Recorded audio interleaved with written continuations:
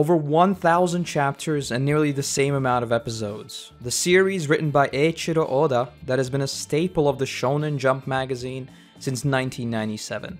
One Piece. A series that due to its sheer length has put off many people over many years. But not me. So today, join me as we set sail to the Grand Line in my first ever journey through the One Piece anime adaptation. Before we start, we need to set some ground rules to somehow manage this behemoth of a series. Firstly, I am really going in with little to no knowledge about the manga or the anime, and these are all of my first impressions, so don't be surprised if I miss a lot of details on my first viewing. Secondly, I'll be exclusively watching the anime, and if you're curious why I made the decision to go this route, I'll explain that at the end of the video. I'll be watching mostly with subtitles, but I might switch to dubs if I can't be asked to read for a while, so do keep that in mind if there are some minor discrepancies between the translations. Also, I'll be using the story arc format listed on the One Piece fan wiki to have a clear separation between episodes. And lastly, just to make this a little more fun, we're going to be adding each arc into a tier list format, which will be updated continuously. Obviously, this will purely be out of my initial impressions, so don't take it too seriously. But with that out of the way, let's look toward the open sea and set sail into our very first arc, Romance Dawn. One Piece was always one of those extremely long-running shows with decades of history that I just knew I would never get into. I had never gotten around to watching Dragon Ball or Naruto or Bleach, so it just seemed like something I'd never watch. But then, one faithful lockdown day however, I was browsing through some of the popular shows, and that episode count just seemed like a challenge. And I clicked it. Again, I want to restate that I went into the show completely blind. I did not even know that this series was about pirates. Thing is, I absolutely love anything to do with the golden age of piracy, so my crazy decision of starting to watch an almost 1,000 episode long series was rewarded immediately, and I knew I was in for the long haul. Literally the first few sentences of the intro is just the perfect hook. Get it? Because we're on the sea and, fishing. To immediately get you interested in this rush for treasure. I mean, what is more exciting than a mythical treasure chest that is hidden somewhere and everyone is just trying to find it? As I was watching the first episode, I started getting the feeling that One Piece wasn't really that serious and was more comedy-centric, despite the action that was going on. This thought was further strengthened when Luffy shows up in a barrel and then continues to eat every bit of food he can find. Though of course, that assumption will be changed very shortly. We do get some of Koby's inner dialogue, which was a little more serious, though with Luffy's antics, I still didn't take it too seriously. You know, like when Koby is scared out of his mind, but Luffy asks, "Who's this big chunky lady?" The first fight ensued, and right away I realized that our protagonist was very overpowered, which made me kind of happy, cause I knew that we'd avoid all the I'm losing, now I need to enter my next form to win. Luffy then explains that he's a rubber person and Alvida says that he must be one of the people who have eaten a devil's fruit. Once again, this just got me more hyped for the future of the show. A show about pirates trying to find legendary treasure while there are a select few who possess extraordinary abilities with the same goal?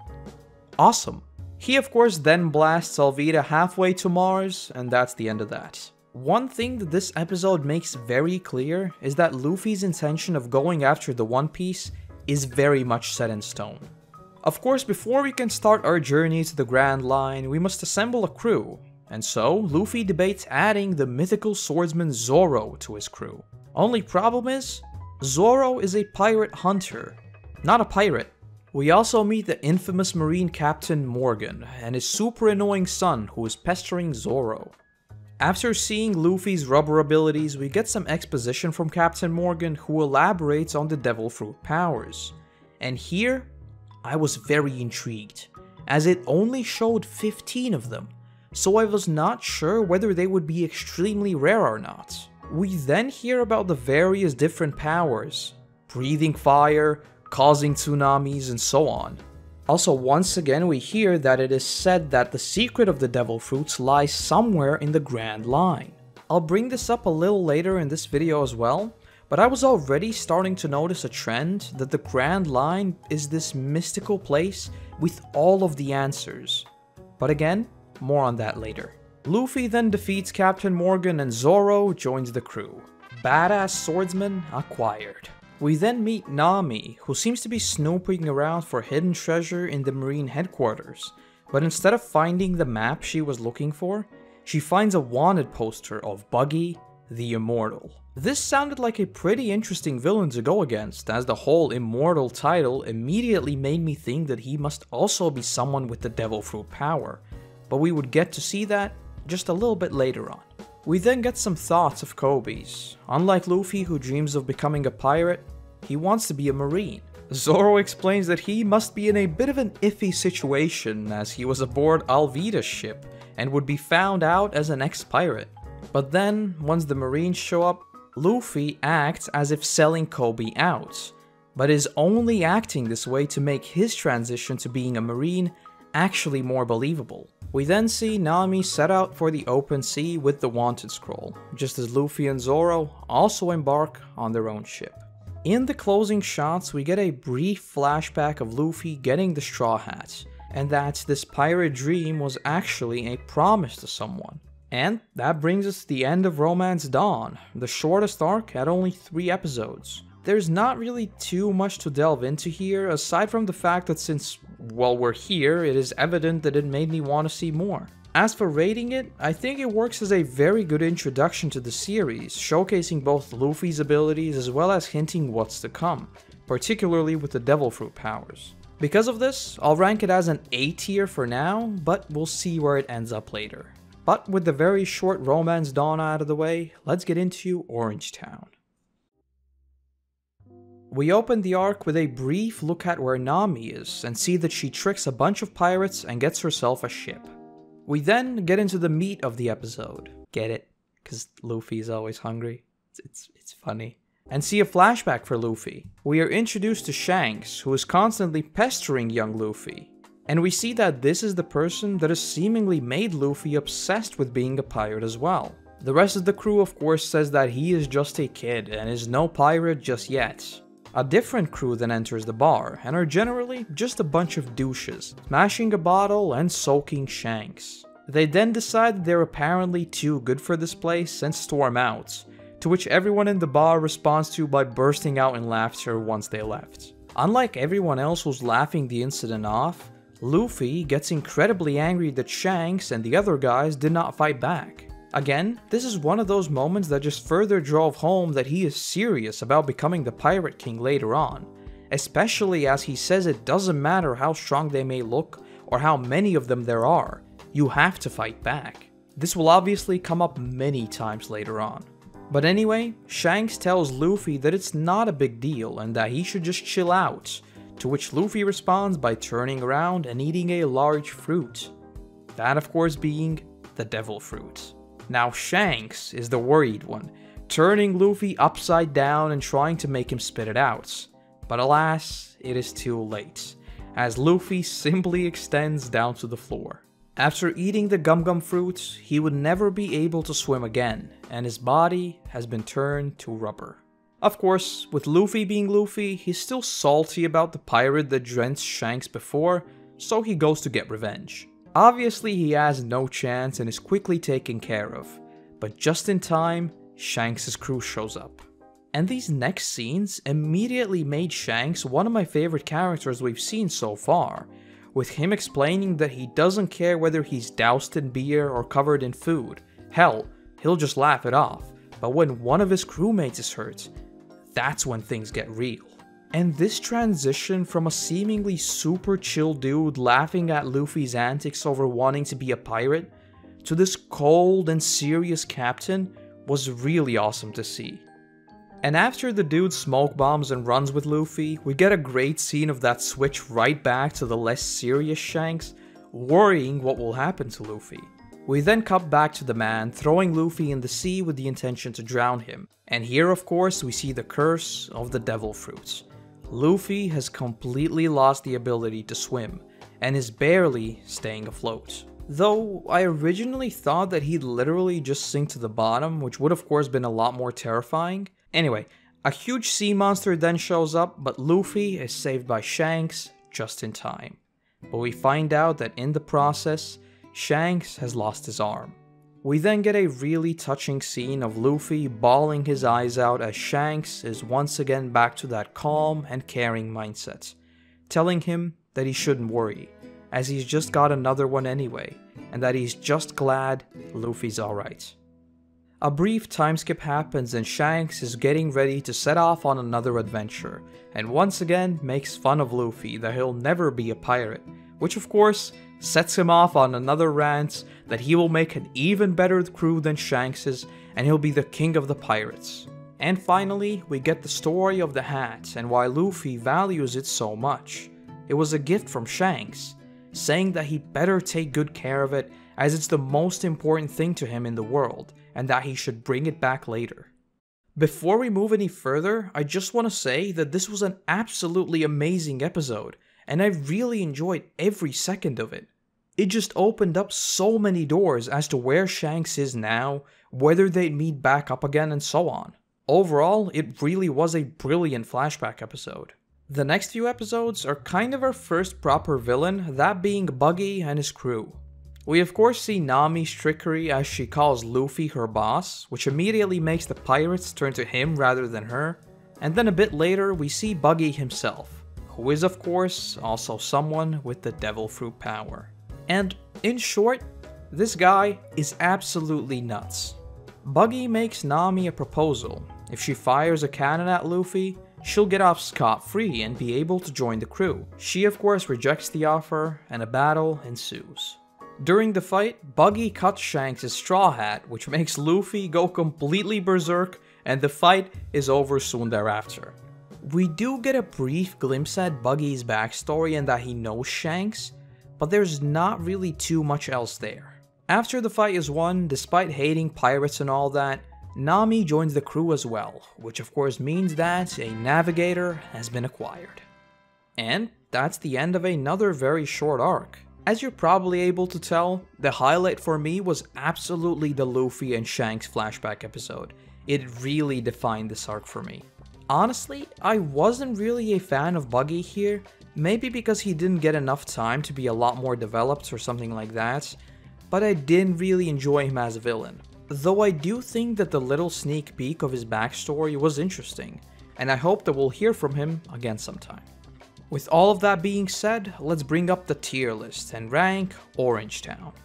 With everything I've said so far, it will only be a C for me, though a high C because of the awesome flashback episode. We'll see how these rankings shift around later, but with that done, let's move on to Syrup Village. This is what I view as the first proper arc in the series, with it being longer than the two previous arcs combined. We start off with the trio arriving at a village in search of a ship. We are also introduced to Usopp, a seemingly pretty wimpy dude with a very long nose.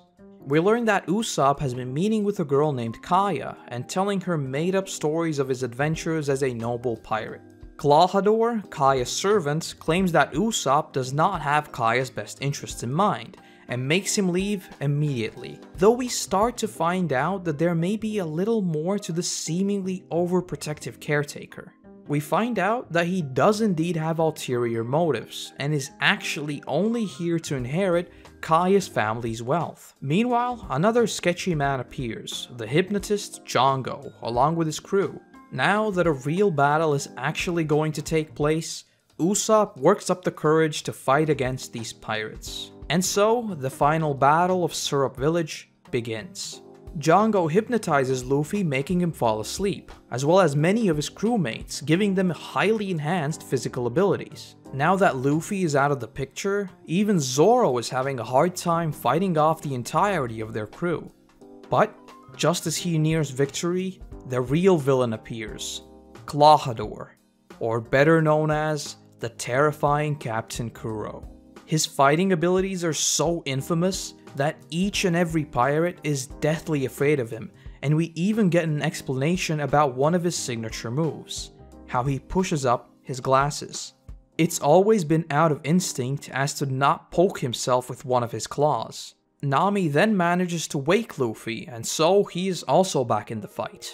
While Zoro is dealing with the hypnotized pirates, Luffy engages Captain Kuro, who is holding his own against the Rubberman quite well. During this fight, we also get a flashback about Kuro's plan, faking his own capturing and taking on a new identity as the caretaker of Kaya, with, as mentioned, the intention to get her family's riches. The fight carries on as Kuro uses one of his most infamous and deadliest techniques, hitting both Luffy as well as most of the other pirates. Ultimately though, both Kuro and Django are defeated, and the battle is over. Captain Kuro, more like Captain Huro, as a form of thanking Luffy and the gang, Kaya surprises them with a present. Their very own ship. There's also this great scene of Usopp rolling down the hill with his packed backpack. But just like that, another crewmate has been acquired. Now that the crew is back on the open seas, they develop their own flag, the Straw Hat Pirates. And so the Going Merry is complete. The final episode of this arc takes us to the legendary Treasure Island, a mystical place surrounded by just as mystical legends. As it turns out, this island is actually occupied by a single ex-pirate named Gaimon. He's been stuck in a treasure chest and was left behind by his crew 20 years ago. Some shenanigans and treasure finding occurs, but overall, this was a really short one-off story, and honestly, Gaimon was a really cool character. Though unlike previous characters, Gaimon doesn't join the crew and decides to continue living out his days alongside his new animal friends on the island, and so the crew heads off. And that's Syrup Village. As I mentioned before, I kind of view this as somewhat the first complete arc, and so comparing them is quite difficult since it just had that much more runtime. Though summing up, Kuro was an absolutely awesome villain, and I really enjoyed seeing his backstory explaining how he tried to escape his past. I liked how his fighting style was so ruthless and infamous that even people who were working under him were terrified that they'd get caught in the crossfire. All in all, I think he was just a really good baddie. Though, with that being said, I still think this is only a B-tier arc. I'm not exactly sure why, but I only really got into it by the time it was almost over. So the highlight was very much the final standoff. And that, combined with the one-off episode on Treasure Island, makes this a very high B, but not quite an A. So, with 3 arcs tackled, it's time to move on to the final one we'll be looking at this video. Baratie. Once again, we open with the crew on the open seas, and Luffy is wanting to get some target practice with the cannons. While this is going on, Zoro is taking a much-deserved nap, and we drift into a flashback. We see a young Zoro wanting to challenge anyone from a dojo to a sword fight, though the opponent he gets is unexpected, a girl named Kuina.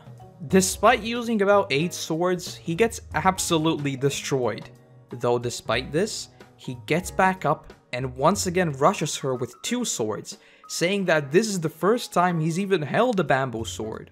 Of course, he gets one shot again and the fight is done. After being defeated, he says that he wishes to train, which he does, a lot more than any of the other students.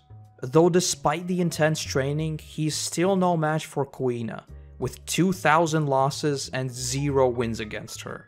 We then learn of the master's intent. He does not plan for Kuina to be his successor. He wishes for it to be Zoro. And this is where I really thought that the series is way ahead of its time. Tackling gender discrimination in a show like this is something that I certainly did not expect. And this is further expanded on later as Kuina confides in Zoro that she can never be a true master just because she's a woman.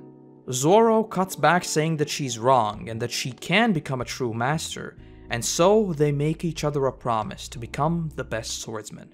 Zoro continues to train even harder, but then we find out that Kuina has tragically died. And I won't lie, this really hit me in the feels. And I think this just speaks how well these mini arcs are written. Even knowing these characters for a mere 10 minutes managed to really get me invested into their story. On top of the commentary of gender stereotypes, and despite Kuina obviously being a master in combat already, never getting the recognition she truly deserves, really made this an impactful scene. In an attempt to keep his promise, Zoro keeps training for years with Kuina's sword. We then skip to a much older Zoro, who is finally ready to set off on his own adventure and fulfill his mission of becoming the greatest swordsman, only to be woken up by Luffy and Usopp's cannon firing. Well, that is an opening episode to remember, and we haven't even reached Baratie yet.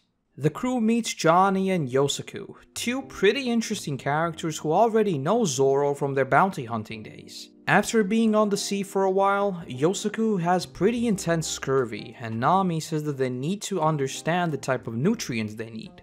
And so, the mission for a cook begins, and we're on our way to Baratie.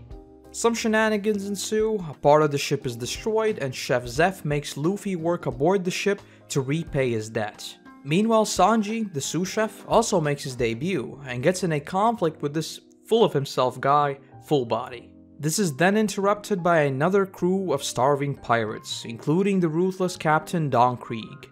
Though this time, he is not nearly as intimidating, as he's barely holding himself together and begging for any food. Although no one is willing to help, saying that everyone will be better off with him no longer around, Sanji steps up saying that the restaurant feeds everyone, no matter who they are. This kindness is not repaid at all, however, as Don Krieg gets up and sends Sanji flying across the room. Jin, the pirate who had brought his starving captain here, says that this was not the agreement and that they should just leave, pointing out that this man saved their lives. Don Krieg, however, ignores him and demands the ship. Furthermore, saying that the restaurants serve each and every one of their crew as well. Sanji says once again that it's his job to feed everyone, and everything else comes second. Finally, Chef Zeph makes an appearance, only for Don Krieg to recognize him as Redfoot Zeph. We don't yet find out exactly who and what Zeph was before, but Don Krieg takes the prepared meals and goes off to feed his crew.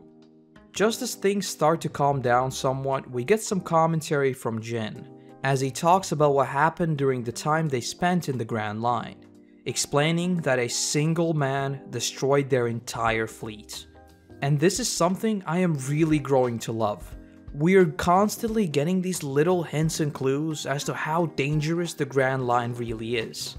Needless to say, I couldn't wait to hear more, and of course, it didn't take long until I did, as Hawkeye's, the legendary swordsman Zoro had been looking for, appears.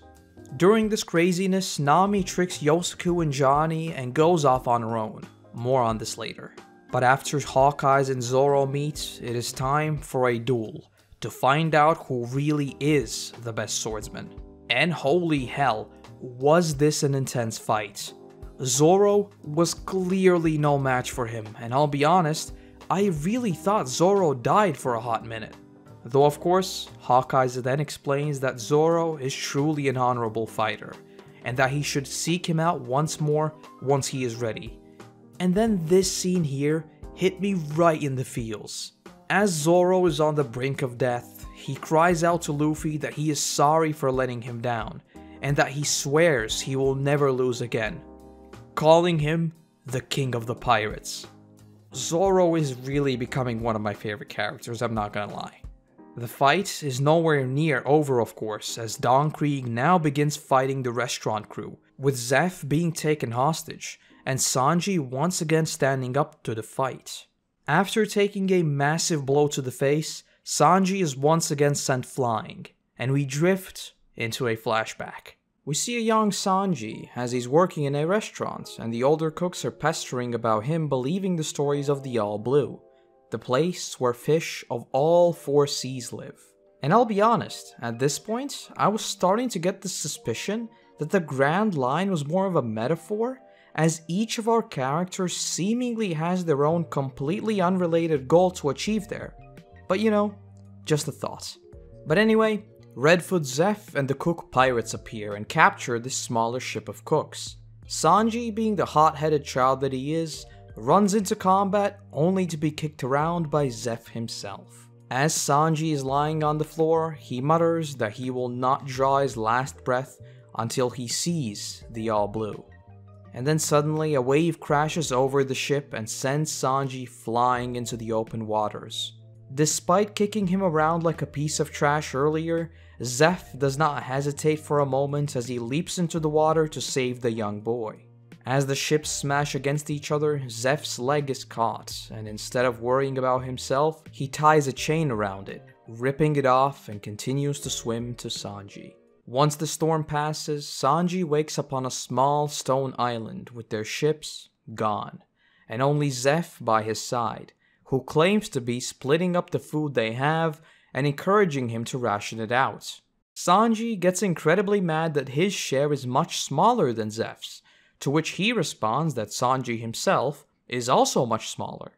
Ultimately, Sanji heads off to the other side of the island and just stares into the sea, praying for a ship to sail by. Weeks pass and the rations have ran out. On the brink of starvation, instincts take over, and Sanji goes to steal some of Zeff's food. He cuts open the bag, only to find out that it never had any food at all, just gold and other riches. And then, there's this brilliant scene as Sanji pieces it together. We cut to Zeff, who is also barely alive, and only now Sanji notices that he has lost a part of his leg. Sanji breaks down asking why he did this, to which Zeff responds that his only goal in life was to find the All Blue. And because Sanji had been the only one to share that dream, he just had to save him. And even on the brink of death, he still laughs and says the phrase, "We have all this money, yet we're going to starve." Luckily, a ship does appear, and both Sanji and Zeff are saved. And that's yet another amazing flashback episode in this arc. And I'll be honest, this one hit me in the feels even harder than Zoro's. It really is crazy how fast this show gets me attached to these characters. Finally, Sanji recovers from the strike, and the battle continues. And there's one thing I want to mention here. I suppose my original understanding of the Devil Fruit Curse was right, because Luffy now just sank straight to the bottom. But anyway, I really like it as a countermeasure to his incredible strength and near invulnerability in a power sense as well. Sanji saves Luffy, and the fight is finally over. The last episode of this incredible arc is about Sanji's decision whether he should join Luffy's crew or stay at the restaurant. And once again they tried to get me right in the feels, with everyone on the ship lying to Sanji that his cooking is terrible, just to get him to go and pursue his dream of finding the All Blue and join Luffy. Obviously he finds out that they were all indeed just lying, and for the first time since he was rescued as a small boy, Sanji shows humility, thanking Zeff for everything he has done for him. And even the old man sheds a tear saying that real men should part without saying a word, let alone tears. And so, a cook has been acquired. The final shot of the episode sees the return of Nami as she's headed to a yet unknown location, seemingly with a clear mission. And that's the Baratie arc. As you've probably gathered by now, this is one I absolutely loved, with 2 brilliant flashback episodes, interesting characters, and substantial development for the ones we already know. Not only did we get a massive battle with Don Krieg, but we also had the duel between Zoro and Hawkeyes, further building up and hinting at just how dangerous the Grand Line really is. And so, I am happy to announce that this is without a doubt our very first S-tier arc.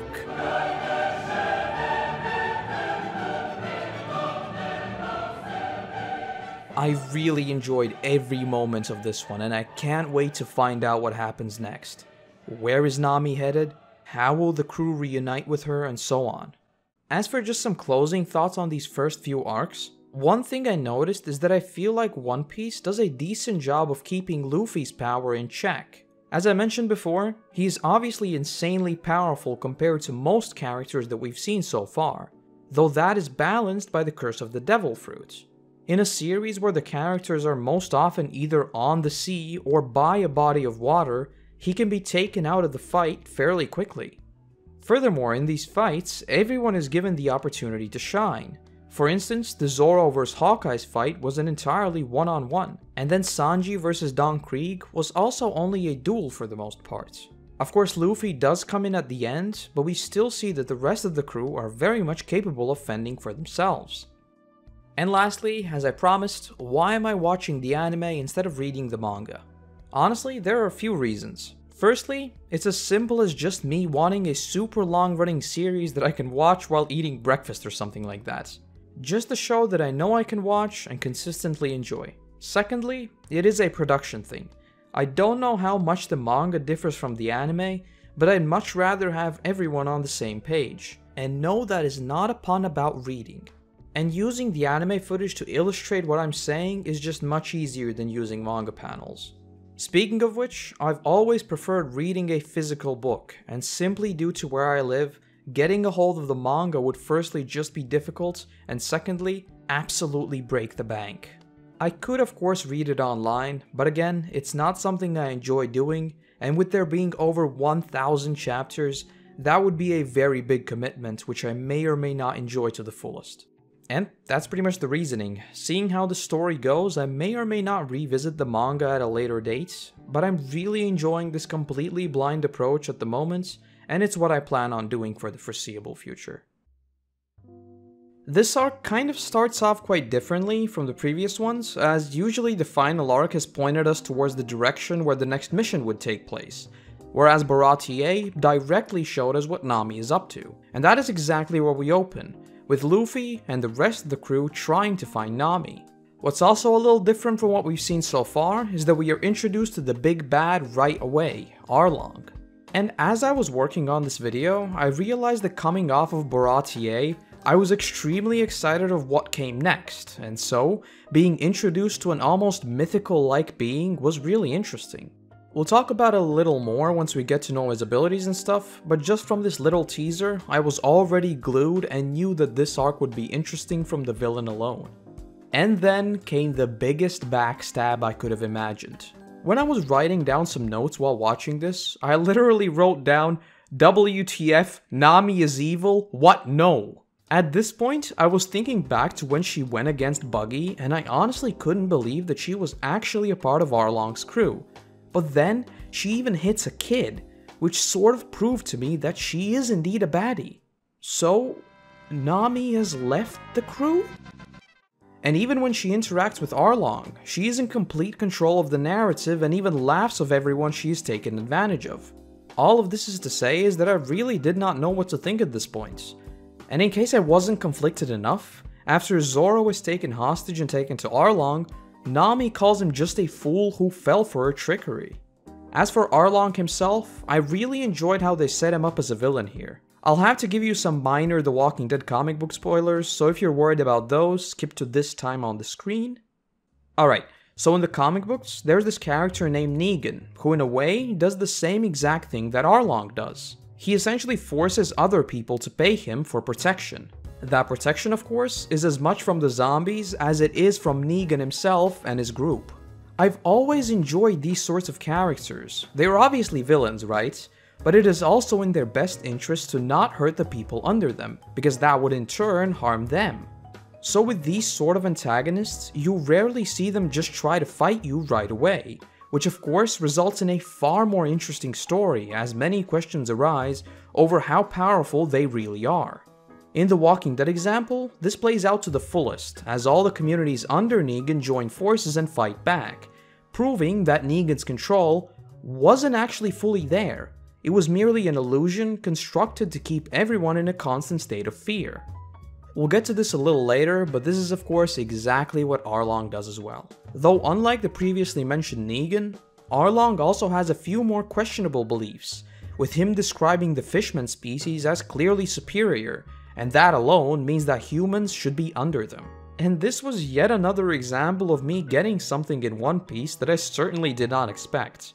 If you recall, in the first video I talked about how I was surprised about the commentary on gender discrimination. Well, yeah, I didn't really expect a racist villain either. And this of course is played up to the fullest, as when speaking to Zoro, he insults him in nearly every single way possible, saying that his brain is too small to comprehend what he's saying, that he's weaker, and so on. All of this is to say is that I already wanted to see Arlong go down, but the worst was still of course yet to come. Returning to what I mentioned about Nami, after calling Zoro a fool, she reveals that she is indeed a part of Arlong's crew, and shows Zoro her tattoo. Alright, time for us to go on another tangent. When talking about One Piece and anime in general, you have to remember that the story is largely built with the Japanese culture in mind, just like Western shows have their own specific characteristics. In turn, Nami's tattoo is actually far more important than you may realize, as tattoos in Japanese culture have a far different meaning than that of in the Western world, as they are largely associated with the Yakuza, or in other words, crime syndicates. It is such a taboo in fact that many onsens in Japan do not allow people with tattoos to enter, although this has somewhat changed in recent years, especially with the wider adoption of Western culture. But again, in the context of where the show takes place, it is a far more meaningful symbol than just a simple tattoo. And keep this in mind for later, as this will apply for Nojiko as well. Returning to the events at hand, with Zoro still being badly hurt from his fight against Hawkeyes, seeing Nami hit him over and over again convinced me that she had really been playing them all along. Though then of course, she does save him after throwing him into the water, and just like that, I was once again unsure what exactly was going on here. Was this all a play for Arlong? Zoro was mostly fine after all, or is she really on Arlong's side, but just couldn't kill Zoro? Needless to say, I was absolutely puzzled. We then meet Genzo, and his interaction with Arlong once again shows us what type of antagonist Arlong is. Instead of sending a few of his henchmen to take care of the problem, he arrives himself along with his entire crew. It's clearly overkill, but it's once again the image he's trying to build. He alone is in control here, and he even says that the humans should be honored to pay tribute to the creation of the Arlong Empire. His goals are completely unambiguous. He wishes to take over the whole of East Blue, which would of course mean that everyone is essentially a slave of his, paying tribute simply to survive. After this outing, Arlong and Nami return to Arlong Park, where Usopp has been taken prisoner. And oh boy was I conflicted here. As Usopp tries to pull a sneak attack, Nami is the one to react and immediately strike back. Without knowing what's to come, I was unsure whether she did that to protect him, because the others would obviously be a lot more harsh. Or was she really just taking care of a problem? Especially with her inner dialogue saying that everything was so close to working out. Obviously there's some sort of scheme here, yet I still couldn't piece it together. But then, Nami stabs Usopp. And yeah, in case you're wondering, this absolutely tricked me. Nami then restates that she is just doing business. All of this is simply to buy the village and there is no friendship here. To which Arlong responds that there is nothing worse than breaking a promise concerning money. And now we'll have to go on yet another tangent, as I've found that these sorts of villains do actually have these specific rules that they will not cross, even if everything else they do is already pretty messed up. Using the previously mentioned Negan example again, he would treat you absolutely fairly as long as you paid the tribute. In that sense, he was an honorable character, as he did hold up his end of the bargain. So I kind of took it as Arlong also fitting into that stereotype, where he may indeed hold true to this agreement. After Luffy and Sanji reach the island, they learn that Nami has apparently killed Usopp, to which Luffy responds that there is no way she could have done that. And again, I couldn't tell if this was denial or was Luffy really right about her. And just as this is going on, Nami herself shows up, and we get this conversation between her and Luffy, where she asks what they are doing here, to which Luffy responds, "Isn't it obvious? We came to get you." And keep this specific interaction in mind for later. Thankfully though, soon after we find out that Usopp is still indeed alive, and that Nami just tricked everyone, including me. We then cut to Nami and Nojiko sitting at a table, with Nojiko asking who the people that have come to get her really are, and that Nami had actually been happy while traveling with them. And yeah, I already knew what this would mean. I was absolutely about to have my feelings blasted. And so, we drift into a flashback. And yeah, these two episodes were exactly like the Zoro and Sanji flashbacks. Perfectly designed to get you attached to these characters and then rip the rug from under you. We meet Bellamere, who took it upon herself to look after Nami and Nojiko from a very young age, all the while dealing with money troubles as is. This is of course where the tangerine growing comes from. She would even lie about being on a diet to hide the fact that they are just very poor. And let's be real, how can you not feel bad for them and immediately root for Bellamere here? Especially with Nami often bursting out, as kids often do, and saying that she's not even her real mother and so on. Just thinking about that from Bellamere's point of view already tore me apart. Imagine giving up everything to just look after these two kids and hearing something like that. It's obvious that she did not fully mean it, but outbursts do often hint at true hidden thoughts a person may have. But then of course, Arlong shows up and everything changes. And this is where I wanted to bring up what I mentioned before. He does not attack anyone just yet. Instead, he gets his payment through intimidation. What's more is that he makes them pay just enough to make sure that they are still capable of paying again. Because if he didn't, an uprising against him would of course be far more likely, as there would be no other option at that point. And then comes the blasting. We cut to Bellamere, who is joyfully cooking for her family, and even saying that she knows she'll regret it, but that they should splurge a little. Before we get to the sadness, I did really enjoy Bellamere knocking Arlong on his ass. Seeing his smug face with his whole superior species talk knocked down by a badass mom just felt right. Though that feeling would not last, as he quickly retaliates. Though again it is worth mentioning that despite having a gun shoved in his face moments earlier, Arlong does not kill her right away, because once again, to him, people are a resource. After naming the price, however, there is no way for her to pay. Nami and Nojiko then run to Bellamere, and the blasting began. They cry out as Bellamere, fully understanding what's about to happen, calmly says that she simply wishes she could have provided for them better and been a better mother. And yeah, my jaw had dropped and I was staring at the screen in disbelief. I really could not believe that Arlong would destroy this family right here, right now. But then again, if he didn't, the illusion he had built would be over. And just like that, Bellamere is shot. A mere token of force and fear in Arlong's scheme. And right after that, there's this brutal scene of the girls crying out, "Please, no more dying."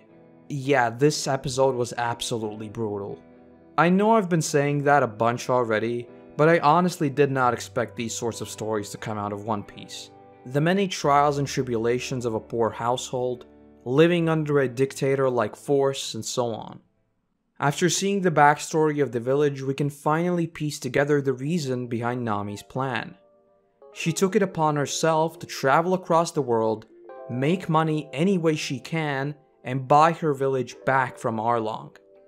For Nami at least, this may be somewhat a childish ambition, but when I think about it in a real-life setting, I think it becomes far more relatable. Personally, whenever I am working in any sort of group setting and things are not going as planned, I will always think whether it was because I did not do well enough, and how I alone can fix it. I talked about this a little more in my Steins Gate video as well, but these sorts of thoughts always plague my mind, and in most situations I do in fact pull a Nami and put all of the responsibility on my own shoulders. And just like we saw with Nami, this is most certainly not the best course of action, as no one person, let alone a kid, should take that sort of responsibility. What's worse is that my initial assumption of Arlong at least holding up his end of the bargain turned out to be wrong, as he makes a deal with the Marines to take Nami's treasure. This way, of course, he does not directly do it himself, but the net effect is still the same. Nami heads to Arlong to confront him, to which he responds by saying that if Nami bails on their agreement, he will just kill everyone in the village. And once again, Nami is left with all of that responsibility on her shoulders, as she fakes being just fine and tells everyone in the village that she is perfectly okay. Gen can obviously tell that she is lying, and hugs her, saying that it's enough, and that they'll fight Arlong. And then there is this fantastic scene of Arlong's laughter being spliced in with Nami finally breaking down, just to show you that looming threats of Arlong's crew. What follows is perhaps the best scene in the series so far, as Nami grips her tattooed shoulder, trying to rip the very flesh out of her arm, and then proceeds to cry out while repeatedly stabbing it. She's interrupted by Luffy, who simply says that yeah, he knows that she told him to leave. Nami continues to cry out in both anger and pure desperation, just screaming for Luffy to get out of here. Then, there's a moment of complete silence, with the only noise being Nami sobbing and the wind blowing in as Nami turns and mutters the words, "Luffy, help me." That silence continues as Luffy takes off his straw hat, puts it on Nami's head, turns around, and screams that of course he will. Yeah, this scene really pulled at my heartstrings big time. But there's even more to this. Aside from the fantastic voice acting and perfectly written moments of pure grief, this is also a major moment for Luffy's character. If you recall, Luffy immediately made it clear that he does not think Nami killed Usopp. His level of trust in his companions is already very high, and he's willing to do almost anything to help them. But this right here is exactly how Shanks acted.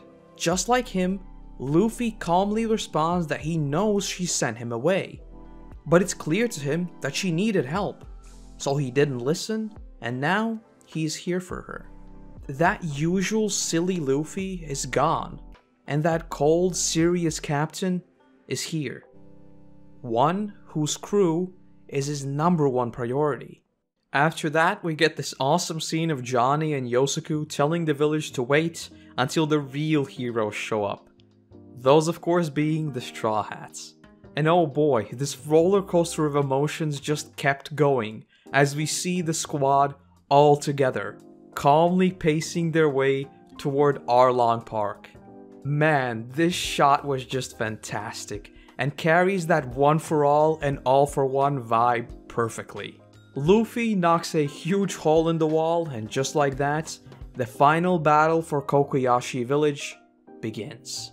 Alright, there are so many details of this fight I want to talk about that I don't really know even how to structure this part, so I'll try to give you a little bit of extra context as to what I am talking about. The fight starts with all the characters pretty much getting their own adversary. Usopp is chased away by Chu, Luffy fighting Hachan, and Sanji fighting Kurobi. But the important thing here is that Luffy is taken out of the fight almost right away, as he is thrown into the water by the battlefield. And here, I just want to mention once again how much I enjoy this aspect of the Devil Fruit. All it takes for Luffy to be defeated, or at least incapacitated for a while, is for him to be thrown into some water. But in this case, the antagonists excel in water combats, making it even more of a difficult situation. So with Luffy out of the picture, Zoro now takes on Hachan, who takes advantage of his octopus abilities and uses 6 swords. And just to keep it simple, we'll go through the entire Zoro fight and then move on to the other characters. The thing with Zoro is that he is still very much hurting from the duel with Hawkeyes, and he's only got 1 sword right now. So his special 3-sword technique is also out of the picture. And during this fight, I really enjoyed how he got the constant inner turmoil and struggle of Zoro, who's trying to re-establish his goal of becoming the best swordsman, all the while fighting through unimaginable pain. And just like when he was a kid, he gets back up, stating that he still has one man he needs to face, and that there is no way he'll lose to Hachan.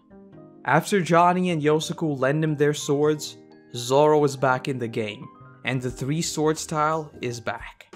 The imagery here is just brilliant, with Zoro fighting more than just the battle against Hachan, as Hawkeyes stares over him.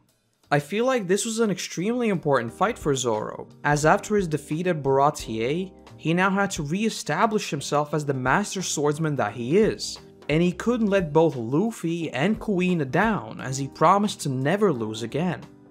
Overall, I feel like what Zoro says himself perfectly encapsulates the fight. His sword simply carries more weight, so it does not matter whether he's fighting someone with twice as many.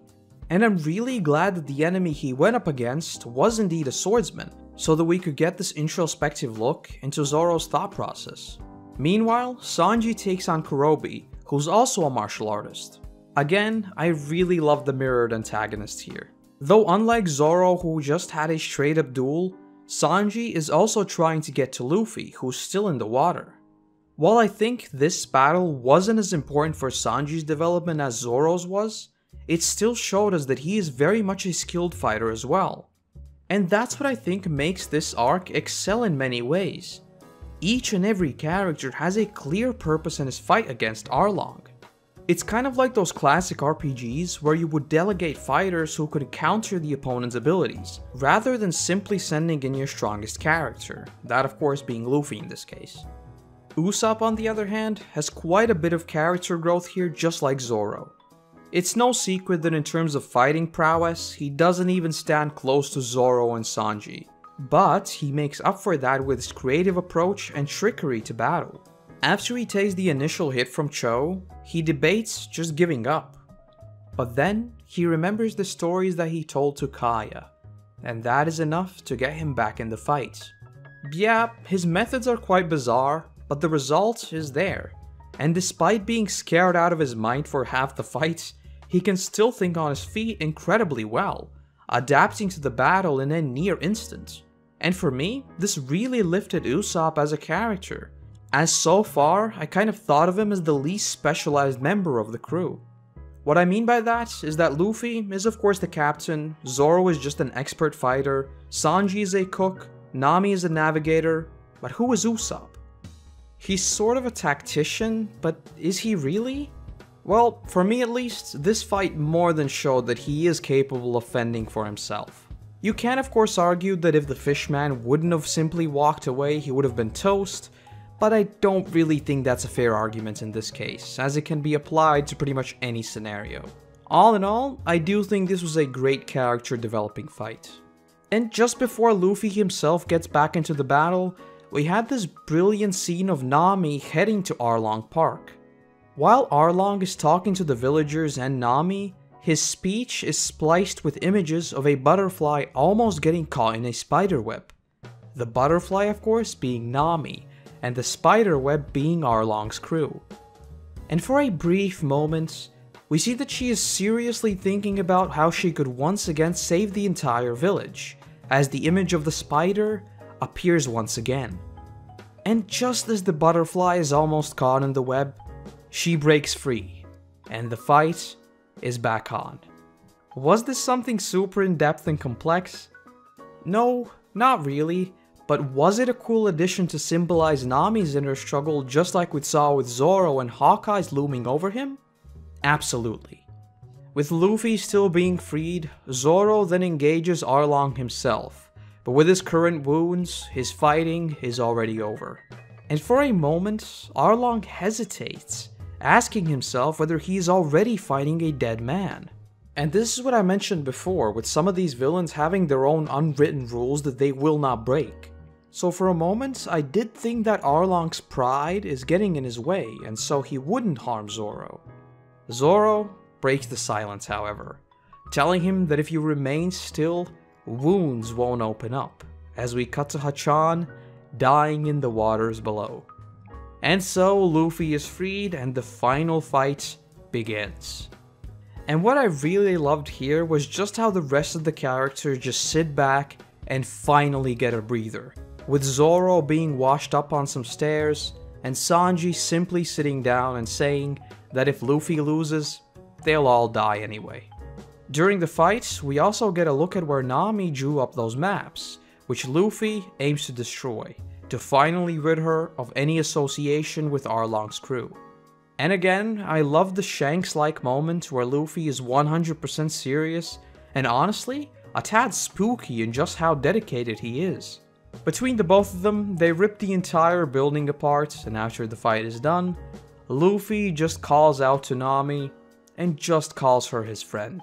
And I absolutely loved this brief moment of quiet, where we can just let go of that held breath, because the fight is done.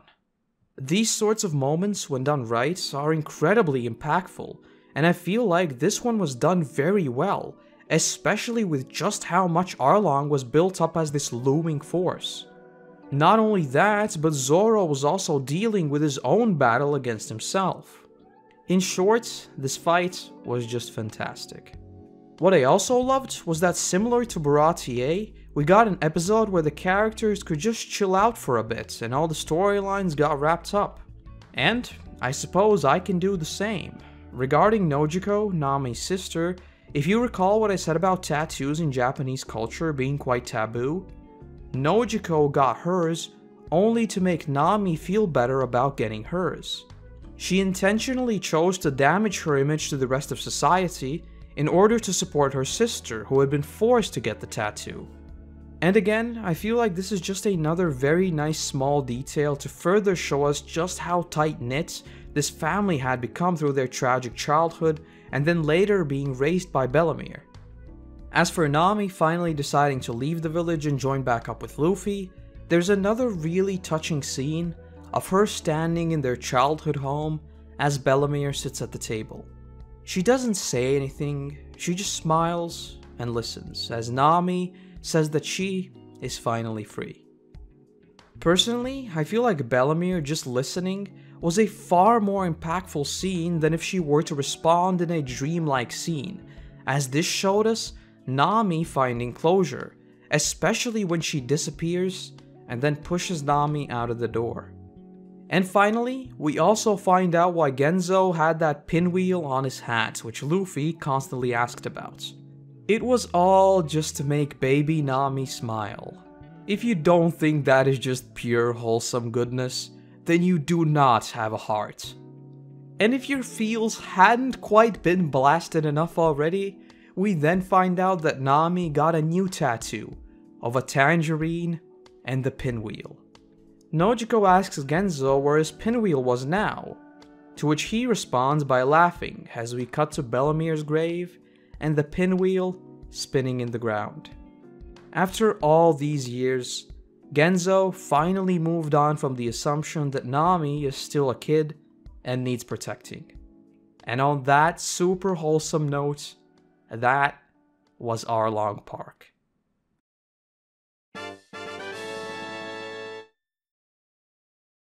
I'll be frank, after Baratie, this one had a lot to live up to, as I genuinely found every moment of it nearly flawless. But oh boy, I think by this point you already know what I'm going to rank this one. I mean, this arc was the biggest roller coaster of emotions imaginable, once again getting you incredibly attached to this very caring and just overall pure character, and then smacking you in the face 3 times harder than any of the previous times by killing them off. And I think that's what stung here the most. Bellemere genuinely gave up everything for her 2 daughters, and even her final words were just that she wished she could have been a better mother.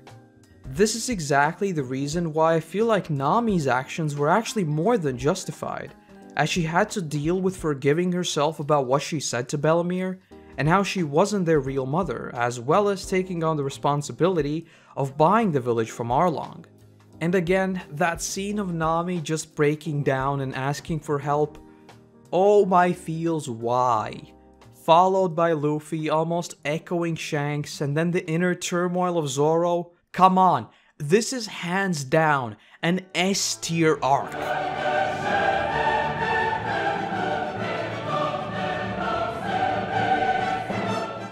Yep, I enjoyed this one even more than Baratie, primarily because of Arlong, who is a far better villain in my opinion. What's more is that these arcs are written perfectly back to back, with much of Zoro's story dealing with the events of Baratie. There's really not too much else to say. This was really, in my view, a perfect arc. As usual, we'll see how these rankings shift around later, but with how well these two work together, I don't see them being knocked down from S tier anytime soon. Loguetown. We opened the arc with the Straw Hats slowly continuing their journey on the Grand Line, until Nami's newspaper contains something that ruins the peaceful atmosphere right away. A wanted poster of Luffy. We then cut to a scene of the Navy going over all the wanted pirates, and then all the characters we've seen so far react to Luffy becoming wanted. And here, I will have to jump ahead a little to talk about something that I found incredibly enjoyable about this arc. Going into Loguetown, I once again got that feeling of a classic RPG, where you head into a town before venturing into a totally new, unknown area. We get each of the Straw Hats say what they want to buy. New swords, food, equipment, etc. They've all got their own sort of side quest before entering the Grand Line. This is an end of a chapter, and so we get a brief look back at everything we've seen in the East Blue. Shanks, Hawkeyes, Chef Zeph, Koby, and all the others. As the name implies, this is a town of a beginning, or the prologue, and the end, the epilogue. Luffy's adventures in the East Blue may have come to a close, but Loguetown is just the beginning of the crew's mission in the Grand Line. But more on that later. The first few episodes are actually about Buggy's crew, and are technically listed as a separate arc, but I felt like ranking just 2 episodes wouldn't really make too much sense, so let's talk about them here. If you recall, I never really got intrigued in Buggy as a villain, so I was excited to see him make an appearance so that we could find out more about him. I really enjoyed how the beginning of Buggy's adventure was very much comedic, with an angry bird eating him and then being spit all the way to the place I initially enjoyed seeing quite a bit. The mythical Treasure Island with everyone's favorite chest boy, Gaimon. And the dynamic between these two is something that I did not know I needed in my life until it happened. The absolutely chaotic and all over the place nature of these two characters made their interactions incredibly fun to see. Especially once we get to the stories they share about how they met Luffy. Obviously the whole comedy comes from the fact that they never actually say his name, and we get these two drastically different perspectives to how the Straw Hats act. From Buggy's perspective, they pretty much ruined his life, and now he's stuck on a deserted island with most of his body missing.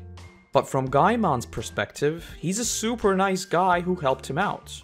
Not too much else to say here, I just really enjoyed seeing these two meet each other. Buggy then sets off alone and runs into a mysterious lady who claims to be hunting Luffy. Later we would of course find out that this is Alvida, but right now I was just thinking about the wanted poster and just how far it had actually been seen, as I thought we now had an entirely new character trying to hunt Luffy down just for the bounty. This assumption of course was based on the fact that I still didn't know this was Alvida. We then find out all the shenanigans the rest of Buggy's crew had been up to without their captain, and for some reason, I did not really vibe with this part of the episode. None of it seemed particularly interesting, and I was just constantly wishing we get back to seeing what Buggy and the yet unnamed Alvida was up to.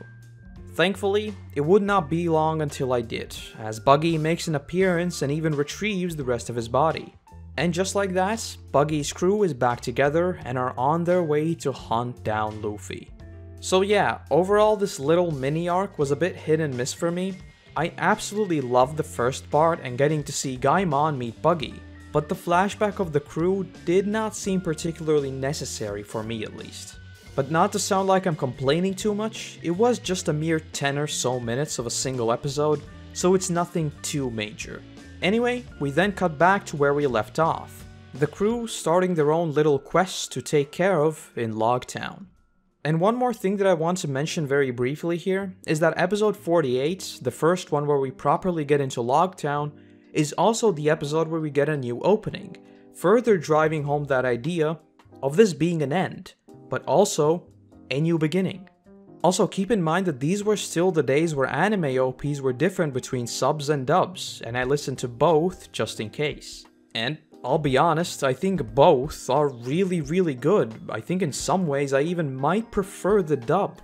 And one final thing that I'm not too sure how to put into words, I feel like this is a good opening for the second part of this story. The first opening is very upbeat and sort of makes you excited for this adventure in the first place, whereas I felt that the second one is a little more dynamic. Not only is it upbeat and gets you excited, but it also tells somewhat of a story. Yeah, I don't really know how to explain it so that it makes sense, so let's just move on from that. TLDR, new intro is good in both versions.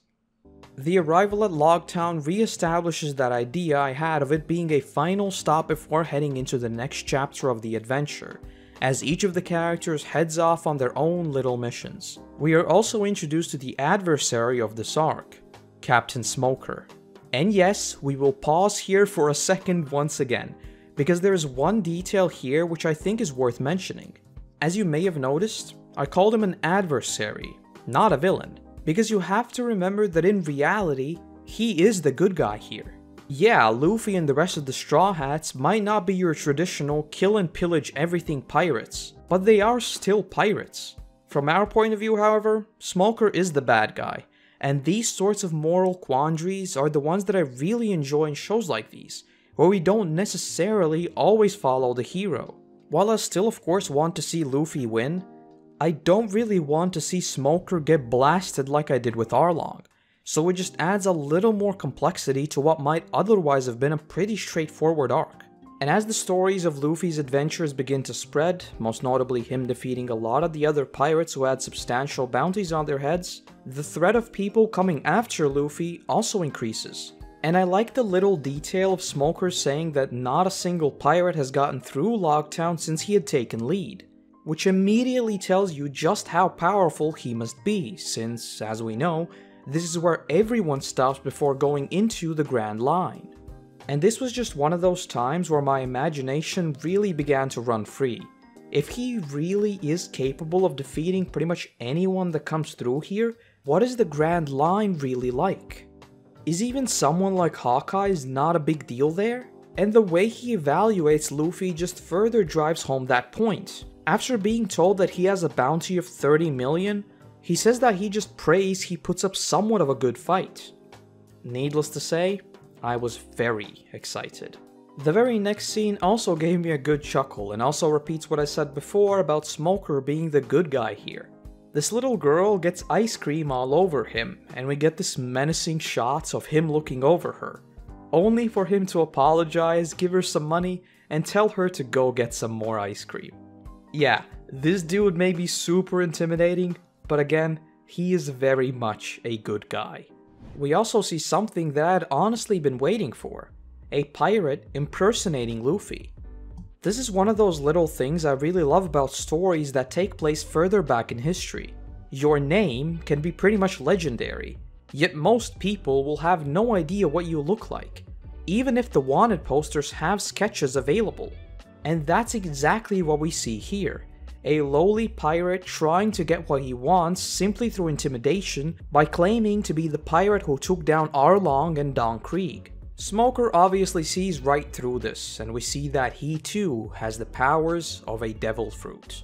And oh boy, did my mind start racing here. It would still be a little while until we saw his powers in action, but if his ability was to turn to smoke at will, wouldn't that far outclass Luffy's power? Luffy can get hit and be pretty much immune, but Smoker can straight up phase through the attack. Even someone like Hawkeye's would have a tough time against him, as he can literally just ignore the attacks. Frankly, I can't really imagine a more powerful ability than turning into smoke. What follows is another brilliant interaction, this time between the real Luffy and Captain Smoker. Luffy nonchalantly walks up to Smoker and asks where the execution platform is. And it's clear that everyone here very much underestimated Luffy, as Smoker just tells him where to go without a second thought. To him, he does not look like someone who's dangerous enough to be worth 30 million, and in a way, he isn't. But he is still very much OP. We then cut to Zoro, who's looking for new swords and notices a girl being bullied by a bunch of wannabe swordsmen. She easily defeats them and Zoro goes to help her up, only for her to raise her head and look exactly like Kuina. And what the is this supposed to be here, Mr. Oda? You're telling me this woman is a master at using swords and just so happens to look like a carbon copy of Kuina? Either this is some twisted joke and the show is messing with me, or somehow Kuina never died? You know the golden rule of television, right? Unless we see a death on screen, it didn't happen. Well, except for Jon Snow, of course, but you get what I mean. We never really saw Kuina die, right? So, maybe? Yeah, I don't know what this is supposed to mean. It's obviously not Kuina. Anyway, we then cut to Luffy searching for the execution platform, but on his travels he gets lost and comes across Gold Rogers' bar, where we meet the old barkeep.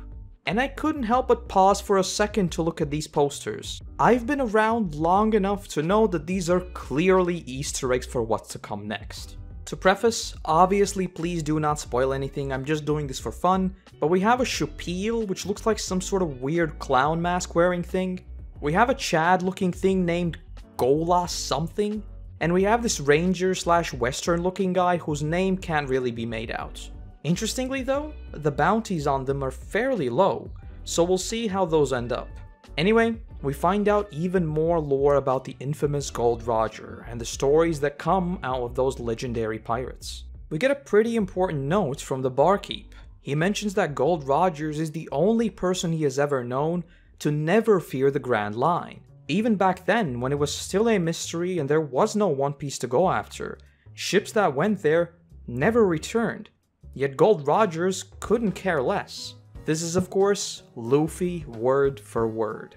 The barkeep proceeds to say that the reason he's shutting down the bar is because such pirates do not exist anymore. Only for Luffy to butt in happily saying that he is headed for the Grand Line and get the One Piece. The barkeep is of course taken aback by this, and even jokes that he might not shut this place down if there really are more people out there like Luffy. And then there's this brilliant scene of Luffy telling the barkeep he doesn't drink alcohol, and they raise a glass of milk. That gave me a pretty good chuckle. As Luffy runs off, he is replaced by Smoker coming into the bar, and asking whether Luffy had been seen. And now we get some Gold Rogers' stories from Smoker's point of view. The parallels to Luffy here are just awesome. And what follows is even better. We get this shot of someone in the crowd asking where the treasure is, to which Gold Rogers responds with the famous line we all know. And just like that, the Great Pirate Era began. Yeah, this was a really cool flashback to see, even if it was very brief. The Kuina clone and Zoro then go to look for swords, and he ends up getting a cursed blade. And I was very intrigued here. The type of stories where the weapon a character uses has their own properties that can shape the character itself are some of my favorites out there. So I thought maybe we'd see Zoro use some sort of special abilities that the sword has, or maybe he'd succumb to the curse and the Straw Hats would have to fight to get the real Zoro back. It's sort of like the Helm of Domination in Warcraft story. The one who wears the crown becomes the Lich King. The difference comes from how well the wielder can resist its curse. All in all, I was very excited by the prospects of this sword's abilities. And a little more philosophically, I think Zoro getting his new blades just echoes what I've said a few times before. He's setting the past behind him and is now becoming essentially Zoro 2.0 if you will. After his defeat at Baratie, he had to fight through pain and re-establish himself as a swordsman in Arlong Park, which he was of course successful in. And now, with new blades, he is also a changed man. And I just really like that symbology. We are then introduced to Daddy Masterson, the bounty hunter, an old friend of Smoker's. Meanwhile, Usopp is shopping for new equipment, only to have the thing he wanted be bought by a little girl. This girl's father happens to be the bounty hunter we just met, and so Usopp ends up in a duel with him. The thing is, no one has ever won against him in a 1-to-1, and so we get this brilliant line from Nami, "I wonder what the idiot who challenged him to a duel looks like." And then after seeing Usopp following up with, "Oh, like that." The duel goes down, but the most important thing here is of course the flashback we get of Masterson and Usopp's father, Yasopp? Yasopp, who he also happens to know. We learn that Daddy Masterson had actually been beaten by Yasopp, but after seeing that he has a daughter, he spared the bounty hunter.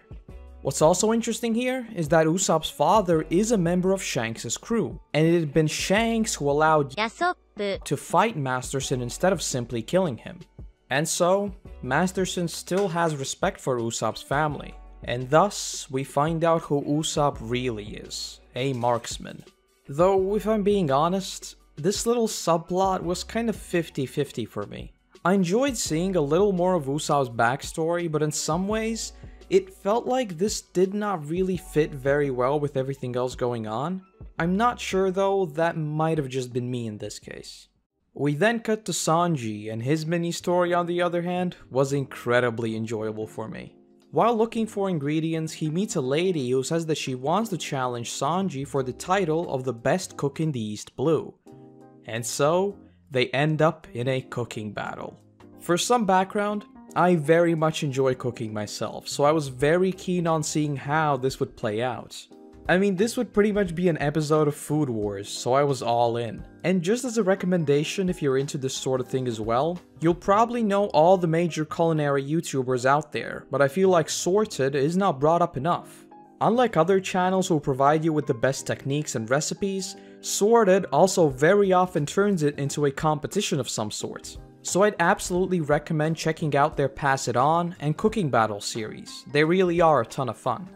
But back to Sanji's battle. He fights his way through the brackets and ultimately comes out on top, taking home a massive elephant bluefin tuna. As I mentioned, I really enjoyed this side quest of Sanji's, and as much of a meme as they are, I'd be all for seeing a tournament arc where Sanji has to cook up a wide variety of rare ingredients that the rest of the crew goes to find or something like that. It was just good fun. After the competition is won and they begin to head back to the ship, we get some nice foreshadowing from Nami, who says that it's going to rain even though the weather seems nice. It is of course very much the calm before the storm, as Luffy, Smoker and Buggy are about to cross paths. As Luffy gets to the top of the execution platform where Gold Rogers once stood, the mysterious lady we had been seeing before makes an appearance, revealing that she is of course Alvida, only now with the powers of the Devil's Fruit. And honestly, this caught me by surprise. I guess I never really paid too much attention in the first episodes when Alvida first appeared, as I kinda thought that was more so an introduction thing, so seeing her now was definitely surprising. Thing is, she's not here alone, and Buggy along with his crewmates also revealed themselves. And as if this hadn't gotten crazy enough, the rest of the Straw Hats and Captain Smoker were also on their way to the square. And the storm has really come, as we now have 4 people with the Devil Fruit powers in the same place. Things are about to get very real. And yeah, I was at the edge of my seat at this point. And the next scene is just chef's kiss. Once again paralleling Gold Rogers, Luffy just calls out to his crewmates, laughs, and says, "I'm dead." Even Smoker is taken aback by this, being surprised by him smiling on the execution platform. And everything was taken up another notch when suddenly a bolt of lightning struck the very blade which would have ended Luffy. And I can't be the only one thinking for a brief moment that this is Aang getting zapped 2.0, right? I legit thought we jumped forward in time and Luffy would be recovering. But of course, I forgot a very crucial aspect. Luffy is made of rubber, so lightning has nil poids against him. And I may be reading into this a little too much, but bear with me here for a moment. I kind of feel like the execution platform collapsing is a very symbological event. Just like Gold Rogers, Luffy smiled up there. Only this time, history was not repeated. The Pirate King, or in this case, someone wanting to be the next Pirate King, did not meet his end there. Instead, the whole platform was knocked down, symbolizing a sort of a renaissance for the Great Pirate era. Everyone we've met so far has always said just how dedicated Luffy really is, so him and the Straw Hats entering the Grand Line would really be almost a new age with a new king. But you know, that's just my 2 cents on that. The Straw Hats then run off to their ship, and we get a little more of Smoker's inner dialogue, who also echoes the idea of how Luffy had accepted death, yet smiled in the face of it. While they're escaping, Smoker still has Buggy and Alvida to take care of, and we see just how ridiculously powerful his Devil Fruit power is. He takes down Buggy's entire crew in a few seconds without breaking a sweat. And yeah, this just goes back to what I mentioned when we first saw his powers. Quite frankly, I believe he far outmatches even Luffy. And that's saying a lot, since Luffy is pretty much invulnerable in most cases. They continue their escape but run into Tashigi, the woman Zoro ran into before. And so, it's time for Zoro to take her on in a duel. Using multiple swords, Zoro far outclasses her, but does not harm her. After her defeat, she says that Zoro should be ashamed for not taking the fight seriously just because she's a woman. Zoro, however, turns around and yells at her that the reason he did not harm her is because she looks exactly like Kuina. And the next line is the best thing I've heard come out of a dub in a long time. I switched to dubs for a few episodes here, but still had the subtitles on. And yeah, I'm sorry, the dub does this so much better. Tashigi says, "Excuse the hell out of me, it's not my fault I sound like your dead girlfriend." And this line just absolutely killed me. In a way, it did kind of break my immersion for a second due to just how unexpected it was, but it sure gave me a good laugh. And just as they're about to get away, Smoker manages to catch up to Luffy, and we see just how much more powerful Smoker is. He easily outclasses Luffy, and as much as Luffy might try to hit him, he simply turns that part of his body to smoke, completely negating the attack. As Luffy faces total defeat, however, a mysterious hooded man appears, who Smoker appears to know, naming him Dragon. And just like Smoker easily beat Luffy, this guy easily beats Smoker, so his power level is on a whole different plane. Thing is, he actually appeared a little earlier as well, but I did not mention it as it was very brief. But that scene would lead me to believe that it was him who mustered up the storm, as well as the lightning bolt that saved Luffy. And so far, if you're aware of the D&D terms, I kind of see him as a neutral, chaotic character. The only reason he saves Luffy appears to be just because he admires his will to become the Pirate King, as after the Straw Hats manage to escape, he simply vanishes. I really can't wait to see this dragon guy again and to find out what his abilities really are, because he seems super overpowered. And one of the final scenes shows us that Captain Smoker won't be staying in Loguetown anymore, as he says that they'll be entering the Grand Line. And I think this is kind of a callback to Gold Rogers as well. When the first Pirate King was caught, Smoker was just a kid, and thus could not do anything to fight against other pirates. This time, however, he is more than capable of following Luffy and even defeating him.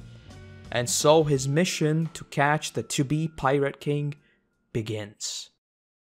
And that's where this arc ends. The Straw Hats are back on the open waters and are headed to the Grand Line. As for rating this one, it's very tricky for me. I really enjoyed how we cut between characters' subplots and then seeing all of them come together for the crescendo, but at the same time, I was not super into Usopp's mini-story. Smoker was an absolutely awesome adversary and worked as a great showcase of what's to come in the Grand Line, only to be further surpassed by Dragon's character. And on the note of this, I really liked seeing everyone we've met so far appear in this arc, whether it be in the form of flashbacks or them simply reacting to Luffy's wanted posters, or even being there in person. I feel like the appearance of Alvida and Buggy are sort of a final send-off from the East Blue, and work to show how far the Straw Hats have come already. And how can I forget Gaimon, who also got a solid appearance in this arc, with a super comedic way of storytelling. So, with all of that being said, in a very surprising manner, this will be our first upset of the tier list. Loguetown will be taking the A tier and pushing everything else down a tier. I found this particular ranking very tricky as some of the earlier arcs were super short, but at the same time, I was extremely close to ranking this as S tier, but the few minor nitpicks make it a very high A, but not quite an S. those being the previously mentioned Usopp's mini-story and the somewhat bizarre appearance of a carbon copy of Kuina, which just kind of felt out of place for me. But, as I always say and how it was just demonstrated, all of these rankings are subject to change the further we get into the story. With that being said, it's time for us to delve into the final arc of East Blue, Warship Island. Before we get into the events themselves, I want to preface this by saying that I purposely don't pay attention to the arc names and descriptions that are yet to come. So when I was going into this one, I did not know it was actually classified as filler. But in this particular case, it really showed. But let's get into specifics. We opened the arc with the introduction to this Giga Chad Marine Captain and his henchman, Eric. We find out that they are on a mission to find the elixir of immortality. And this got me pretty intrigued. So far, we've seen some mythical things, most notably the various kinds of animals and of course the devil fruit powers. But we have not yet seen the full-blown magical items such as this elixir of life. So it once again got me thinking about the things that are actually possible in this universe. A little girl by the name of Apis is also on this ship, who the captain believes to have information about this elixir of life. But she manages to escape and ends up with the Straw Hats. And her dynamic with the crew was really fun to see, especially when she straight up burned the food to coal and patiently waited for everyone's thoughts. Sanji, however, echoes what Zeph said back on Baratie about how food should never be wasted and that they should be thankful, thus eating the piece of coal.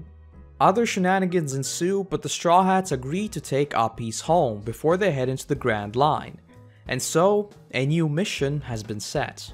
Meanwhile, Eric and the Giga Chad captain catch up to the crew and the Straw Hats try to outrun them, only to end up in the Calm Belt, a place where nothing ever moves. And honestly, I thought this sort of plot was extremely underutilized here, as the crew gets out almost immediately.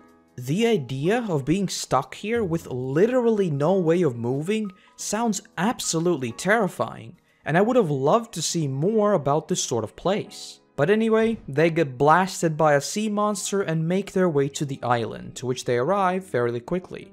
We then meet Apis's grandpa, and this dude was such a great comedic relief character here with his whole "let me tell you the story of our island" shtick. Hearing that over and over again still managed to give me a good laugh each and every time. While his story is going on, Apis sneaks off on her own little mission, to deliver food to her grandpa Ryu. And what I didn't mention before was that we heard tales that this island happens to be the home of millennial dragons. And I'll have to give you some insight into my notes again when I was watching this. When Apis ran off, I wrote, wait a second, is her grandpa a damn dragon? And then 10 seconds later, oh my god, it is. As an animal lover myself, Apis's caring relationship for this old dragon was really touching, but we'll talk about this more later. What I want to bring up now is that Luffy is able to communicate with Ryu, and so the theory-making cogs in my brain began to spin. My immediate thought was that maybe the origin of the devil fruit is from a mythical creature like the dragons, or maybe even the dragons themselves. And this thought was further strengthened much later when Ryu was unable to swim. But we'll talk about that when we get there. We then learn of the Lost Island, an island that is seemingly sunk into the ocean and was once full of these dragons.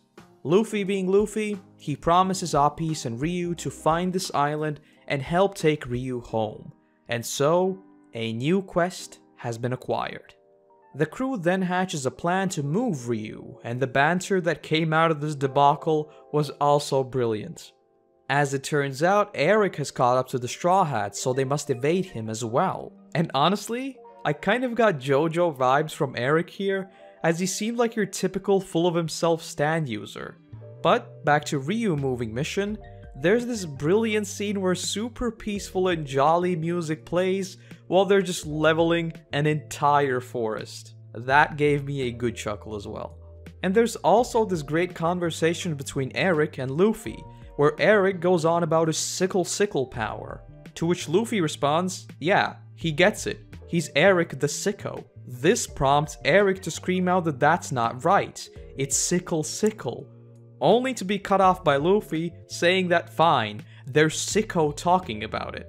I'll admit, I laughed harder than I probably should have here.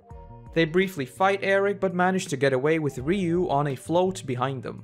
And while on the boat, we get another really funny scene of Zoro and Sanji doing the dishes in a very awkward silence, where Sanji just keeps saying, "Zoro, here Zoro," and another one, "Here you go," and Zoro, only to be cut off by Zoro, who asks if he can just hand them over without talking. They arrive on this mysterious island with a lot of ancient paintings, where Ryu remembers that his nest is actually somewhere on the Warship Island we arrived at earlier.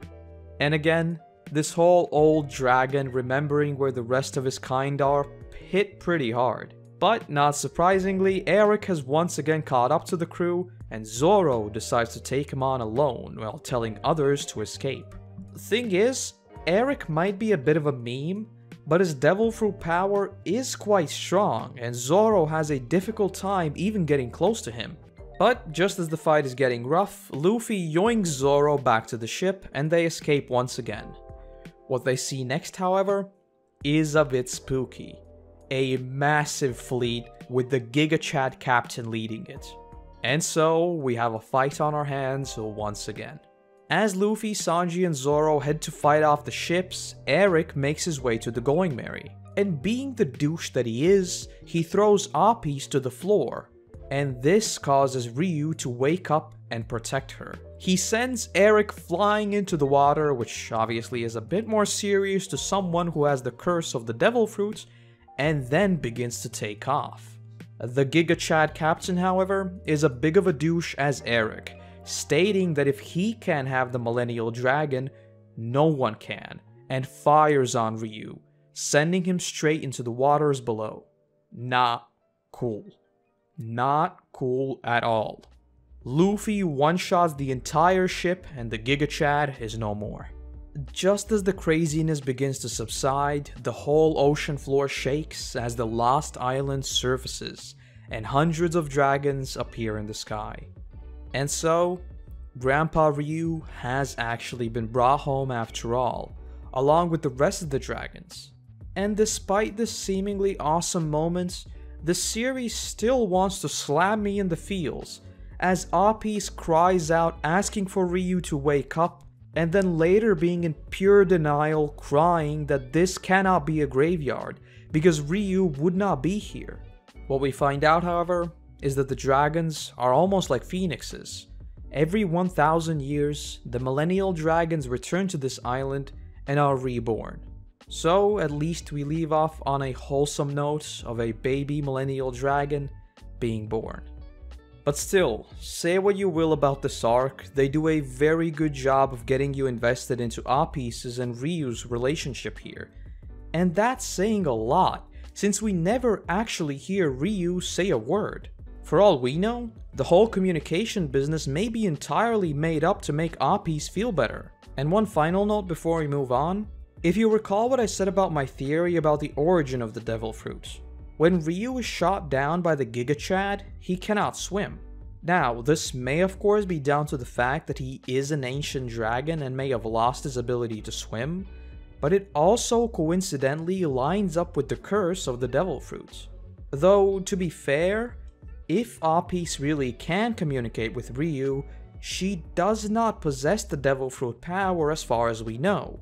And Luffy is the only other person capable of talking to Ryu. So I'm not sure if this theory does hold any water. Get it? Hold water? Because we're on the sea. There's lots of water around. It's funny, okay? Surprisingly enough, the wannabe JoJo character makes a return. But this time, Luffy headbutts him and combos him into the ocean once again. So, with Ryu now being truly home, Apis returns home as well, and it's time for the Straw Hats to continue their journey to the Grand Line. Just before entering the Grand Line, however, the currents become incredibly strong and it's hard to control the ship. We then learn that the entrance to the Grand Line is actually up and over a mountain, and that about half of people die even before entering the Grand Line. And this is the type of world building that I'm all in for. I really dig these sorts of stories where a mythical place exists and the way to get there is just as bizarre as dangerous. In this case, that is an ocean literally going up a mountain. Or the previously mentioned calm belt, which I felt was underutilized. They successfully managed to maneuver the ship straight up the mountain, but we suddenly see that there is someone lurking in the dark. And of course, the budget JoJo character makes a return for one final time. And I won't even give him any more room on the script. Nami kicks him to the ocean, and now he should really be taken care of. F's for Eric. And just like that, the Straw Hats have actually entered the Grand Line. The One Piece could truly be anywhere at this point. And that's Warship Island. As I mentioned right at the beginning, some parts of this arc really felt like filler, which is not necessarily a bad thing. A filler story can still be interesting, and I'm glad that this one, for the most part, was.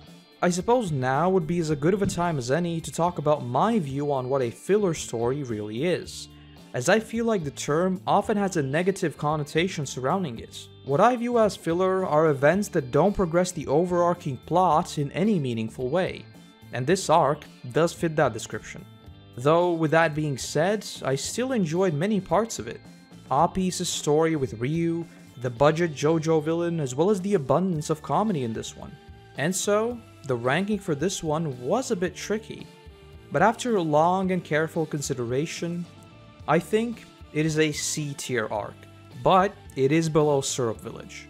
As we've talked about, there is plenty of good about it, but with just how perfect Loguetown worked as a final send-off for the East Blue, I feel like my expectations going into Warship Island were already quite different, which ultimately made it less enjoyable than it might have been otherwise. And on the note of this, I can't help but look at it retrospectively and feel like this arc was basically a roundabout adventure. Going between the islands was essentially a wasted trip, and just like with the Calm Belt, I feel like the mystique of this ancient site was also heavily underutilized. But again, it did still feel fun, which for me is the most important part here, even if there are meta problems with the arc. On the East Blue Saga overall, I feel like me saying that I really enjoyed it is a little redundant, as I am still here, and there's already almost 2 hours of content in this series, but I'll say it regardless. It did an incredible job of getting me very invested into the story and made me want to see more. Now that we're actually in the Grand Line, are the encounters going to be purely against characters as powerful as Smoker? Are we going to find distant lands with bizarre creatures that we've never even imagined?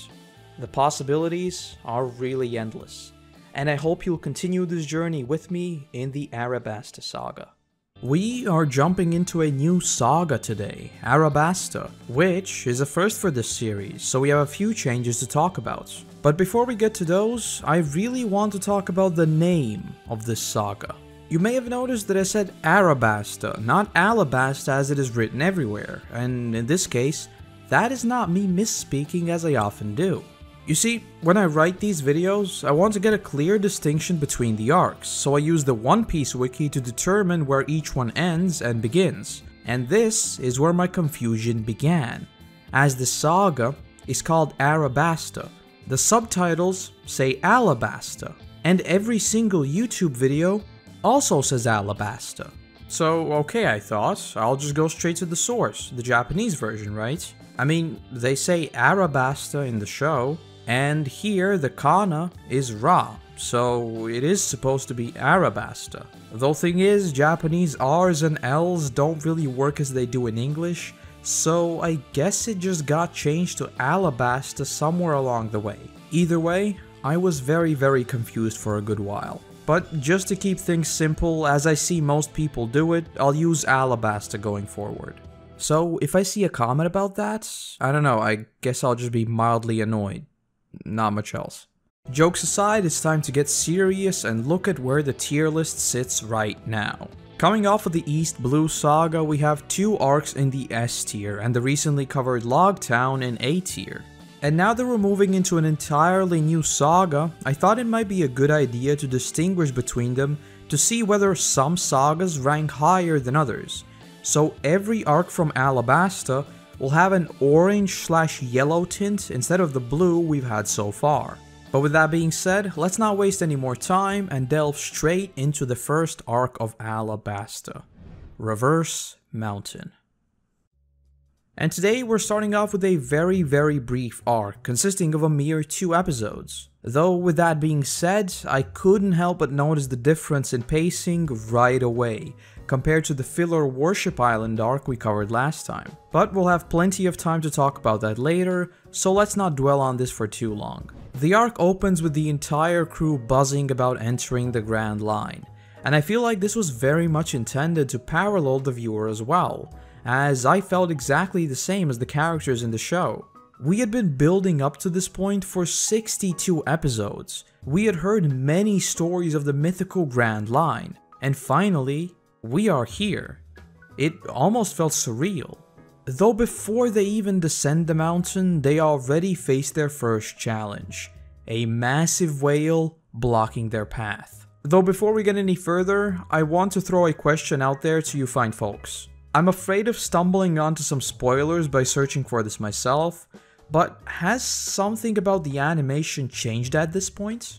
I'll bring up a few more examples of this later, but from this point, there are certain shots that I don't think we've really seen done before. For instance, we get this dolly zoom type shot with Nami when they're nearing the whale. Again, I'll mention a few more examples where I found myself thinking about this later, but if you could drop a comment about that, I'd really appreciate it. As we've gotten quite used to by now, Luffy pulls a Luffy by first firing the cannon at the whale and then punching it in the eye, which, needless to say, doesn't make it too happy, and thus the entire ship is swallowed whole. Luffy, however, is still on top of the whale, which is now going back underwater, which of course means the end for Luffy. And now we get to the bizarre part. We cut back to the rest of the crew, which have ended up in a lake of sorts with a small island which has a house on it. By this point, with the latch we just saw, I was fairly certain that we are actually in some sort of submarine rather than a live whale. I think my notes sum up my state of mind fairly well here. What even is this? I guess this is what to expect in the Grand Line.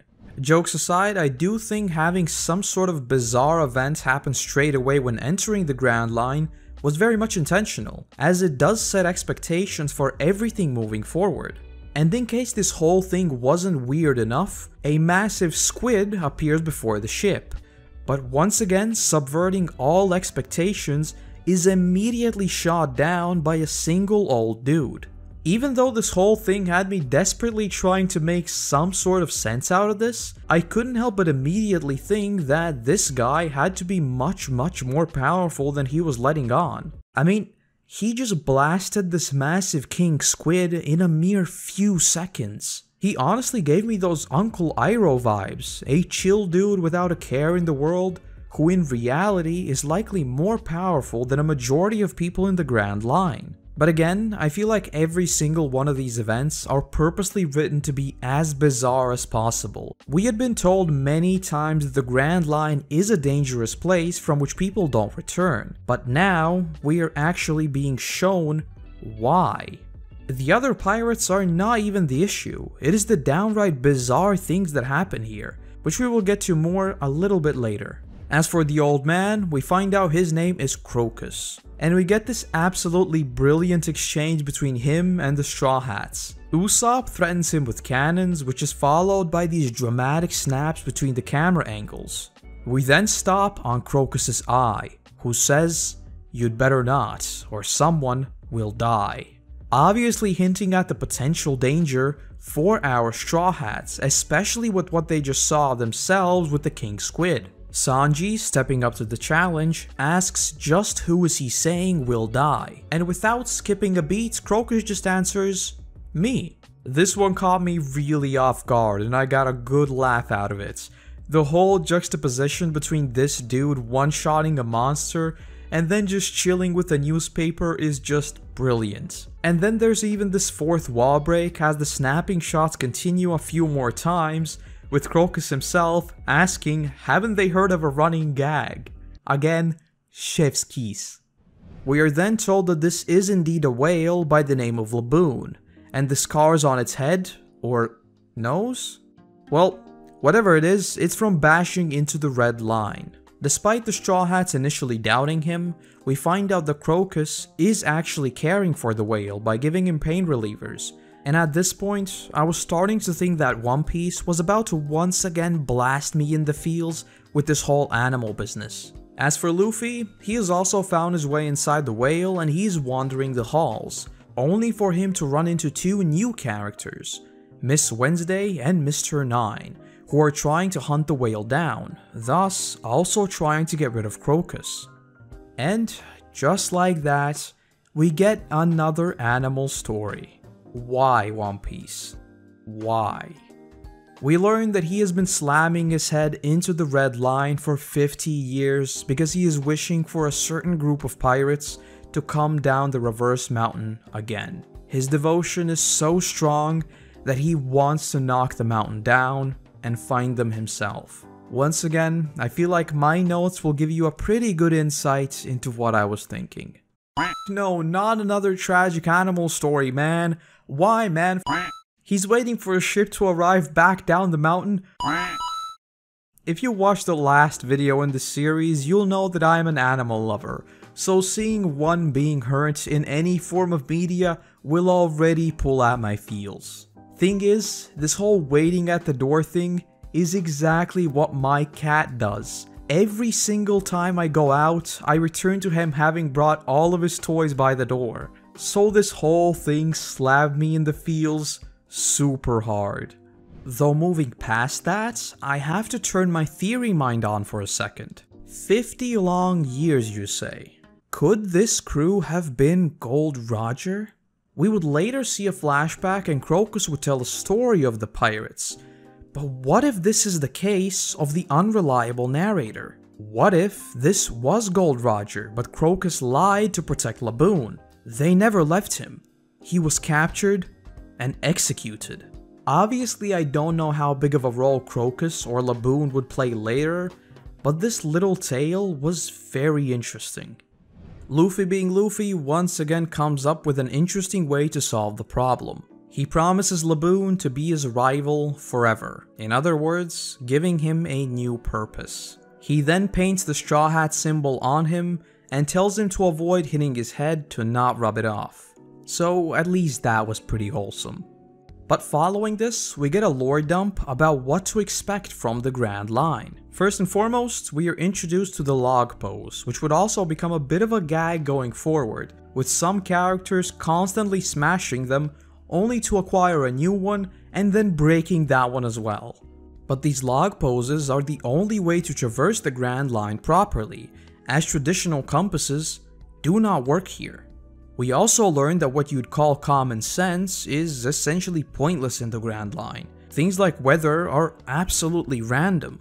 It can snow one moment and be blazing hot the next. Though on the note of log poses, we find out that they work by pointing island to island, meaning that no matter which way you begin, you will have to go between numerous islands if you wish to traverse the Grand Line. And what I found very interesting was that we are immediately teased of what lies at the end. A mysterious island, Raftel, only confirmed to exist by a single person, Gold Roger. My first thought was of course that this must be where the One Piece is. However, if you've been tagging along for this series, you'll know that I'm still not entirely sold on the idea that the One Piece even exists. But that might be tinfoil Korotos speaking again, so who knows. If you want me to go a little bit more into why I still believe that, just let me know and I'll do that in the next video. Either way, this Raftel Island has to be massive in terms of importance, and I can't wait to see more of what the Grand Line has to offer, especially in terms of these little lore bits being dropped. As you have noticed, I absolutely love trying to dig into these little clues and try to predict what we might see next. Finally, Mr. 9 and Miss Wednesday reappear once again, asking the Straw Hats if they could take them to Whisky Peak. And thus, we say goodbye to Krokus and Laboon and set sail toward the next island. Though, we get one final scene that really made me a lot more confident in my theory that the pirates who befriended Laboon were Gold Rogers' crew. As we see the Straw Hats sail off, Krokus has this short monologue about how these pirates might have been the ones they've been waiting for all this time, ending with, "Don't you think, Roger?" Again, obviously do not spoil it for me, but I'm fairly certain that this is indeed the case. And that's Reverse Mountain. A very short but both event and lore-packed arc for sure, with our first proper look at the chaotic nature of the Grand Line, the introduction of log poses, and our first hint of what lies at the end, a mysterious island Raftel. I really enjoyed this one, despite it blasting my feels again, though as it is so short, it is fairly tricky in terms of rankings. Though with that being said, I'd put it as the highest B tier, pushing romance down to second in B tier, primarily because of the amount of lore we got in this one, which made me very excited to see what would happen next. I would have thought about ranking it even higher, but I don't think that's entirely fair since it is only 2 episodes, so it didn't really have any room to drag, hence a high B. Next stop, Whisky Peak. First things first, it's once again time to give you a bit of an insight into my notes, which simply say snow and then Pog with about 50 O's. Yeah, winter is my favorite time of year if you didn't know. And I guess since we're talking about this, I can just be upfront. If we have some sort of location where there are like sakura trees and it's snowing and it's the winter time, that arc is automatically an S tier regardless of what happens. Though this is also where we are further shown the bizarre nature of the Grand Line. We get a lightning storm in the midst of a blizzard, and then the ship has somehow turned around. Then suddenly the snow clears up and a fog appears. The Grand Line really is a random place. I really enjoyed seeing this whole sequence. For a show about pirates, it's kind of surprising how little of good old ship maneuvering we've seen, so whenever we do get events such as these, they are a ton of fun. We then get a very brief time skip which sets up quite a bit of events to transpire next. While everyone was dealing with the crazy weather, Zoro was asleep. But now that the weather has cleared up, the roles are reversed, with everyone being exhausted and Zoro walking around asking what he missed. This was just a nice gag, but it would be much more important once they arrive at Whisky Peak, but of course more on that later. Just as they're about to make landfall, Mr. 9 and Miss Wednesday both escape, leaving the Straw Hats to figure out what to do on their own. This is also the first time where we see the whole crux of the log post. The crew has to stay here for a yet unknown amount of time for the log post to recalibrate and point them to the next island. And speaking more broadly, I have to give massive props to Oda for coming up with such a system. It fits in perfectly with both the randomness of the Grand Line, and it forces the characters to have to explore these points of interest along the way. It's just a very well thought out plot device that I enjoyed seeing. As the Straw Hats sail into the island, we see something truly surprising. The people here are celebrating the arrival of pirates, greeting them on the Grand Line and calling them heroes of the sea. We are then introduced to this eccentric personality, the mayor of the town, Igarapois. I'm sorry, I don't know how to pronounce his name, who demands that they throw a party in celebration of their arrival. And, I'll be honest, I was completely tricked by this. I thought it made sense in the story. We got the whole send-off through Loguetown, and now the crew would be properly invited into the Grand Line. But, oh boy, how wrong I turned out to be. We see them being touted as legendary, with them being able to do literally every single thing better. Eat more, drink more, etc, etc. Though before we move on from this, seeing inflated Luffy almost killed me here already, so you can imagine what will happen next. And to avoid any more confusion through my horrible pronunciation, I will just call him Igarum from now on. And after the party is done, it is time for the twist. Igarum is actually Mr. 8. In other words, he knows both Mr. 9 and Miss Wednesday. We find out that the entire plan was to trap them here and get the 30 million bounty on Luffy.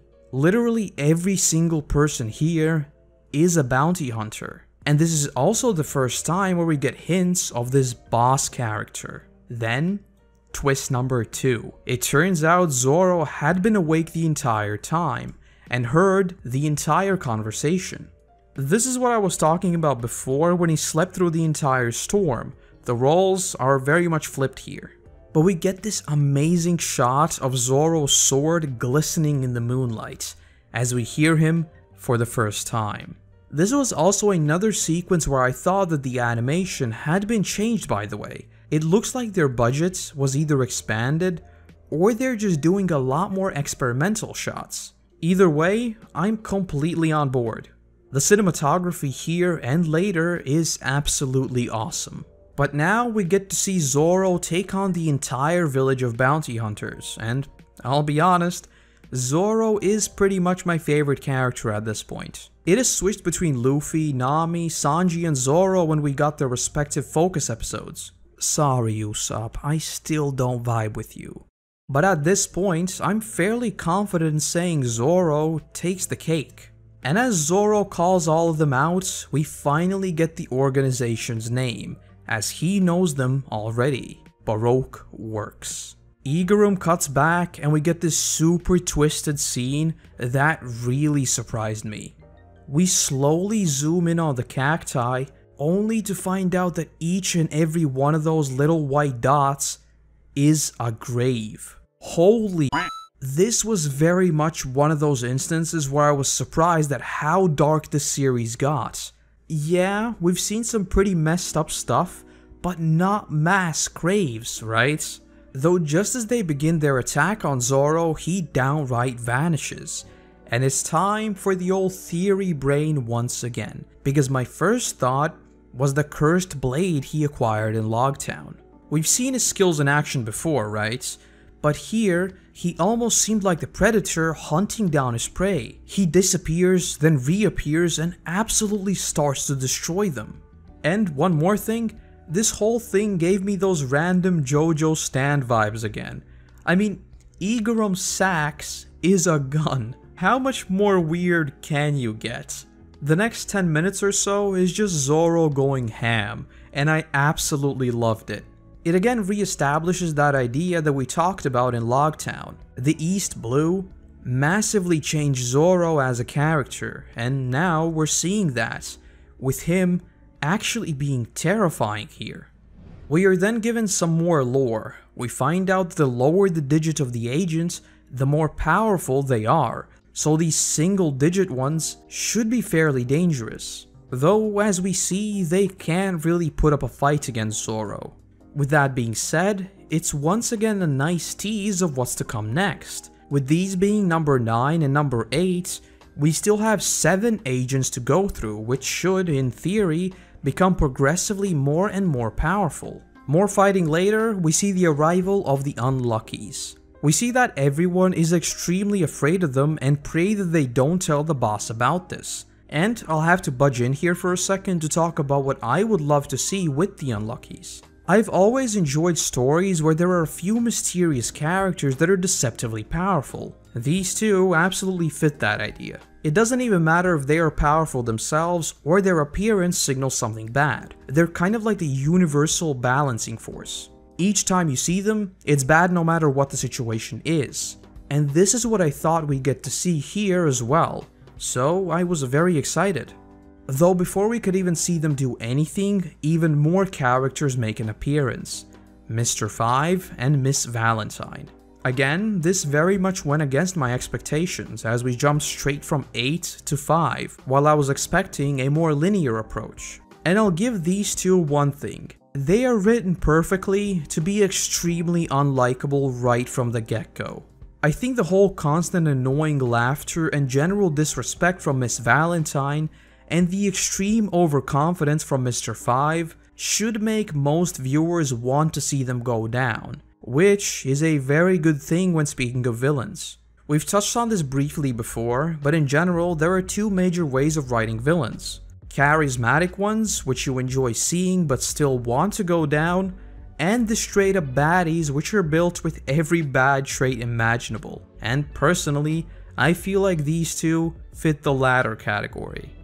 We then get another plot twist. Mr. 5 and Miss Valentine are here with a different mission. Mr. 8 and Miss Wednesday are actually traitors who have infiltrated Baroque Works. Miss Wednesday is the princess of Alabasta Kingdom, and these two are here to eliminate them. So, the Zoro vs Baroque Works duel now turns into Alabasta members versus Baroque Works, and it seems like the princess, even with the help of Mr. 9, has absolutely no chance against Mr. 5 and Miss Valentine. Igaram begs Zoro to help them, promising an immense reward for returning the princess to Alabasta safely, and while Zoro refuses, Nami interrupts the conversation saying that they'll accept, asking for 1 billion berries in return.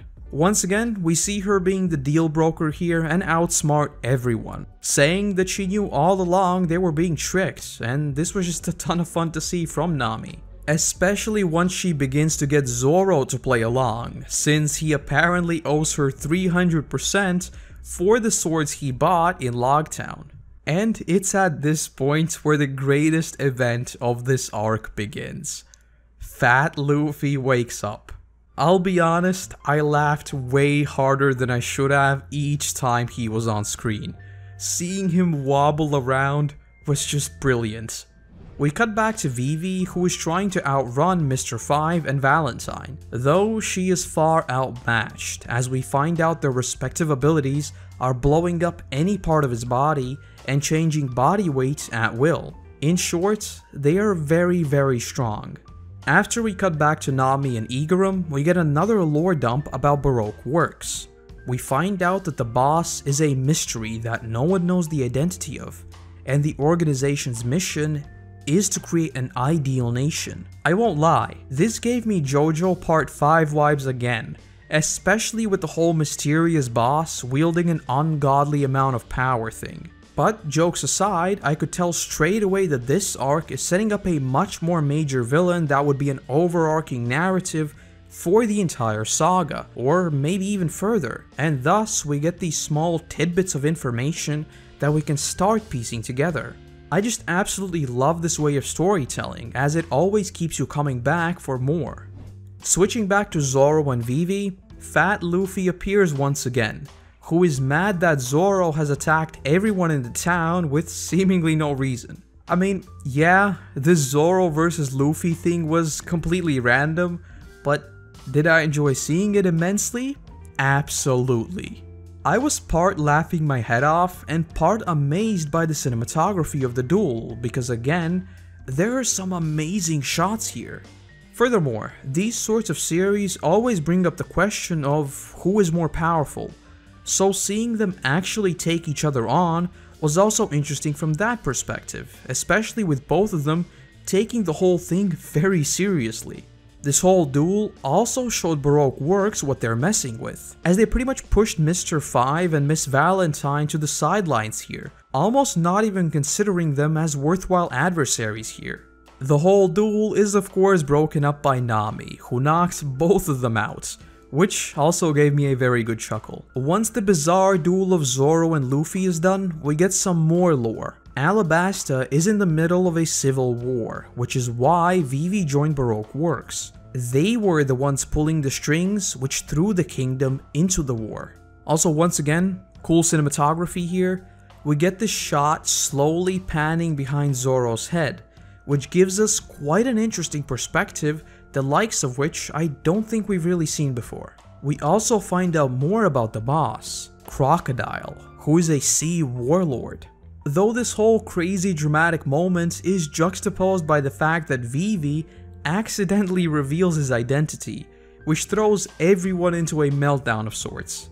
Again, my notes sum this up fairly well. What is this scene? This is also another instance of the Unluckies appearing and being that sort of foreshadowing element that hints at bad times to come.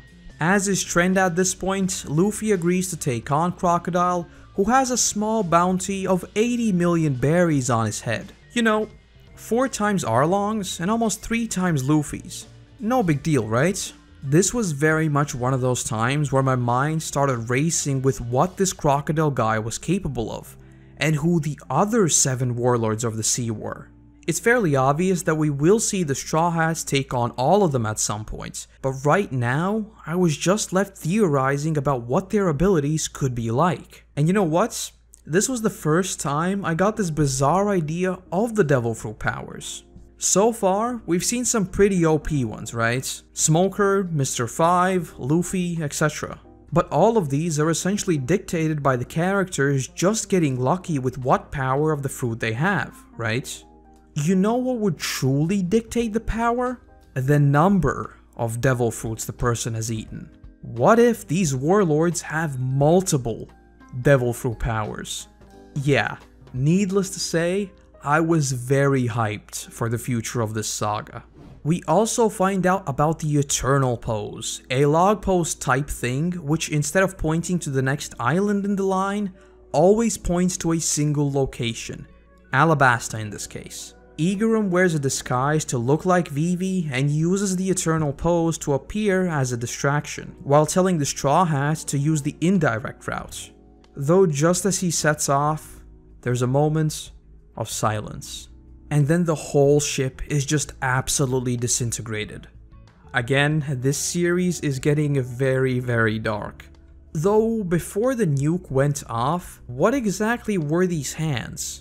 Also some sort of foreshadowing to the warlords, or maybe it was the power of Miss All Sunday, who we meet in just a few moments? But we did see that her power is disarming people, so maybe she too has multiple powers? No solid theories from me on this one, I really have no clue.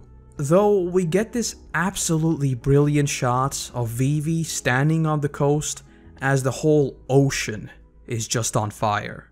And thus, both Vivi and her awesome duck companion Karoo join the crew.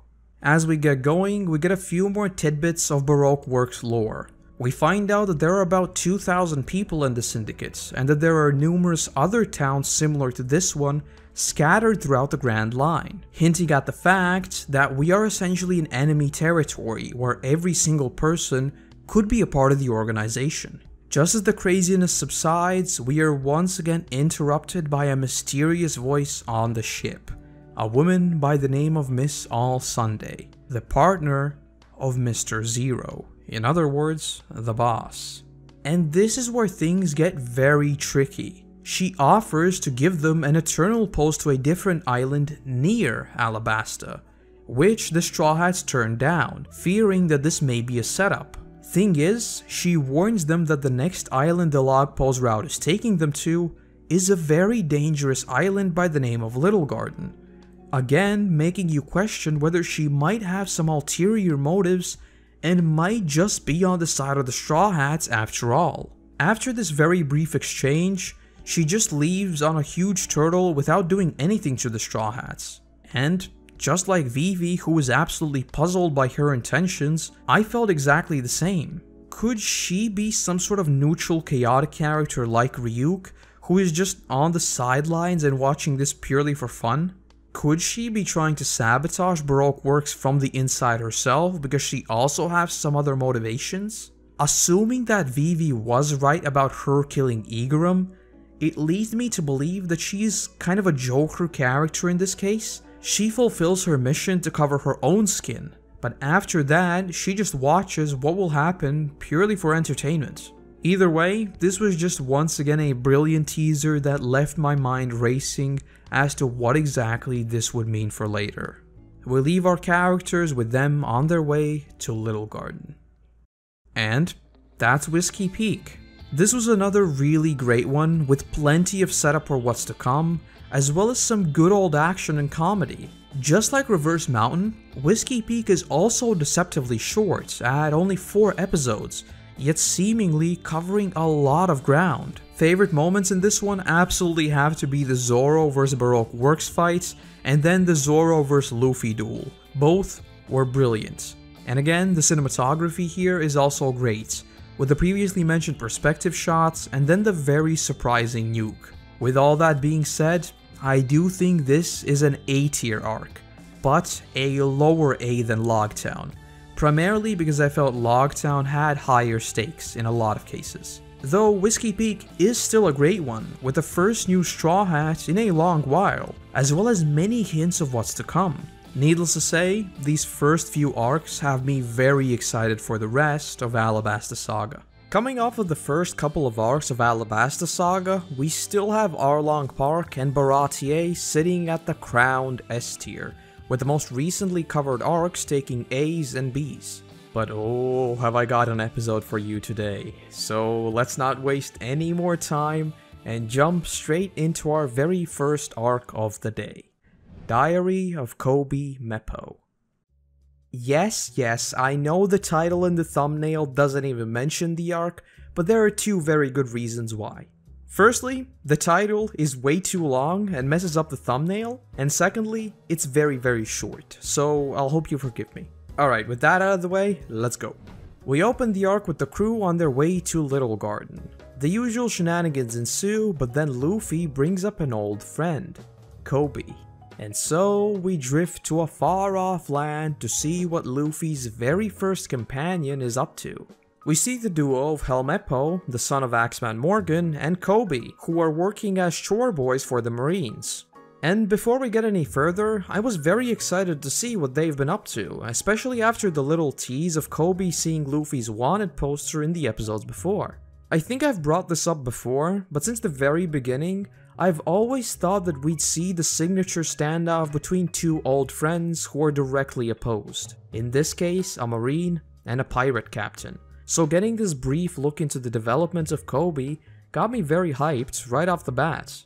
We find out that Luffy quite often appears in the newspapers and that his name is fairly common among the Marines, very much hinting at the adversaries he'll have to face later on. I won't get into all the details here, as these couple of episodes are very surprisingly packed with small tidbits of information, but I really like the conversation between Koby and Meppo regarding Axeman Morgan. We see Meppo be quite conflicted about his feelings towards his father. On one hand, he understands that Morgan is not a good dude neither to him or in general, but on the other, he is still his father.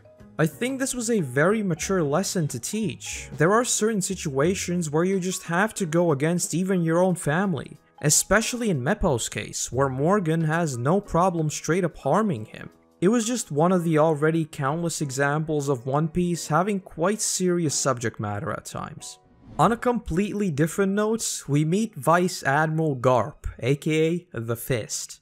And oh man, did I laugh my head off here.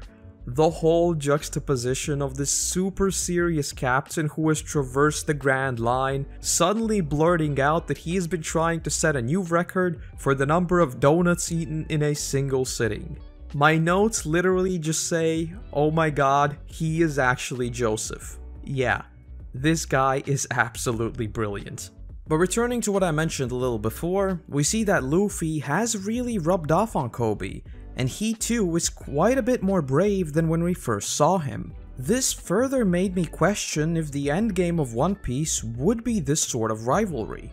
Luffy would be the king of the pirates and Koby would be the best officer. A cat and mouse game of sorts. They're two friends, yet forever rivals. Seems like a pretty interesting storyline if you ask me. We then see both Meppo and Koby be taken under the wing of Garp, and thus they too are now headed for the Grand Line. We also get a bit of a training montage of both Koby and Meppo, which honestly made me like Meppo a lot more. Sure, he's still not perfect and a bit of a scaredy cat, but at least he's finally realizing that he himself has to work to achieve his goals. We also find out something pretty big. Garp overhears that Luffy and Koby are actually friends, but promises not to tell anyone. And once again my thoughts were racing. We've seen that Garp has his henchmen keep an eye on them, so does he see something special in the duo? Koby himself says that if any of the Marines found out, he'd be thrown out immediately, but this high up admiral keeps his secrets. either he's just a really nice guy, or Koby really is being set up as a much more major character later on. Either way, I really cannot wait to see more of them in the future. Yep, that is pretty much the arc. A very short one indeed, but definitely a nice check-in with some of the older characters. Though with this once again being a very short arc, it is another one that is tricky to rate. With that being said, I do think that it is a good C tier, so it will be ranking as the highest C, just below Romance Dawn. I did really enjoy it, but I would have liked to see a little more of what they're up to. I may very well be eating my words in a few arcs if they pop up again, but that's that for now. Next stop, Little Garden. Alrighty, now we get into our first proper arc of the day. One quick thing before we get going though, I absolutely loved the mystery vibe soundtrack we got once the Straw Hats ventured closer to the island. As usual, I'd play it for you, but I would get blasted by good old YouTube. With that out of the way, let's get going. We are introduced to a few more of Baroque Works' agents, Mr. 3 and Miss Golden Week in particular. And the scene of Mr. 3 saying that he has to be careful, otherwise people might discover he is the third agent, while having a haircut that literally says 3 gave me a good chuckle. We then cut back to the crew, who are bickering among each other trying to figure out what to do. The island they've arrived to is very mysterious, the plant life is bizarre and something that none of them have ever seen, they see some giant birds and so on. And since we're talking about the Straw Hats, almost all of them immediately decide that they want to explore the island for one reason or another. Luffy and Vivi just want to see what's up, Zoro and Sanji begin a hunting competition, and thus the only ones actually left on the ship are Usopp, Karoo, and Nami. I'll talk about this a little later as well, but I'm not too sure how I feel about all of them splitting up here. It will become much more noticeable in the latter half of this arc, but I felt like after they split up, some characters were left very underutilized. But yeah, more on that when we get there. Shortly after, we are introduced to the two other characters that would play a very major role in this arc, the Giants, Bragi, and Dory. I'll be honest, I didn't really expect these two to be plain old warriors, just giants. I fully expected them to be the usual bumbling dumb fantasy giants, so I was very surprised that they were actually intelligent. The line of "do you have any alcohol" from Bragi gave me a very solid laugh, but also made me interested in what exactly is going on here, as he appeared to be totally friendly with the Straw Hats. And so, we get some more lore. First, we find out that it would take a whole year to sink the log post, which is of course a no-go for our Straw Hats, since they have to get to Alabasta as soon as possible. But then, and perhaps more importantly, we find out about the origin of these two giants. They've left Elbaf and are stranded here until one of them can defeat the other. That day is yet to come, however, and they've been battling for over a century. And honestly, something about these two giants enjoying every moment of this just kind of spoke to me. I'm not exactly sure why, but I was just a little taken aback that they are smiling even if they've been doing this for 100 years. Even while trying to essentially kill each other, their bond was strong enough that they could have fun. It was just a really nice change of pace from the usual bland giant characters and fantasy stories. And to a lesser extent, I guess it also parallels both Sanji and Zoro in this case, as they too were enjoying the competition between them, but obviously they weren't trying to kill each other. And I suppose similar to me, Usopp was also incredibly impressed by them. And before we elaborate on this any further, if you've been tagging along for this journey, you'll know that I still don't really like Usopp that much, so him getting any bit of character development is something I am very hopeful of. And luckily, he will play a fairly major role a little later in this arc, largely fueled by the admiration of these giant warriors. But it is at this point where things start to get complicated, as we see Dory be tricked into getting his face blasted by explosives, which we would later find out were planted by Mr. 3 and Mr. 5. I'll be honest, following this, I was very intrigued in the abilities of Mr. 3 and Miss Golden Week. We see them trick the Straw Hats and separate them up, giving you the vibe that he is the mastermind here. Sadly, however, those thoughts would not last, but more on that when we get there. With the weakened Dory, we see him finally defeated in combat, and I legit thought he was actually killed. And I guess we'll just have to jump ahead a little, as I think him surviving was a little bit of a cop-out if I'm being completely honest. I mean, sure, the explanation that their weapons are dull does make perfect sense, and this isn't supposed to be a super serious show, but with what we've seen so far, I do think him being defeated in an unfair duel would have been much more emotionally impactful. Though, on the other hand, these two were so much fun to see that at the same time, I was glad that they both made it out. Either way, I am a little torn on us being baited into thinking that he has fallen for good, only for him to be just fine afterwards. It's not even the story part, it's just that we were led to believe one thing while it was obviously the other. Moving on, my least favorite characters reappear once again, and oh boy, are they about to get even worse. We see Mr. 5 and Miss Valentine beat up the best companion, Karoo. Yeah, seriously, them. Mr. 3 then finally appears properly, and like I alluded to before, I really disliked seeing him. Just like with Mr. 5, his personality, his interactions, and everything else about him just made me want to see him go down as soon as possible. Even his devil fruit powers were kinda meh. The wax thing could have been interesting, but I think it was dragged out for a little too long, which also soured me on the whole battle. Miss Golden Week, on the other hand, has a very intriguing devil fruit power. She has certain colors that dictate how the character would act. Essentially mind control, but with another prerequisite of having them step into the trap. Her ability was a ton of fun to see, and I wouldn't be surprised if we see her return at some point, as it was incredibly powerful, even compared to all the agents we've seen so far. With a little bit of creativity, she's capable of completely negating any abilities a person might have, which is again very OP. Also, as I hinted at before, Usopp gets some much needed spotlight here. With everyone being held by Mr. 3 and Luffy being controlled by Miss Golden Week, Usopp is the real MVP here. He rides in on Karoo and essentially saves everyone by getting Luffy back in the fight. And I know this is completely unrelated, but Luffy's jacket was completely burned, and he just magically gets a new one later. This would have been a perfect time to give him a new outfit, just saying.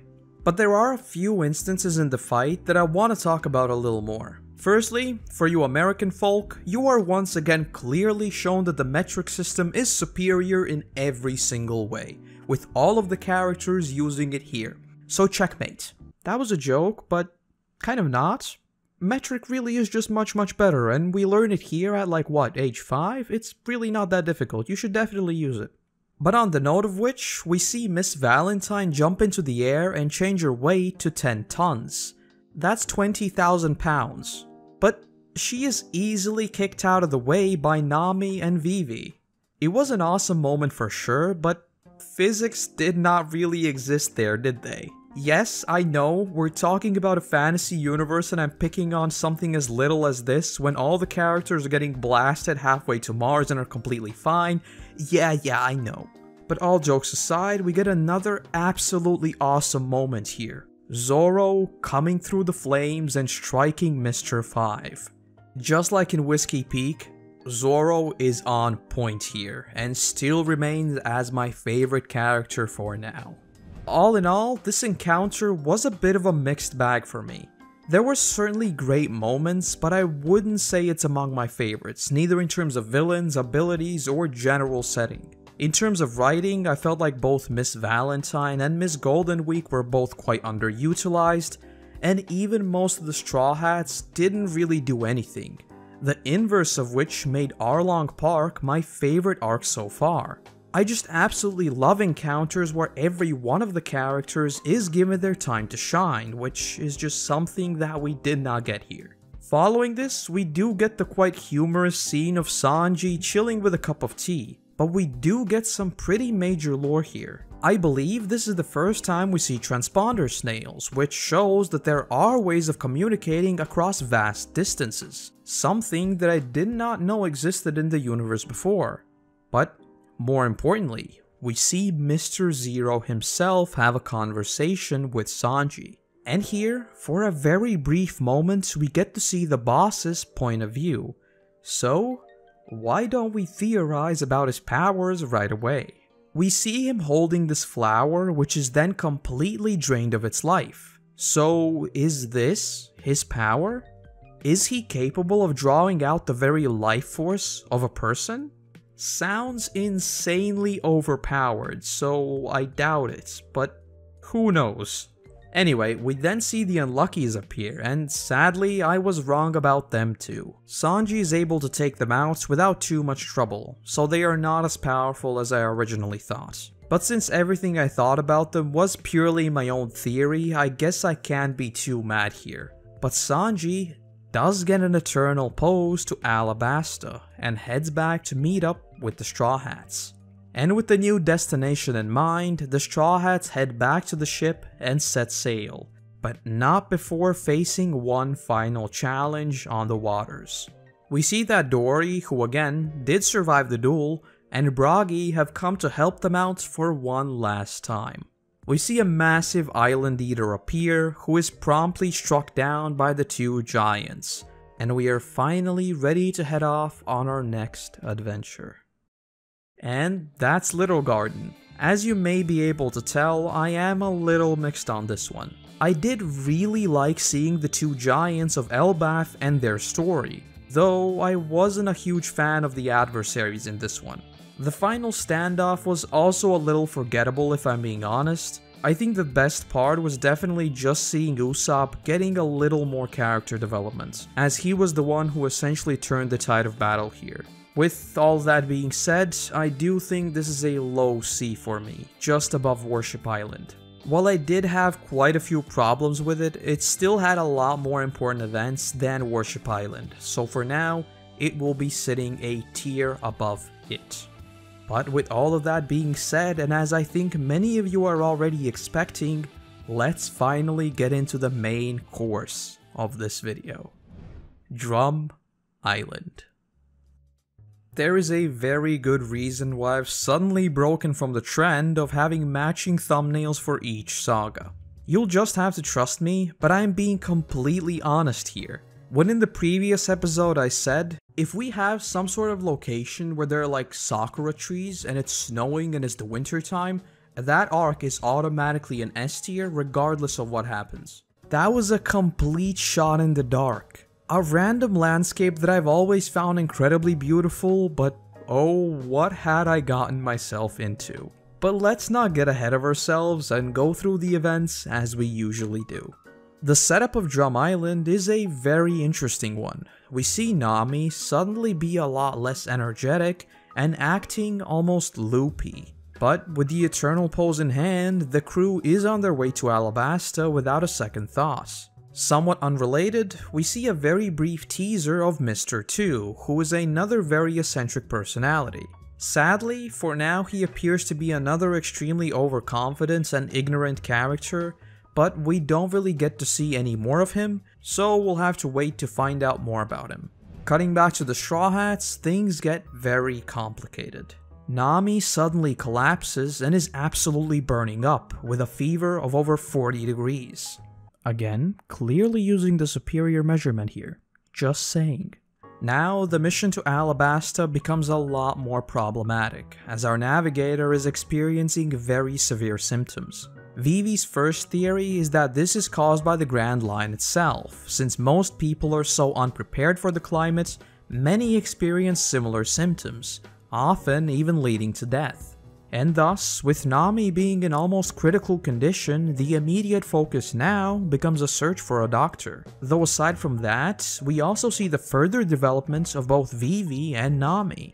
Firstly, we see Nami come clean about what she read in the newspaper. 300,000 royal soldiers have defected to the uprising force in Alabasta. But she didn't want to say anything to worry Vivi, as they couldn't do anything anyway. Vivi, on the other hand, responds as a true leader, saying that the sooner they can get Nami the cure, the sooner they can get to Alabasta. These were just a few great moments to see how Vivi has really already become a true Straw Hat and is also on her way to becoming a great leader. We also see another pretty important detail here. We see that Nami, even while pushing through the intense fever, is capable of predicting the weather on the Grand Line, something that was thought to be impossible. Again, just a cool detail to set Nami apart from most other navigators and to show why she is so important to the crew. And the next thing should be something you saw coming a mile away. My notes simply say, snow, and then Pog with about 50 O's. Yes, the level of hype I felt once they mentioned that we're going to a winter island was off the charts. But before we get to my winter wonderland, we run into a very bizarre foe. At first, I thought that his transforming ship was absolutely awesome, but after we met their leader, I didn't think he was too threatening, as he does get blasted by Luffy a few short moments later. So that's the end of that for now. But we get a very interesting scene here. We get a flashback to Tashigi and my main man, Captain Smoker. Oh boy, let's go. He overheard the conversation between Sanji and the boss on Little Garden, and now he too is on his way to Alabasta. I'll be honest, I'm starting to get very anxious to reach Alabasta as soon as possible. I really have no clue what will go down there, but so far, it seems like we'll have every Devil Fruit power user in the world there. Cutting back to the Straw Hats, we see a very wholesome scene of the crew staying with Nami as she rests. Not much else to say here, it was just a touching moment showing us that despite the shenanigans that often happen on the ship, they are a very tight-knit group. As we get closer to the island, we get a little bit of more lore of the climates in the Grand Line. There are islands that have their own seasons, so there could be Winter Island winters, Summer Island summers, and so on. These are the types of things I absolutely love in fantasy worlds, so I was all for exploring these places. Imagine having a snowy desert or jungle even. It's just something out of this world, so it's automatically more interesting to see, right? And finally, we reach Drum Island, where unlike the celebration we saw at Whisky Peak, the people here hate pirates. And so, we even see Vivi shot. A thing worth mentioning here that would also be a trend for this arc later is that we see Luffy acting a lot more grown up for Nami. With Vivi by his side, he has a constant reminder that for now, his mission is less important and that he has to help his allies. And thus, his bombastic approach is replaced by a more level-headed conversation. My notes, however, simply say, dude, snow, and then Pog with about 100 O's. Jokes aside, we do get a lot more lore about this particular island, most of which I won't really get into as we'd be here for way too long.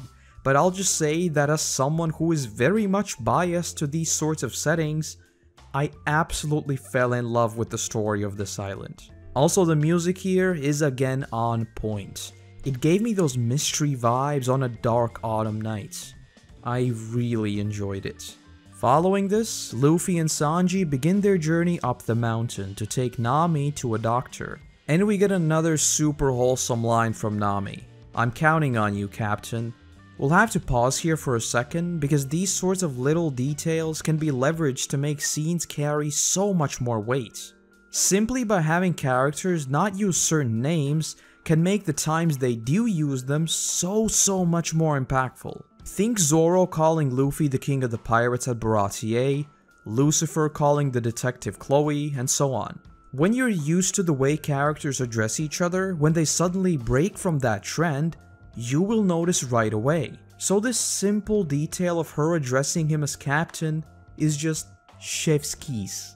And just before we move on, there is a piece of lore that I absolutely want to discuss. We learned that a few months ago, the entire country was destroyed by a mere 5 people, under the guide of Blackbeard. My notes sum this up very well. OMG, Blackbeard, are you for real? What? I think this is very much one of those names that when you drop, you better deliver on it. I'll say it right now, if we meet Blackbeard and he is underwhelming even by the tiniest amount, that arc is F tier. Seriously, you don't name someone Blackbeard and then show a character that isn't absolutely awesome. Cutting back to Luffy and Sanji, they have their first run-in with the massive bunnies and have to fight them off. Unlike in Little Garden, I feel like the characters having to split up here actually made the story much more interesting in this case. We are cutting between groups of different characters, each of whom give us a piece of vital information. We see the struggle of Sanji and Luffy, we then cut to Vivi and get some more lore about the island from Dalton, we see Wapol returning to the island, and so on. It was just a nice way of structuring the story and constantly building layers. We then meet another very interesting personality, Dr. Kureha, the only doctor on the island. And like, you can't tell me she doesn't look like the smiling guy from Courage. We'll get to know her a lot more later in the arc, but she was definitely a very different character to what we're used to right off the bat. A little while later, Dalton finds out that Wapol has returned, and we get a bit of a twist as he transforms into a beast. We would later find out that he has a devil fruit power which allows him to shapeshift between a human and a bison. Though just as quickly as he began the attack, he is sadly stopped by Wapol's men. And I feel like this is a very interesting concept to introduce in a series. Moving forward, we now have to keep in mind that any character we meet may potentially be a shapeshifter. I mean, maybe Dragon is a legit dragon, who knows? But jokes aside, we'll see how much this sort of power is used later, but I'd love to see more of this sort of thing. Cutting back to Luffy, we get this absolutely brilliant scene of the snowboarding massive bunnies. Not much else to say here, it just gave me a very solid laugh. And following this, we get an equally great scene, where the beautiful landscape is being juxtaposed by the terrifying avalanche and the power of nature. It was just a great little pause that makes you think about how powerful these sorts of natural occurrences are and how insignificant we really are compared to them. And speaking of the avalanche, we get another tearjerker. My notes will sum this up very well. No, the bunny is trying to save his parents. What the f is this show's problem? But at least Luffy is passing by and immediately saves them, so that was super wholesome. This, of course, wouldn't be the last time this arc plays with my feels, but more on that later. Wapol catches up to Luffy and thus their first battle begins. Or I guess technically second, but who cares.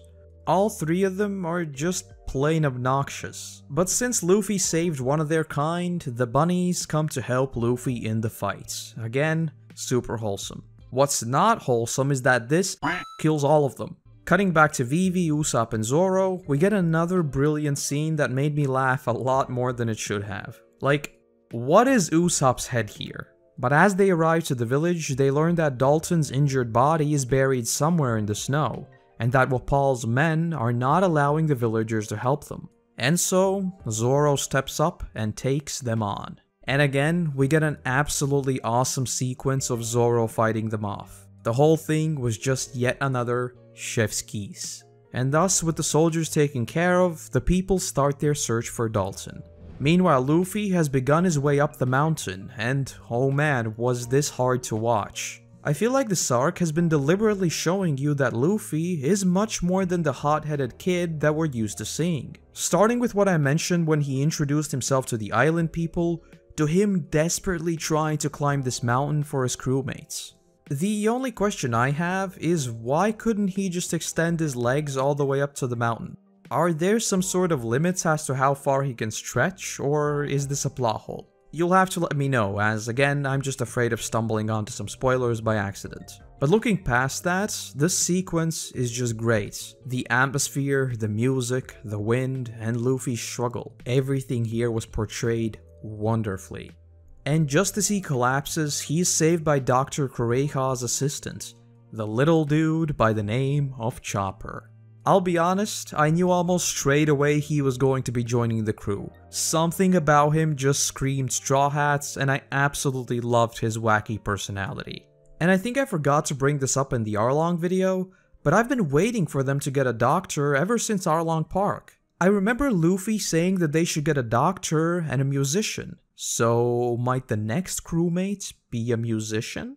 Only time will tell, I suppose. As for Nami, we find out that Vivi's initial theory of her illness was actually incorrect, and that she had been bitten by a poisonous bug on Little Garden. We also find out that Luffy has climbed 5 kilometers. Again, metric is superior.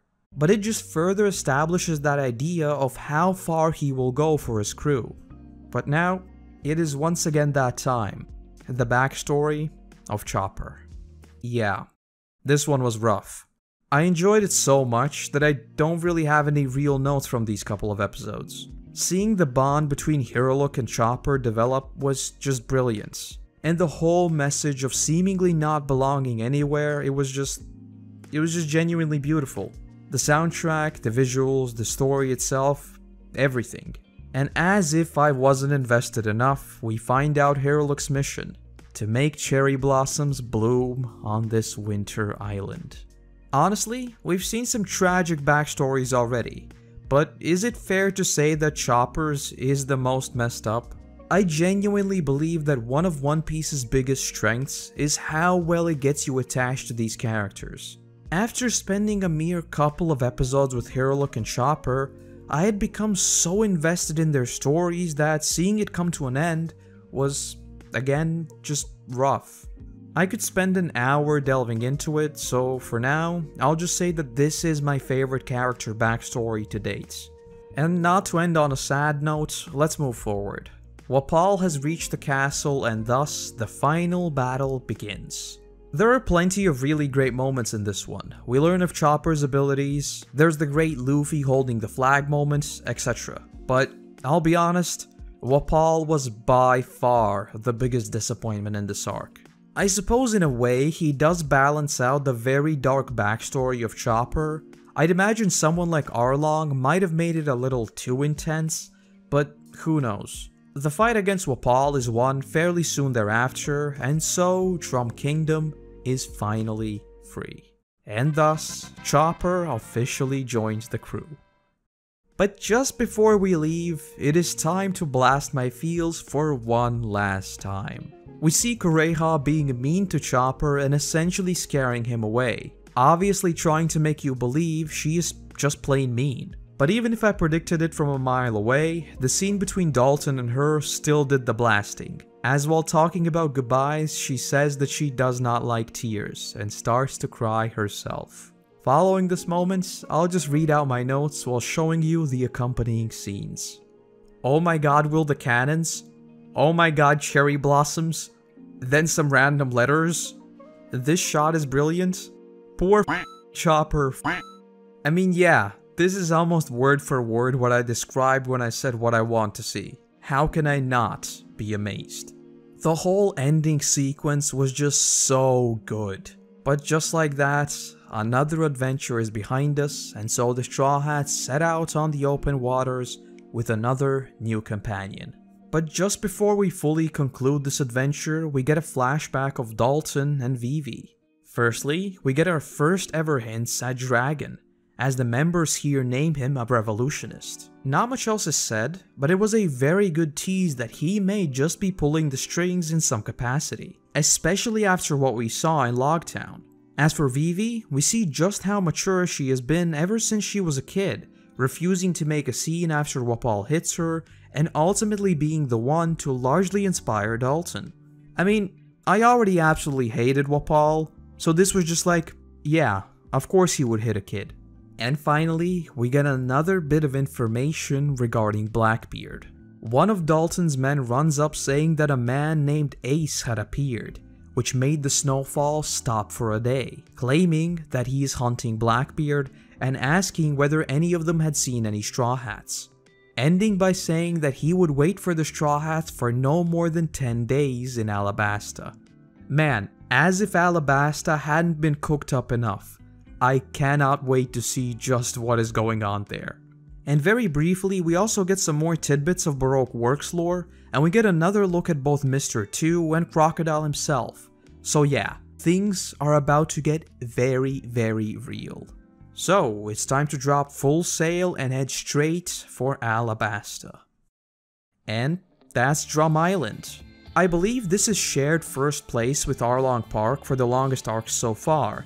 So believe me in saying that trying to fit this along with the first 2 arcs in a single video was a battle and a half. There was so much that happened this arc that I simply could not go into everything here. Maybe we will revisit the Chopper storyline at some point in the future, and perhaps in time I'll revisit some of my favorite arcs if they become more relevant in the future. I won't drag this out any longer because yes, this is an S tier arc.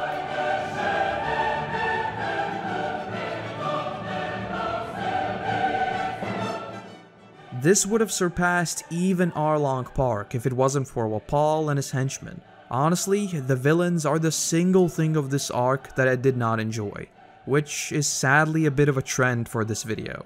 But yes, it has surpassed Baratie for me. Perhaps on rewatching them I'd have a hard time picking my favorites, but as of this moment, it is the second best arc so far. And obviously don't take this as me ranking it as S tier just because I said the line about snow and cherry blossoms. While they certainly contributed to my enjoyment of it, it is by no means the largest factor here. It was just a really good arc with plenty of character development. I mean, we didn't even bring up the MVP Karoo, who jumped after Zoro and got frozen in the water. Again, there's just too much to this arc. In retrospect, it probably deserved a video on its own. But let's not dwell on this for too long as we've got the climax of this saga up next. Well, let's not waste any more time and jump straight into the absolute behemoth that is Alabasta. I'll be honest, this is one I've been dreading due to the sheer length of this single arc. I mean, it's almost 3 times the length of Arlong Park or Drum Island, so believe me when I say that in order to write this, I had to go back to the beginning of the arc just to get a grip of how it even began. But enough dilly-dallying, we open the arc with the first proper reveal of Crocodile, where we find out that he is actually praised as the savior here, immediately setting up the idea that despite having the princess of the kingdom by their side, they are very much sailing into enemy territory. I really enjoyed this sort of establishing sequence that gave us a solid insight into the local happenings. With how much Alabasta was cooked up already, I was very glad that they jumped straight into it. Even before seeing the Straw Hats, we get to see what they're already getting themselves into. Not much else to say here, just a nice swift introduction to the arc. Jumping over to the Straw Hats, there's the usual shenanigans on the ship, but unexpectedly, Mr. 2 appears in the water next to the Going Merry. And the whole shtick of them not knowing who the either of them are talking to worked brilliantly here. Obviously, we as the viewers know that Mr. 2 is part of Baroque Works, but the Straw Hats don't know who this guy is, and Mr. 2 doesn't know that these are the Straw Hats he should technically be hunting, so their interactions were a ton of fun to see. Also, if you recall, I haven't really liked any of the Baroque Work agents at all, but Mr. 2 seems to have broken that trend. The comedy here was on point, from the whole dancing scene to their highly emotional parting, it was all just great. But this would of course also set up a major plotline for later on. He acquires some of the Straw Hats' faces, which is very OP when you're trying to sow chaos, as we would see later on. Though thinking one step ahead, or I guess technically 2 with the reveal we'd get later, the Straw Hats all tie a bandage on their left arms to identify each other. And later in the arc, we would of course also find out that there was a marking underneath the bandage. That was a nice little twist that I really enjoyed seeing. A short while later, they arrive at Alabasta and we get lots and lots of lore, which for the sake of time we won't delve into too much, but the important part is the reveal of dance powder, a substance that when burned summons rain. And oh, did my theory making cogs start to spin. I immediately began to think about whether my initial theory about Dragon's abilities might have been wrong then, as I thought it was his devil fruit power that allowed him to manipulate weather, Though with the introduction of this dance powder, I think it is much more likely that he could have used something like that instead. For now, that's just a quick thought. Moving on, we see the squad get new outfits, which in my opinion is one of the coolest things to see in a series like this. We see the characters grow in many ways. They get more powerful, they become more mature, etc. But it's always just sort of a background thing. But when they suddenly look different, or even as I mentioned in the previous video, change the way they call each other, that's when you get this immediate feedback of visual progression. Think of video games, for example. If you have the chance between being marginally stronger or getting a cool new outfit, which would you pick? I think as long as it's not some sort of super competitive thing, you'd rather just look cool, right? And so, I think them getting a new look once we get into these grander stories is a very nice change. Speaking of grander stories, this is also the first ever arc where we've had these proper before-on segments. Usually it's just the most important moments of the past episode being cut together, but with Alabasta being as huge as it is, we get a short recap as well as a visual representation of where the important characters are, which I thought was a very nice little touch. Obviously in my case, I was binging it, so it didn't really add anything for me, but watching it weekly, I can definitely see how for this large of a story, it is a good idea to have this sort of segment.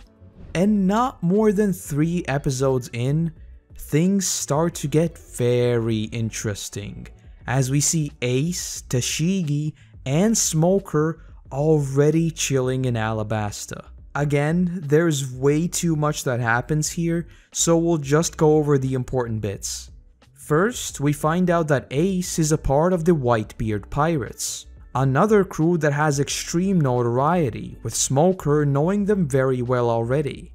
And we then just get the absolute bombshell that this guy is Luffy's brother. I'll be honest, I've never even thought about Luffy's family at all for some reason. What, are we going to find out the dragon is his father now? And Gold Roger is his long-lost uncle who gave him cool presents on Christmas?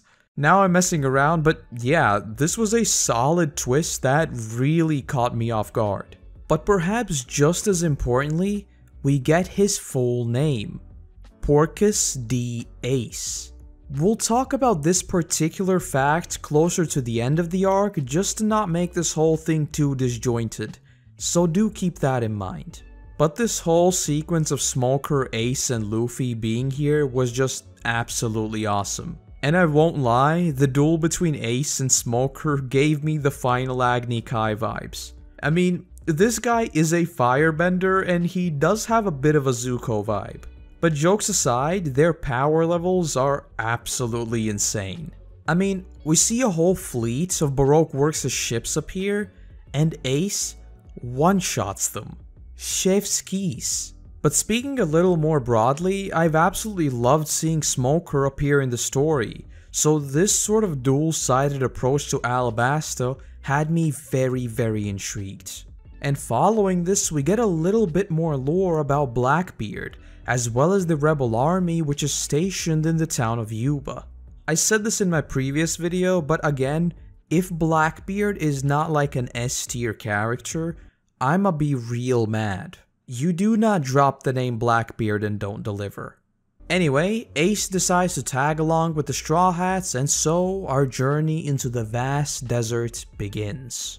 We get a bunch of super comedic scenes here. First, we see the lizard runners, which for some reason almost made me die of laughter. Something about them just hit a funny bone for me. But then we also get the Kung Fu seals, which were just on point. As I often say, they're nothing super major or important, but they would still play a minor role in future events, and they were just a ton of fun to see.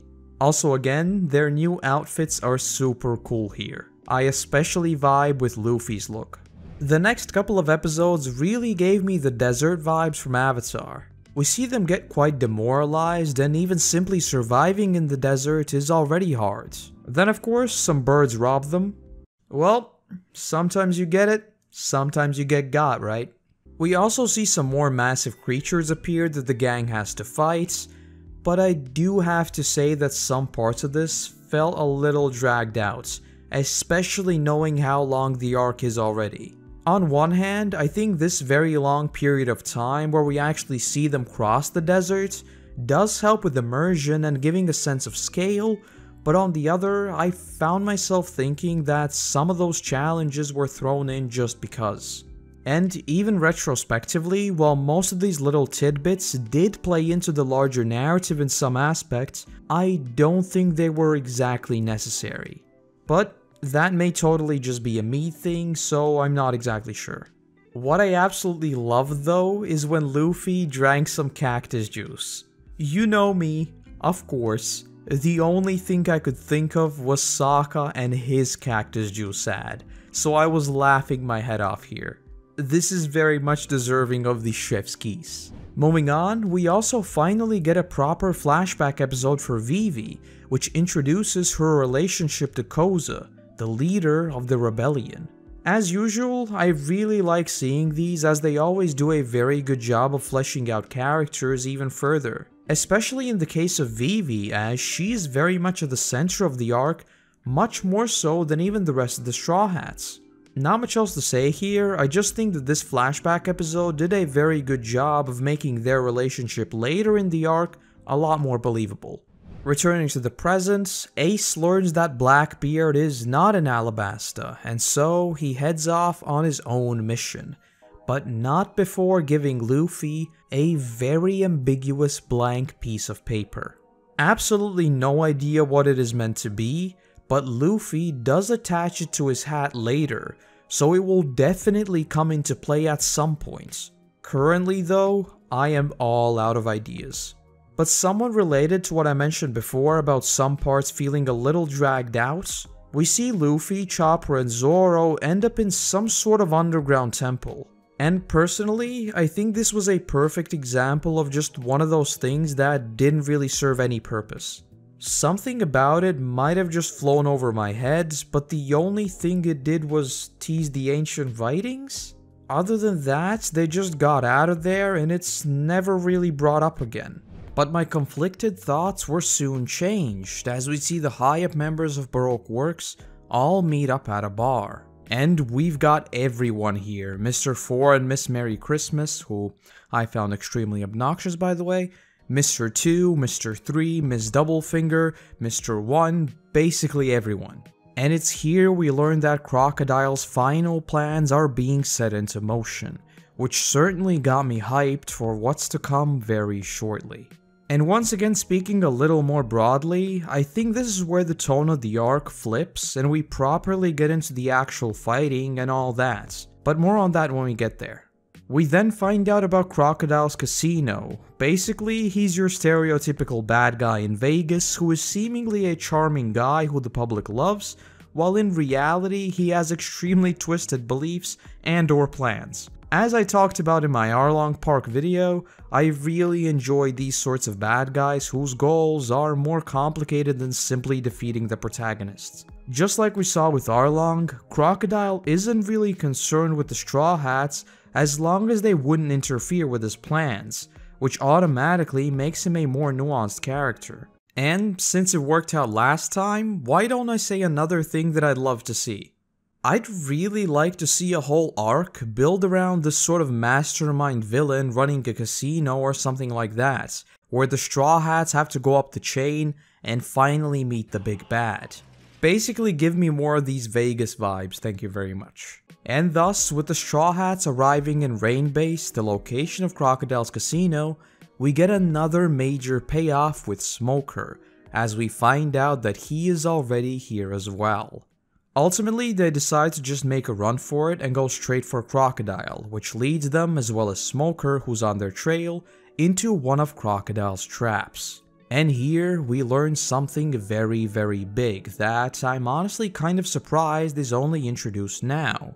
The material that cancels out devil fruit powers. Both Smoker's sword, as well as the cage they are trapped in, is made out of this material. So there is seemingly really no way out of this. I feel like this sort of thing is pretty much a given in stories like these.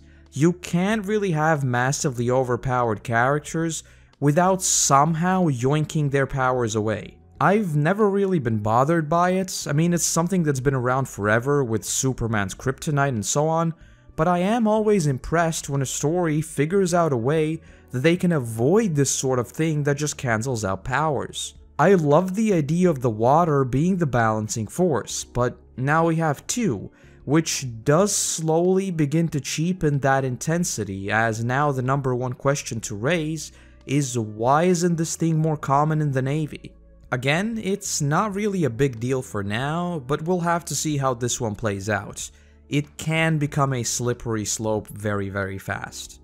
Jumping over to Vivi, we see Pell swoop in on his falcon form, which, I'll be honest, had me super impressed. My notes on this one simply say, now that's a devil fruit power. But on the note of this, we hear that apparently there are only 5 who possess the power of flight. Yeah, we'll see about that. Something tells me that this little detail won't hold water in around 1,000 episodes or so. But who knows, it's entirely possible that I'll be proven wrong. But despite his powers seemingly being extremely strong, we see that Miss All Sunday wipes him out without even breaking a sweat. Keep this in mind for later. We also find out Crocodile's true ability. Basically it's the same as Smoker's, just with sand, which is pretty OP considering they're in the desert.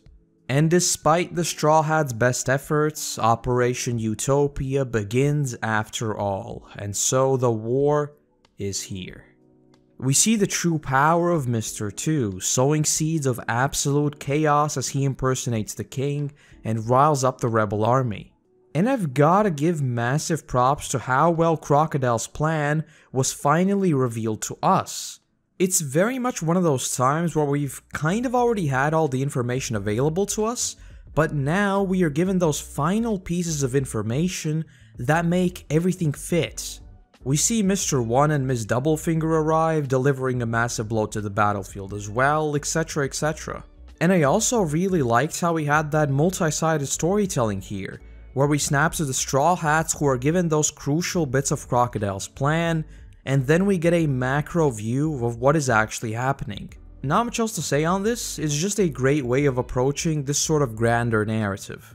But just as we begin to think that it all may be over, Sanji buzzes in, tricking Crocodile and letting the Straw Hats know that he is on his way. He defeats the crocodiles, which are some sort of weird banana gators or whatever, and gets the Straw Hats out, and here, I've gotta bring up them saving Smoker. I'm an absolute sucker for these sorts of character dynamics where Smoker obviously means to catch the Straw Hats, but they have respect for each other. So Luffy tells Zoro to save Smoker, and Smoker then lets them go away. And by the way, the animation here is on point. The sunset looks brilliant. But yeah, I really want to see the dynamics between Smoker and Luffy again. Perhaps at some point, we may see them completely unite in defeating a foe, only to turn on each other again at the very end, or something like that. Either way, he is probably my second favorite character at this point. And I'll have to butt in here with a bit of a meta comment, but like, we've already had a direct confrontation with Crocodile, and we're not even halfway through the arc yet. This is nuts. Anyway, we see Vivi being yoinked away by Crocodile, but Luffy jumps in and switches out. And thus, we get our first proper duel between Luffy and the old Croc. This one was awesome, though I'd already figured out that Luffy carrying around the small barrel of water would play into this duel. It was still really cool to see. The best part obviously has to be the complete silence as Luffy was being stabbed. The cinematography was really on point for this one. And despite obviously knowing that Luffy has plot armor strong enough to survive a 7-page Muda, it was still a great scene. Following this, we cut back to my main man Smoker, who gives Tashigi a choice, either to go after the Straw Hats or help the army, while he himself goes off on his own. Tashigi's development in this arc was honestly super surprising, and I was very happy to see her work through this decision on her own. I may have thrown shade at her in Loguetown, but honestly, she's really becoming a solid character. And quick note, Karoo bringing the supersonic duck squadron almost killed me. But oh boy, cutting back to Luffy, who has just been saved by Miss All Sunday, who I'll keep calling Robin from now on for the sake of simplicity. But she asks him, "Why do you fight? You who have the name of D." Wait a second. It's time for theories. I really should have brought this up in the previous episode, but I chose to address it in this one since I was already a little bit ahead at the time. Kureha casually dropped an absolute bombshell.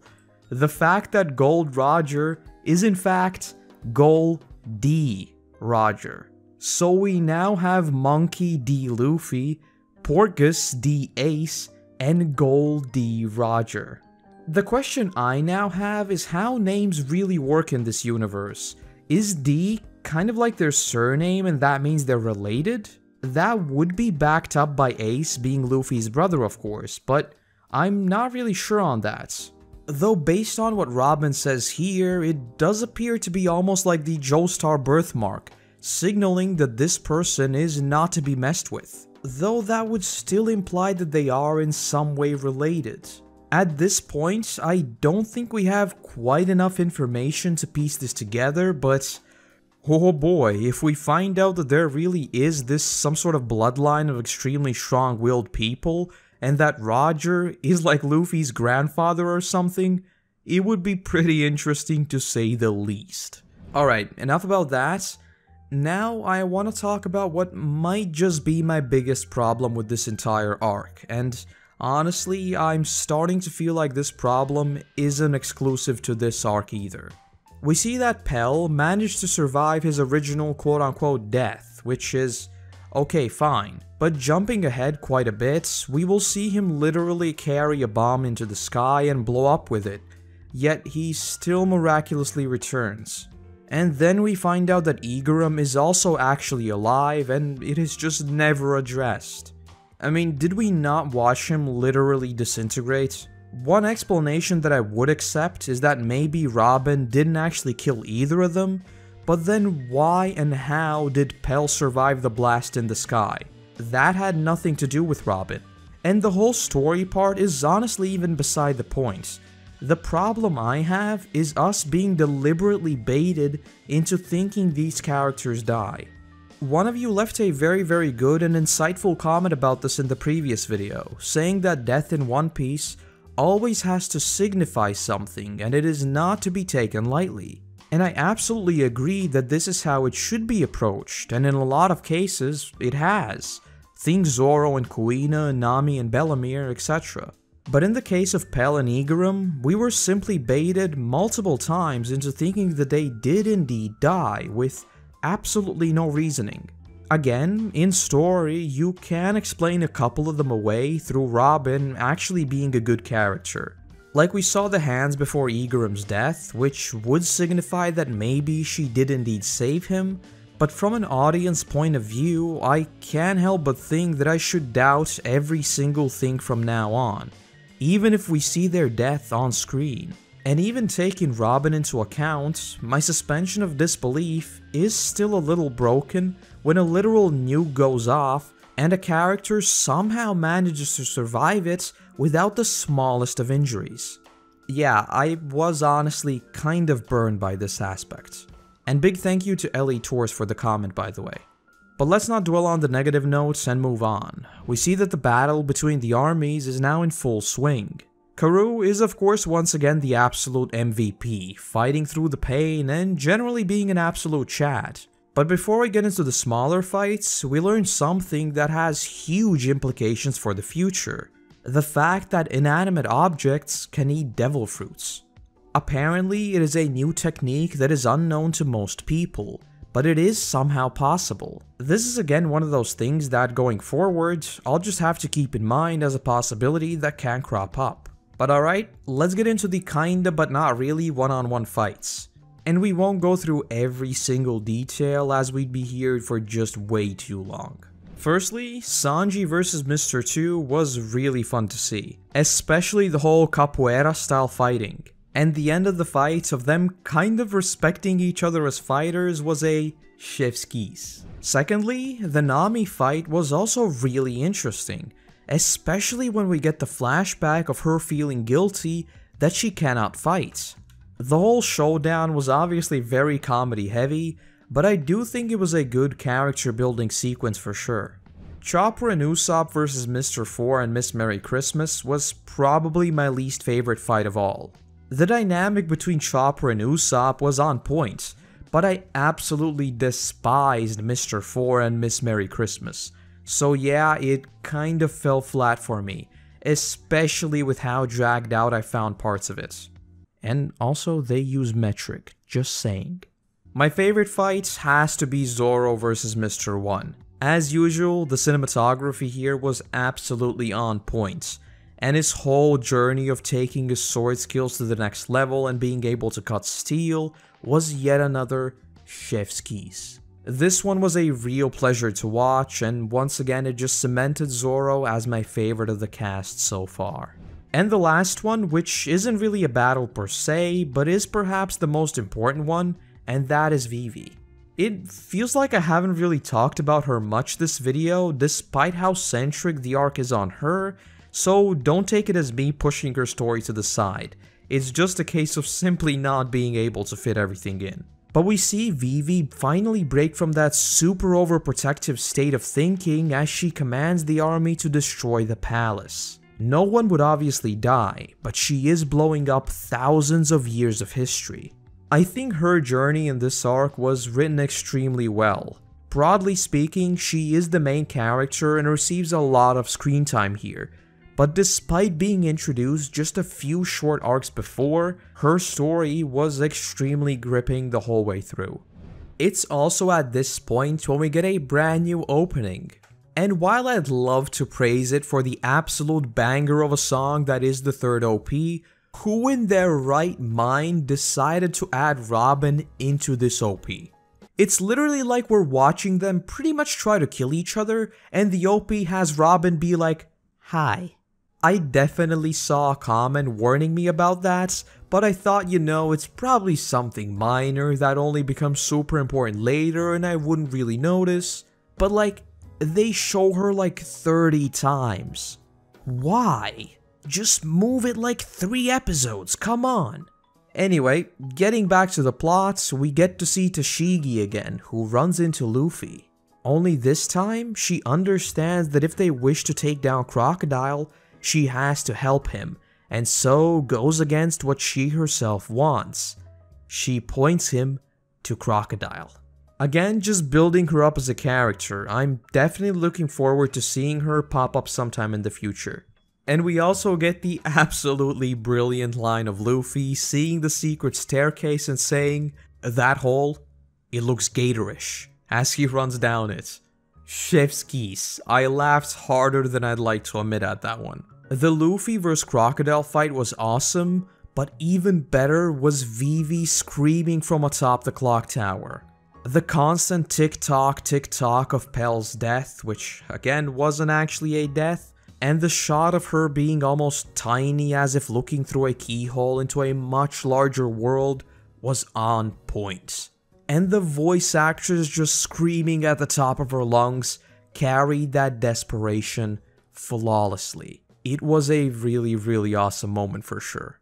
But then, rain suddenly begins as they realize there is nothing left to fight for, as Crocodile's body lands in the middle of the square. And thus, a triumphant theme plays as we see the defeated Crocky. Alabasta is saved. Except it isn't, because we take a more realistic approach to this sort of conflict. A leader falling, or even the problem being solved, does not end the fighting. The people are still riled up.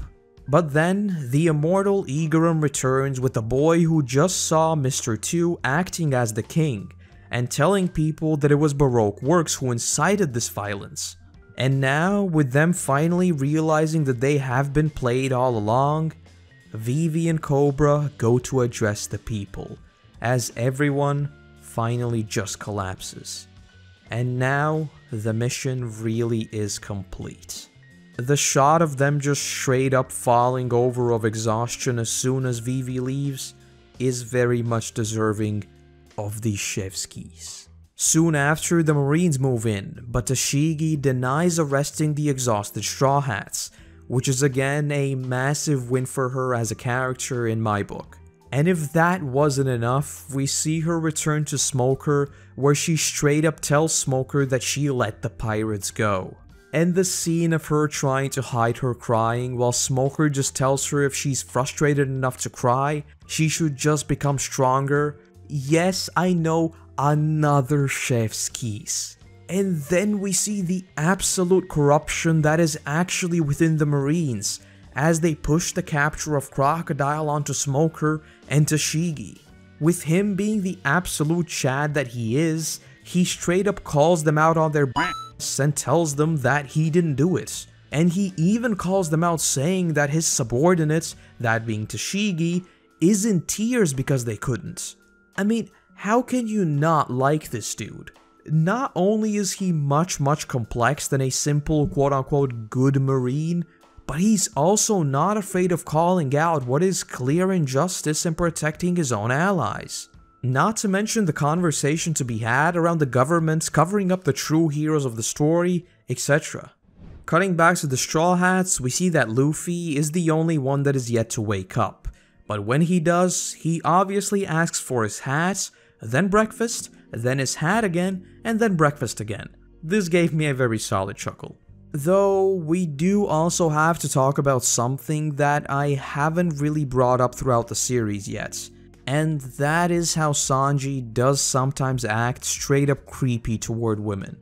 And I think this instance of them all going to see them bathe was definitely not cool to see at all. And I get that it's supposed to be a joke, but the way I see it, that doesn't make it any better. If anything, it only makes it worse.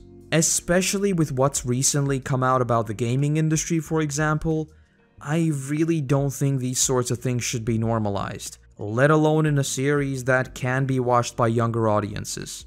Furthermore, the scene served absolutely no purpose, so I genuinely do not understand why it had to be there at all. This one has really aged like milk. I don't know, it was just not cool at all.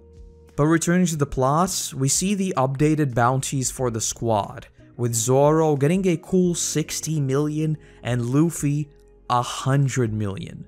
So yeah, that's a yikes. But with the Straw Hats now wanting to leave ASAP, Vivi has a decision to make of whether or not she would stay behind. And we also see that Bon Clay actually saved the Going Merry. I'm pretty sure at this point, Mr. 2 has to be my favorite character from Baroque works, aside from Robin and old Crocky himself. And honestly, him falling to the legendary Hina who we had just met, as the iconic One Piece triumphant music plays, did hit me in the feels for some reason. Like, this was a cool dude. I really want to see him again sometime in the future, especially with how little he actually appeared in the Baroque Works arcs. Also, seeing the Full Metal Guy and Hypnotist Django pop up again under this new leader was pretty interesting, so I'd expect them to reappear again sometime in the near future. But, as I think every one of us expected, Vivi just has to stay behind, but not before coming to say goodbye. And the scene of them realizing that they cannot answer back, as the Marines would realize that Vivi has been in contact with the Straw Hats, and then holding up the mark. My notes sum this up very well. They can't answer, so they held up the mark. Sad boy hours for real. But despite her staying behind, she will always be a member of the Straw Hats in my book. Perhaps once Alabasta has gotten back on its feet, she will rejoin the squad on the Going Merry. Who knows? And the very final episode of the Alabasta arc is very much a wrap-up. We see the king delivering a speech to the people of Alabasta. We see all the graves where, by the way, this would have been a super bittersweet scene of him standing over the grave of his closest friend, only for us to find out that Pell was bandaged up by the guy who we saw at the very start of the arc. Again, I think it just cheapened the whole thing. Another character that I don't think I've actually brought up at all yet, which I definitely should have, we see that Lashes joins up with the Supersonic Duck Squadron, which, you know, okay, But then we see our newest member, which definitely was not spoiled by the opening, as Nico Robin is already chilling on the ship. But we also find out that it was her who saved Luffy from the poison, and that the poneglyph actually said everything about the weapon Crocodile was looking for. There wasn't a word of history on it. She never intended to help Crocky anyway. And finally, she tells the Straw Hats that she is in search of the poneglyphs that carry the real history. It's not really elaborated on, but I'd wager something about the devil fruits or the tales of the Pirate King or something like that. Characters who are simply pursuing information with little to no affiliations are always a ton of fun to see, so we'll see where her adventures take us. And thus, Nico Robin joins the crew. And that's Alabasta. You have no clue how hard it was trying to put the script together for this arc. I still feel like I jumped over so many larger events, though I guess cutting down to just the parts I think were the best or the most important will have to be the way for these sorts of grander narratives. But enough about that. I think this one was a good first shot at a much larger story, and as such, while it had many things I'd consider great, for example allowing every single character to shine, I do still think it had some issues, notably the coming back to life debacle, some of the first half of the arc feeling a little dragged out, as well as some of the final standoffs being a bit hit and miss in terms of length. Though even with all that being said, I think I need to restate the amount of ground we cover in this one.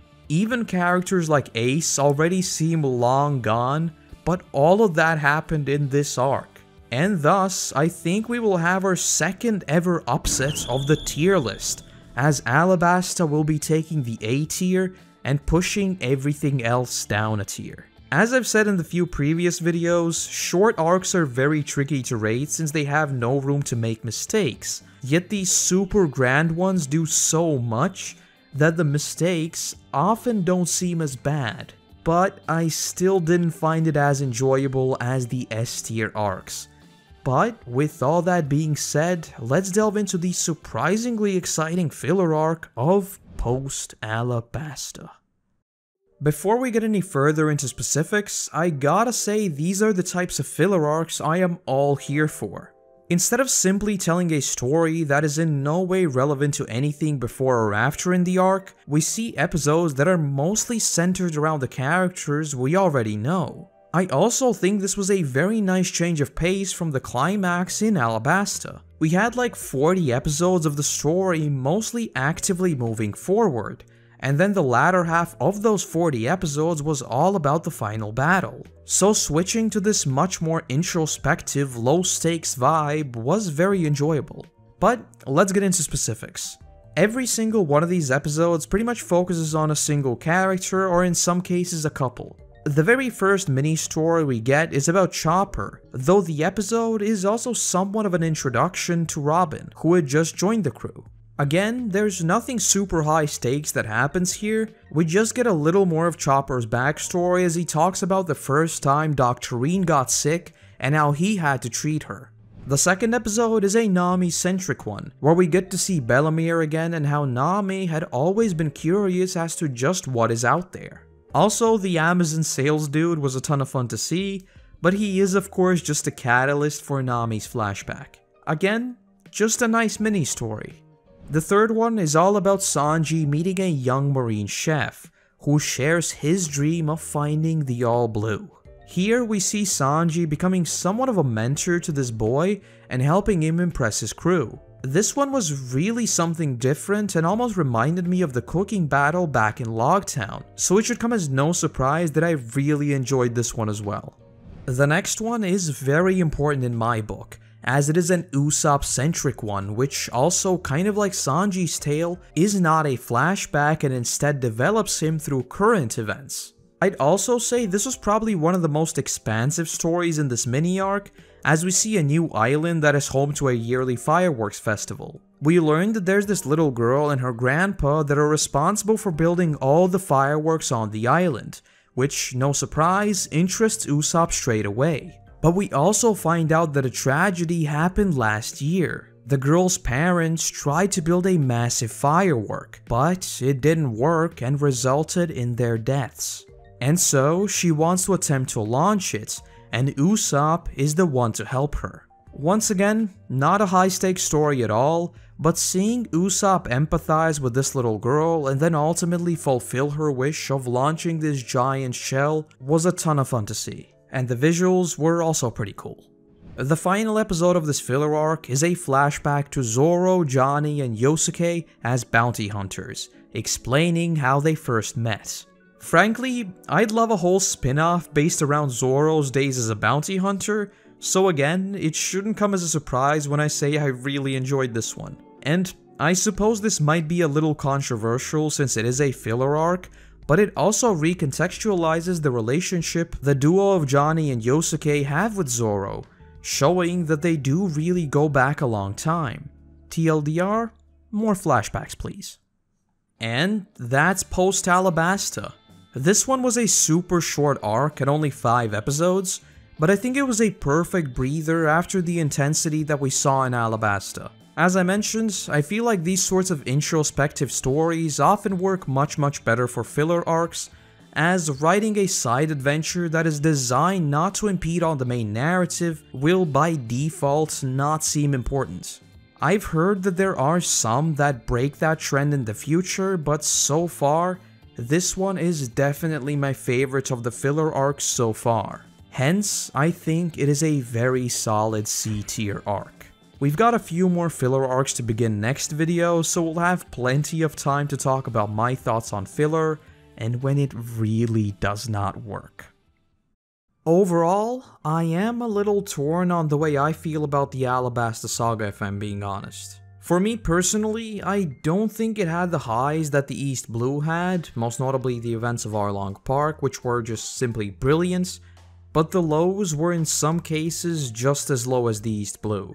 For some reason, I disliked most of the villains in this saga, which is obviously a pretty major part of the overall story. Also, and this is something that I don't really know how to put into words well, I feel like knowing the end goal for this saga, that of course being the battle for Alabasta, in some ways cheapened everything that came before, as we tried to get through everything as fast as possible. Obviously, this sort of storytelling is extremely common and is the backbone of many of my favorite series of all time, which is why I did say that I am a little torn about it here. Something about Alabasta just didn't entirely click for me. But not to leave on a negative note, I thoroughly enjoyed the now much grander narrative that is being established, with creative new plot devices, hints at legendary individuals and locations, etc, etc. But on that note, it is time to close the book on the Alabasta saga. And before we get going, as some of you pointed out in the last episode, some of what we covered in the Alabasta arc, which is of course canon, was actually filler, and even though that does not really change my overall thoughts on it too much, I think it is worth mentioning. And so, going forward, I will also be following a filler guide, just in case some of the canon stories are padded as well. As usual, I'll link the one I'm using down below. With that being said, there is another major thing that needs to be acknowledged, and that is that we are embarking on a brand new saga today, which I am most certainly extremely excited for. Though we should still take a quick look at how the tier list looks right now. Also, you'll notice that with us entering a new saga, it is time to once again change up the color of the arc names. So every arc from the Sky Island saga will feature this green color. But alright, this intro is already way too long as is, so let us jump into the very first arc of the day. Goat Island.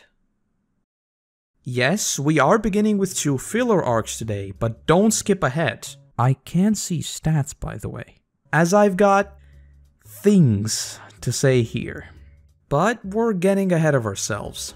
We opened the arc with the Straw Hats trying to outrun the Marines we saw at the end of Alabasta, successfully doing so through a thick fog and arriving at a seemingly deserted island.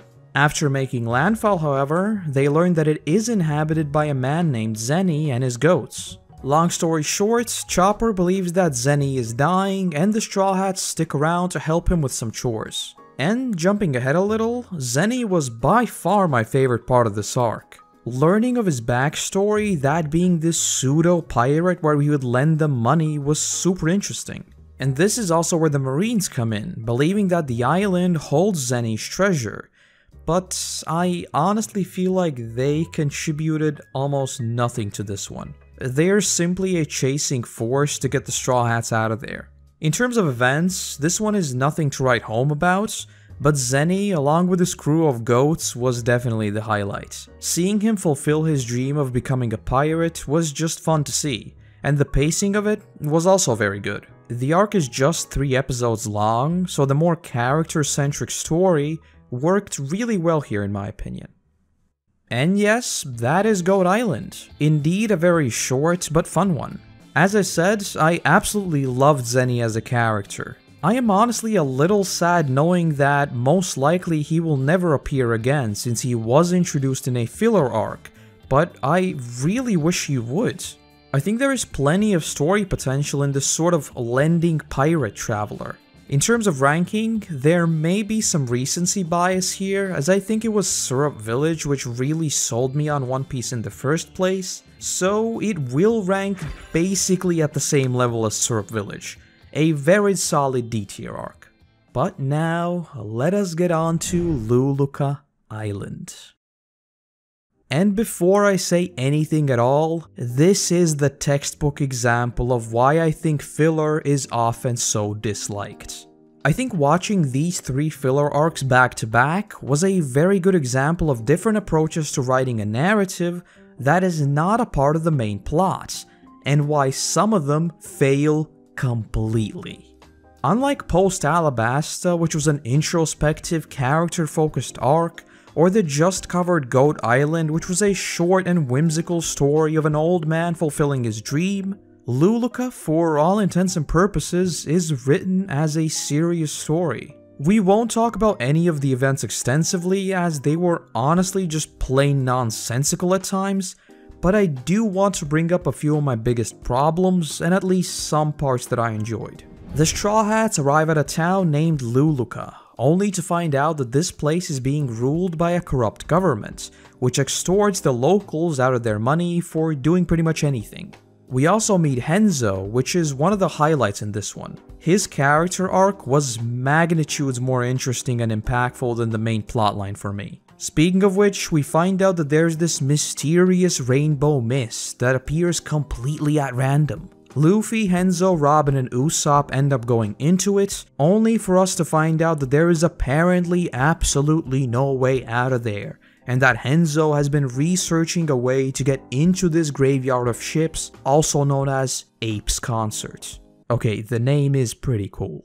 And this is where my main problem with this whole thing begins. This mist has trapped Henzo's old friends in a time bubble of sorts for over 50 years, and no one has entered here since. Yet here, we see it appear, then disappear, then reappear again, then we see some sort of extended part of this mist that you're trying to tell me hasn't been accessed during those 50 plus years, etc, etc. Frankly, the only things I enjoyed in this arc was Usopp taking charge for much of it, and the Henzo flashback of the Pumpkin Pirates. The rest of it, I honestly don't care at all about. The ending, I am a little mixed on, as we do see some timey-wimey business and that the Pumpkin Pirates have to go back to the future and are now arriving back at Luluka to meet Henzo. The whole going full circle thing gives this some points, as it was an interesting way to tackle it, but the rest, just meh. The whole mysterious mist being not at all mysterious and appearing and reappearing 50 million times, the extremely inconsistent rules about the flow of time within the rainbow mist, and so on. Yeah, that's Luluka Island. Overall, even though the arc was just 5 episodes, it was honestly very hard to get through. The stakes were absolutely non-existent for me, the villain was just a complete joke and it was just meh. You know, there are stories that are bad and there's a lot to critique, but in this case, it's so short that I just blazed through it and that's it. I just forgot about it. You know me, for the most part, I try to be positive about these things. I mean, it is entertainment after all, but this one was just not good. So yes, this will be the very first F-tier arc. But with the filler arcs out of the way, let us get into the main course of this video. Jaya. Sheesh, was I unprepared for this one? Maybe it's because I was so disappointed in the Luluka arc, or maybe this one is just that good. But alright, let's go through it as we usually do. We open the arc with the Straw Hats witnessing a series of truly bizarre events. Firstly, seeing ships fall from the sky, and then the log posts pointing directly up, leading them to believe that there is an island above the clouds. And here we get a line that I couldn't help but chuckle at. Nami says that the log post is an absolutely set in stone rule that is always working as intended. Just like with Pell and his flight form in Alabasta, something tells me this little fact won't hold 1,000 or so episodes from now. Luffy then gets his hands on a map of Skypiea, confirming that there is indeed an island somewhere in the sky, which now becomes our main quest. Now the Straw Hats want to descend down to the bottom of the sea and try to find some records of this island in one of the sunken ships, but they are interrupted by the appearance of the Mashira pirates. This was a super unique character that I didn't really know where to classify in terms of allegiances.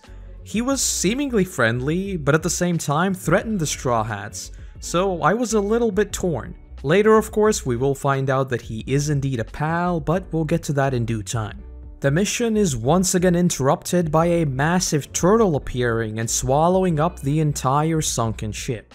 If I'm being honest, this was a bit of a weird sequence as the turtle part seemed sort of pointless and only led to the appearance of the very mysterious giants. It's not really a criticism as it was around for all of 2 minutes, but it just felt a little weird. But anyway, I have to talk about a specific scene from this moment, and that is the absolutely mind-blowing and stunning CG that we see here. I'm pretty sure this is the first time we've ever seen CG in One Piece, and this just broke me. I literally started laughing out loud at the PS1 cutouts that we had here. Though jokes aside, I think it is still fairly brave to incorporate this as far back as 2003. We've grown super used to it nowadays, with basically every single series incorporating it in some capacity, but up until a few years ago, CG was used very sparingly. So despite me almost dying while thinking of the PS1 Hagrid here, I was very surprised to see it used. And since it shows up for just a brief moment and we switch right back to the classic 2D animation, I doubt the 3D model was created just for that scene, leading me to believe that we'll see more CG in the future. This might be a hot take, but I am honestly interested in seeing it. Watching it develop and get better throughout the series could be a cool little side adventure for us. Editing Korotos here. Out of curiosity, I looked through some older episodes, and there are a few shots in the series that I suppose could have been done with CG, though it is quite hard to tell whether they've just layered animation or is it actually full 3D. So yeah, I do think this is still the first quote-unquote proper use of CG. Back to the video.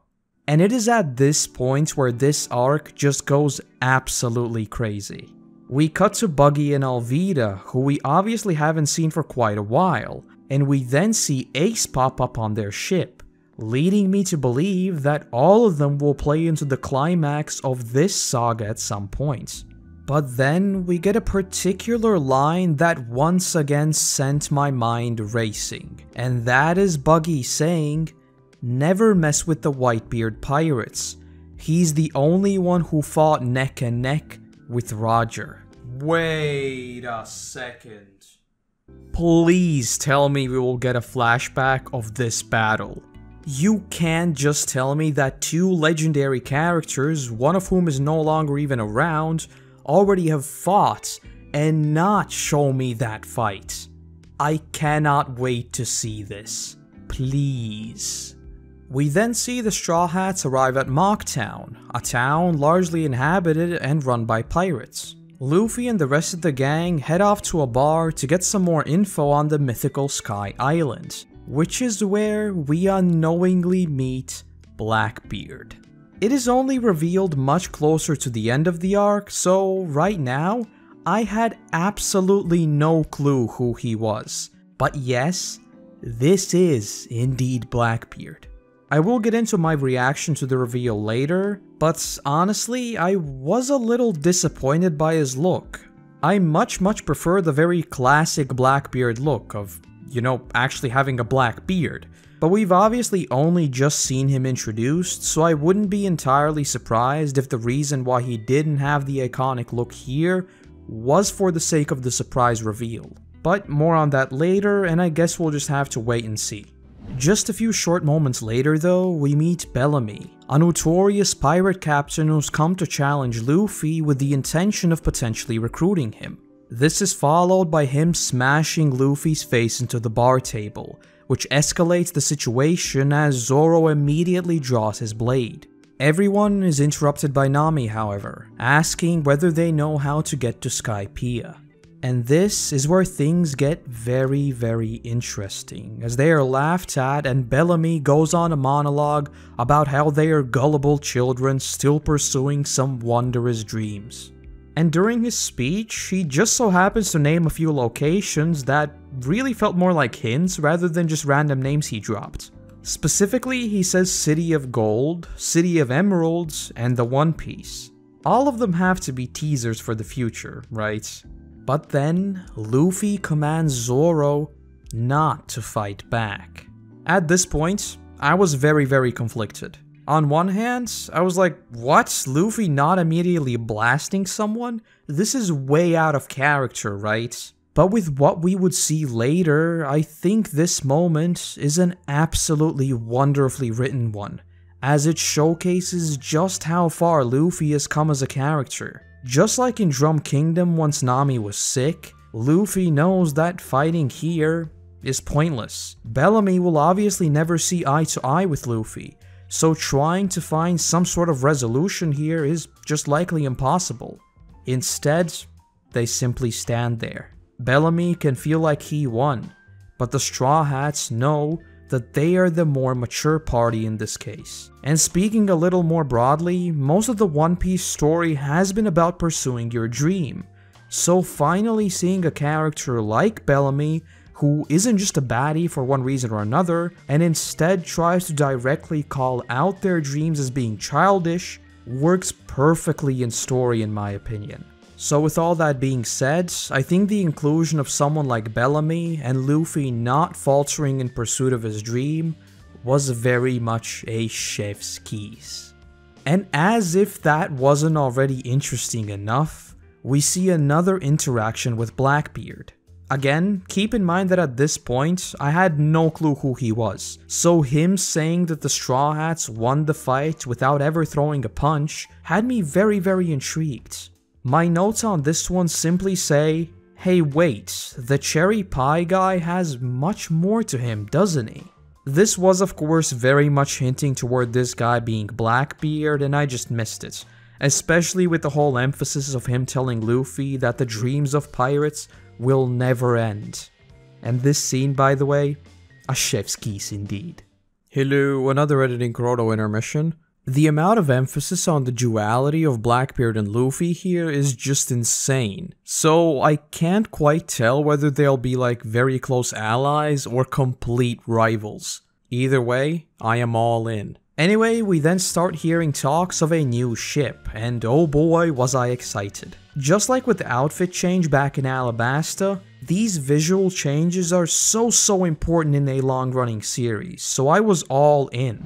Soon after, we meet Sojo, who similar to Mashira, is using sonar waves to find things below the water. Also like Mashira, he appears to be friendly, but then they get into a conflict, and he's not so friendly anymore. And then the Straw Hats are just sent running. Another one of those fun characters that I didn't really know where to put. But before we move on, we did hear that Shoujo is aiming to become the 7th Warlord of the Sea.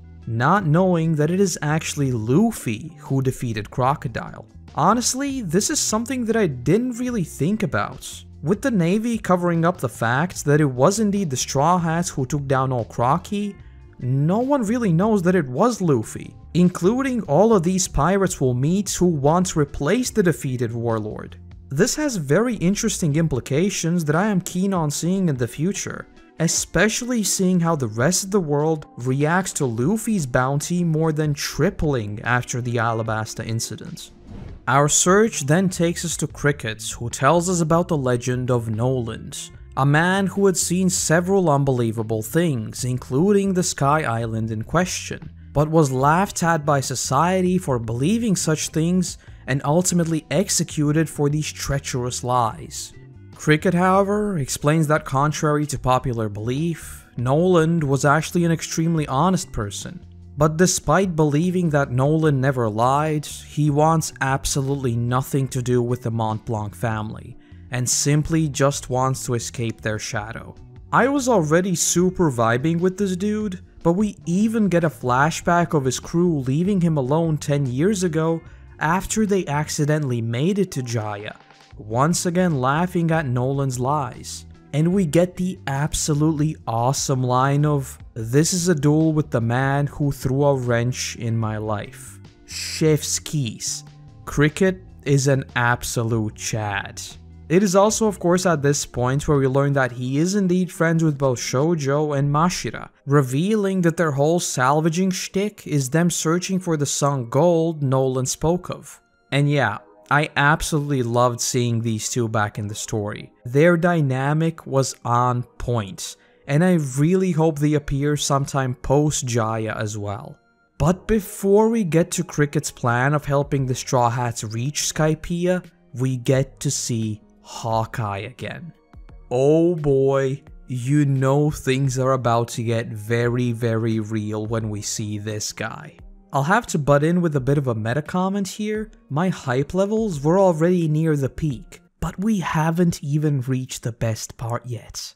With the ship now being reinforced and upgraded by Mashira and Shoujo, all the pieces of getting to Skypiea are falling into place. But they realize that they have no way of actually finding the knock-up stream. And so, a side quest of finding a certain bird that always faces the same direction and effectively functions as a consistent compass begins. The antics they get into while searching for it were absolutely brilliant. There's the complete role reversal of Sanji, Nami, and Usopp, as unlike in most cases where it is Usopp who's crying for his life, it's actually Sanji and Nami who are deathly afraid of all the bugs, while Usopp nonchalantly talks about how they're totally harmless. This was a great comedic scene for sure. Luffy, on the other hand, is looking for rare bugs and completely misses the bird that they actually need. And this gag would of course repeat later, which certainly made it worthy of the chef's keys. While the Straw Hats are out searching, Bellamy and his crew appears, and so we have the standoff between the Sarayama Alliance and Bellamy himself. Even the whole alliance is no match for Bellamy's Spring Devil Fruit, however, and so the Going Merry is destroyed, and Cricket is both barely alive and is robbed of all of his gold.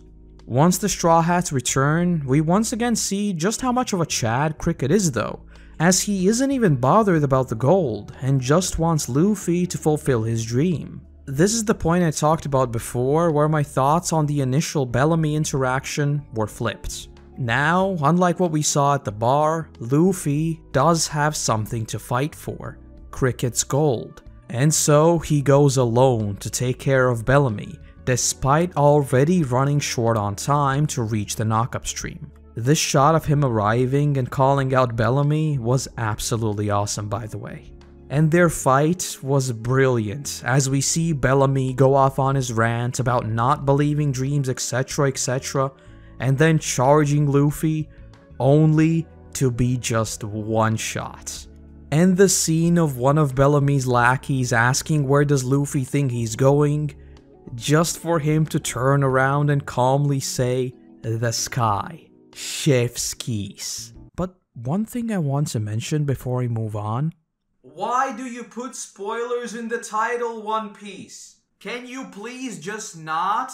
You revealed that Blackbeard will be in the episode. Can you not do that? I was a little salty, okay? Anyway, now things get very, very real as we leave the Straw Hats and Luffy for a bit and travel over to the world government.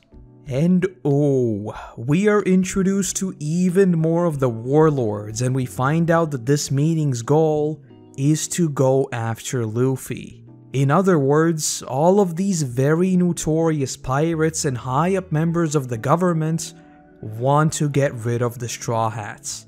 Now that's a yikes.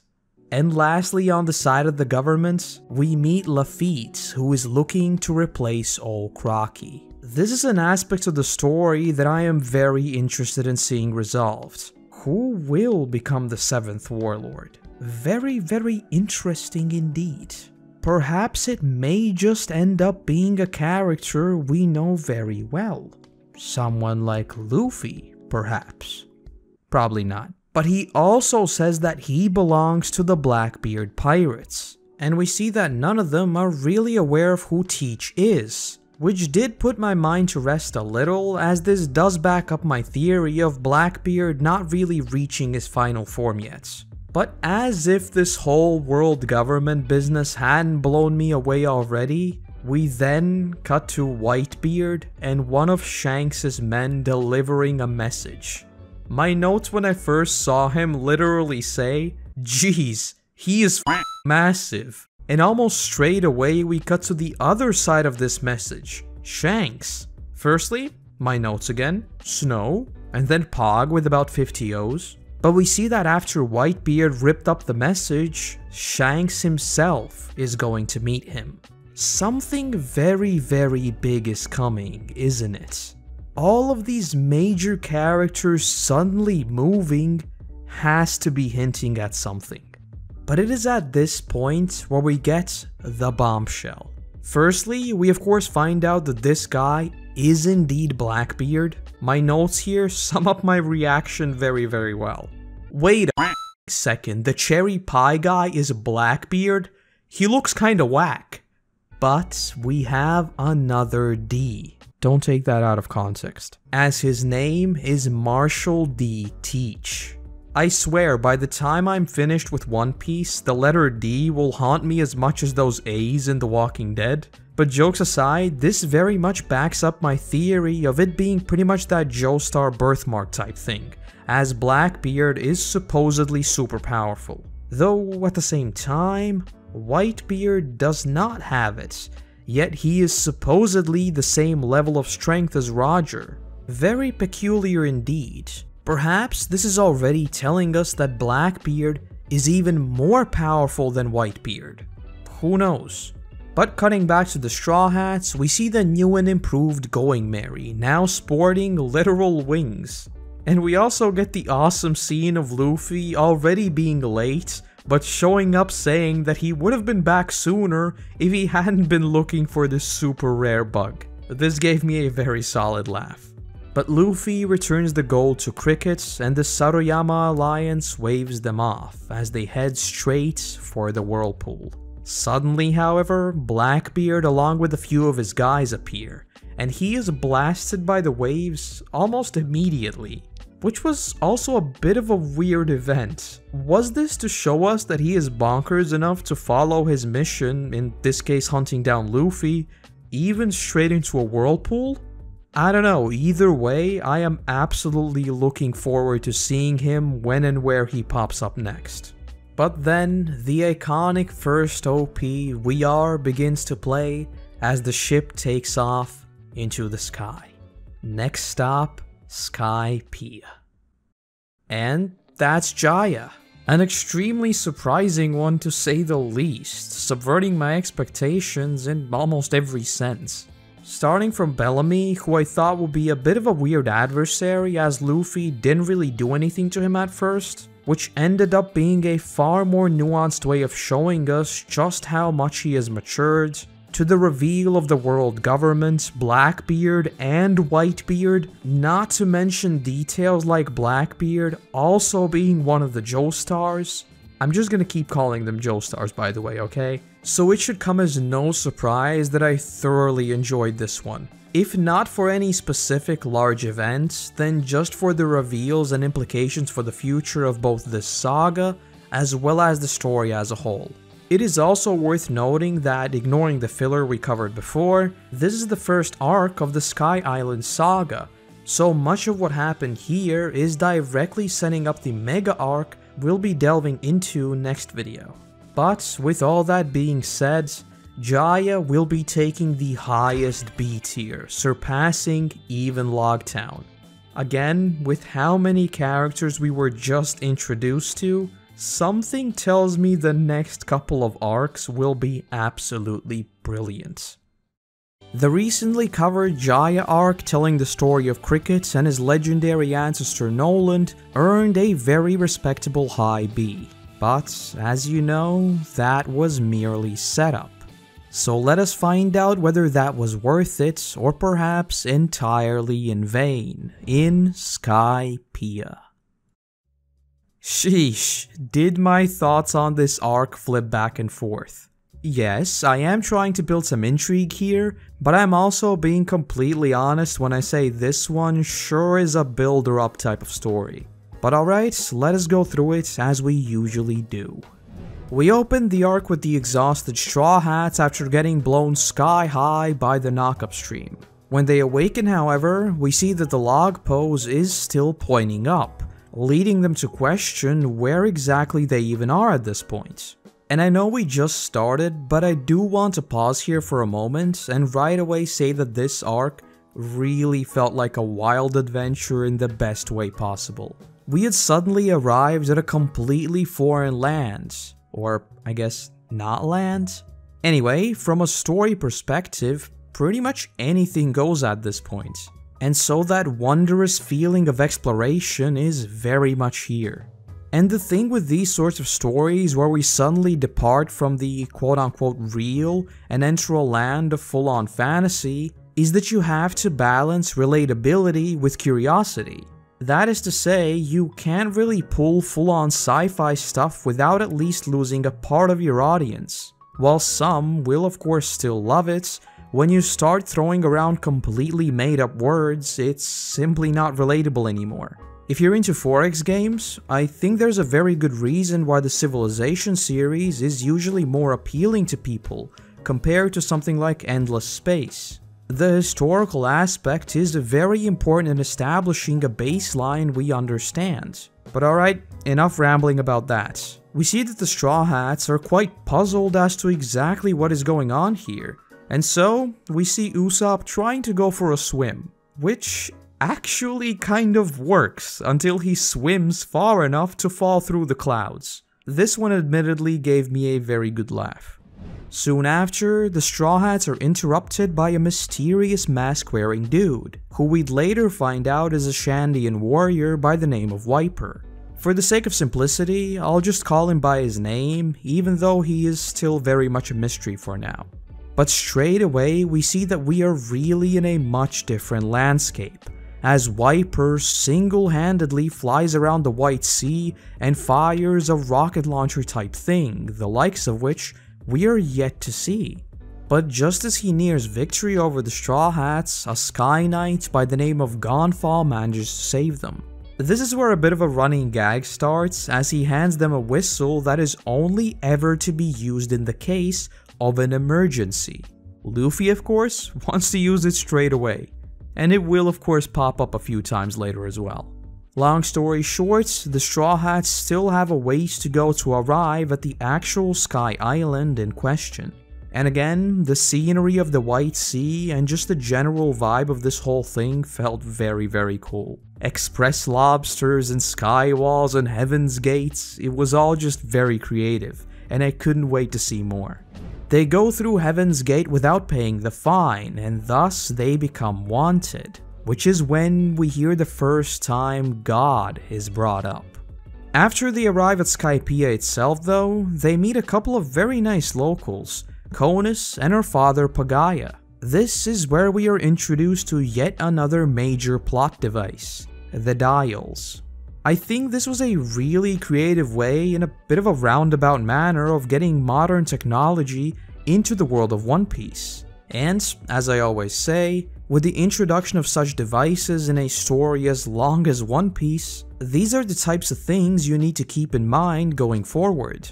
The more stuff you introduce, the potentially more plot holes and problems you can create. So I'm keen on seeing whether these become a regular thing in the show or not. They were partly explained away that they are sky tech, meaning that technically they shouldn't really exist anywhere else, but we did see Usopp stock up on them at the end of the arc, so perhaps he can reverse engineer them. Who knows? Either way, very cool addition for sure. Oh, and we also get the scene that really hit a funny bone for me, as Chopper is just straight up chillin'. Anyway, we then expand on the god thread that had been raised before, as we learn about the mysterious upper yard, that is an island that no one ever returns from. And speaking a little more broadly for a second, I really enjoyed this way of building up the big bad. We don't really see what we'd find out to be Eneru for quite some time. He is kept very ambiguous, and we only get hints at what his power may be. On the note of which, we see Zoro once again being the absolute best character in the show, saying that it doesn't matter to him whether this god exists or not, and frankly he couldn't care less about it, but saying that he does not intend to deny anyone else's beliefs either. We'll talk about the whole religion commentary a little later in the arc, which is always a little bit dicey on the internet, but I think Zoro's take here was a very good way of looking at it. Cutting to Nami, who's somehow mastered the Sky Waivers in just a few minutes, she has accidentally ended up near the upper yard, where she witnesses a seemingly random explorer being chased down by a group of angel-looking characters, who we'd later find out to be Eneru's priests. But just as things get dire, the yet unnamed Wiper shows up, which is when we see something absolutely terrifying, as a giant death laser appears from the sky and just disintegrates the dude we saw. And after Wiper sees this, we get the first ever mention of Eneru. It is of course still kept very ambiguous, and I was very confused as to what exactly is going on here. More on this in a moment. We cut back to the Straw Hats, which are now being pursued by the White Berets, basically the local law enforcement, since they technically entered Skypiea illegally. And this is where I started to piece together what's going on here, as we see them talk about extremely strict laws that cannot be broken without upsetting this god figure. My running theory at this point was a little more complex than what we'd find out is actually happening, but I'll share it just because I thought it was pretty cool. I thought that this god character really is someone that no one had ever seen or heard anything about. Basically, he didn't really exist on this plane of existence. So my theory was that some other force managed to defeat the existing god and take over the throne without anyone ever knowing. But suddenly the rules got a lot more strict, so people still had immense respect and trust for him, since to them it's still in their eyes the same power, but they were also now quite frightened. It is pretty similar to what it turned out to be, but not quite. Anyway, things get even more intense once Zoro attacks one of the wild creatures to save Konus. And now we get a proper confrontation between the Berets and the Straw Hats. And again, a bit of a meta thing, Luffy does a massive spinny ball move here that I don't think we've ever seen in the series before. So this question is not actually a rhetorical one, and I genuinely want to know the answer, as I think I may have missed something.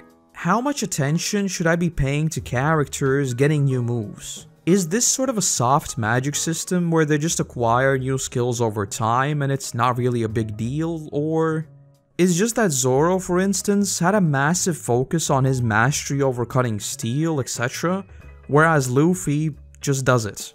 So is it a case-to-case basis, or should I just not overthink it too much? Would love to see that answered. A few more incidents take place, which for the sake of time we'll skip over, but the Straw Hats end up getting separated into two groups. One on the Going Merry, consisting of Nami, Robin, Chopper, and Zoro, and the other, Luffy, Sanji, and Usopp, led by Konus, pursuing them. Thing is, Konus appears to be a tad fishy, a thing that both Robin and Luffy of all people noticed. And I guess this is a bit of a cool thing that Luffy is so trusting of his allies that he can actually tell when something is off about them. That is probably a good captain trait to have for sure. But Konus then comes clean that once they find out a person is a criminal, they must lead them to the upper yard, or the penalty is death. As we've grown to expect, Luffy is not worried about himself, and instead asks Konus why did she tell them at all, because she is now in danger as well. And just like that, they are suddenly interrupted by the giant death beam seemingly striking Konus. But we find out that they were saved just in time by Gonfall again, who promises to keep Konus and her father safe. Three things here. Firstly, the death beam sound design and animation are absolutely marvelous.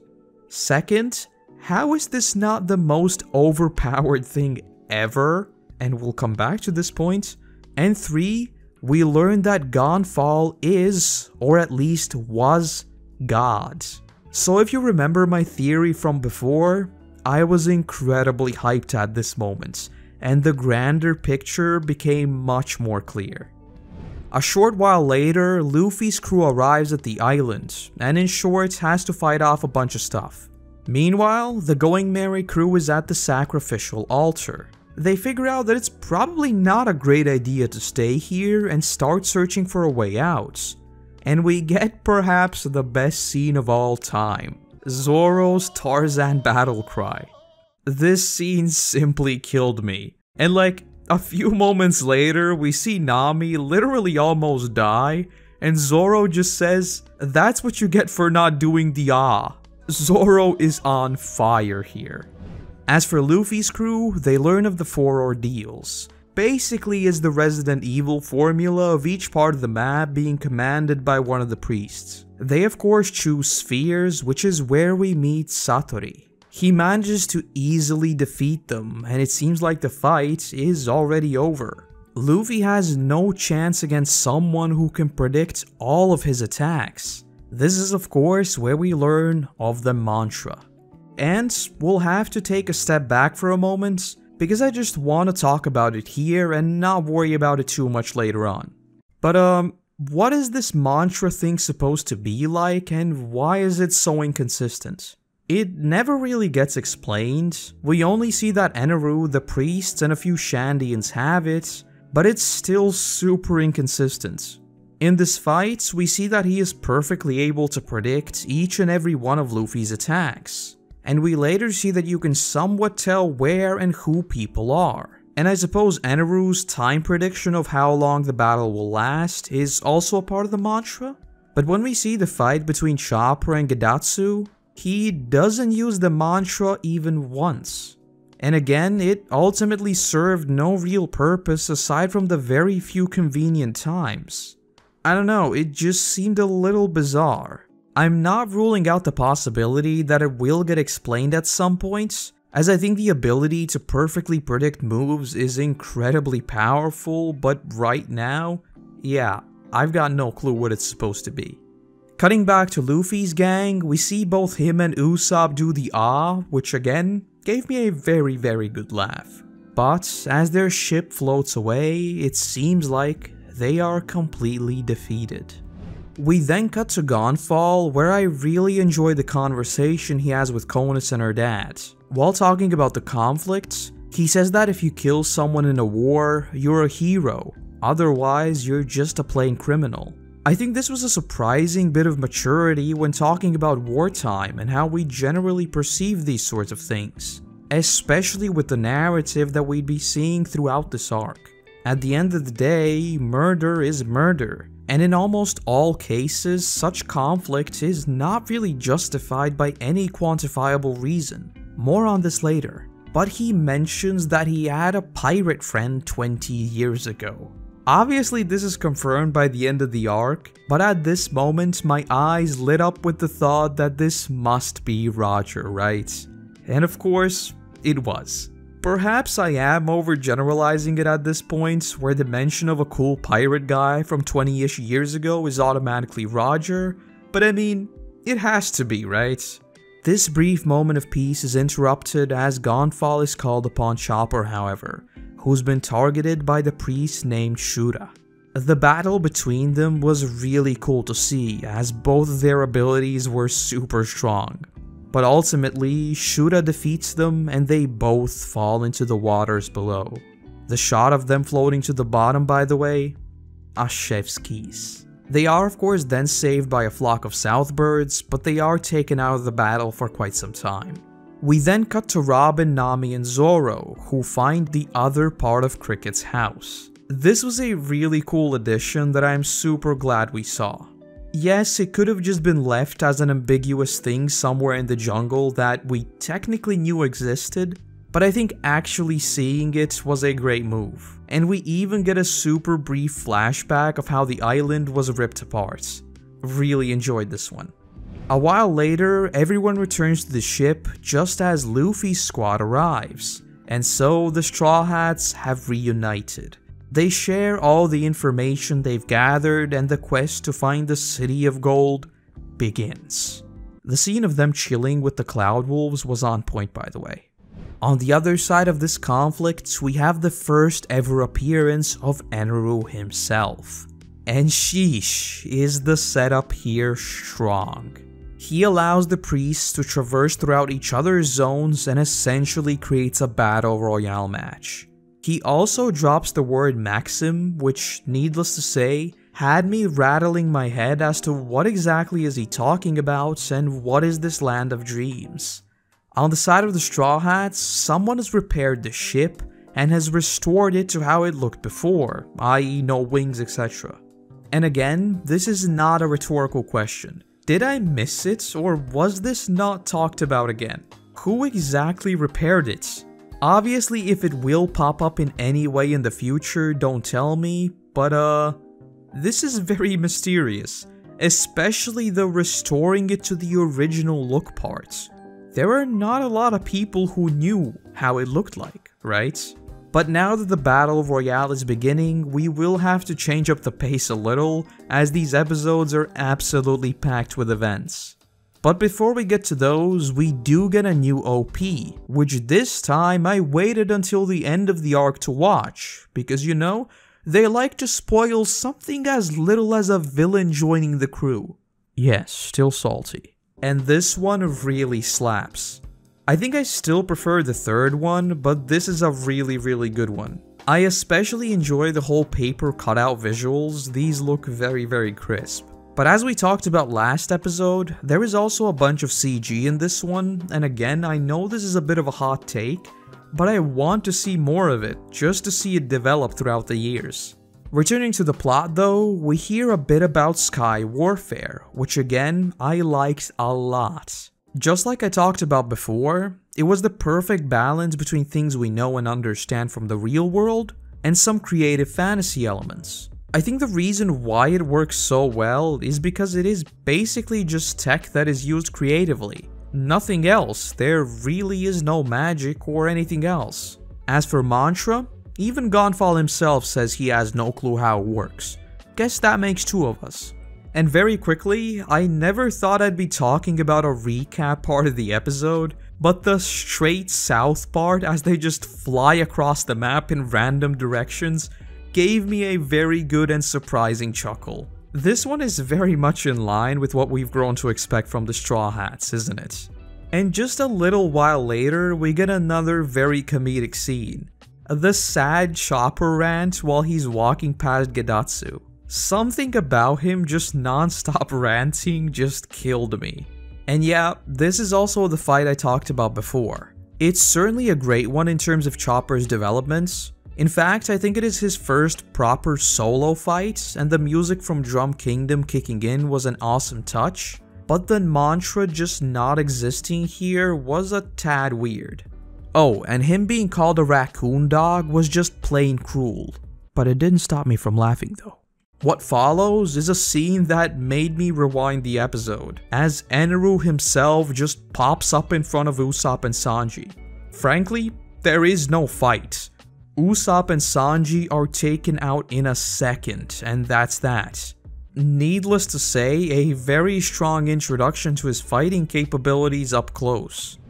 An interesting thing to mention though is that the Skywaver the Straw Hats brought with them is not an ordinary one. After Pagaya returns it, he mentions that it is far more powerful than any normal one he's seen. So the immediate question is why and where does it come from? I don't think it plays a decisive role in this arc, so is it setting up something for the future? Are there like more Sky Islands with similar tech? I am all out of ideas on this one. But then we see the extent of Eneru's power, as he is stabbed and then sliced in half, only to be perfectly fine. At this point, I'd already figured that he is someone with the Devil Fruit power, which we'd also get confirmed later on, and I suppose we can talk about it a little more here.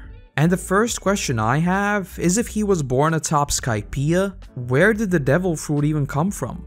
Considering the people here know almost nothing of the sea below, I wonder if there is any backstory as to how he acquired the power in the first place.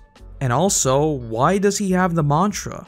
But even aside from all that, isn't this power like the strongest one that can reasonably exist?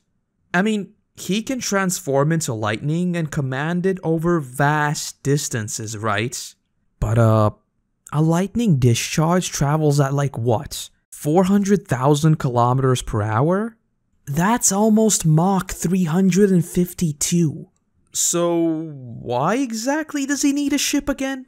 But okay, I'm fine with the anime physics, I guess. But on the note of controlling lightning, where have we seen that before? It's theory time. This has got to be the same power that Dragon has, right? And now that we know that such powers do in fact exist, I can't help but think that is the case. That lightning strike saving Luffy is far too perfect to be a coincidence, especially with how unnatural the storm was in the first place. But that would imply that Dragon even knew about the extent of Luffy's power, right? And no, I won't put away my tinfoil. Dragon has been teased way too much for me not to overthink every single little detail, okay? But what I also found quite interesting is the fact that Eneru would later describe Luffy's power as a Paramethea type, and himself as a Logia power type. Now, I may have missed this sometime before, but I think this is the first time where we've gotten a classification of his Devil Fruits, which once again leads me to believe that Eneru might just know a lot more than I originally thought, which would also explain how he got his power in the first place. All of these tiny little details are just constantly recontextualizing so much of how I interpret the story. It's crazy, really. We then cut to Robin, who's facing off against Yama. And the question I have is why couldn't she just, you know, restrict him like she did with Pell back in Alabasta? Or even better, just wrap her hands around his neck? Anyway, I think this was pretty much her first proper battle as a part of the Straw Hats, and I really liked seeing her super chill and calculated vibe. And speaking of which, I don't think I've really brought them up at all yet, but her jazzy mid-card is very much on point as well in that sense. Cutting to Chopper, who's climbing up Giant Jack, only to run into Ohm, the priest commanding the ordeal of Iron, with a survival rate of 0%. And by the way, like, if a character with a sword appears, at this point, you know Zoro about to 1v1 him, don't you? But Chopper is just one shot, and the fight for him is pretty much done then and there. Soon after though, Wiper, Gonfall, and Zoro also make an appearance, and it is at this point where I think my notes will sum up my thoughts very concisely. Holy this fight bout to pop off. Jokes aside, this entire fight sequence was awesome. I think you know me by now, Zoro's actual one-on-one was absolutely the highlight. And once again, we see him overcome this challenge by breaking through the iron clouds and defeating Ohm. Yep, Zoro fights are always a win in my book. But now, I want to talk about one of the major themes of this arc: religion and belief systems in general. I want to talk about what happens here specifically, but we will jump around a little as well. After the fight is done, we see Isa wanting to kill Gonfall even though he literally just saved her. She has been so conditioned by these beliefs that she basically ignores the reality of the situation. Frankly, without him, she would not be here. It wasn't her beliefs that saved her. It was the very real person, Gonfall. And as the characters point out in a very nice piece of commentary, 400 years have passed. He, or even she herself, has nothing to do with their ancestors. I mean, sure, he may have made some bad decisions while he was still in power, but he just saved her. He is obviously not a bad person. But even after hearing all of this, she still tries to stab him again. As I've said quite a few times throughout the series, I've been quite surprised by the maturity of some of the themes One Piece covers. And here, religion is a major part of the story. We see the many false portrayals of God, be it Eneru, Gonfall, or the Snake. But the problem with these beliefs is that they blind their followers and basically just cause conflict, which of course should be the complete opposite of what it is trying to achieve. I know this is a very dicey thing to talk about on the internet in general, but personally, I believe things I can see, feel, and rationally explain. So from that perspective, this arc story was almost frustrating. Seeing some of them fight each other without even knowing who the other party is was just, again, frustrating and frankly stupid. But I think that goes a long way toward explaining how well some of these conflicts are written. It's these belief systems that are frankly flawed fundamentally that incite this violence. Looking historically, if you look at Crusades, it basically achieved the same thing, just violence for the sake of violence. But alright, that's just my opinion, and hopefully that doesn't get me blasted. In story, it is at this point where we finally learn of Eneru's plan: to drop Skypiea down back to Earth. Well, needless to say, my jaw dropped big time. I knew this dude was straight up evil, but like, sheesh. And before we get to the actual confrontation, I absolutely loved Eneru as a bad guy. Just how matter-of-fact he was about the whole thing made me really enjoy seeing him. I think the scene of him calmly talking to Robin while eating an apple basically explains the type of villain he is. I always enjoy seeing more complex villains, ones which may not be strong on their own but have masterminded their way to power, for example, but sometimes a good baddie is just a baddie, right? And I think Eneru absolutely nails that idea. And then we have the confrontation of Eneru. The animation here was absolutely worthy of the chef's kiss even before the fight properly begins. And in connection to what I mentioned before, I really enjoyed how Eneru was genuinely puzzled as to why the Straw Hats don't want to join him. It's one of those bad guy tropes that I can't help but enjoy. They are so evil that they really can't believe why people don't like them. But then, Robin makes a move, only to be taken out a mere second later. Zoro then charges in, and just like the rest, despite him slashing the very wall behind Eneru, he is defeated the very same moment. But finally, Wiper moves in. Only he has an ace up his sleeve, a Sea Prism Stone, the material that cancels out Devil Fruit powers.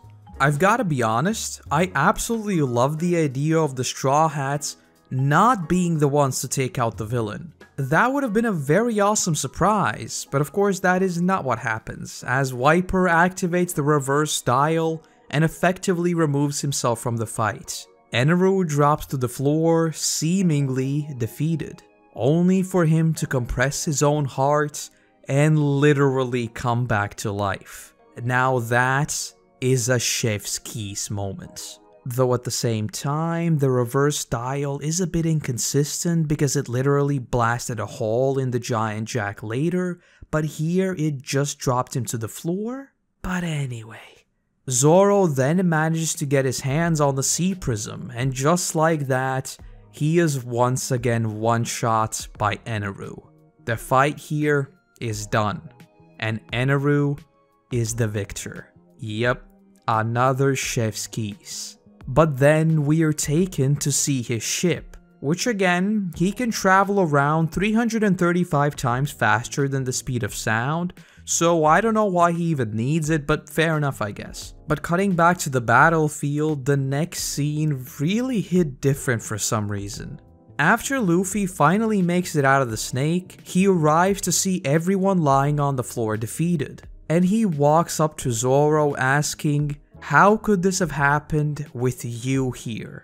Something about that line really hit a note for me. This moment of genuine trust in Zoro was really nothing that we hadn't seen before, but for some reason this one felt a lot more impactful. This one's very much deserving of the chef's kiss. A small detail, but I really enjoyed it.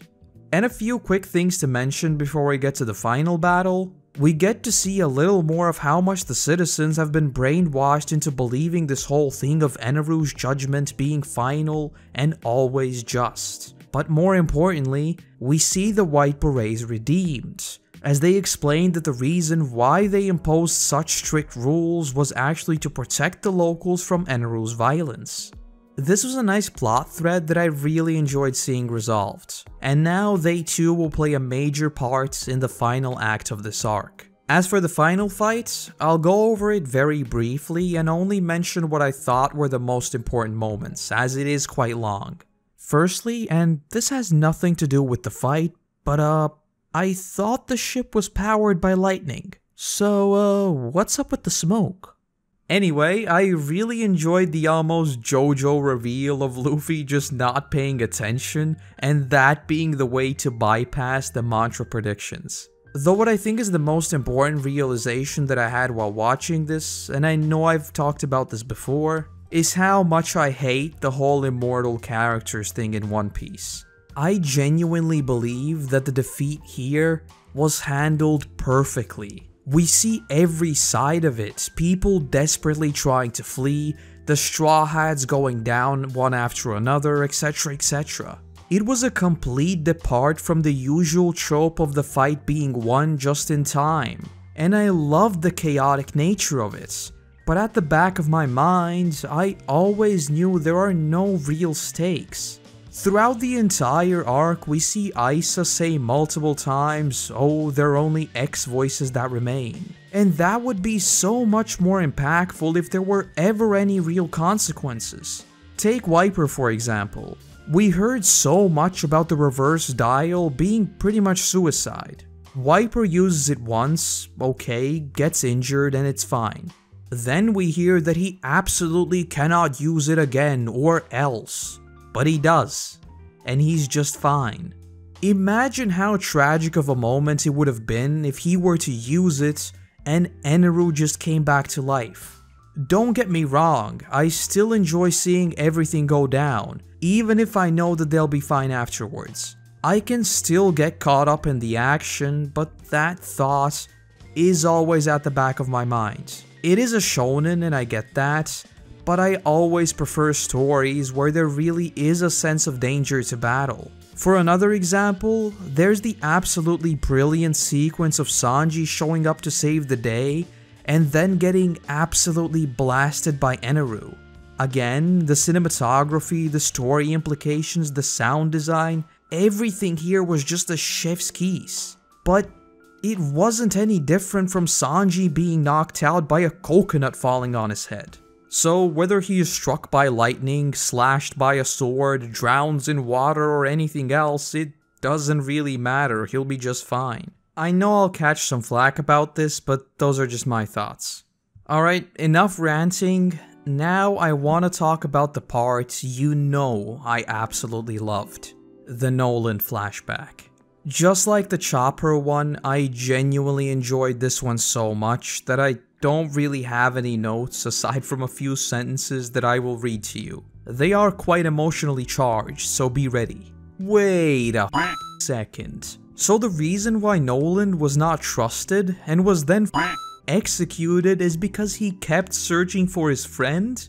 Yo, that is The friendship between Kalgara and Nolan was so cool to see. At this rate, I'll have to return to all of the flashbacks at some point, because like, there hasn't been one that I have not loved yet, and this is certainly up there. There's a lot of commentary to be had here, even around things like colonialism, but I think that is better left for another day. In short, this flashback was just beautiful, and as usual, more flashbacks please. We then cut back to the present, and the battle is still raging on. At this point, the entire island is being zapped, and again, I love the chaotic nature of these events, despite what I said about the stakes feeling low before. Luffy then focuses all of his power and smashes Eneru, ringing the bell in the process. But after the fight is finally over, we get a much different resolution to anything that we've seen before. Eneru escapes. Sheesh, you have no idea how happy I am about him returning as a bad guy at some point. And it's definitely a welcome change from the usual defeat of the bad guy and its over approach. And we also get a brief appearance of Cricket, who begins to cry saying, "I'm just glad they're safe." Man, like what's up with these sudden emotion bombs? But we've still got a very major thing to talk about, and yes, I know this video is already excruciatingly long as is. We get more lore. To cut a long story short, Roger has been in Skypiea, and we figured that the Rio poneglyph that Robin has been talking about doesn't actually exist per se. Instead, it is created once a person reads all the separate poneglyphs and combines them, a quest that Roger was apparently on as well. And is it just me, or all the information in the world combined in Raftel kind of sounds like the One Piece itself? Kinda sus. And as Robin is piecing this together, we do get another very emotional scene here, as the chief breaks down saying, "We don't have to fight anymore. Our duty is fulfilled," when talking about Roger already taking the protected knowledge onward.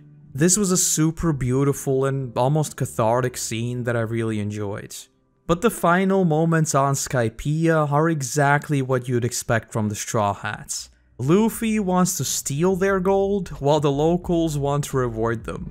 They then misunderstand each other, and they think that the massive piece of gold they're being given as a reward is actually a cannon, and they just run for their lives. This one gave me a really good laugh, and is very much deserving of the chef's keys. But we see the bell ring out for the Straw Hats as they head off from this grand adventure, but not before cutting back to Cricket, and quite literally closing the book on the story of Nolan. The Going Merry then glides with the help of an inflated octopus, and all is well until it quickly begins to deflate, probably because Luffy is using it as a trampoline. Despite Usopp's best attempts to save them, they do still freefall quite a long way and land in the dark waters below, only for the ship to be absolutely surrounded by marine floodlights. And I don't normally do this since it is a little bit redundant, but if this upcoming arc is a prison arc, I'm calling it now. I will love it. And that's Skypiea. A very long one, but one that I enjoyed all the way through. Honestly, there is so much about the arc that I loved that most of the problems I raised seem comparatively unimportant. Questions like the mantra, those can be explained in the future, or Eneru's devil fruit for example. I think there are explanations how he might have acquired it, etc. And then the absolutely wonderful flashback of Nolan caught me by surprise, And this is hard to say and may even seem a little weird considering all the problems I raised, but this will be the highest ranking S tier arc so far, and it will be pushing down Baratie to A tier. I don't know if it has come across properly, but I really enjoyed this one that much. In cases like this, I will just look towards how enjoyable it was rather than a critical approach, because at the end of the day, I had a lot of fun in this one. Perhaps I would have enjoyed seeing a little more of the exotic parts of Skypiea, since it was mainly focused on the Lost City, which basically just looks like historical ruins instead of anything fantasy, but I still loved this one. Everything from the absolutely awesome villain that was Eneru, to the absolutely awesome ending of him actually kind of winning and the island being evacuated, it was all just great, and I cannot wait to find out just where our crew has landed in next. G8. Going into this one, I'd certainly heard a lot about how this is generally agreed to be one of the best filler arcs in the series. A claim that I honestly didn't really pay too much attention to, as there have been numerous other times where I've been disappointed in what many people consider great, and so I went in with tempered expectations. Thankfully though, that turned out to be completely unnecessary. So let us dive in and talk about exactly why. We opened the arc with something that we don't really see often, if ever, and that is actually from the point of view of the adversaries, those being the Marines. They see the Going Merry just literally fall out of the sky and land right in the middle of this super high security stronghold. And this one was a bit like, yeah, the odds of them landing exactly here are about the same as with the dragons returning in the first filler we ever saw, Warship Island, those being astronomically low. But okay, we'll just write it down to the Straw Hats being, I guess, very lucky or very unlucky depending on how you look at it. And what I really enjoyed here is how we find out about the circumstances from the Marines' point of view. We see them investigate the ship, and just like them, I was puzzled as to where everyone had disappeared. And it is here where we are properly introduced to Commander Jonathan, who somehow became one of my most liked characters in the entire series, and I'm not sure if that's a hot take or not. Unlike the usual bombastic adversaries we've seen, Jonathan is more like Smoker. He's a meticulous planner and strategist, but in his case he even takes that further, as unlike Smoker, we never actually see him fight any of the Straw Hats head on. And speaking more broadly, we see that he is pretty well versed in various aspects of the Grand Line, speaking of the Southbirds, Jaya, the legendary City of Gold, etc. Not to mention how he jokes around that this is a ghost ship, simply because he knows that these Marines are not ready to deal with someone as notorious as the Straw Hats, and anticipating that they will most likely just infiltrate their ranks. In short, this was a very strong both character and premise introduction. We then finally get to see the Straw Hats, where we find out that they are scattered all over the place in small groups. Some on the outskirts of the fortress, but some pretty much right in the center. And I'll be honest, I think it's here that we get one of the most comedic moments we've ever had in the series. That of course being Luffy shadowing the Marine. I won't lie, this scene just straight up killed me. It's absolutely priceless and worthy of the chef's kiss for sure. We then cut to Nami, who has already infiltrated the base and gotten herself a disguise. She also runs into the two newly arrived chefs, and tricks them into following her to an absolutely random location in the fortress, setting up Sanji and Luffy's adventures in the kitchen. And on this note, there is a bit of duality for me. On one hand, the larger narrative has absolutely stopped to a standstill, as is in the case of 99% of filler. But at the same time, this whole subplot was an absolute joy to watch. We get the awesome cooking battle between Sanji and Jessica, where he calls them out for being wasteful and using all the parts they didn't to whip up an even better meal just like Zeph and the crew taught him back at Baratie, and then Giga Luffy makes an appearance again as he downs 100 dishes. This is a gag that always gives me a good chuckle, and it was just a ton of fun.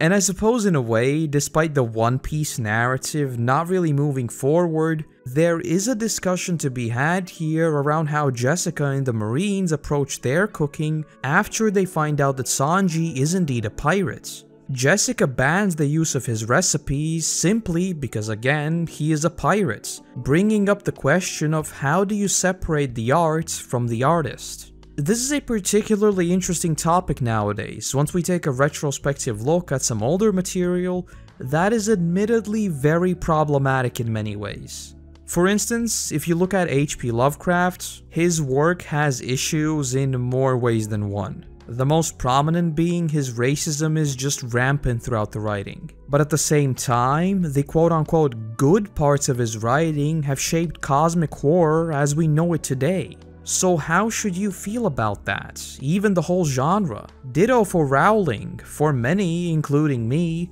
the Harry Potter series was an absolute wonder to experience growing up. But again, she is a very problematic writer with, well, I'll just say some opinions. So when the Hogwarts Legacy video game, an RPG that I've wanted for literally most of my life, was announced, I felt dubious about being excited for it.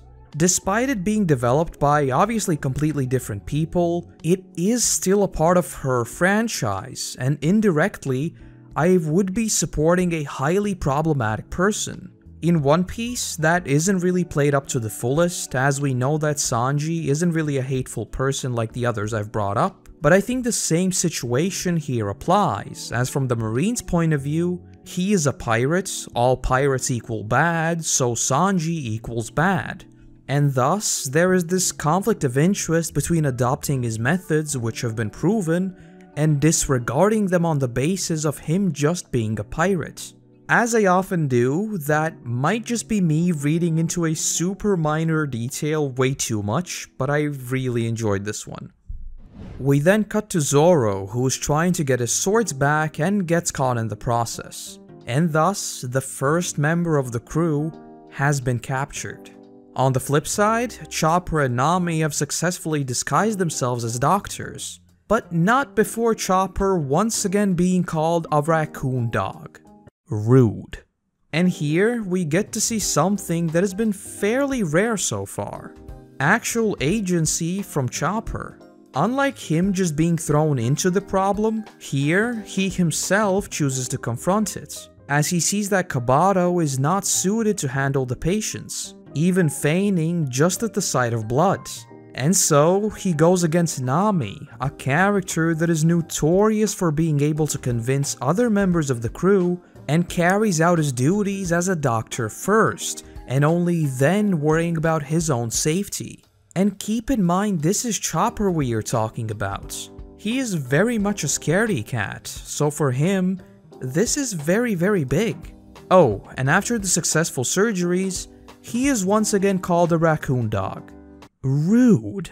Cutting back to the kitchen, we get another moment that had me choke on my morning coffee. Luffy delivering food to Jonathan himself. The scene of him saying that the dish lives up to all of his expectations, as we cut to Luffy who's like, yeah, you're right, while he's stuffing his face, was just perfect.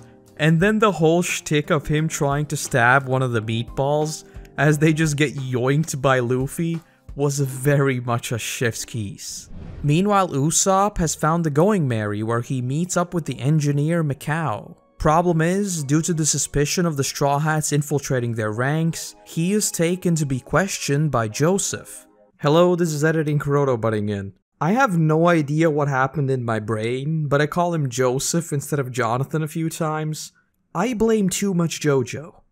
Please don't meme on me too much, but okay, let's get back to the video. Where we get yet another very comedic sequence of events. Joseph calmly asks who he is, what unit he belongs to, etc. as we get this close-up of Usopp's terrified face and him just saying, "It's a secret," But he spins the situation into them believing that he is an inspector sent to evaluate Navarone. Thing is, that doesn't really work too long either, as Robin shows up with the same exact plan, and so Usopp too is thrown in prison alongside Zoro.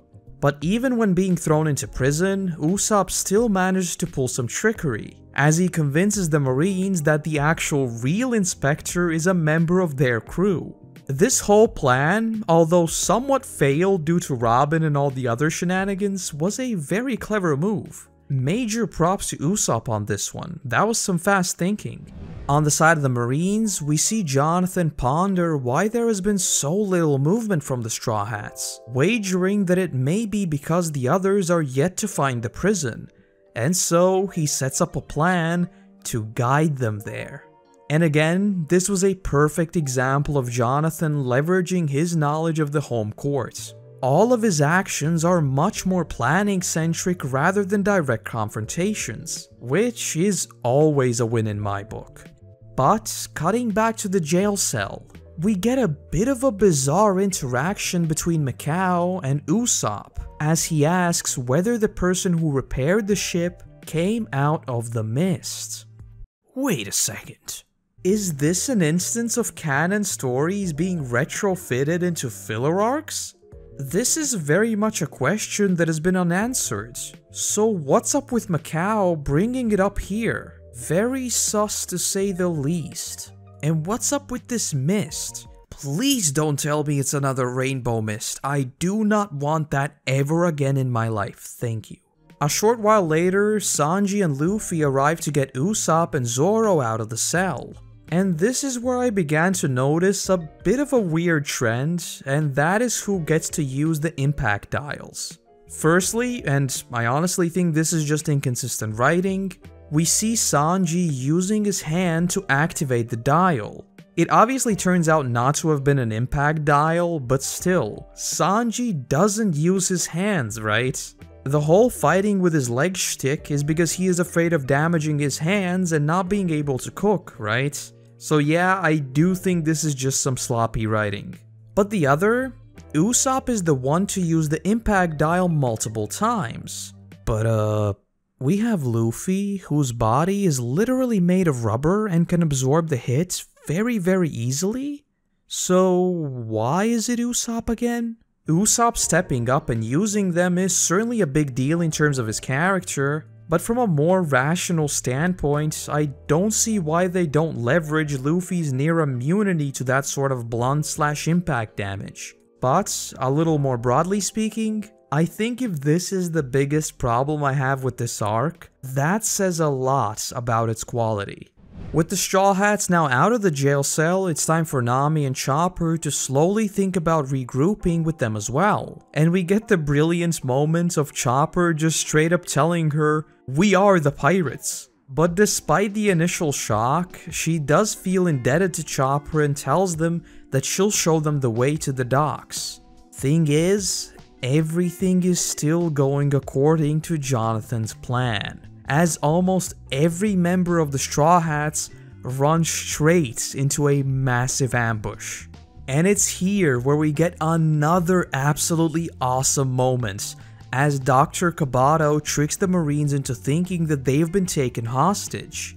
And we have this super tense walk to the ship, where both parties are actively trying to outplay each other with one last move. Again, this is why I enjoyed seeing Jonathan so much. Every moment he was involved in was always more of a calm and calculated puzzle rather than some bombastic action. A chef's kiss indeed. And despite the plan going somewhat sideways, the Straw Hats do manage to escape aboard the Going Merry, which is where I honestly thought that the arc would end. But in a bit of a twist, we find out that all of their gold they got in Skypiea has been taken. So now they plan on returning to Navarone and, as any good pirate would, steal it back. They whip up a makeshift disguise for the ship, and the mission is now in full swing. Luffy, Zoro, Robin, and Usopp are team gold recovery, while Nami and Sanji will go to recover the Sky Waver. leaving poor old Chopper alone on the ship again. Rude. A few things to mention here. Firstly, I do think Nami pulling her shtick of taking 80% of the cuts, not for herself, but to repair the Mary is definitely cool to see, as I think the whole greedy Nami thing has been played up a little too much recently. Considering she worked away most of her life just to buy back Kokoyashi Village, this was a very nice reminder that money is not her top priority. And secondly, we do get a bit of a jarring scene, which it wasn't bad, but it definitely felt a little out of place. We basically see the Straw Hats reminisce about all the adventures they've been on with the ship, which honestly just felt like stuff to fill up the runtime without new animation having to be done. This sort of nostalgic look back is certainly not a bad thing, but I think it would have felt much better at the very end of the arc instead of here. But that might just be a me thing, it felt a little weird. And lastly, we get another very comedic scene as they say the operation commences at midnight, only for Chopper to ask, but why don't we go right now? And Luffy to answer, cause the mood will be better at night. This sort of mini fourth wall break was just on point and gave me a very good laugh. On the side of the Marines, we see that the real inspector actually has ulterior motives for being here. His intentions are to get Navarone shut down, so we see him put together a plan to catch the Straw Hats himself. Only problem is, he is absolutely incompetent and much of his crew is very injured.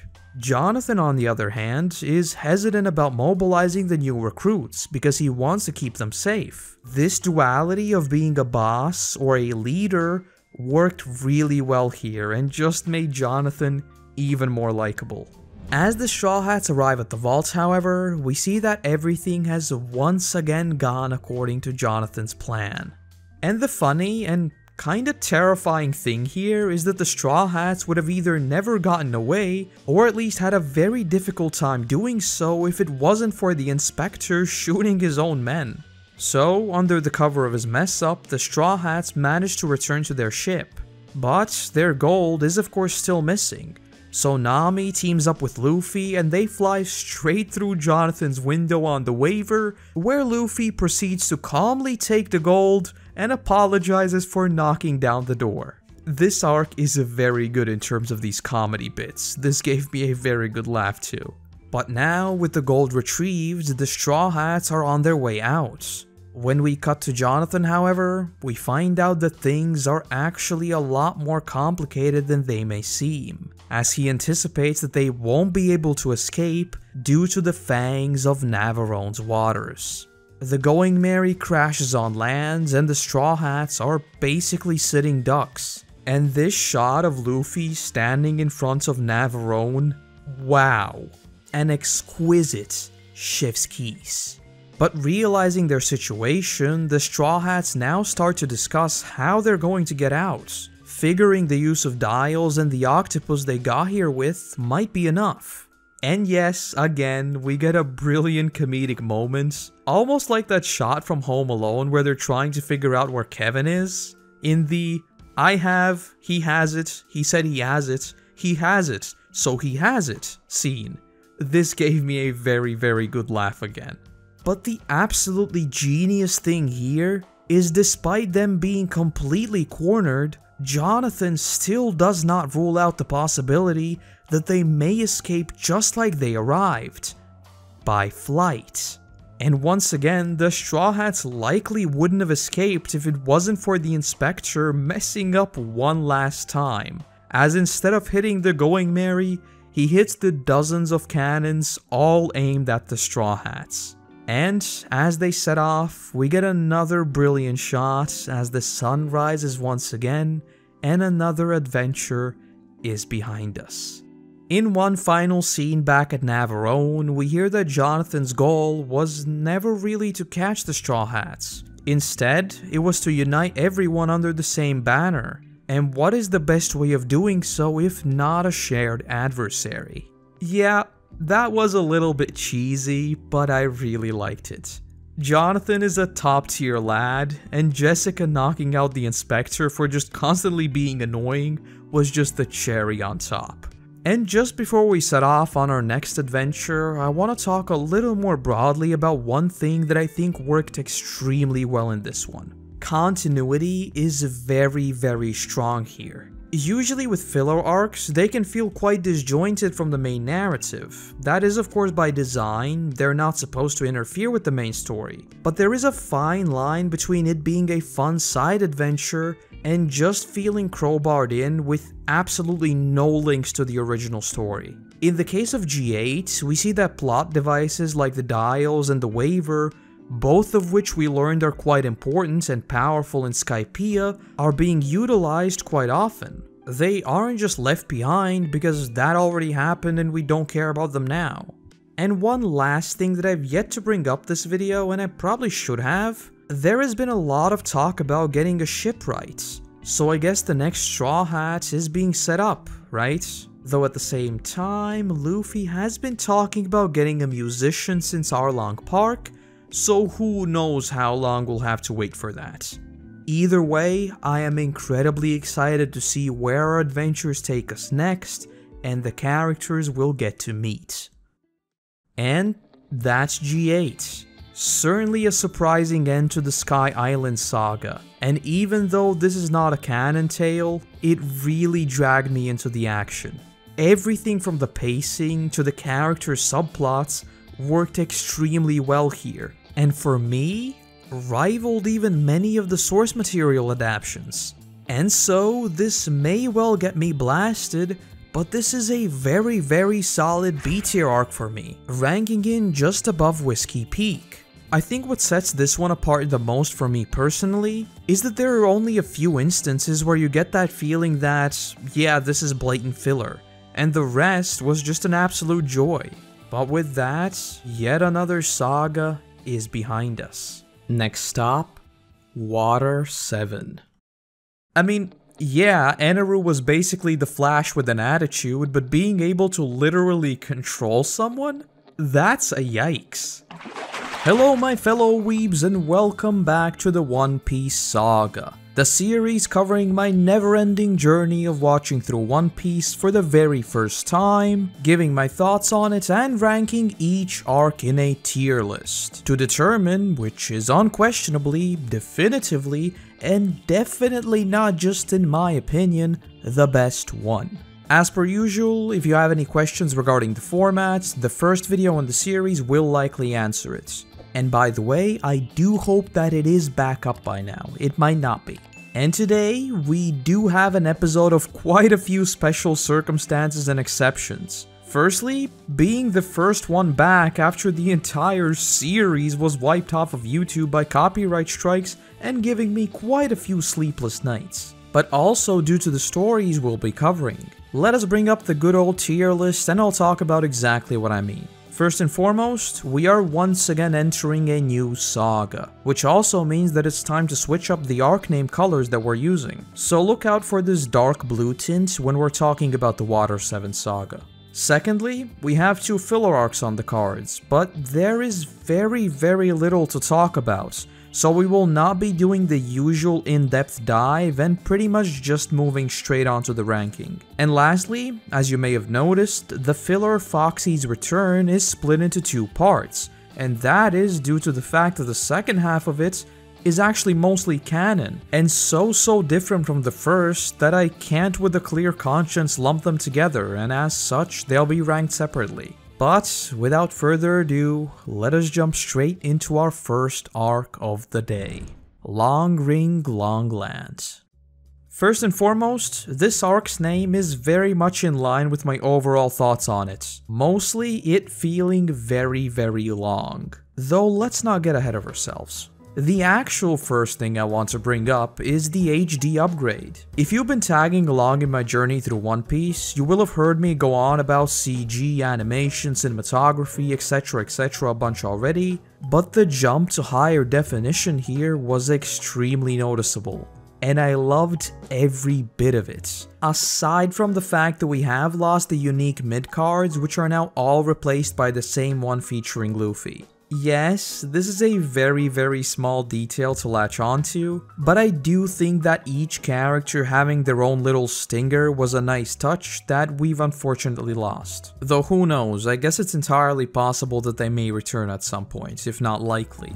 As for the story, we open right on the heels of G8, with the Straw Hats floating with the octopus and then splashing down again. And quick notes here, I obviously don't know whether the octopus is actually canon or not, but I like how quickly it was dealt with to avoid the whole "why don't they just use the octopus again" question that would soon be brought up. We basically see Chopper just make sure that it's okay, the crew says goodbye to it, and it's returned to the sea. Really not much else to say here, it's just a very neat way of dealing with such a plot device. Though what happens next still has me rattling my brain as we've heard nothing more about this yet. We cut to Bellamy, who we met in Jaya, and he is fighting his crewmates. Thing is, they aren't doing this out of their own volition, they are being controlled by Doflamingo, one of the warlords with a 300 million bounty. And by the way, the graphical fidelity here is once again a chef's kiss indeed. All the subtle shadows and extra details make this upgrade so nice. But anyway, this power has to be limited somehow, right?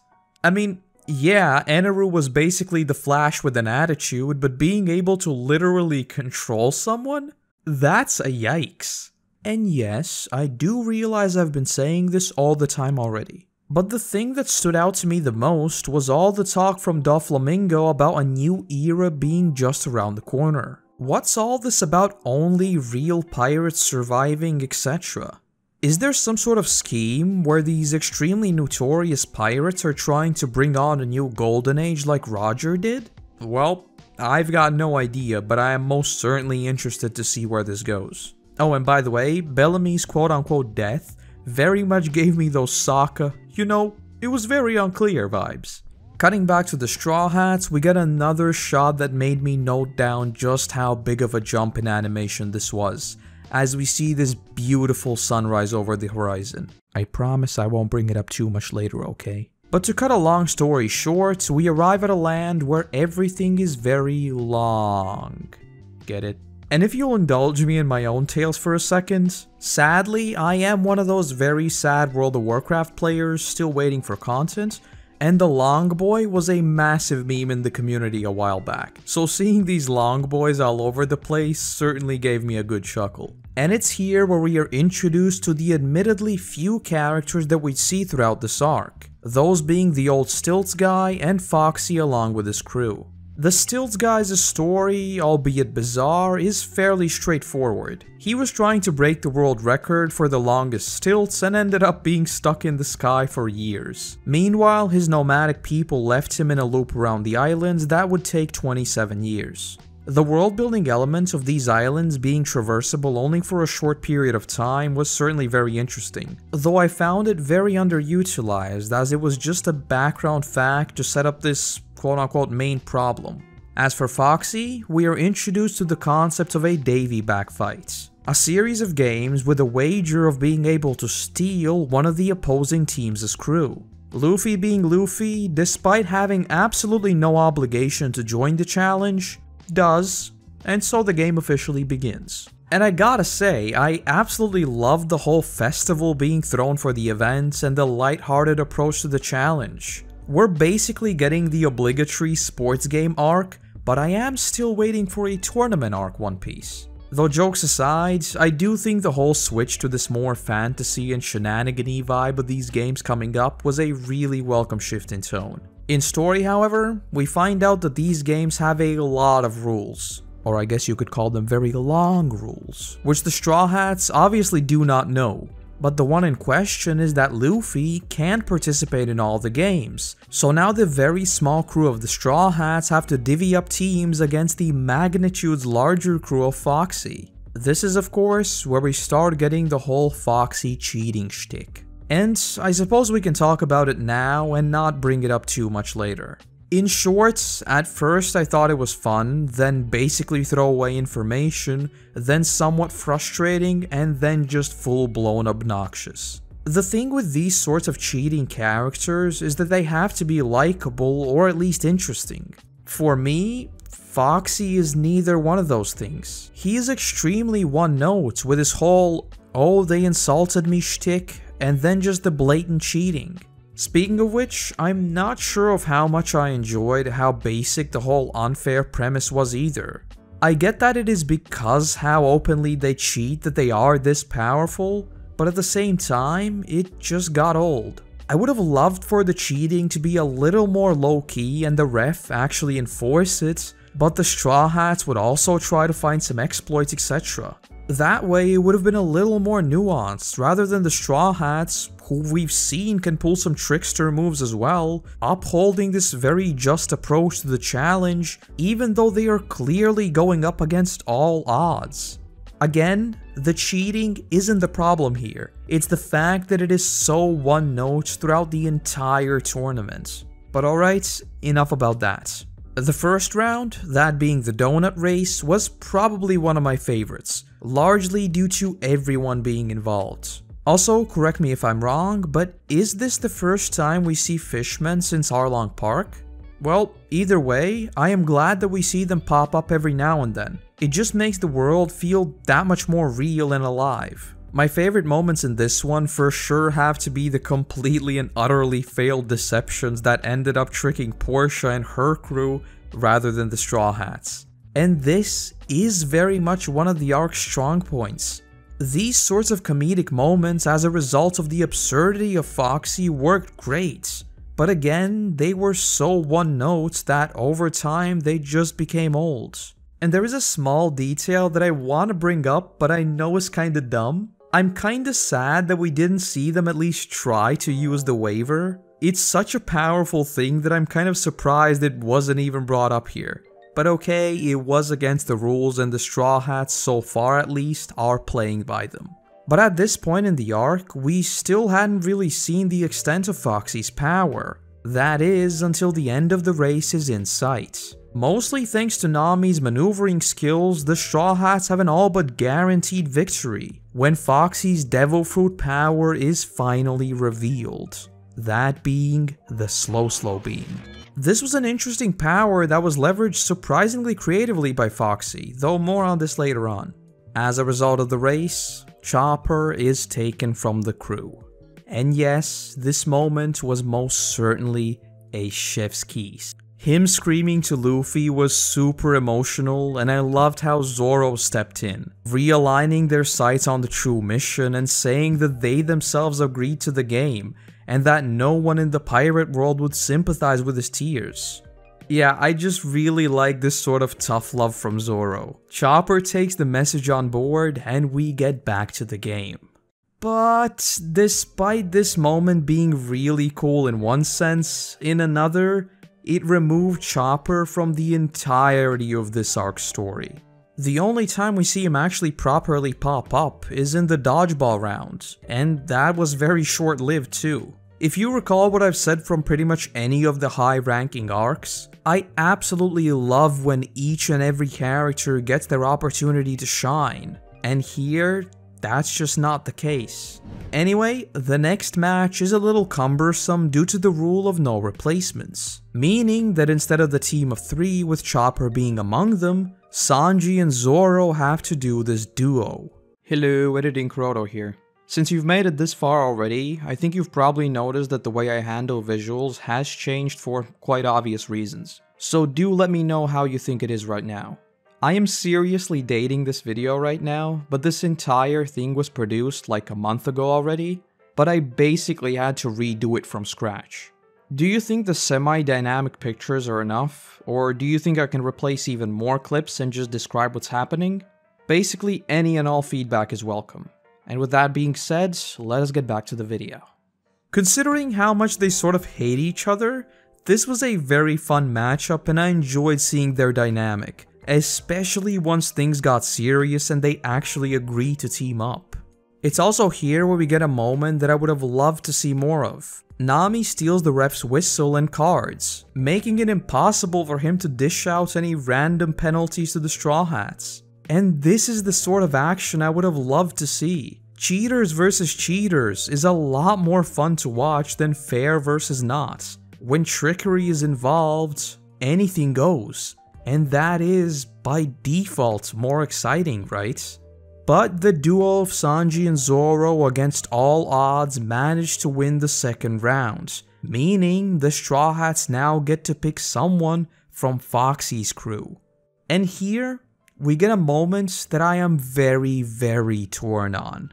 Luffy does not pick Chopper straight away. Throughout the entire series, we've seen how serious Luffy can get when it comes to his crew. Think Nami and Arlong Park, Vivi and Alabasta, etc. So him helping the Stilts guy over his own friend was sort of bizarre. Yeah, we know that the Straw Hats, generally speaking, help a lot of the people they meet, but still, the priority here was a tad weird if you ask me. Though we do get this absolutely brilliant shot of Luffy calling out the Chopper and promising to get him back. So yes, that was very good. And just before we move on, I've gotta say that despite me being absolutely sick of Foxy by the end of this arc, the announcer from his crew was absolutely on point right up until the very end. I think it was a perfect mix of in-universe comedy and actual commentary for us as the viewer as well. I think such characters can be very difficult to pull off without you becoming sick of them, since, as the announcer, they should be speaking 24/7. So I think me enjoying this commentary the whole way through does say a lot.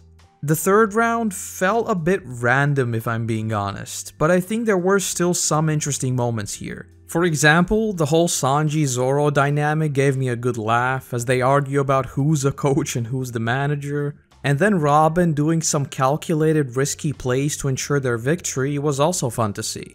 And despite it seeming impossible at first, considering Luffy couldn't even stand up on the rollerblades, the Straw Hats managed to be victorious and get Chopper back. The shot of him just crying his heart out while running to Luffy gave me a good chuckle as well. But then we get what might just be the most, I don't even know what to call it at this point, but random thing to happen in the series. Luffy agrees to another Davy backfight. At this point, I was just plain confused as to why they go through the entire escapade again. But okay, the first, or I guess fourth round is dodgeball, which I am admittedly very, very biased to. You see, growing up in our school, and I honestly think this is just a thing where I lived, we played dodgeball with volleyballs. And let me tell you, when you get properly hit by it, they hurt bad. But we had this regular group of like 25 people split into two groups with 3 or 4 balls at a time, and it was just a blast.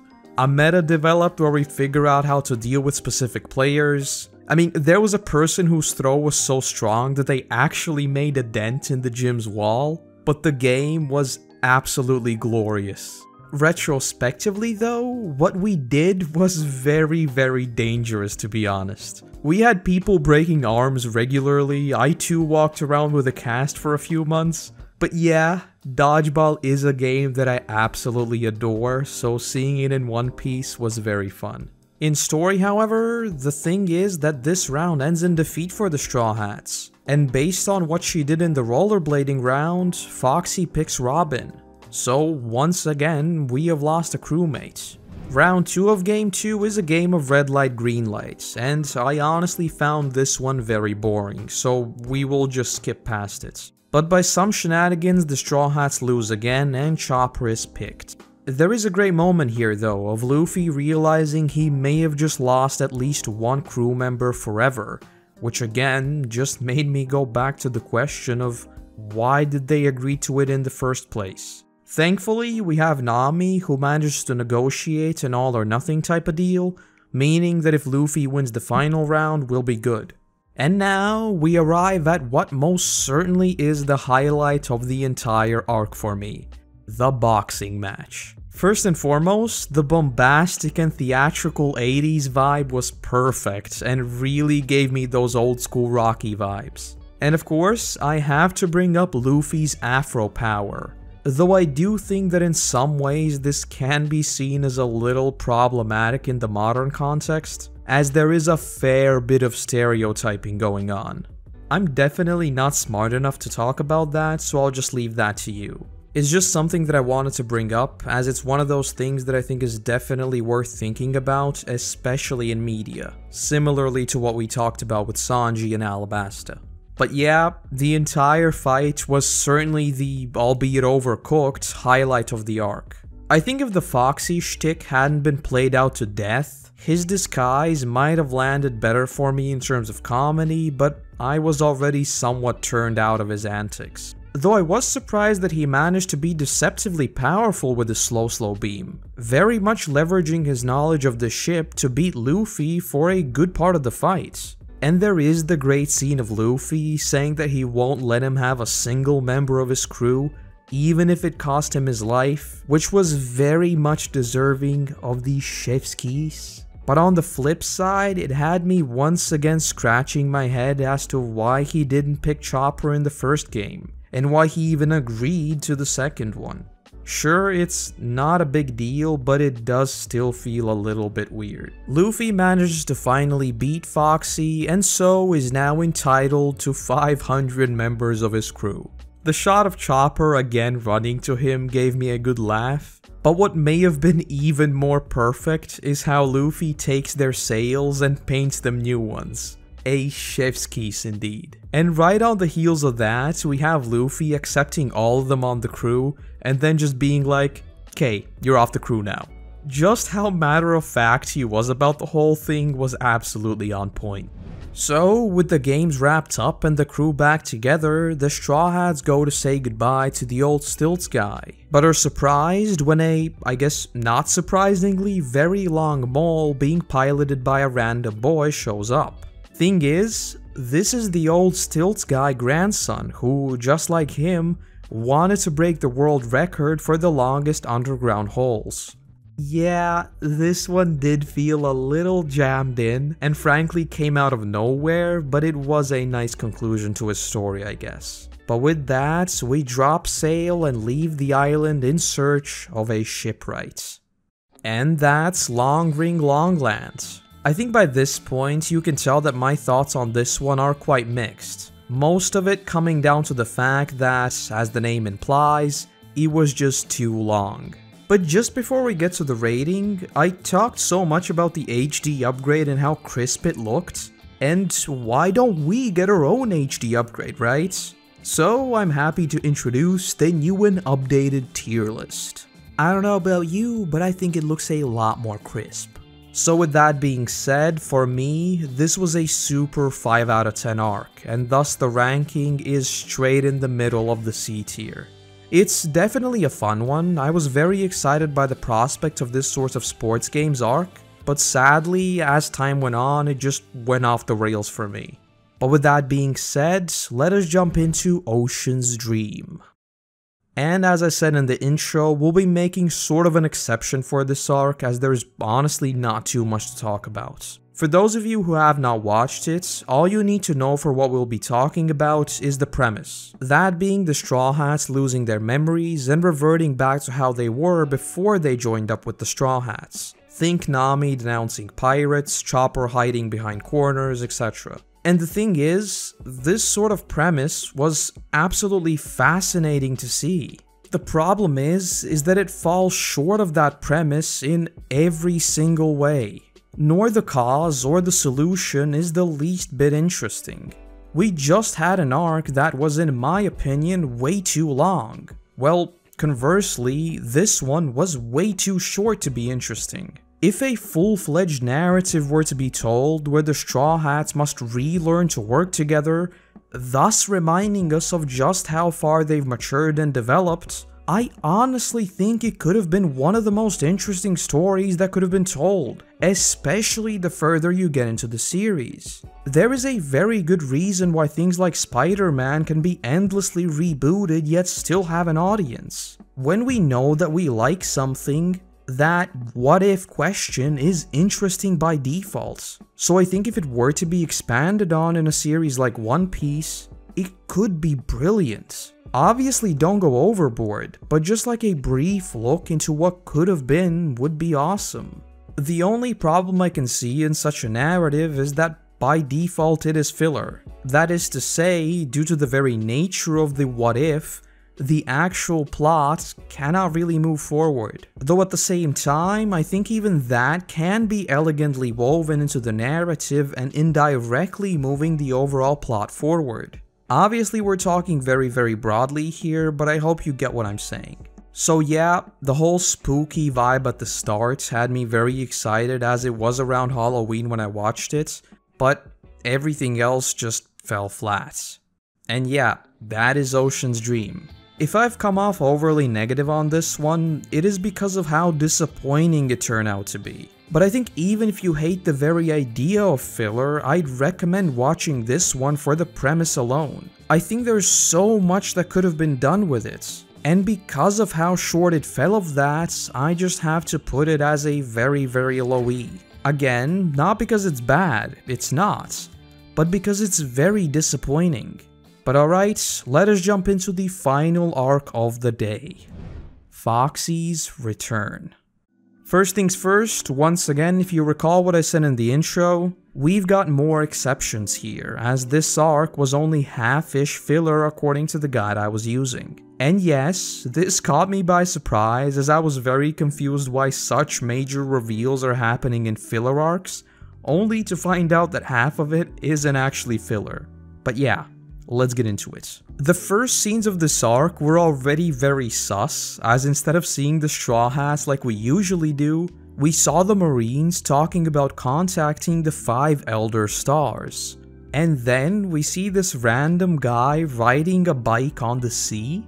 Needless to say, a quite puzzling introduction to the arc, that's for sure. Though cutting to the Straw Hats, they run into what's left of Foxy's crew who are struggling to live through the intense storm. They allow them to stay on the ship for a while, feed them, and most importantly for Portia, spend time with Chopper, who is obviously hidden to avoid her. The next morning, the Foxy ship appears on the horizon and him along with Hamburg and Portia return to their ship. And as soon as they leave, we get this wonderful moment of Robin giving Chopper a secret knock and then a secret phrase of sodium hydrogen phosphate. I don't know why, but their friendship has really begun to grow on me. More on this later, keep this in mind. As for Foxy, long story short, we basically find out that they really aren't Foxy pirates anymore and he has to fight the new captain, but he ends up tricking the Straw Hats and actually capturing them. I'll be honest, I did not care much for this at all. I just wanted to see the whole Foxy arc over and dealt with, so the entire battle and all the twists and turns was honestly a meh for me. Though on the ship, Robin and Chopper stay behind and are just chilling while playing a board game. Seriously, I don't know what it is, but they are so wholesome. Again, keep this in mind for now. As for Foxy, his story is basically wrapped up with him taking back his crew, but trying to chase down the Straw Hats since they are still flying the exquisitely painted sails by Luffy. So I guess he is bound to return at some point, which is not a bad thing. I just hope that it is done in a while and not so dragged out as in the case of Long Ring Longland. Once the Straw Hats make landfall, we get yet another brilliant interaction between Chopper and Robin, as he tells her to go get some food before it's gone. Robin responds by saying that she'll find a stopping spot in the book. But Chopper, in the most matter-of-fact fashion possible, just says, "No, if you're always reading, you'll become a worm. They call it a bookworm, right?" Yes, this was a very stupid joke, but if Zoro is my favorite character, then these two are most certainly my favorite duo. Every single one of their interactions is just nice to see. I guess you could read into it and say that they are the two newest Straw Hats and that's why they've bonded so much. But either way, there's a feeling of genuine friendship between them, and that is just wholesome. Though this peaceful respite is interrupted once we come across Admiral Aokiji, at the sight of whom Robin basically has a full-on panic attack. She proceeds to explain that he is one of the only 3 known world government's quote-unquote powerhouses, and that they have history. We find out that he is not here to fight or capture any of them. His only goal is to confirm Robin's location. And following this point, we are basically blasted with so many details that my brain, which expected filler, was nearly melted. Firstly, we find out that his power is to freeze water and everything in it, seemingly on a mass scale, essentially eliminating the only balancing force of water straight away. A devil fruit power user who is not only immune to the curse of the fruits, but can control it? That's a yikes. And as if that wasn't enough, we get the very ambiguous phrase of, "You're just like your gramps, Monkey D. Luffy." So this guy has history with him as well? And perhaps even more importantly, Aokiji warns the Straw Hats that every single group that Robin has ever been a part of is no longer around. Thing is, we don't really know her backstory like we know the other Straw Hats, right? But I'm calling it right now.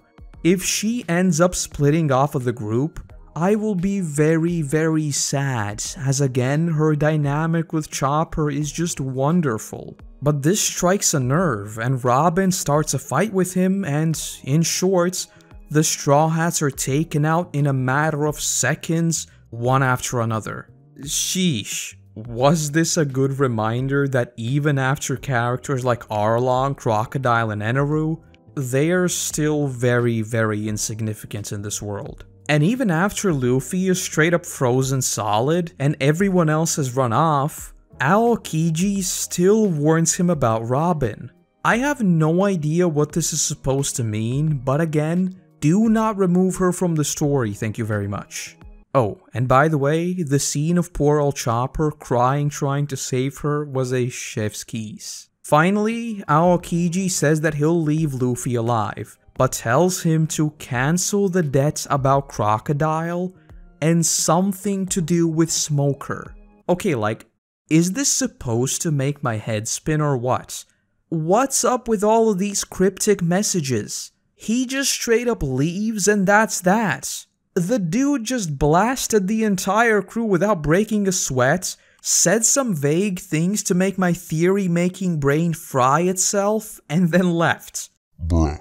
We get a very brief time skip as the Straw Hats recover, and we get this cool narration from Nami to catch us up on the events. And I suppose now would be as good of a time as any to bring up the concept of time skips in a world like One Piece. We were just shown that there are still characters out there for whom the Straw Hats are absolutely nothing in terms of power. So might we just see a time skip that would put them closer together in terms of power? Obviously do not answer this question, but maybe some sort of training arc for each of the crew might happen at some point, or we skip over like 9 months, maybe a year, maybe 2.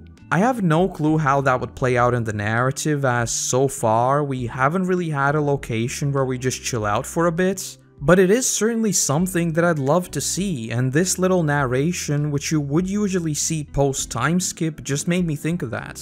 But with the Straw Hats being the Straw Hats, we see them just laugh at Luffy's impression how he looked frozen. You know, casually laughing about almost dying. But now, it's full sail toward the next island that the log pose is pointing to, which, because of Aokiji, we know is Water 7. Though it's not smooth sailing just yet, as they hear a train signal, and the train is about to hit them? Yeah, I don't know what this arc turned out to be, that's for sure. But I guess we are on our way to the next big adventure. And that's Foxy's return. Most certainly an all over the place arc in terms of importance, which is exactly why I split it into 2 parts. The first one, the filler, felt very pointless in the sense that I just don't see why we needed to see what happened to him afterwards. I kinda just took it as him reuniting with his crew sooner or later anyway. So with that being said, the first half of this arc will be a very low E just above Ocean's Dream.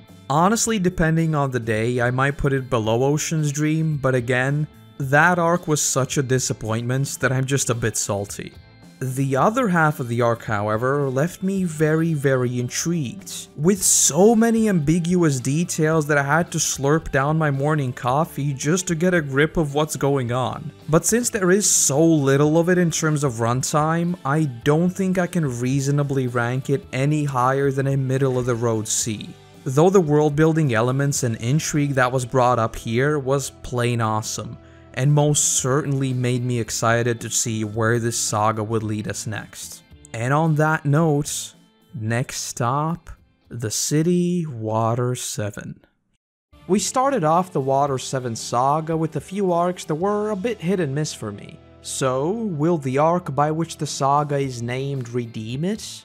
Well, there's only one way to find out, so let us jump straight into Water 7.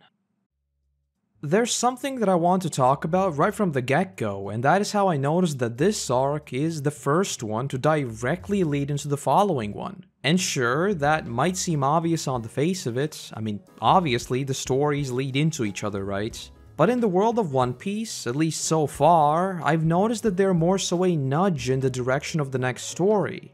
Whereas both the entire narrative as well as the ending of Water 7 most directly lead us into the following chapter of the story. I am still a bit of a One Piece normie, but from a newcomer's perspective, it almost feels like Oda has now had enough time to experiment with grander narratives such as Alabasta and Skypiea, and is now putting all of that together in this much more mature and intricate story. But with that being said, let us get straight into the events and perhaps I can make a little more sense of what I just talked about. And because this arc is way too dense with massively important moments, we will go through it fairly quickly just to avoid being here for 3 weeks. We open the arc right where we left off, the Straw Hats almost being hit by a train, which we also find out is the only of its kind in the entire world. We also meet Kokoro and her granddaughter Chimney, who point us towards a man named Iceberg. I'll say it right now, based on what we had seen so far, I could not have been more wrong about where this arc would take us. There was talk of Water 7 being responsible for building ships with the most advanced technology in the world, and that it had the best shipwrights, etc, etc. And with how much talk we had gotten about finding a new crewmate, I honestly thought that that would be our primary concern. Oh boy, how wrong I was. We arrive at Venice, I mean Water 7, and oh boy, they were not kidding that this is the city of water. Though I won't lie, as someone who's been in Venice and spent quite a bit of time there, I would have loved to see the theme of the city explored a little more. We do of course see the Yagura bulls, which are basically gondolas, the masks, the festivals. There's obviously plenty of references towards what it is inspired by, though the in-universe character dynamics quickly take front stage in the story sense, and we don't really get to learn much about the city itself. Though I do suppose that's mostly down to preference. As you know, I just absolutely love world building in stories like these. After they arrive, they divvy up missions, but the number one priority is of course to trade in the gold for berries, and thus Nami, Luffy, and Usopp go to handle that. On the ship though, we get yet another moment between Chopper and Robin that just further cemented that genuine bond between them that I was talking about in the last video. Chopper, a little saddened, says that he has missed his opportunity to go with Nami and the gang. Robin responds that he can just come with her if he wants, to which he cheerily asks, "Really? Can we go to a bookstore?" Yes, I know these are such small moments and I'm spending a short paragraph talking about it, but based on what this arc put me through in the latter half, let me enjoy these little moments of happiness, okay? Oh, and quick note about how wrong I turned out to be about this arc. I had the suspicion that people were acting unnaturally friendly, and then the whole carnival mask thing happened. I was convinced that there would be some sort of underground higher society in this city, and that's what the Straw Hats would end up fighting. Needless to say, that wasn't even close. But I throw around so many random ideas that I think it's just fun to see which ones turn out to be right and wrong, and let you in on my thought process as well. Though as we cut to Chopper, who's excited about going to the bookstore, we get the catalyst for the rest of the arc, as a masked person goes by Robin and says CP9. Moments later, Robin is nowhere to be seen. you can probably see where my elite society theory came from.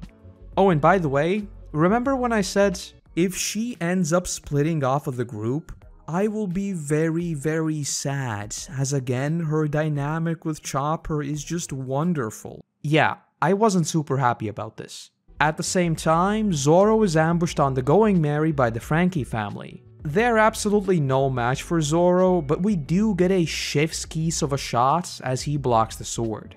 On the side of Nami, we get a very comedic negotiation between her and the clerk, which ultimately nets them 300 million instead of the initial 100 he proposed. In short, Nami is a real Chad. But with this amount of money, repairing the ship should be absolutely no problem, so they head straight for the shipyard. They meet the shipyards as well as Iceberg and his assistant Khalifa. And I won't lie, everyone confusing Kaku for Usopp because of the long nose made me laugh a lot more than I'd like to admit. But speaking of Kaku, he tells the Straw Hats that he'll be back in 10 minutes and proceeds to straight up fly across the city. First off, that is awesome. Second, that is OP. And 3, this shot is a chef's kiss. At this point, I was fairly convinced that it would be Kaku who'd be the shipwright to join the crew. Something about him just gave me those Straw Hat vibes. Though again, I'd turn out to be criminally wrong. While they're trying to figure out how they'll go about the repairs, much of their money is stolen by the Frankie family, which honestly seemed a little bit sus to me. With how meticulous Nami has been about literally anything involving money, it seems a bit weird that she wasn't watching literally 300 million like a hawk. Though in universe, I'm not too sure how much 300 million actually is, but I do suppose it being stolen just solves the problem of the Straw Hats already being filthy rich. Despite all the troubles they've already had, they continue to follow Iceberg for a tour. And wow, the factory here is a chef's kiss. But the music is a chef's kiss times 10. It gave me almost Studio Ghibli vibes. It felt truly epic. And this is indeed a trend for this arc. There are so many small pieces of music that fit in perfectly. Both later when we meet CP9 and you get that almost dark and dramatic tone, as well as these brief moments of truly awe-inspiring scenery. A short while later, Kaku returns with his assessment, and so this arc finally gets to the blasting. We learn that the Mary is done. The keel is too damaged and the ship simply cannot be repaired. Sheesh. I hate to be a broken record, but you've heard me go on about how the main crew has plot armor strong enough to survive the 7-page Muda, but I never thought that it would be the ship to be quote-unquote killed off. With how much damage it had already taken, I fully expected it to be the icon of the Straw Hats that remains throughout the entire series. I was going to say I never thought it would happen so soon, but I just realized we're on episode 233. Yeah. Anyway, this most certainly caught me off guard, though my cynical side still says that we haven't seen it dismantled. So something tells me that there may still be a Deus Ex Machina that saves the ship. In which case, you can expect a 40-minute rant from yours truly. And this nicely leads us into the main topic of the first half. That being Usopp learning of the ship's fate. And boy, did this scene with Usopp hit different. If you've been tagging along with the series so far, you'll know that even at this point, I still thought that Usopp was by far the least interesting member of the crew, despite being among the first to join. So you can imagine just how surprised I was by this sequence of events. It's almost tragic how hard he takes it, saying that he is weak and feeling so ashamed as to say he can't even face the crew anymore. So far, whenever anyone messed up, sure, they'd be angry, but it wouldn't really be a big deal.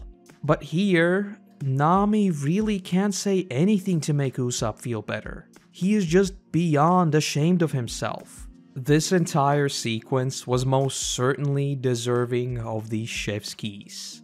And as if that wasn't enough, we see Usopp go to the Frankie family alone, where he obviously just gets beaten to the ground. But again, instead of worrying about himself, he just asks about the money. The rest of the crew learns of what happened and go to get revenge for Usopp, where we get some awesome Arlong Park vibes as they head over to the Frankie house. My stupid little brain thought this would be the main villain of the arc, so yeah, but it still deserves a chef's kiss. But following this absolute blasting, we get a couple of scenes that were really telling as to the themes of what this arc would be. We see Sanji and Zoro talking like grown-ups, which is of course extremely rare for their dynamic. And then we see Luffy, as serious as ever, tell them that they will say goodbye to the Mary here. I'm being serious. If all of this leads to nothing and the Mary does somehow make it, I will be massively disappointed. But if I am just in a weird phase of denial myself, then this is most certainly yet another chef's kiss. A while later, the crew meets back up on the Mary to both let everyone know of her fate, as well as discuss what they're going to do about Robin. Problem is, Usopp simply is not ready to hear that the Mary is done. And despite Luffy telling him that this is indeed the end of the road, and that he absolutely stands by his decision, Usopp does not accept it and challenges Luffy to a duel. And something about this just really hit me. All of these characters have gone through so much together, and suddenly it almost felt like the crew was falling apart. Not only does Robin just straight up disappear, but now Usopp is leaving the crew out of his own volition. Watching this whole thing go down almost felt like watching two best friends or even romantic partners fighting each other, despite knowing full well that they love each other. And that is just rough. There is no satisfaction of Luffy, or Usopp for that matter, getting a good shot in. This isn't a villain. And again, massive props to One Piece for handling themes such as these. The fight itself though goes exactly how you'd expect it to. Usopp does exploit a lot of Luffy's weaknesses, but obviously he still loses. And I think this shot of Nami pretty much sums up this entire thing. Where she'd usually be calling them both stupid for fighting each other, here she realizes that they are more than serious about this fight. And that piano, with Luffy just standing there and saying, "This is really rough." Even knowing that Usopp does of course end up back with the crew, things can never be the same after this. This single event has forged their relationship through literal hell. And if that isn't worthy of the chef's kiss, then I don't know what will. Another aspect of this arc that I absolutely loved and I think is best brought up here is Aqua Laguna. Personally, I read it as an almost foreshadowing event that all of this is still nothing compared to what's about to happen. That is to say, all of this is just the calm before the storm. And despite this, we see so many things go wrong for the crew, but the storm still does not arrive. It only arrives at the very end of the arc, where we truly put together where Robin is being taken. It almost worked as a looming force that I just constantly had at the back of my mind, and that just really upped the level of uneasiness. But skipping ahead a little, we meet Frankie, who, as I suppose is trend with this arc at this point, I turned out to be completely and utterly wrong about. I'll be honest, at first, I really didn't like him and almost got the Wapol and even Foxy vibes, but thankfully, he turned out to be magnitudes more interesting and quickly became a character that I really enjoyed seeing. On top of that, we find out that he is a cyborg, which, if I'm not mistaken, is a first for the series.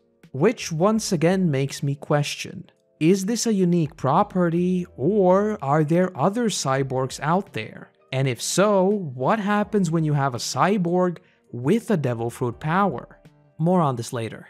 And just before we get into the big revelations in the story, my worries about new stingers were put to rest, as we get brand new ones for each and every member of the crew. So that is a mini chef's kiss. But as for the story, we get so many reveals that I most certainly won't have the time to cover everything, but the biggest one is of course the fact that both Robin and Frankie are the keys to awakening the ancient weapon that the world government plans to use to put an end to the pirate era.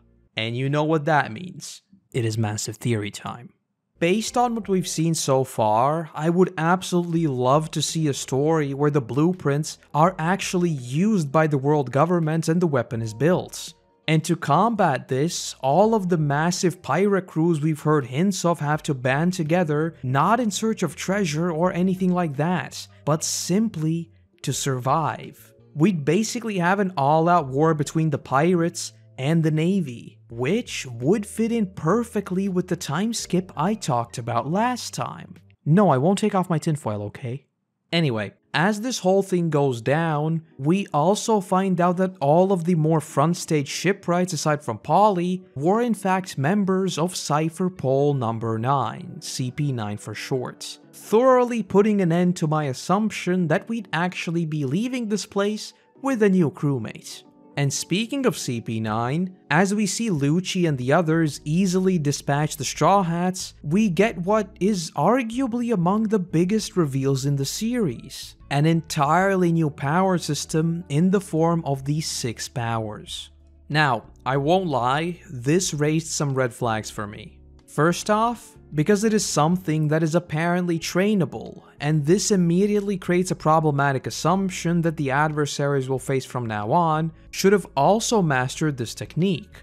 Or in other words, the power floor has increased. But why do I call that problematic? Because this sort of thing starts to slowly create power creep. Now, if you know me, you'll know that I am absolutely obsessed with JoJo, and the one thing that series handles perfectly is power creep. For the most part, each and every stand user is equally dangerous if their mastery over their stand is good enough. And this was an aspect that I, so far at least, had really enjoyed in One Piece as well. You've heard me go on about, oh, that must be the most powerful Devil Fruit user out there, etc. But they are all beaten through some sort of creative approach. Well, with the introduction of these 6 powers, there's now an additional box that can be ticked if you want an adversary to be more powerful. Instead of just someone with the Devil Fruit power, they can have mastered the 6 powers as well. Thus, moving forward, after we, I would assume, defeat members of the CP9, facing someone without these 6 powers would automatically seem less threatening, right? Or, on the contrary, the Straw Hats would somehow learn the powers as well, but then we have once again the same problem, because we have simply moved up the power floor. And on top of all of that, we saw Frankie introduce the idea of cyborgs. So what if we have all 3? A cyborg who has mastered the 6 powers and has eaten a devil fruit. It starts to get iffy, doesn't it? Obviously, in a series as massive as One Piece, some form of power creep is inevitable, but I just hope it remains minimal. Obviously, try to avoid spoilers if you're responding to what I'm saying here, and do keep in mind that I am purposely generalizing to illustrate the idea rather than having a super in-depth discussion about the powers. If it becomes something I want to talk about at length, I'll likely make a standalone video discussing it. But alright, enough about that. We cut to Usopp and Frankie, which is where my thoughts on him really flipped. But before we get to that, even more blasting of the feels happens as Usopp finally breaks down saying that in his heart, he knew that Mary is at the end of her life. Traditionally, I'd say that the ship having a spirit is a bit corny, but the way it was handled in One Piece just sort of made sense. Through all of the things we've seen in the series, the Going Merry has been that one constant, and that obviously carries a lot of weight. The only thing I hope this doesn't lead to is a cop-out that can be used sometime in the future. I think it worked very nicely as a wholesome send-off to the Mary, but if it becomes just a regular thing of the ship being magically repaired, then I'm not sure how I feel about that. But aside from all that, the way Frankie goes about the whole thing really made me like him a lot more. Because at first, I honestly thought he is just a clown. but as it turns out, he is actually extremely knowledgeable. Though the both of them are interrupted by CP9, who are here to get the final piece of the puzzle. That, of course, being Frankie. But before we get to that, we drift into a flashback. I mean, do I even have to say anything at this point? I probably do, because knowing YouTube, none of the previous One Piece videos are up. But yes, as usual, I absolutely loved this flashback. We find out that Frankie had actually been adopted by Tom and Kokoro after losing his family, and that he and Iceberg were basically brothers growing up.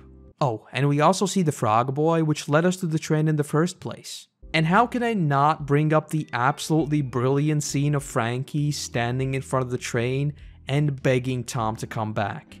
That was most certainly a chef's kiss. But as for Tom himself, his fate is honestly just plain old tragic. Despite building this train that literally saved the city, he himself essentially laid the road to his own imprisonment as he is taken to Enies Lobby. But we are talking about the Straw Hats here, so might we just be able to break him out and have him build a new ship? Yes, I know 22 years have passed, don't at me. Though jokes aside, I'd imagine the guy who built Rogers' ship might be able to whip up something pretty nice for the old Straw Hats. But I guess Frankie being the one to do so would fit the story better. And yes, I am indeed very keen on finding where Tom might be exactly. I know they said he was dangerous blah blah blah, but let's be real, why would they not have the world's greatest and quite literally legendary shipwrights not work for them? I know it goes against the point of getting both Robin and Frankie, but something tells me that he is still somewhere working for the world government. It just makes too much sense. Though cutting back to the present, the Mary is finally put to rest. Be sure to drop your Fs in the comments as we see the flag fly one last time. Though cutting to Iceberg, where we get yet another twist as he explains that Robin did everything she did just to save the Straw Hats. Her only wish was for the Straw Hats to escape safely, and she does not care the least bit about the rest of the world. Sheesh. I mean, I was all but certain that she was never actually leaving the crew, but this still hits different. Though, you know how Zoro is still chilling upside down in the chimney? How is he still conscious? Anyway, two things to mention here. Firstly, Nami finding Luffy and then calling out to him while just bawling her eyes out and screaming that he couldn't save Robin was most certainly worthy of the chef's kiss. It was just a great scene with plenty of emotion. And secondly, Chopper finding Zoro. The animation we get as he cuts open the chimney was plain awesome. And on top of that, the fact that he acknowledged that the sword is cursed and that he could feel its presence leads me to believe that we still don't really know what this is about. Despite what? Like 200 episodes passing since Loguetown? Give me more lore about this sword, please. But with mostly everyone accounted for, it's time to set up a plan to get to Enies Lobby. Only problem is, Aqua Laguna is almost here. And I absolutely have to bring up how well the storm is handled. All the music, everything just cuts out, and we just hear the struggle of Luffy trying to maneuver through the storm and the complete chaos around him. If you haven't noticed, I absolutely love when shows embrace that vibe of complete silence and only having very few sounds be pronounced. So yes, this was about the 50th chef's kiss we've seen so far. And small note here, the fact that Luffy asks where Usopp and Sanji is, and then corrects himself to only say Sanji, was low-key sad. But finally back on their feet, Luffy gives them the final commands. They're going after them. And here, we once again get a bit of a lore dump, as Nami explains what happens once people are taken to Enies Lobby. We learn that there are only really two places you can go, those being the Navy headquarters or the ominously named Impel Down. And I think you know what I'm going to say. World building here was absolutely on point. And needless to say, with how interesting these places sound, especially Impel Down, I sure hope we get to see the crew somehow end up there. Perhaps to free Tom? Who knows? Despite Polly's warnings, the Straw Hats are still more than willing to continue with the mission. Which is where we get a scene that honestly made me much more intrigued in my own previous theory about a potential war against the Marines. We see the Frankie family arrive and ask whether they can join the crew in their fight to save Robin and Frankie. And I won't lie, the alliance of the shipwrights and the Frankie family and the Straw Hats really gave me almost those Day of Black Sun vibes, as the most ragtag, varied group of people team up to pursue a greater goal. Now just imagine that, but with Shanks, Whitebeard, Blackbeard, and all the other huge names we've heard so far, establishing an alliance. Now that would have my jaw drop. And by the way, the scene where they formally lock hands is very much a chef's kiss. My notes here simply said, imagine an arc where Luffy assembles a battalion of pirates to fight against the Marines. Now that would be a mega pog. I was excited if you can't tell. The entire train sequence was honestly a little hit and miss for me. Though let us start with the absolutely brilliant parts, that being Usopp returning in a disguise and calling himself Sniper Warrior Sogeking. I'll come out and say it, this just killed me. My notes here just say, what in the f***? He's getting an intro. What the f*** am I watching? I was absolutely laughing my head off here, and this was most certainly a nice break from all the seriousness. And as is trend for me with these songs and openings, I obviously heard the Japanese version in the episode, but I also checked out the English version, and it's just as ridiculously brilliant. I really recommend giving it a listen too. Though again, seeing pretty much everyone obviously recognize him as Usopp, but knowing that he has too much pride to show his face to the crew, but still wanting to help his friends was just super wholesome. And it's also here where everybody gets new outfits. Again, if you know me, the characters getting new looks in very long-running series is super important for keeping things fresh, even if the change is very minor. So yes, this was a big W in my book. I mean, look at Chopper, his little jacket is serious drip. As for the fights themselves, I wasn't really a fan of the Ram and Kenpo dude, and the fight kinda fell flat for me. Though seeing Frankie face off against Nero was both funny because of Frankie's whole cyborg stomach fridge, as well as very exciting. Zoro vs T-Bone, despite being extremely short, as usual had brilliant animation, and as you know, that is always a W for me. But perhaps the most important part comes from Usopp's interactions with Robin, because we get to see just how much CP9 has convinced her that she is the most dangerous thing to the Straw Hats. Even knowing full well that the people she's working with right now are underground special forces with pretty much no oversight, and thus not having to actually go through with their part of the exchange, she still fears so much for the crew that she restrains Usopp and continues her way to Enies Lobby. And as the Straw Hats finally get in range of Robin, CP9's true power is shown to us once again, as they are quickly defeated by the dude and his Dordor fruit power. I'm sorry, I forgot his name.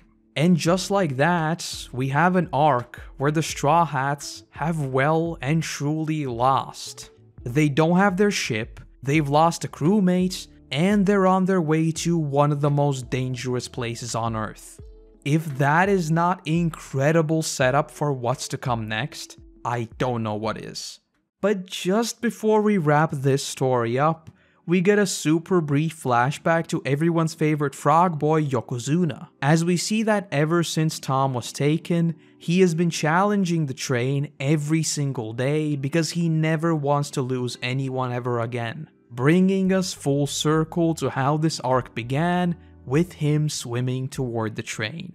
I won't lie, even if we had only seen him for like what, 5 episodes? Seeing this super brief flashback and him joining up with the crew to save Frankie was absolutely awesome.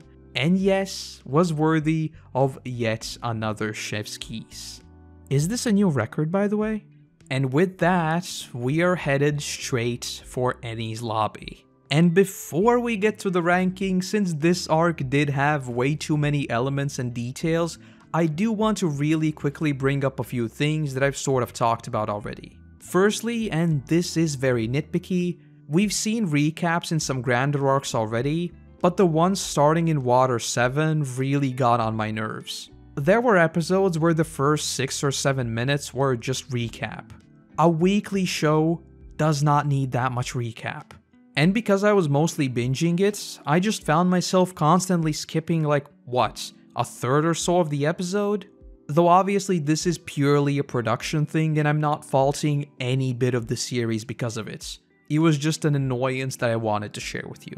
Secondly, I love the new character designs that we're starting to see, most notably Iceberg. So far, we've seen some creative creatures and humanoids, I suppose, but whenever we see just people, they're mostly just run-of-the-mill people, right? There are of course a few exceptions like Zoro, who has his signature green hair, but for the most part, most other characters just look quote-unquote normal. So Iceberg with his blue hair and purplish lips almost gave me JoJo vibes, where the colors are often leveraged to express a lot about the character as well. TLDR, more diversity in character designs. Thirdly, and I talked a little bit about this already, but you know my thoughts on Usopp. Up until this point, he was by far my least favorite member of the crew, even after we had gotten a few more focus episodes on him. Well, needless to say, him being brave enough to challenge Luffy and the entire journey he goes through in this arc finally cemented him as a true member of the crew in my eyes. If I ever say that I'm not a fan of his character, be sure to quote this video back to me. And in connection to this, the twist, that was the end of the Mary. I fully realize that I may be the one in denial here, but again, if it turns out to be a Deus Ex Machina, I'ma be real mad. Though on the flip side, as I already mentioned, the whole thing came out of nowhere for me, but it just makes sense. Compared to all the ships we've seen, the Mary is tiny, right? And the prospects of the crew being almost nomadic now that they've lost their means of transport is also super interesting. I am most certainly excited to see how this whole thing plays out. And lastly, the introduction of the CP9. This arc basically took the villains we've seen so far and turned that up to 11, both in terms of the nuance because of their whole political agenda, as well as pure power. And something tells me that we're still yet to see their full strength. So, as I think I've said 50 million times already, I am super intrigued by the idea of these 6 powers, and whether the Straw Hats may learn them as well, and how they play into the wider power system of Devil Fruits, etc, etc. Very, very hyped indeed. And that's Water 7. An arc that surprised me in so many different ways that I think my ranking will not be very surprising. Everything from the Usopp story to the very intriguing political story of the CP9 and world governments, this takes the crown for the highest ranking S tier arc so far. Yup, even though this is largely a setup arc, I simply cannot ignore how much more mature the story was here. There were so many emotional moments and major hints at the future that seriously elevated the stakes for me. Especially with the crew seemingly losing Mary and heading towards such a dangerous place. And there are probably countless other things that I've simply forgotten to mention, all of which made this arc an absolute joy to watch. Though with that being said, the S tier is becoming a little crowded. So we'll see whether or not that changes after our next stop, Enies Lobby. I think the best place to start with this arc is just how different it is to pretty much anything we've ever seen before. As I said in the Water 7 video, usually we get just a nudge in the direction of where the story is headed. We then arrive at a completely foreign location and the Straw Hats usually end up fighting to protect something on the island, or just try to get out of there because they realize how dangerous it is. Conversely, here the crew has a very clear goal to straight up invade the world government's island. I'd say the closest thing we've seen to this sort of story is Alabasta, but there, the Straw Hats were more so coming in to save the kingdom rather than invade it. But alright, let us go through it as we usually do. We opened the arc right where we left off, with the Straw Hats, the Gali Law, and the Frankie family putting together their assault plan on Enies Lobby. But we then jump to the opposite side of this conflict, as we get a look at the other members of CP9 who we had not seen just yet, those being Fukuro, Kumadori, and Jabra. Honestly, this surprised me a bit, as I just sort of assumed that we had already seen the entirety of CP9, but as it turns out, there are a few more of them, which does make the matchups a little more even in terms of numbers. Though back at the ship, we get what is the first of many comedic sequences in this arc. That, of course, being Luffy's and Chopper's admiration of Sogeking. I won't lie, this gave me a very good laugh, especially when they began singing his theme song. And by the way, you know the ever-prevalent subs versus dubs argument? Well, in this case, the sub is clearly superior. Because do you remember how I said that I listened to the English version literally once? Well, that song has been stuck in my head for the past 3 weeks. Please help. Jokes aside, I think the comedic moments in this arc as a whole are mostly great. And I say mostly because there are a few that did feel a little bit jarring in my opinion. Coming off of the super serious Water 7, and with the stories we'd get on Enies Lobby itself, I think having comedy mixed in was a very welcome change of tone. But in some cases, admittedly very few, I feel like there was a bit of whiplash as we had something super high stakes going on, and suddenly it just turned out to be a complete goof and all that tension led to nothing. In short, everyone on board realizes that no one besides the Straw Hats has any chance against CP9, so the plan is set out for the joint forces to rush the gates and just get the Straw Hats through. And everything seems alright, until we see that Luffy, as he would, has already catapulted himself way ahead of everyone else. And yeah, if you remember what I said about this whole team up giving me those Day of Black Sun vibes, this entire thing just cemented that. Though with that said, I do feel like the assault sequence was a little bit dragged out, even with all the fun details thrown in. Obviously we get the fun revelation that the two giants who are protecting Enies Lobby actually used to be a part of Bragi and Dory's crew on Little Garden, which was both a nice detail in terms of world building, as well as just a cool callback to two very interesting characters. There's also the quite comedic scene of how the King Bulls joined up with Frankie, etc., but still, it went on a little too long for me. As for CP9, we are told a few more important things. Firstly, we get their official power rankings, which did admittedly feel a little convenient. I think it would have been a tad more interesting just figuring out exactly how strong they are by seeing their abilities, rather than just getting a number attached to it. Though I think the idea here was just to cement Lucci as the big bad. But more importantly, we get some new information regarding devil fruits. Honestly, it's kind of crazy how we've seen so many different people with the fruits, but we've barely seen anything about the fruits themselves, right? But here we see that Spondum, the chief of CP9, has gotten 2 fruits to give to Kaku and Khalifa. Thing is, there is no way to know what the fruit will actually be. And on top of that, we get the confirmation that it is not possible to have 2 devil fruit powers at the same time. Sadly, I was told this a while ago already, so this wasn't really a surprise anymore. But yes, that is the end of my multiple devil fruits theory, which I am a bit sad about to be honest, as I think it could have added a very interesting dimension to the magic system in the show. Though I do suppose it's still possible to get a weapon that's infused with the power and have a fruit power yourself, so there is still that possibility, I guess. But yeah, since this is the world government we're talking about, I'm taking their word as fact, as they would have obviously attempted it at some point. As for Luffy, he runs into Blueno, the dude whose name I forgot last time. And oh boy, do we see some big things go down here. The fight is cool on its own right, but obviously all of that is secondary to Luffy entering his Titan second gear.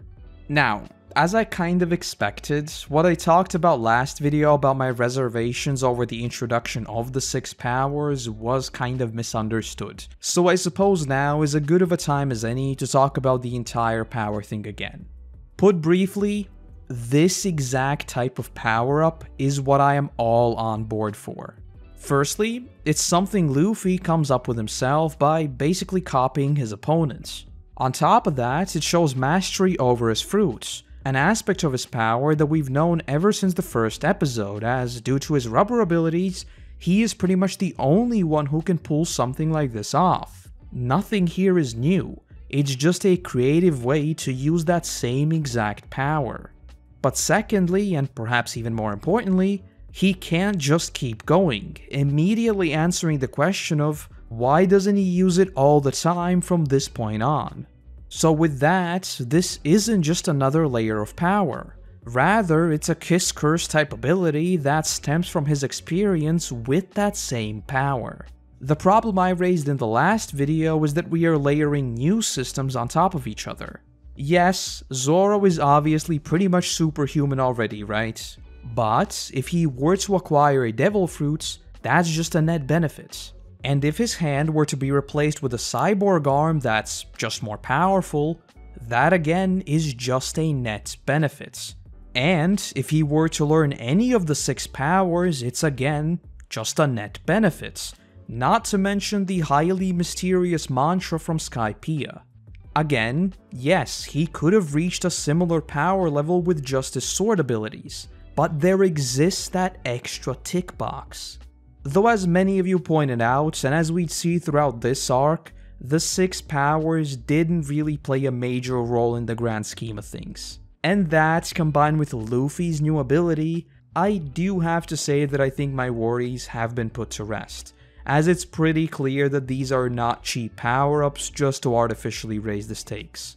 Again, do avoid spoilers if you want to add anything onto this, as I much rather call myself stupid looking back than just get the right answer straight away. It's funnier, right? All in all, the way Luffy's and also the rest of the crew's power, which we'll get to in due time, is handled in this arc is top notch.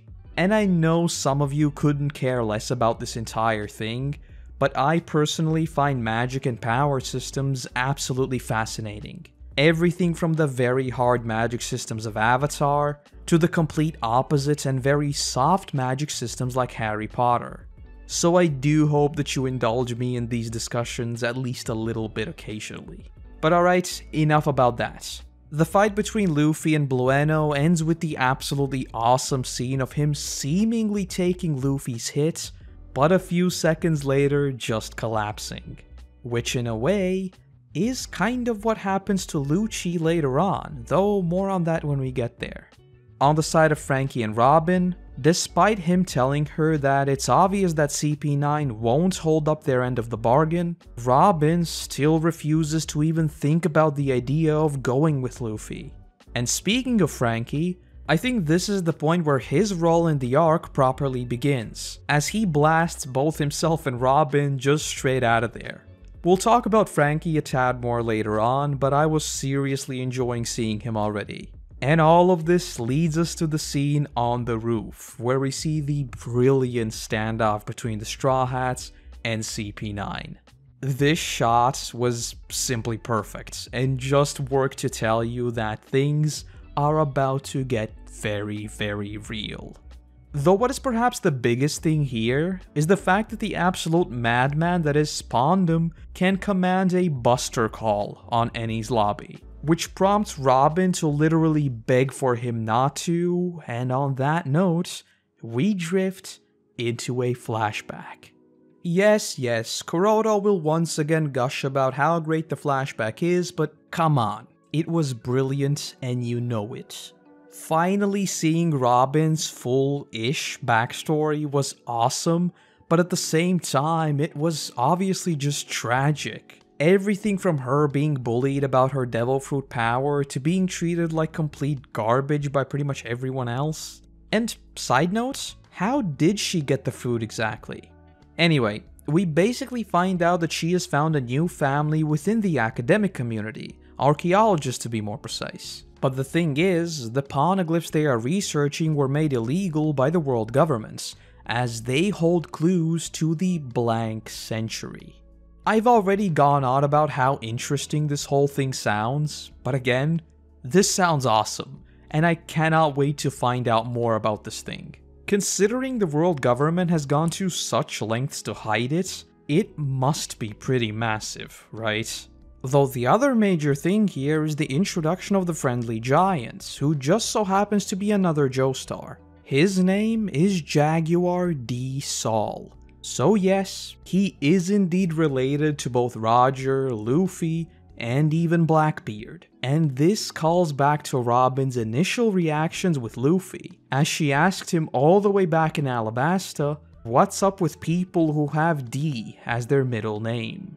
Needless to say, I was very much surprised by this, and it just made me even more curious about what sets them apart from everyone else. I mean, at this point we know that pretty much everyone with D as their middle name is a massive character, right? And we're about to pass 300 episodes and I am still clueless. Though the relationship between Saul and Robin was super wholesome and almost parallels her with Chopper, doesn't it? Just like her when she was a kid, Chopper too is misunderstood and judged by those who don't know him purely based on his appearance. So it's almost like Robin's paying that forward, and keep this in mind for later. A short while later though, we get the big twist in Robin's story. We learn that the Buster Call has been initiated. And sheesh, the commentary here should be fairly clear. The government's destroying absolutely everything, including the largest library in the world that holds an insane amount of knowledge, just to protect their own interests? Yeah. Though more importantly for Robin, we see her mother, Olvia, return. The interactions between Robin and Olvia are just rough. The "I wanted to hold your hand" scene, and then finally them just sitting there together with everything just burning around them was brutal. And what is just as tragic as this whole thing is that Robin does the same exact thing to the Straw Hats. Just like her mother, she wanted to protect them so much that she just left them, despite knowing herself just how much that hurts. And if that isn't brilliant character writing, especially combined with the whole Chopper relationship thing too, then I don't know what is. But yes, Ohara is just absolutely annihilated. Though with the help of the absolute MVP Saul, who we find out was actually an ex-marine who got fed up with how brutal they are towards scholars, and Aokiji of all people, Robin is the only survivor in the Ohara incident, and as such becomes the world government's next target, as she knows way too much already. And we then see how she has just spent her entire life running. That is, until she meets the old Crocky, where we fade back to the present. And here we get what I think is my favorite sequence of events in the series. We see Usopp shoot down the flag of the world government, and Luffy call to Robin saying to tell him that she wants to live. We then cut to Robin and her inner turmoil as she just says that she couldn't have even imagined something like that. Then thinking back to what Saul said about finding true friends, and finally screaming, "I want to live." Oh, One Piece. You have well and truly done it. This just left me speechless. The voice acting as she just screams, "Take me to sea with you" is just gut-wrenching, and for lack of a better word, bittersweet. You can feel the absolute tragic life that she has had, but it's almost like all of that falls away as their goal finally becomes clear. Now, they just have to win. And if that is not a chef's kiss, then oh boy, there wouldn't be any at all. And side note, I feel very bad for those of you who watch this arc weekly, because right after this we get like 5 back-to-back recap episodes for each of the Straw Hats. That must have been really painful. But anyway, following this point, we learned that the Straw Hats have to defeat all of the CP9 members as they hold 5 keys, one of which would unlock Robin's handcuffs. But not before Frankie steps up and burns the blueprints to Pluton right in front of Spondum.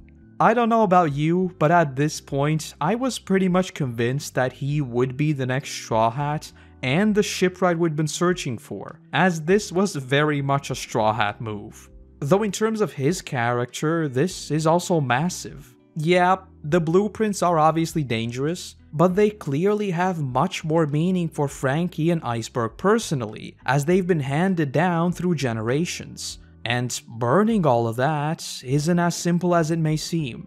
But yes, Frankie is indeed very cool.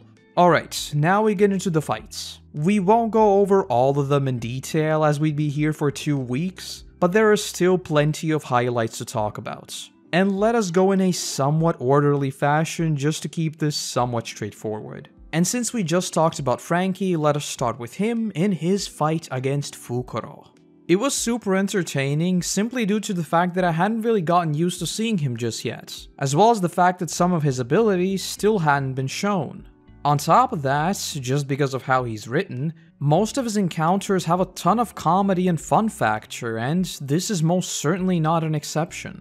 Though my highlight absolutely has to be the whole vegetable juice and cola mix-up, just the concept of the drink he consumes changing the way he acts is so ridiculously brilliant that I couldn't help but laugh the whole way through. Though even with all that said, when things get serious as they're blown into the water, he can still keep up and ultimately reign victorious over Fukuro. Sure, it wasn't the most serious opponent ever, but I think it still showcased that he's just as capable as any of the Straw Hats. So for me, this basically functioned as their first quest together. Moving on to Chopper, he goes against Kumadori.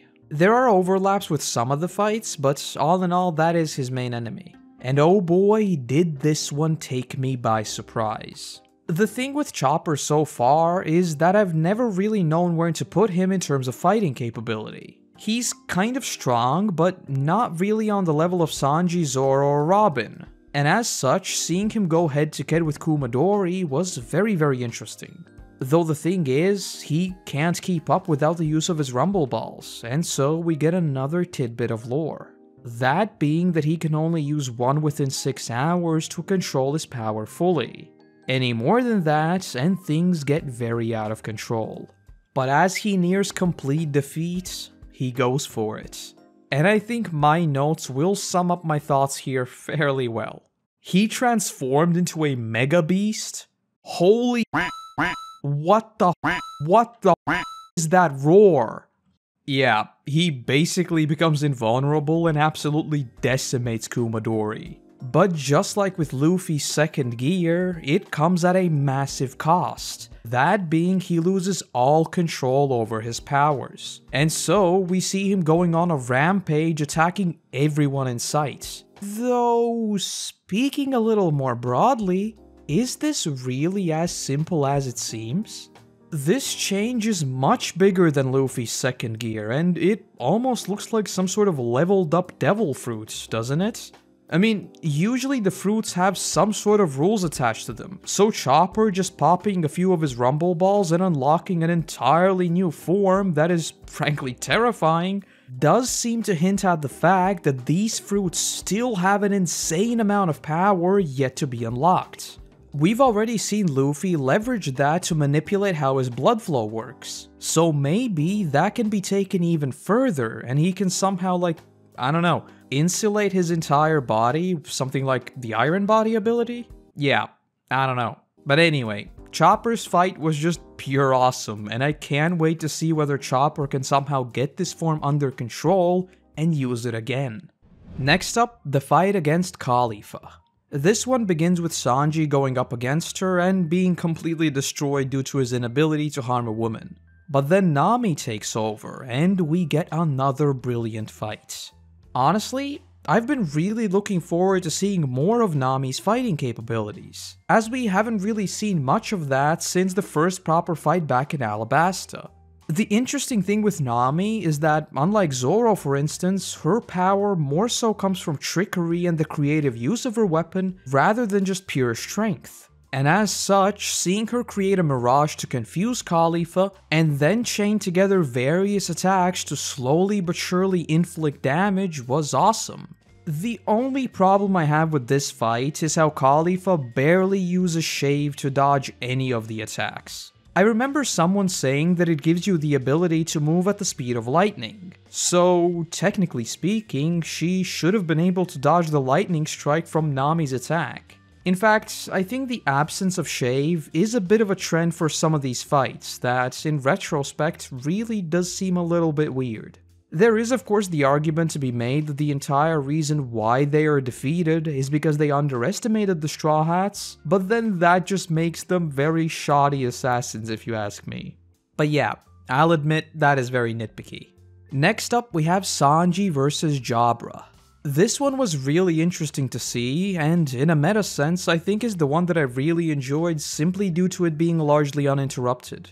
Jabra's very believable story to trick Sanji certainly gave me a good laugh, and the whole Sanji acting like he fell for it only to kick him to the ceiling was also a ton of fun. Then there's of course the ridiculously brilliant scene where Sanji sets his foot on fire through the friction of him spinning and blasting Jabra. It was all just fun. But same deal here. I mean, he saw Sanji's foot glowing, so him not using Shave just to get out of dodge was a tad bit weird, but fair enough I guess. All in all, for me, this one certainly didn't top Chopper's fights, but it was still exciting to see. And before we get to Luffy, we still have to talk about Zoro and Usopp versus Kaku. And I know what you expect. This one has to be my favorite, right? I mean, it's a Zoro fight. But honestly, it isn't. I'm not even sure exactly why, but I wasn't super into this one. I think a large part of it comes down to the fact that it took place over so many episodes, and by the time it was nearing the end, I had already just kind of lost interest. Also, Kaku and his giraffe fruit was interesting to see in the sense that it was surprising. I mean, how many of us expected a ripped giraffe, right? But on the other, it wasn't terribly creative, especially with a lot of the other CP9 members also possessing zone-type fruits. Though even with all that said, there are still plenty of brilliant shots that certainly made it visually interesting.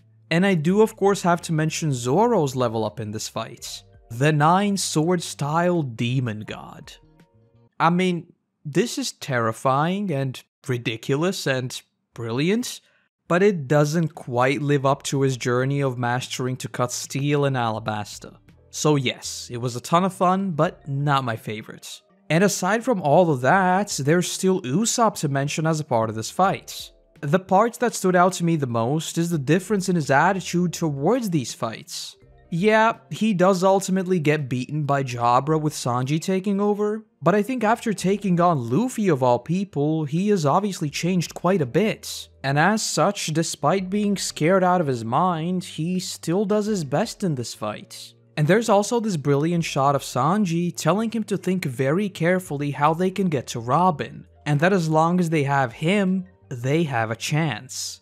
And that's followed by the split between Usopp with and without the mask, very much showing the inner conflict he's going through while figuring out exactly how he fits in the crew after everything that happened in Water 7. So yes, all in all, this was a great continuation of his journey from Water 7. And finally, the big one, Luffy versus Lucci. This one was awesome to see, mostly because of the super back and forth nature of this fight. And it's also the first time we see Luffy enter third gear, or bone balloon as he calls it, which was again a super interesting way of using his fruit with a serious drawback as a price, in this case that being him turning tiny. And there's also this great moment of Luffy almost getting pummeled by Lucci, but being saved by the fact that his previous strike actually dealt a lot more damage than he thought, similar to Blueno making Lucci incapable of charging him.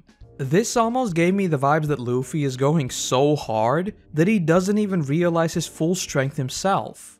And as the battle between the two is heating up, the rest of the crew, after defeating their respective opponents, are all gathering up and prepping the escape plan, which, in this case, is the most awesome plan you can think of. Since they know they can't really go back anymore, the only real option is to steal a ship and go straight through the gates of justice themselves. Needless to say, I was more than happy to hear this considering all of my talk about a full-on war against the Marines. And on top of all of that, Spondum, perhaps the most incompetent chief to ever exist, accidentally activates the Buster Call, beginning a very deadly countdown at the end of which the Straw Hats absolutely have to be out of here. And there's a brilliant detail here that I really appreciated. Once the actual Buster Call begins, as any person who's lived through that, especially as a kid would, Robin falls to the floor and just has a panic attack. Considering this is very much a repetition of what happened to her once already, I really think this was a great way to showcase how important the crew is for her. As after she thinks back to what Saul said about her finding friends, that gives her the strength to get through this and get back up on her feet. There's also the entire thing of Kokoro saving the Straw Hats and revealing that she's a mermaid. This wouldn't really be anything too major as we already knew fishmen existed, but she does explicitly name an island simply called Fishman Island. So I'd wager that we'll be popping over there at some point as well. But with the crew mostly together, we see this beautiful scene as they reunite with Robin once again. This was just super wholesome. Though it's not over just yet, as they look over to the building to see Luffy and Lucci still going at it. So the mission now is to fight off the Marines while Luffy can get over here. And again, we get a really cool sequence of all of the Straw Hats fighting off waves and waves of enemies. And since I didn't really bring this up before, I want to once again talk about Frankie.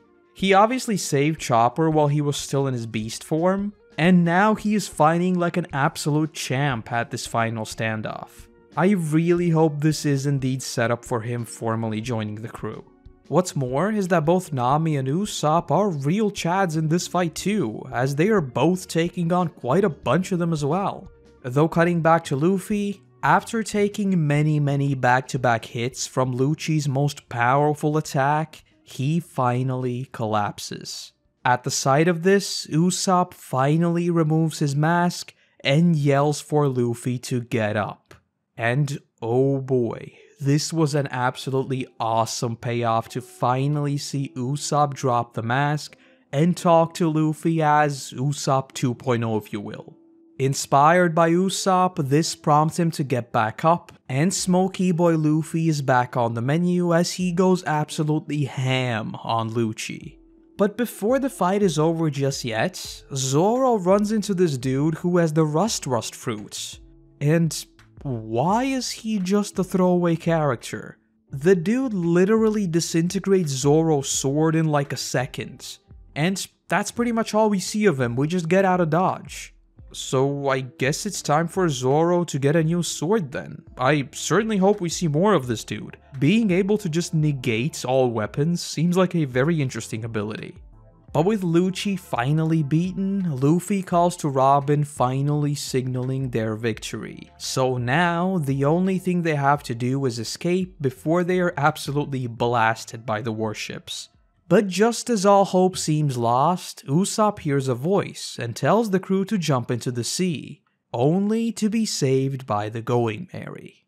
Now, if you watched the previous video, you'll know that once I saw this, my blood was absolutely boiling.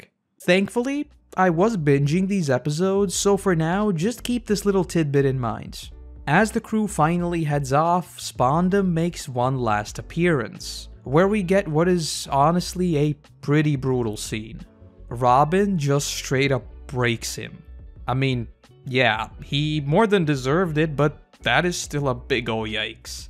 And the very final thing we see before the Straw Hats escape is that Aokiji is here. And sheesh, how he calmly says that they've been defeated was actually super scary, as the only thing I could think of was that the Straw Hats just became the enemy of the world at this point. I mean, come on, they literally wiped out an entire island that was home to the deadliest CP9 members. So yes, I am very much looking forward to seeing how this plays out. Something tells me we'll be hearing from the Marines much more often following this point. Back on the ship, Luffy's body is still recovering and he can't properly move yet. And so we get this wonderful scene of Chopper carrying him around as he asks where Usopp went. Which is then followed by him asking Sogeking, "Hey, did you see where Usopp went?" Yeah, this is basically a, we might have just become the #1 enemy of the world government and just wiped an island off of the map, but hey, we're still the Straw Hats, right? Yeah, this gave me a very, very good laugh. And just a short while later, they spot a galley law ship, with Iceberg meeting them. And just as they meet, the Going Merry finally falls apart, as we get a flashback to how Iceberg did everything he could just to fix it up one last time. After the last episode, some of you told me that the Klabautermann was a legit legend among sailors and fishermen, which made for a very interesting read, I won't lie. Honestly, I'm kind of surprised that I had never heard of it since its origins are very much local to me. So yeah, thank you for pointing that out. Though after reading up on it, retrospectively, I actually really enjoyed its appearance in Water 7. Though I still thought that it should signify the true end of the ship rather than the ever-present plot armor of One Piece characters, which I've been very vocal about before. So once the ship saved the crew again, I was admittedly ready to write up a very long rant, but thankfully, and I'm sorry for doubting you, Oda, that really was the end of the ship, as we finally hear that this was indeed its final voyage. And so, the crew all stand behind their captain as the ship is very fittingly given a Viking's funeral.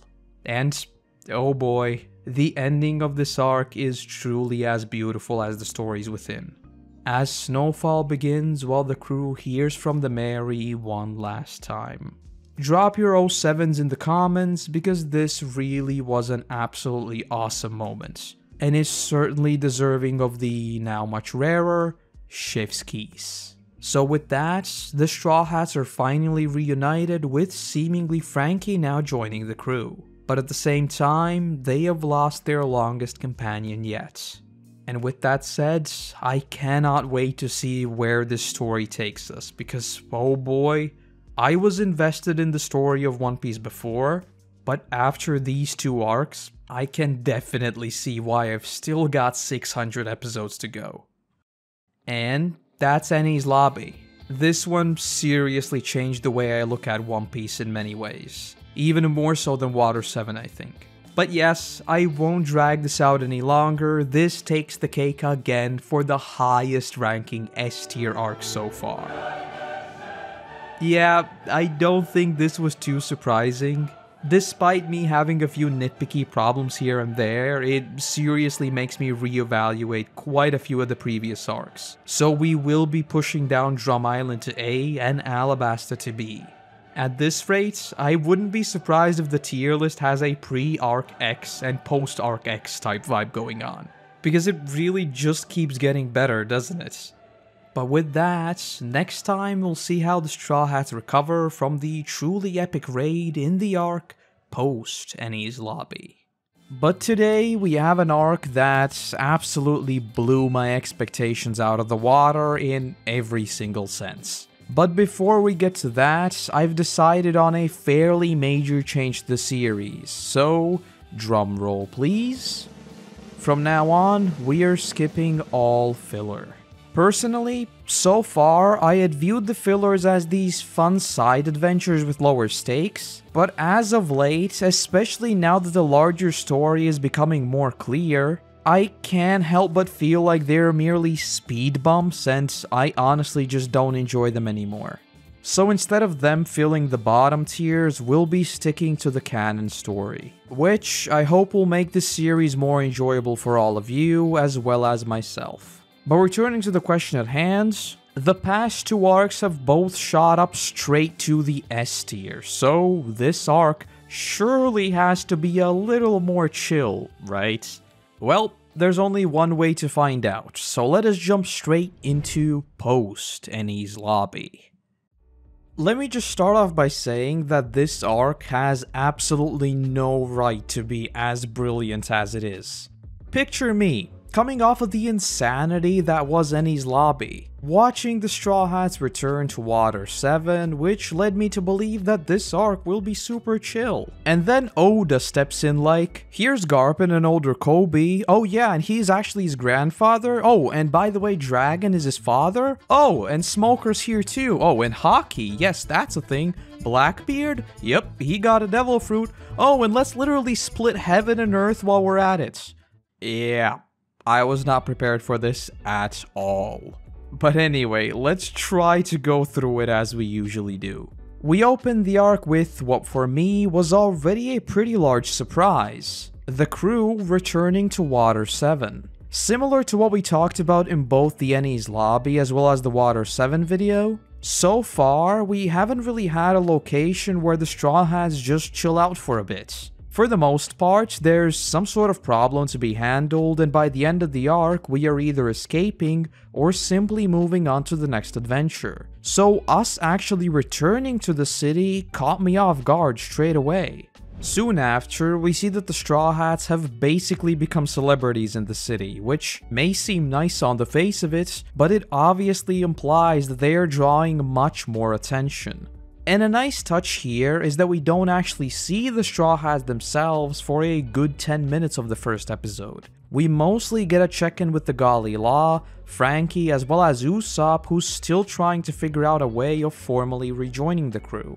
Finally cutting to the Straw Hats, and I'll be honest, I don't know why I found this funny, but we see all of them repping that Gali Law merch. So yeah, hashtag ad. Though they're soon joined by Frankie, who we find out spent the money they stole all the way back in Water 7 to buy this mythical Adam treasure tree on the black markets, revealing that it's the strongest tree in the world and that it is being used for their new ship. And yes, just like I've said for previous statements like these, something tells me that it will end up not being the strongest type of wood in about 500 episodes or so.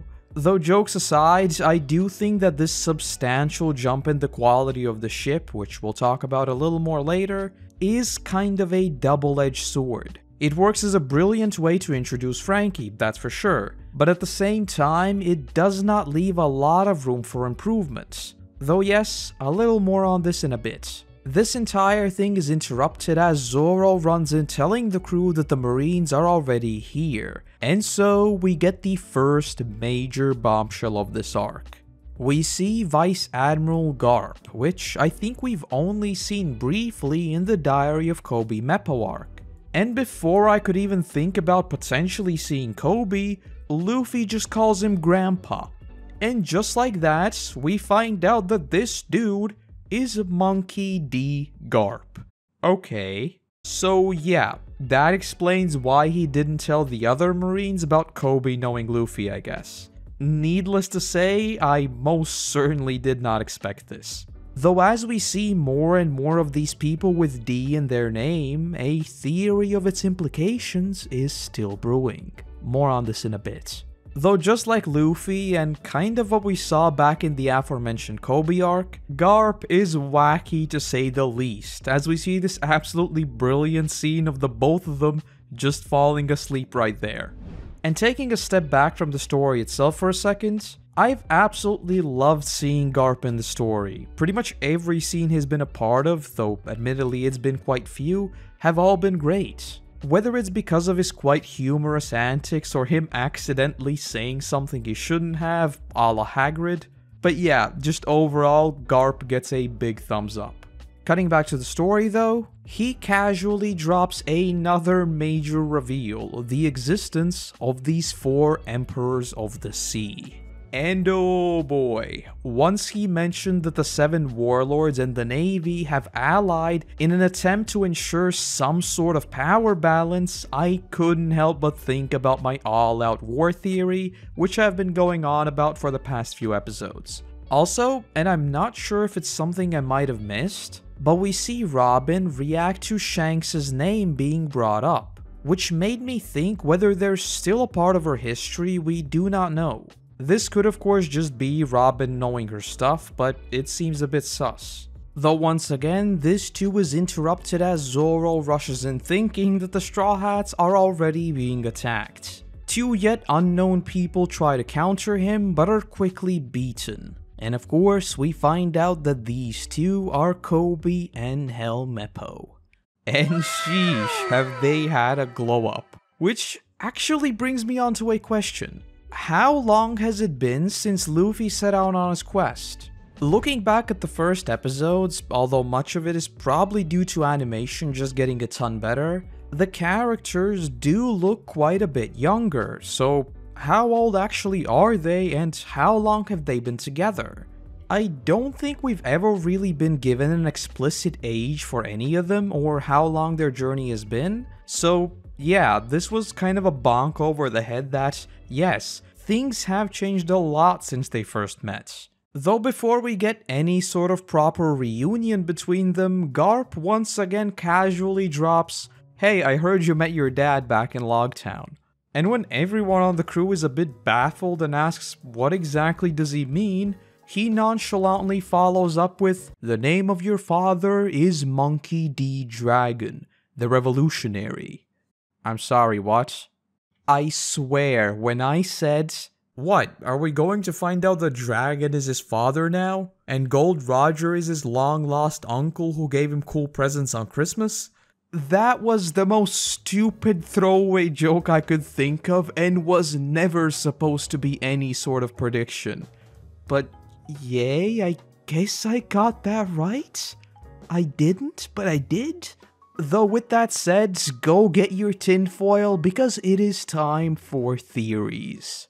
So far, every single character we've met that has D in their name has had an unbreakable will. Saul went against the Marines to uphold what he believed to be justice. Now we find out the dragon is a revolutionary, so despite how correct his beliefs may be, he obviously has a strong enough will to quite literally go against the entire world to pursue. Roger literally became the king of the pirates. Ace and Blackbeard, actually, we'll get to them in just a little bit, but you get the idea. Each and every one of these characters has this unbreakable drive to pursue either their dream or, like in Garp's case, what he believes to be right. But then we take Koby. Someone who started as a whiny little kid with a dream, and now, in his very brief fight against Luffy, we see him use Shave, a technique that we literally had not seen until the deadliest assassins of the world government showed up. And I know this is coming out of absolutely nowhere, but Koby's drive to become an admiral is just as strong as Luffy's becoming the king of the pirates. So, what if we were to find out that Koby is actually one of the Joestars as well? Yes, I did spin this out of seeing him for like, what, 5 episodes throughout the entire series, but come on. You can't give me a mystery as intriguing as this and expect me not to come up with some bogus theories. But yeah, now we just know the dragon is actually Luffy's father and Garp is Dragon's father, which, like, that's one interesting family, isn't it? The only thing we need to find out now is that Nami is actually a past version of Luffy's mother, who is in fact a time traveler. Yeah, I'm not even going to try and guess who his real mother is. Following this, we get to see Luffy and Koby just catch up for a bit, and once again I thought we'd get to chill out for a bit, but no. First off, we learned that the Navy actually has a technique of going through the calm belt, something that had been thought up by this researcher named Dr. Vegapunk, the person responsible for finding a way of feeding the devil fruits to objects, among other things. Which leads me on to a question of what in the world of One Piece actually has more quote-unquote power? Is it the Navy or is it the world government? I just assumed that it would have to be the world government, but judging by the things we've heard so far, it doesn't appear to be as simple. As in this case, it is indeed the Navy who have made these discoveries. But then, we get something that left my head spinning. The mention of the second half of the Grand Line titled The New World. That is very, very big. I'm calling it now. You know the war I've been going on about 50 times per video? How can you name something the New World and then not make a story about the war for the New World? It's happening, definitely, and no, I won't take off my tinfoil. Though jokes aside, I guess this is our first look at what the endgame of One Piece is going to look like, right? Or actually, not quite, I guess, as I'm still like a third of the way to being caught up, but you get the idea. The fact that it is explicitly named something so different from the Grand Line itself does make me wonder about just how different will it be. Is this going to be another transition on the level of the Grand Line itself? Are we going to be replacing the log poses with, I don't know, log pose 2 electric boogaloo now with 300% more log? Is weather going to be brutal, or maybe it's almost like the Calm Belt where nothing moves? Yeah, I don't know, my head was spinning already and we're barely into this arc yet. Following this exchange between Luffy and Koby, we finally get a breather as we see the Straw Hats throwing a party. And there's a ton of great shots here. We get the absurd scene of Luffy and Chopper just stuffing their faces. Then there's the wide shot of them all jamming out to Sogeking's theme and many others. Though, you know how I said we'd get to chill? Yeah, we don't, because Robin is called by Aokiji. I think the fact that this is the smallest twist in the arc says a lot, but in short, we find out that Saul was actually a friend of Aokiji's, further making me wonder just who he actually is. It's clear that he's not really 100% on the side of the world government or the navy, but it's not like he's helping the Straw Hats either, so what's the deal? Though thankfully, he is not here to cause any sort of trouble, he simply tells her to live her life to the fullest and to carry on the legacy of Ohara. This was just a very nice conclusion to the part of Robin's story we saw, and sort of elaborated on why Aokiji saved her as a kid. So yes, big thumbs up in my book. But we then see her turn around to see the Straw Hats acting super silly again and just smiles. So yes, that was just super wholesome.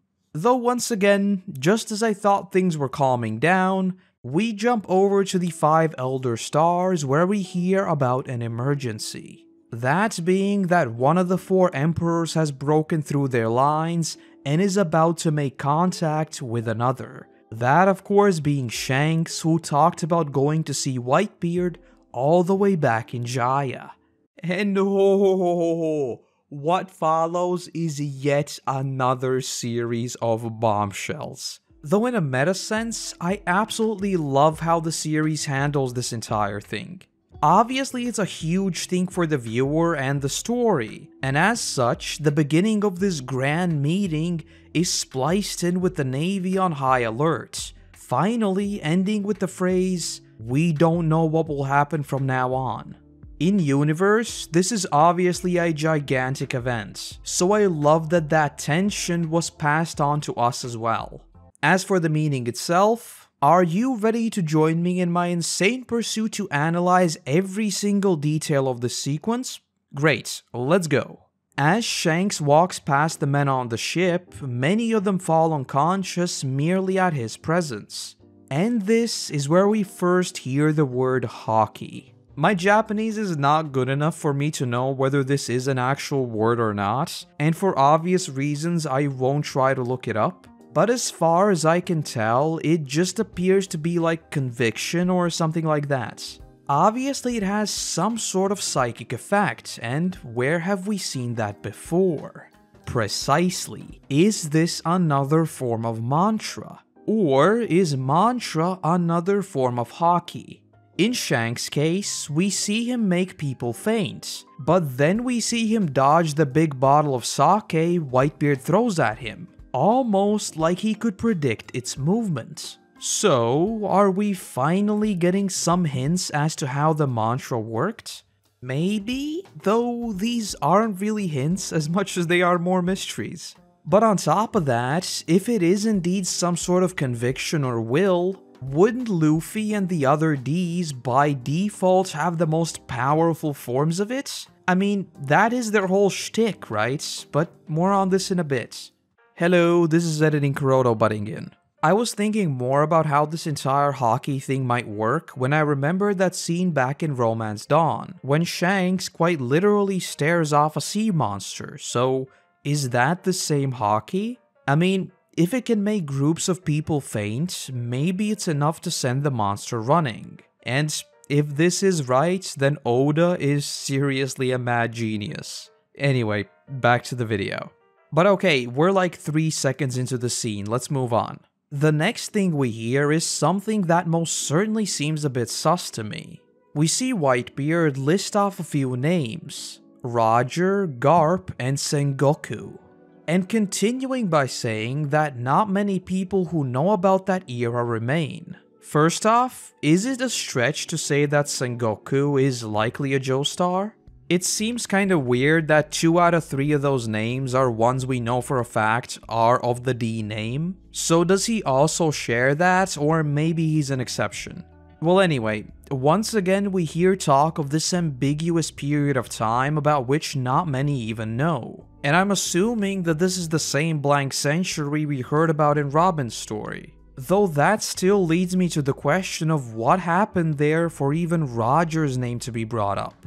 Perhaps it has something to do with the origins of the devil fruits? If you indulge me in another tinfoil theory, as I talked about in Skypiea, perhaps all the poneglyphs when read together explain how a devil fruit can be created or acquired. So the government has now done everything they can to wipe it from history.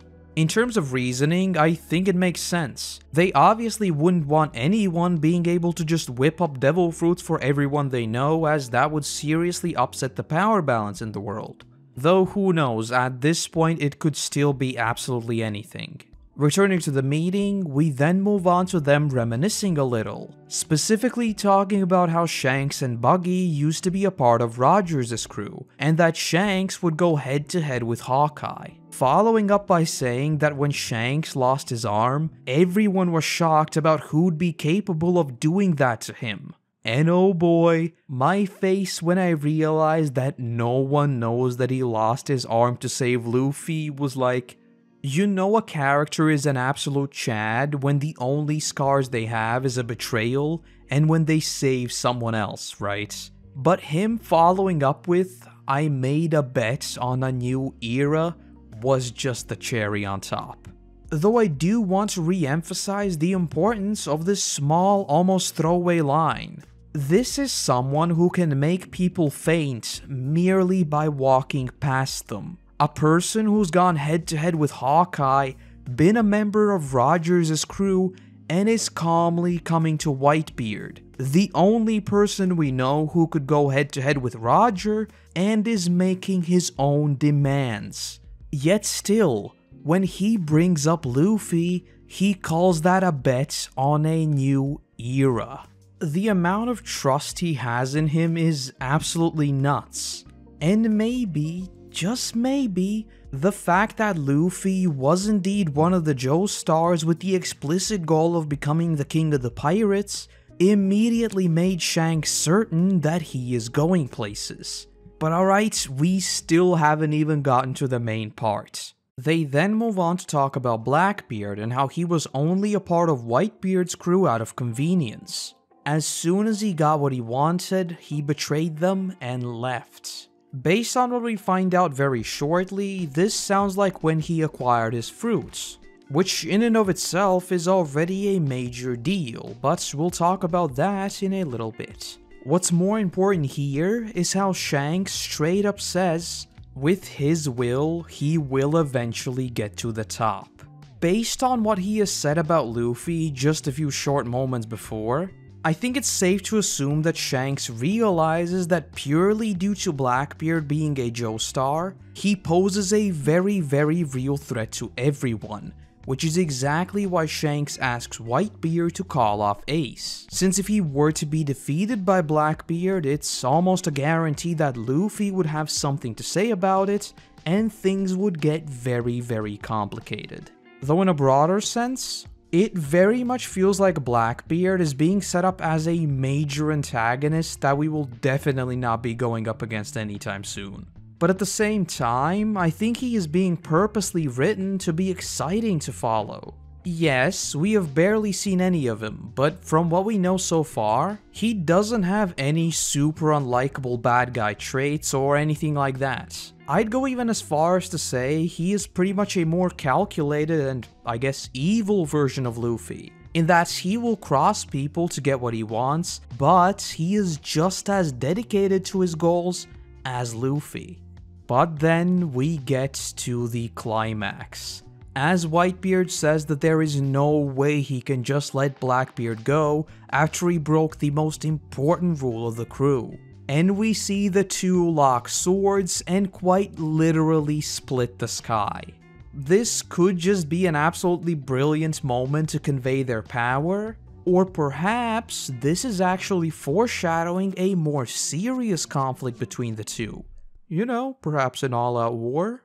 But yes, this is most certainly a shift's keys. And by the way, that's Yasopp, right? Perhaps now that things are seriously heating up, we may actually see him meet Usopp. Though yeah, this entire sequence has to be up there with my favorite moments in the entire series so far. If you've been following the series, you will have probably noticed that I will almost always be more interested in the grand and macro scale stories instead of the pure one-on-ones. So us slowly but surely getting an idea of what's to come was absolutely awesome. And I think the fact that I've spent almost 2 whole pages of a script talking about like a 10-minute scene should say enough. Following this, we get 3 filler episodes, one of which I actually found pretty cool. It's all about Sanji figuring out what makes this guy's old cooking so much better. Personally, I thought the answer was pretty obvious. But it turns out that it's the salt that accumulates on roofs post-Aqua Laguna. That's pretty much the premise of the episode, but it was actually fun as, again, it's sort of a world-building element that makes Water 7 unique. Though the other episodes, not so much fun. Returning to the canon though, we get some more of Frankie's thoughts on what he wants this ship to be and why he is even building it. The whole exchange between Iceberg and Frankie here was very nice to see, considering we had never really delved into their interpersonal dynamic too much in Water 7. We then cut to Usopp, who is still circling around the Galley Law House and writing scenarios on how he might talk to Luffy again. And then there's this brilliant scene of Nami being like, oh, there was a noise or something outside, and just proceeds to close the curtains right in his face. That gave me a good chuckle.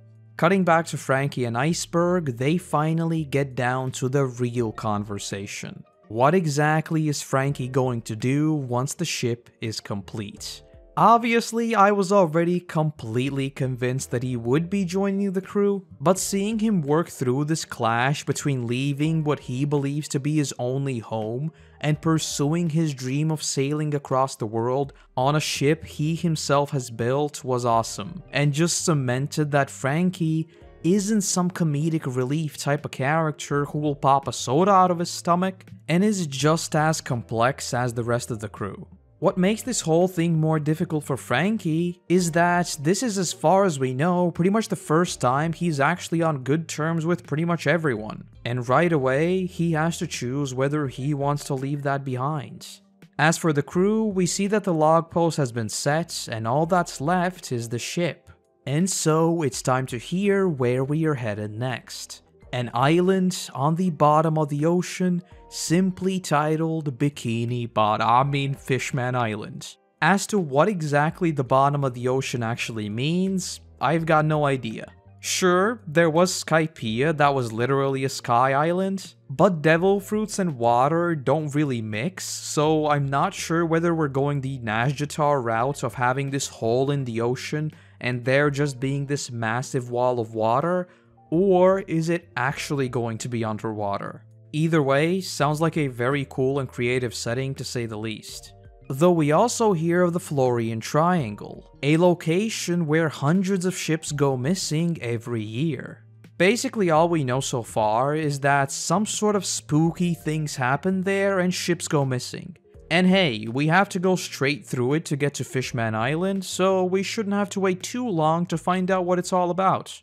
A short while later, Frankie announces that the ship is complete, but before we get to see it, the Frankie family arrives with some more news. The fact that the bounties for the Straw Hats have been updated. Though perhaps more importantly, it's not just that they've been updated, but the fact that now each and every one of them, including Frankie, are wanted. Luffy, of course, most of all, with a cool 300 million bounty, making the crew's total over 600 million berries. So yes, that is a big ol' yikes. Though we do get the absolutely brilliant image that is Sanji's wanted photo. With how much he was excited to finally be wanted, I really laughed at this way longer than I'd like to admit. Now I'm just curious as to how long it will actually stay that ridiculous, or maybe it will become a running gag of all of his wanted posters being absolutely horrid. Though with the ship ready and the obvious danger that is their massive bounties, the Straw Hats get ready to leave Water 7. Only problem is, we still have not heard from Usopp, and it's pretty clear that Frankie still isn't fully on board either. Though before we tackle those problems, we get to see the new ship, later to be named the Thousand Sunny. And, oh boy, is it an upgrade to the Mary. We're of course yet to find out about all of its capabilities, but from what we've seen so far, it's a major upgrade. Which leads me on to the question of whether this is the final ship. I mean, it can't be, right? We've got 600 more episodes, but at the same time, it's apparently made from the world's strongest wood and made by the two world's greatest shipwrights, so what else even is there?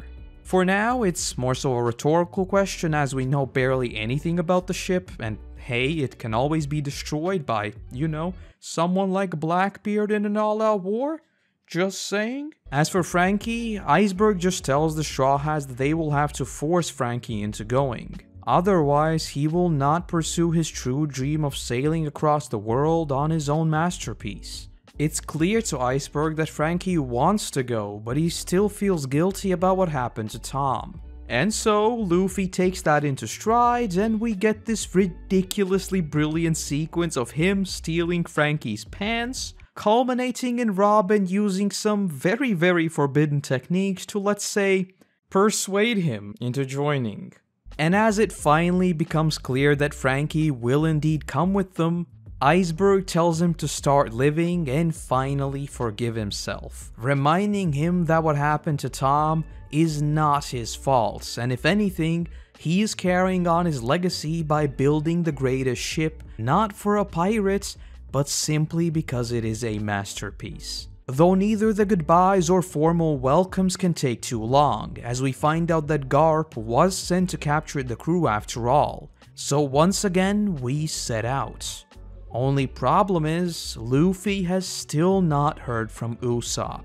And here we once again see Zoro re-emphasize what he said in Water 7. This is what being a captain means, by telling Luffy that if he just lets him rejoin the crew without apologizing, Zoro himself will leave. And despite everything that happened, we see that Luffy just cannot give up on his friends, as we see him super jittery and nervous about hearing from Usopp. Though when he finally arrives and tries to call to them as if the events of Water 7 never happened, the crew has to ignore him.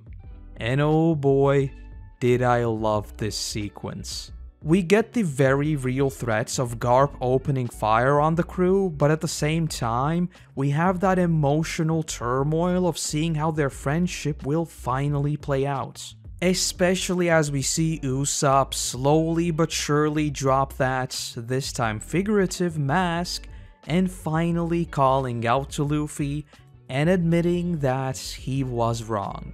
Luffy, of course, crying out of happiness himself, quite literally extends an arm to Usopp, and just like that, the Straw Hats, after so many trials and tribulations, are finally back together.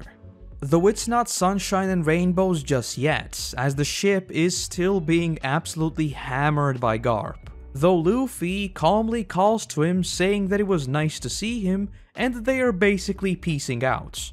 Frankie then demonstrates one of the many thousand sunny capabilities as the ship just flies straight out of there. And so with that, we set off for the new world.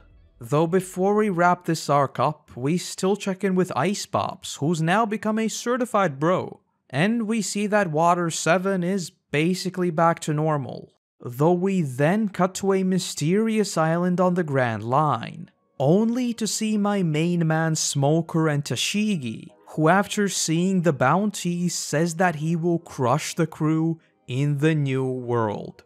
I think I've made it pretty clear by now, I absolutely love seeing Smoker, so the confirmation that we can indeed expect to see more of him is awesome.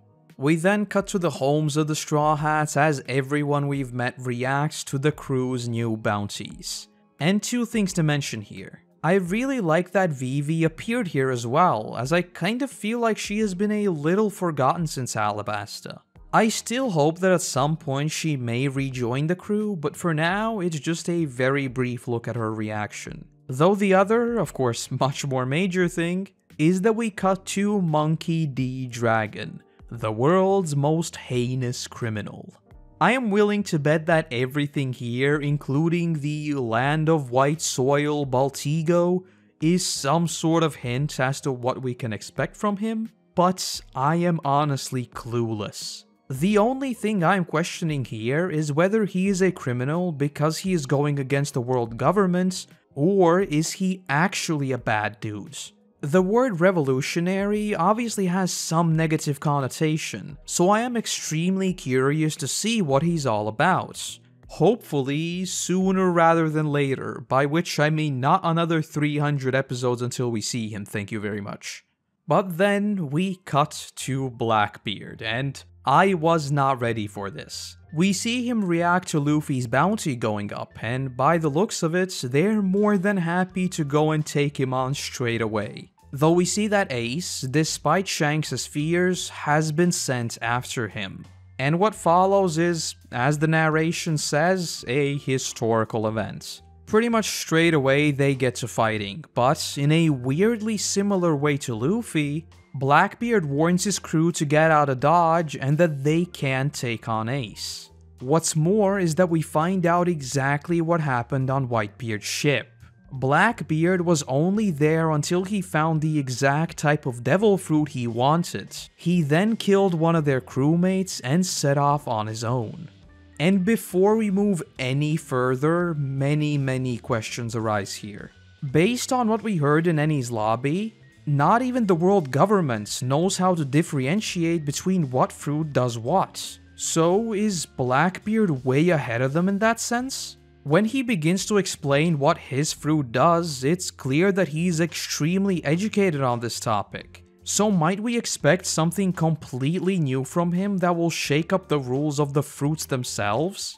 We already know that they can be fed to objects. So perhaps he will arm himself with devil fruit weaponry to completely offset the kiss-curse nature of his own fruits? Something light-based, for example, the complete opposite of his fruits? Or maybe my multiple fruits theory might still be alive after all.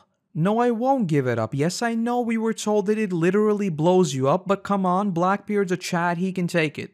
Anyway, we find out what is perhaps the biggest bombshell of all. The fact that as long as they are in contact with his darkness, his fruit gives him the ability to negate any and all devil fruit powers. So he is literally a walking sea prism stone with the power to straight up create a black hole. The destructive power of his fruit alone is enough to send his own crew running for their lives, as the entire town they were just standing in is reduced to nothing. But the added ability of just turning off the devil fruit user's power, especially for Logi and Paramethea types who would normally shift forms, is terrifying.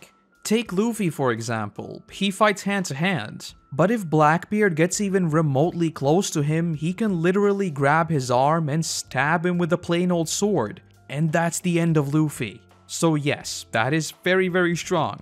Though I also love that there is a substantial drawback to his power. That being that he quite literally pulls in all attacks. So technically speaking, if you can muster up a single strike powerful enough to end Blackbeard, you win, making him the absolute glass cannon type of fighter. But wow, the albeit brief fight between Ace and Blackbeard was simply brilliant. And the shot of Ace just standing there with this torch in the all-consuming darkness was amazing. But what was perhaps my favorite detail of all? When Whitebeard and Shanks locked swords, they split heaven. Well, when two people with the inherited will meet, they split the earth. So yes, that was not an over-exaggeration of this arc literally splitting heaven and earth. But yeah, I mean, I was left speechless, and this shot is absolutely worthy of the chef's keys. Though the very last scene we get is a little bit of narration, saying that this was not merely a fight between two pirates, but a catalyst to something far greater. Obviously, this is pretty much Blackbeard formally starting a war against Whitebeard, but something tells me it's far bigger than that. Again, this is a Joestar we're talking about. While I'm all out of ideas on how this might play out in the short term because the Straw Hats are still a ways off, if you want my long-term wish as to how this would play out, it's a three-way war between the Navy, Whitebeard, and Blackbeard. I would expect that after realizing the devastating power of Teach, especially after he gets another fruit, which will definitely happen, you know, maybe even two, others will stand by Whitebeard in an attempt to stop him. But as a vacuum of power is created, some might start inner conflict, fighting for the positions of the four emperors and ultimately leading to my dream all-out big war. It makes sense, trust me. And that is Post-Enies Lobby. I think judging by the amount of stuff I had to say about this arc and how short it actually is, the ranking of it should be fairly predictable. It will be taking the top A tier spots and causing quite a few additional changes in the tier list. I spent way more time than I'd like to admit thinking about how this arc changes my thoughts on various of the previous ones. I even went and took a shower, and when shower thoughts get involved, you know it was serious. But in short, arcs like Loguetown and Diary of Koby Meppo move up due to their importance in playing into the larger narrative, such as Dragon just popping up that early, etc, etc. I was very tempted to move up Romance Dawn, which I honestly might end up doing by the time the next video comes out, as the whole hockey thing and Shanks never telling anyone that he lost his arm saving Luffy are both brilliant details that carry significantly more weight in the context of what we know now. And I did debate ranking this as S tier, but I feel like that should be reserved for arcs where there is a big villain, which there really isn't in this arc. I mean, yeah, there's Garp, but he's not really a big bad. But with that, our next stop is the spooky thriller's bark. Though with us heading into the next major story, will Thriller Bark live up to the absolutely stellar arcs that we've had back to back, or will the streak finally end? Well, there's only one way to find out, so let us jump straight into Thriller Bark. The thing I want to mention with Thriller Bark straight away is just how polarizing it was to me. It features a horror-focused haunted mansion type of vibe, which is one of my favorite settings in fantasy, though at the same time, I felt like it never lived up to that. It introduced certain plot elements that seemed to go against the vast majority of what we've seen so far, but then it completely offsets that with some of the best character moments in the entire series. All of this is to say is that you should expect a very wide distribution of opinions on this one. While watching this arc, I legitimately went from actively disliking it to loving it, right back to disliking it, rinse and repeat. But alright, let's try to go through it in a somewhat constructive manner.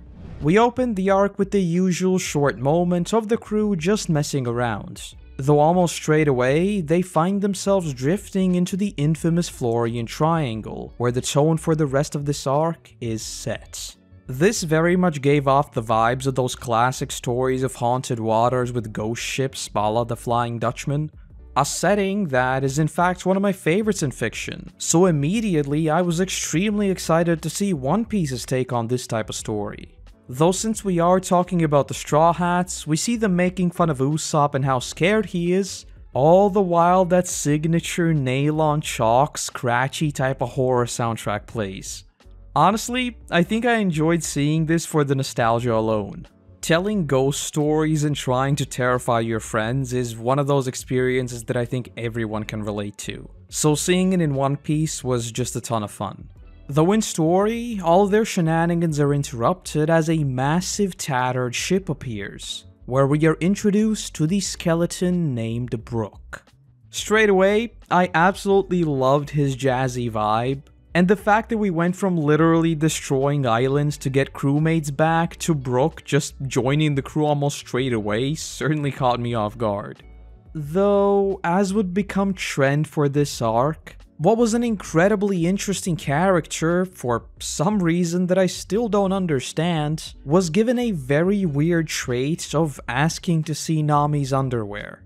I honestly just don't see why you'd introduce a character that we're supposed to like, and then just give them these sorts of downright bizarre elements. It's a trait that adds absolutely nothing to the character.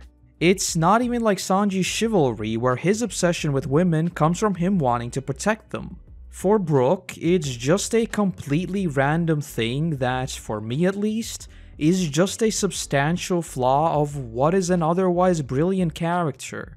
Though thankfully, it's not a super common thing for him. As for Brook himself, we find out that he has the revive fruit, explaining the whole skeleton thing. Though this alone already made me ask many questions that I doubt I'll be getting any answers to. Firstly, there's quite a bit of talk about how his soul couldn't find its way back from the underworld, thereby confirming that these sorts of things do exist in the world of One Piece. So might we hear more about these sorts of death-related powers?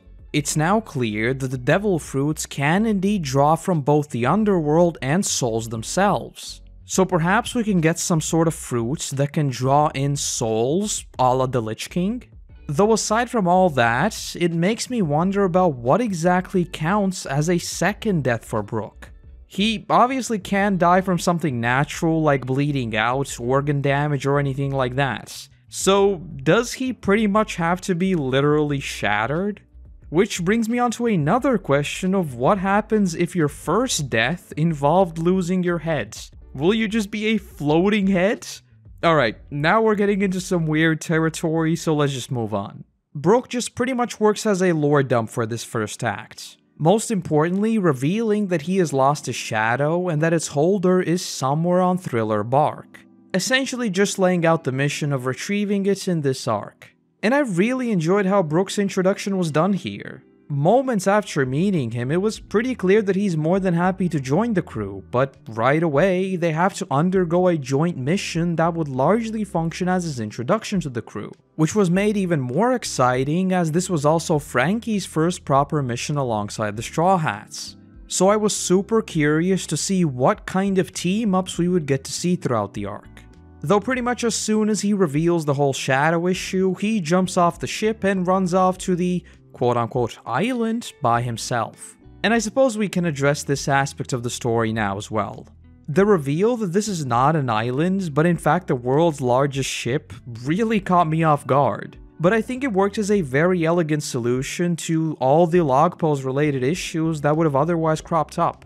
On top of that, I think it added a very interesting dynamic to the arc, where the ship is pushed into some currents, causing the whole fog to dissipate, which in the case of Thriller Bark was obviously a major deal in the story. So yes, the setting overall was a very big W in my book.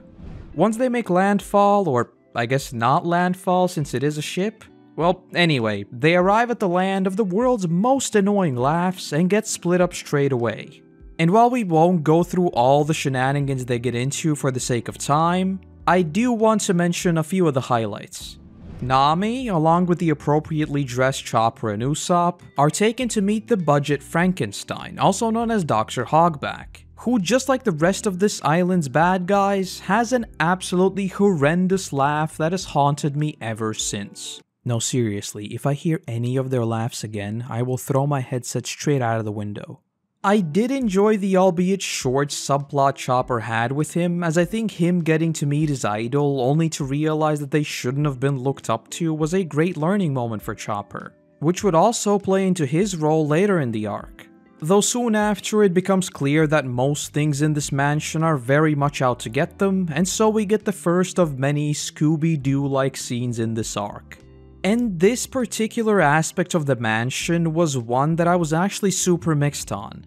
As I mentioned, many parts of it felt like classic Scooby-Doo shenanigans, though many of the more serious parts felt a little jarring in that context. We'd go from a super serious scene to an incredibly silly one, and while that's not a bad thing by any means, I do think that in some instances there was a bit of whiplash to that transition, though I do admit that that may just be me.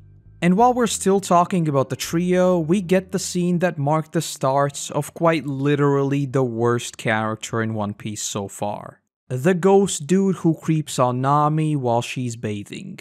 Yes, this was a super uncomfortable scene, but you can look past that. I mean, this guy is supposed to be a villain, so obviously it is a scene that should make you hate him, which it most certainly does. Though the implications of this particular scene later in the arc is what stung the most. More on this in a bit. On the side of Luffy, they also learn a little more about what's going on here and have a run-in with some zombies. Though what was the absolute highlight was Luffy's 300 IQ play here. We see a zombie begin getting out of the ground, only for Luffy to calmly walk up to him and push him back in. This legitimately had me pausing the episode to just laugh at the absurdity of this scene. So yes, this one was most certainly worthy of the shift keys.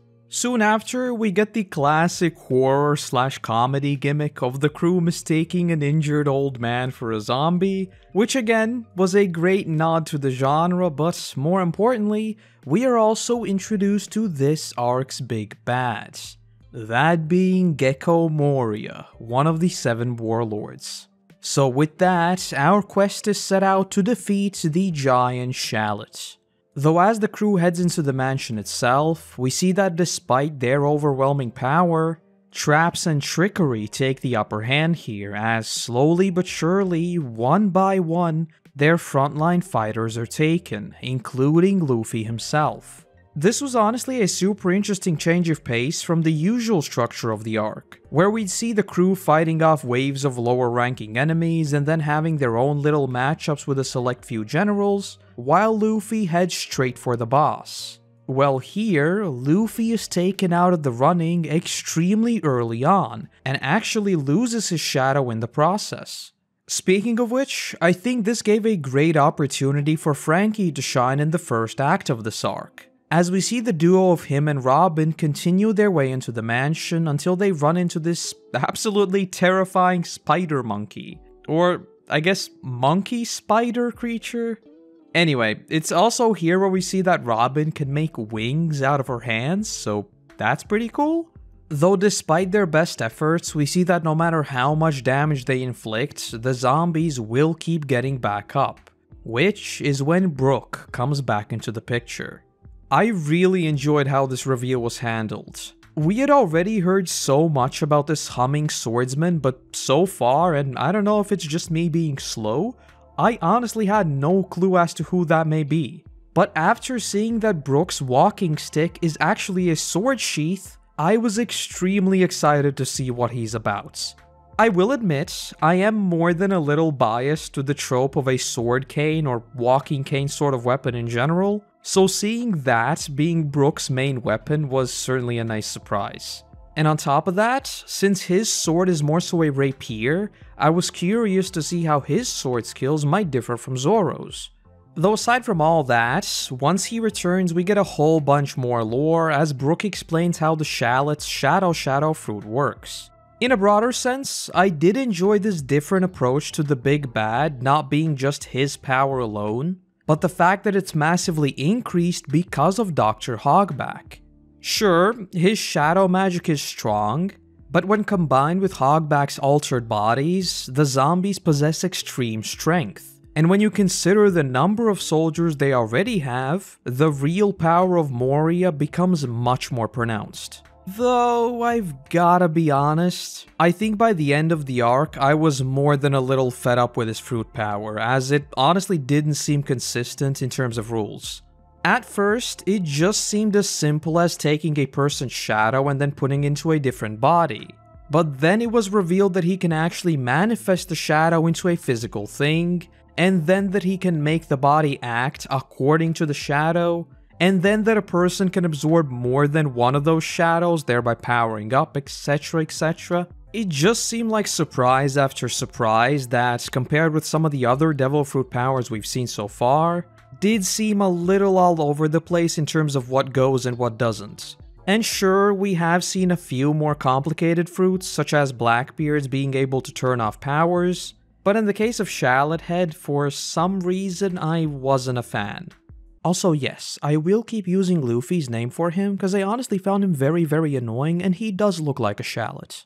Though the final thing we learn from Brook is that salt is the key to purifying zombies. So with that, the crew now has a fighting chance. And as it turns out, if I were to find myself in Thriller Bark, I'd be perfectly fine even without a devil fruit power, because I'm always salty.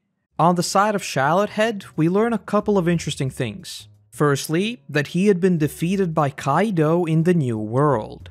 This line seemed way too specific not to be hinting at a character sometime in the future, so I do think this is just planting a seed as to how powerful some of the characters are out there, especially once we see how much of the crew's strength it takes to defeat Moria. Though more importantly, we see that Luffy's shadow will be put into the giant oars. And with that, Shallot Head's big plan is complete. All that's left is to take out the crew one by one. And with that said, I think this is as good of a time as any to talk about said fights. To keep things somewhat straightforward, we're going to apply the Enies Lobby approach and pull away from the chronological order just a bit, and instead go from my least favorite fight to my favorite. First off, the one that I thought was by miles the worst one. Sanji versus the Invisible Dude. Judging by how much I already hated Absalom, I think it should be pretty clear why I was more than a little excited to see him destroyed by Sanji. But then, we get what I legitimately think is the worst quote-unquote twist in the series regarding the main crew. We see Sanji say, "You and I have some bad blood." So picture me, thinking that this is Sanji upholding his values of protecting Nami with everything he's got, and just being so incredibly angry about what he did to her, that this whole thing is as personal as it gets.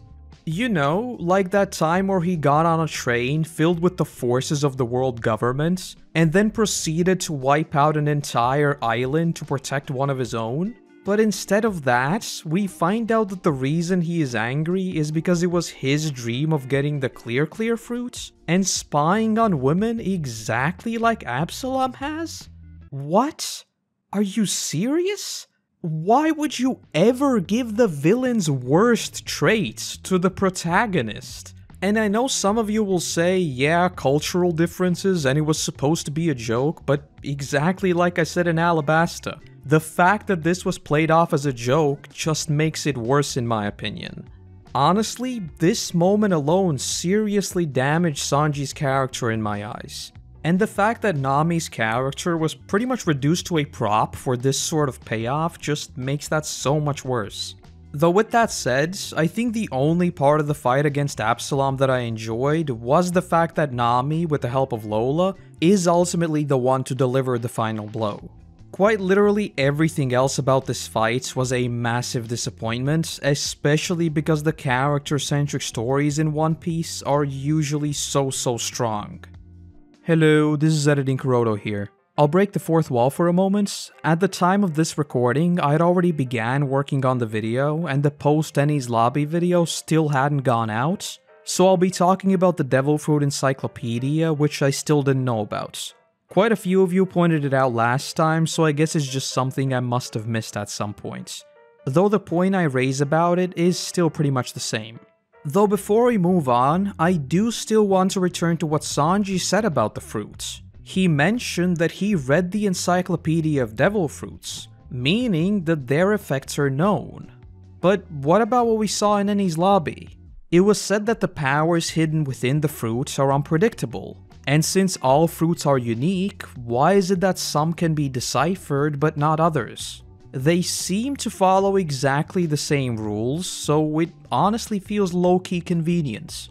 On top of that, based on what we saw in Post-Enies Lobby, I thought that Blackbeard knowing what the effects of his fruit would be was some sort of discovery that he had made.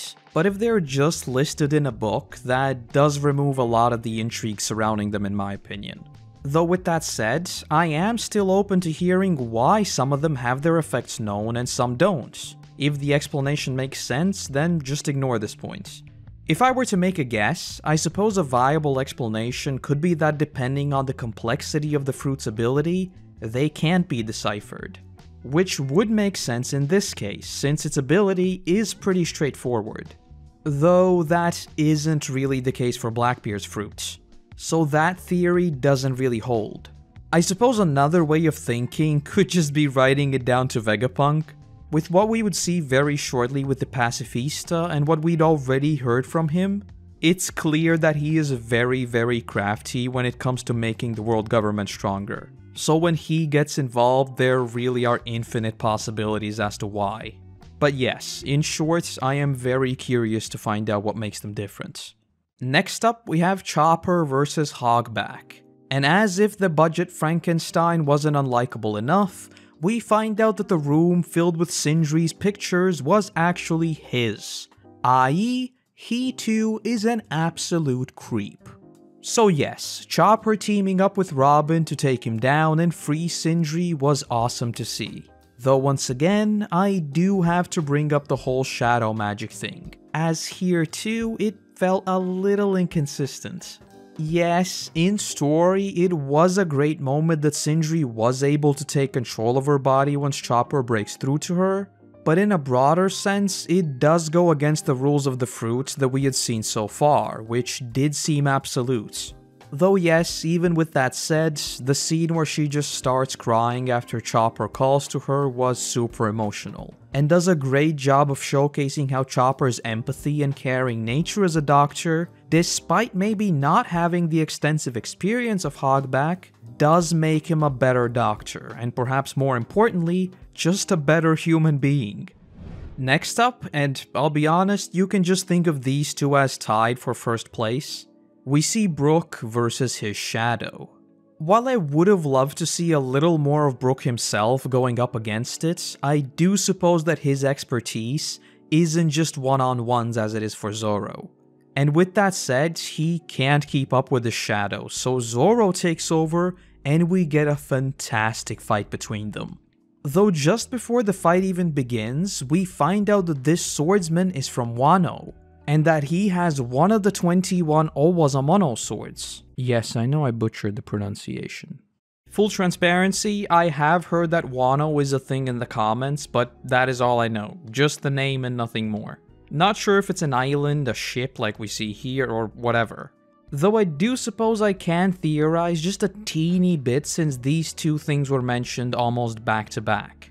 When Shallot was talking about ores, he mentioned that he was defeated by Kaido in the New World. So, is it a stretch to think that both ores and Brook's shadow dude came from his attack on Wano?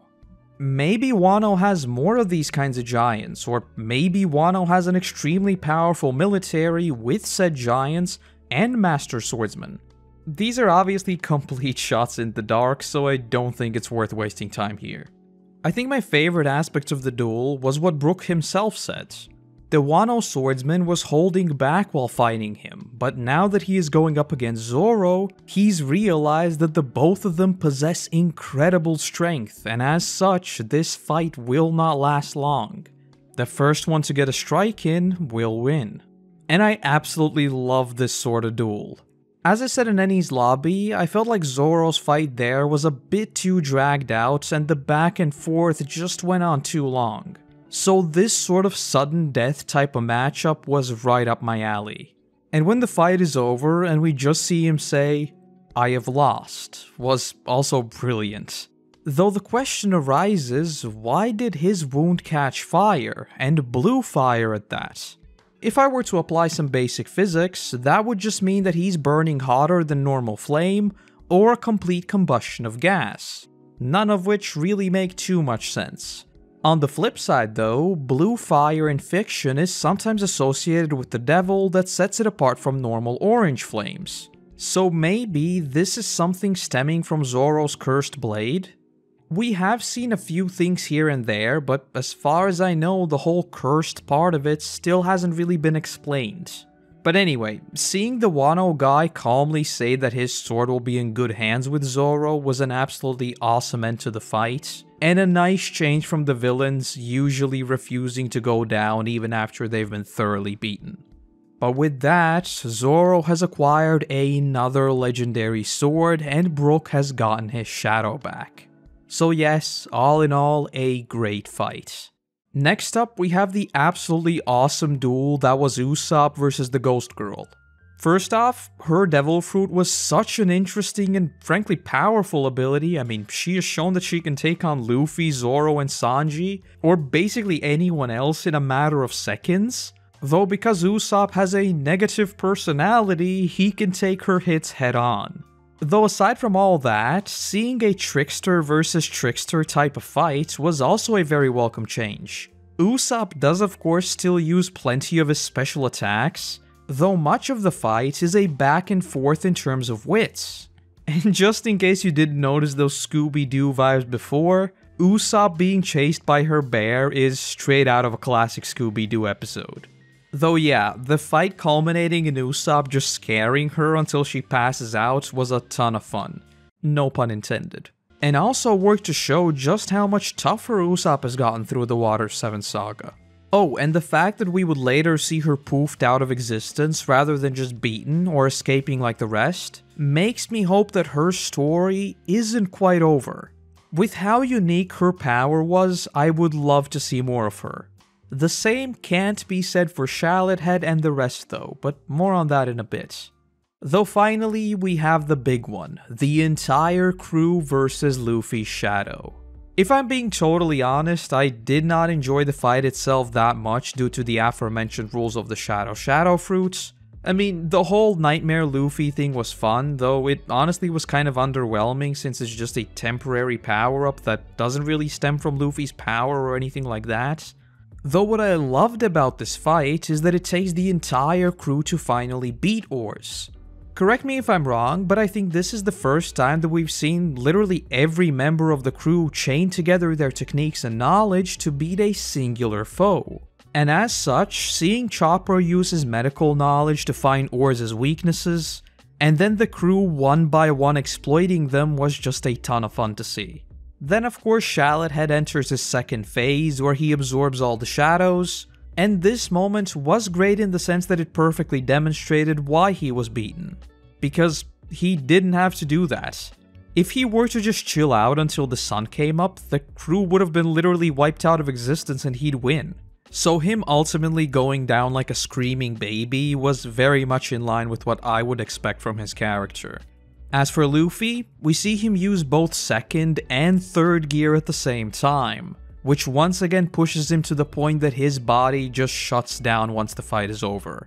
And we even get a scene of Usopp saying that he feels very bad about Luffy constantly pushing himself that far. But in terms of Shallot Head, that's that. And now we get into the parts that did a fair bit of carrying for this arc. Just before the fight actually goes down, we see another warlord by the name of Tyrant Kuma arrive at Thriller Bark. And straight away he begins to drop bombshells. First of all, saying that Blackbeard would be replacing Old Crocky as the 7th warlord. This obviously has absolutely massive implications, as that means he now has a certain degree of power over the Navy as well. But with everything that went down in Post-Enies Lobby and the mention of him here, something tells me we'll have plenty of time to talk about him at length very soon. Though, I guess my 3-way war theory is out of the window, since he's now at least in some part allied with the Navy. That is, of course, unless he plans on overthrowing them just like he did with Whitebeard. More on this in a bit. But after Moria is defeated, he just pops up in front of the crew and says that his mission is to obliterate everything on Thriller Bark. And sheesh, did I love this approach to the story. Just when I thought the fight was done, nope, another even stronger enemy appears. This is like the definition of that meme where you defeat a boss and a new health bar pops up. Though on top of that, this isn't the Straw Hats going after someone. He's here to catch them. So it's just a back-to-back blasting, and it once again was a sobering experience that showed us the wider scope of things. The Straw Hats still have a long ways to go in this world. Though we are told that he reflects gusts of air at the speed of light. And yeah, no, that's not going to hold up. I'm calling it now. If someone dodges an attack at the speed of light, I'm calling shenanigans.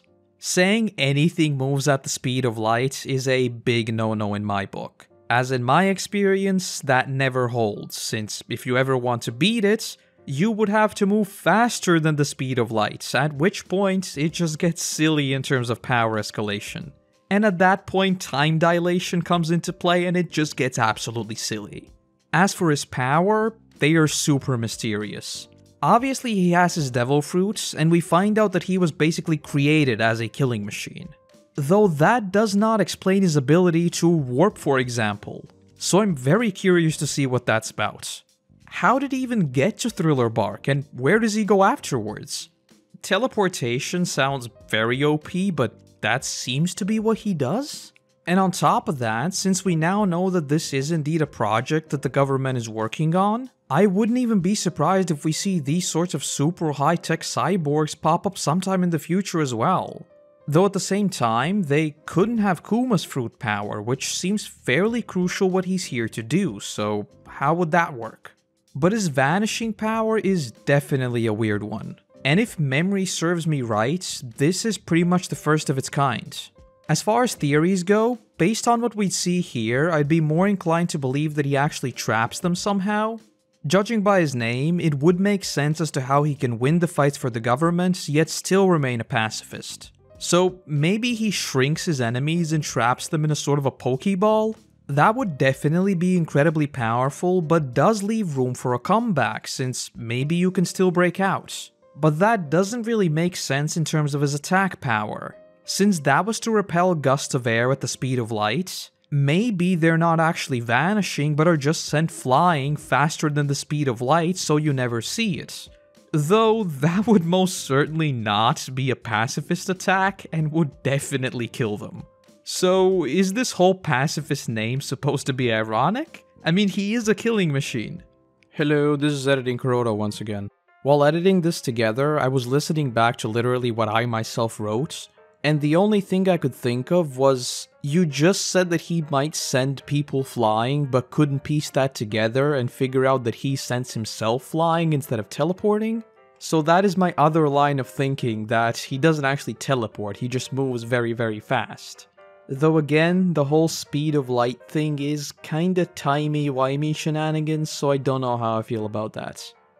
Other than that, I've seriously got no idea. From now on, every single bogus theory shall be attributed to Vegapunk, so I am also expecting a mechanical Godzilla soon. In story though, he explains that he'll spare everyone for Luffy's head. Though Zoro, being the absolute Chad that he is, steps in and says that he will offer up his instead. And then Sanji steps in saying that he may not have the highest bounty, but he is Blackfoot Sanji and should be taken out as soon as possible before he causes trouble. I mean, this was just an incredible moment to symbolize just how tight-knit this group is. Every single one of them would be willing to give their lives for each other. And Sanji stepping in for Zoro is the perfect example of that. We've seen them essentially hate each other, but he just casually says that Zoro should give the crew his regards, and that he's sorry they'll have to look for another cook. And yes, that was amazing, but just like I've said countless times already, there were zero stakes. Both of them have plot armor that is stronger than those paper armbands, and everyone knows it. Though ignoring that, Zoro does manage to broker a deal after all. He would spare them, but in return, Zoro must suffer all of Luffy's anguish that he experienced during the fight. So he picks up Luffy, compresses all of his exhaustion and injuries into a single cloud, and leaves for Zoro to absorb. Though not before giving him a tiny piece to have a taste. And that single bit almost ends him already, though regardless, he says fine and goes for it. We then cut to everyone regaining consciousness, most of all Luffy, who is completely back to normal, leaving everyone stunned as to how that's even possible. Though once Sanji awakens and notices Zoro's swords, he obviously fears for the worst and runs off to find him, only to find him standing there and bleeding from literally everywhere. And when he asks what happened, Zoro just says, "Nothing happened." Wow. Scenes like this are why he's still my favorite member of the crew. And the absolutely best part of it, almost no one on the crew actually knows what he did for them. And he never mentions anything about it to anyone. Though I think the fact that Sanji would later learn about what happened there is very important for finally strengthening their bonds. As I said before, we know that they essentially hate each other. But following something like this, I mean, you've gotta respect him, right? And ditto for Zoro, it's not like Sanji didn't step up either. The both of them saw very directly that they would give their lives for each other. And when you think about it, we don't even know how long or how much he suffered there. He just took that head on. And something tells me that this event will come into play later, because you don't walk away from something like that unchanged, do you? And I'm not sure whether this was intended or not, but this seriously reminded me of his fight with Hawkeyes, and how he yelled out to Luffy that he will never lose again. And like I said with Tyrant, since we now know that the new world is even more cutthroat than what we've seen so far, this defeat basically becomes another goal to reach for. And even aside from all of that, I love how this implicitly also says a ton about Luffy.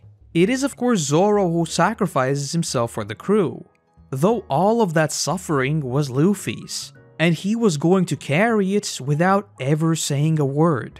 And like we saw with Sanji, they would all do this with zero hesitation. And with that said, in my eyes, aside from what I mentioned about it being zero stakes, this was a perfect sequence in terms of emotion. But yes, the only people who know what happened here is Sanji, Robin, and Brook. And because we were shown so explicitly that Robin was snooping on the conversation, I feel like it will definitely be brought up at some point. And just before we move on to the part you already know was the highlight of this arc, I want to talk about the animation, since we've been talking about CG etc. throughout the series. I noticed that it was very inconsistent here. The Ace vs Blackbeard fight in Post-Enies Lobby was incredible in terms of animation, especially the shading work. Ditto for here when Zoro stands in front of the paw guy. Though through much of the arc, I noticed that the general quality of it decreased, especially in the shading department.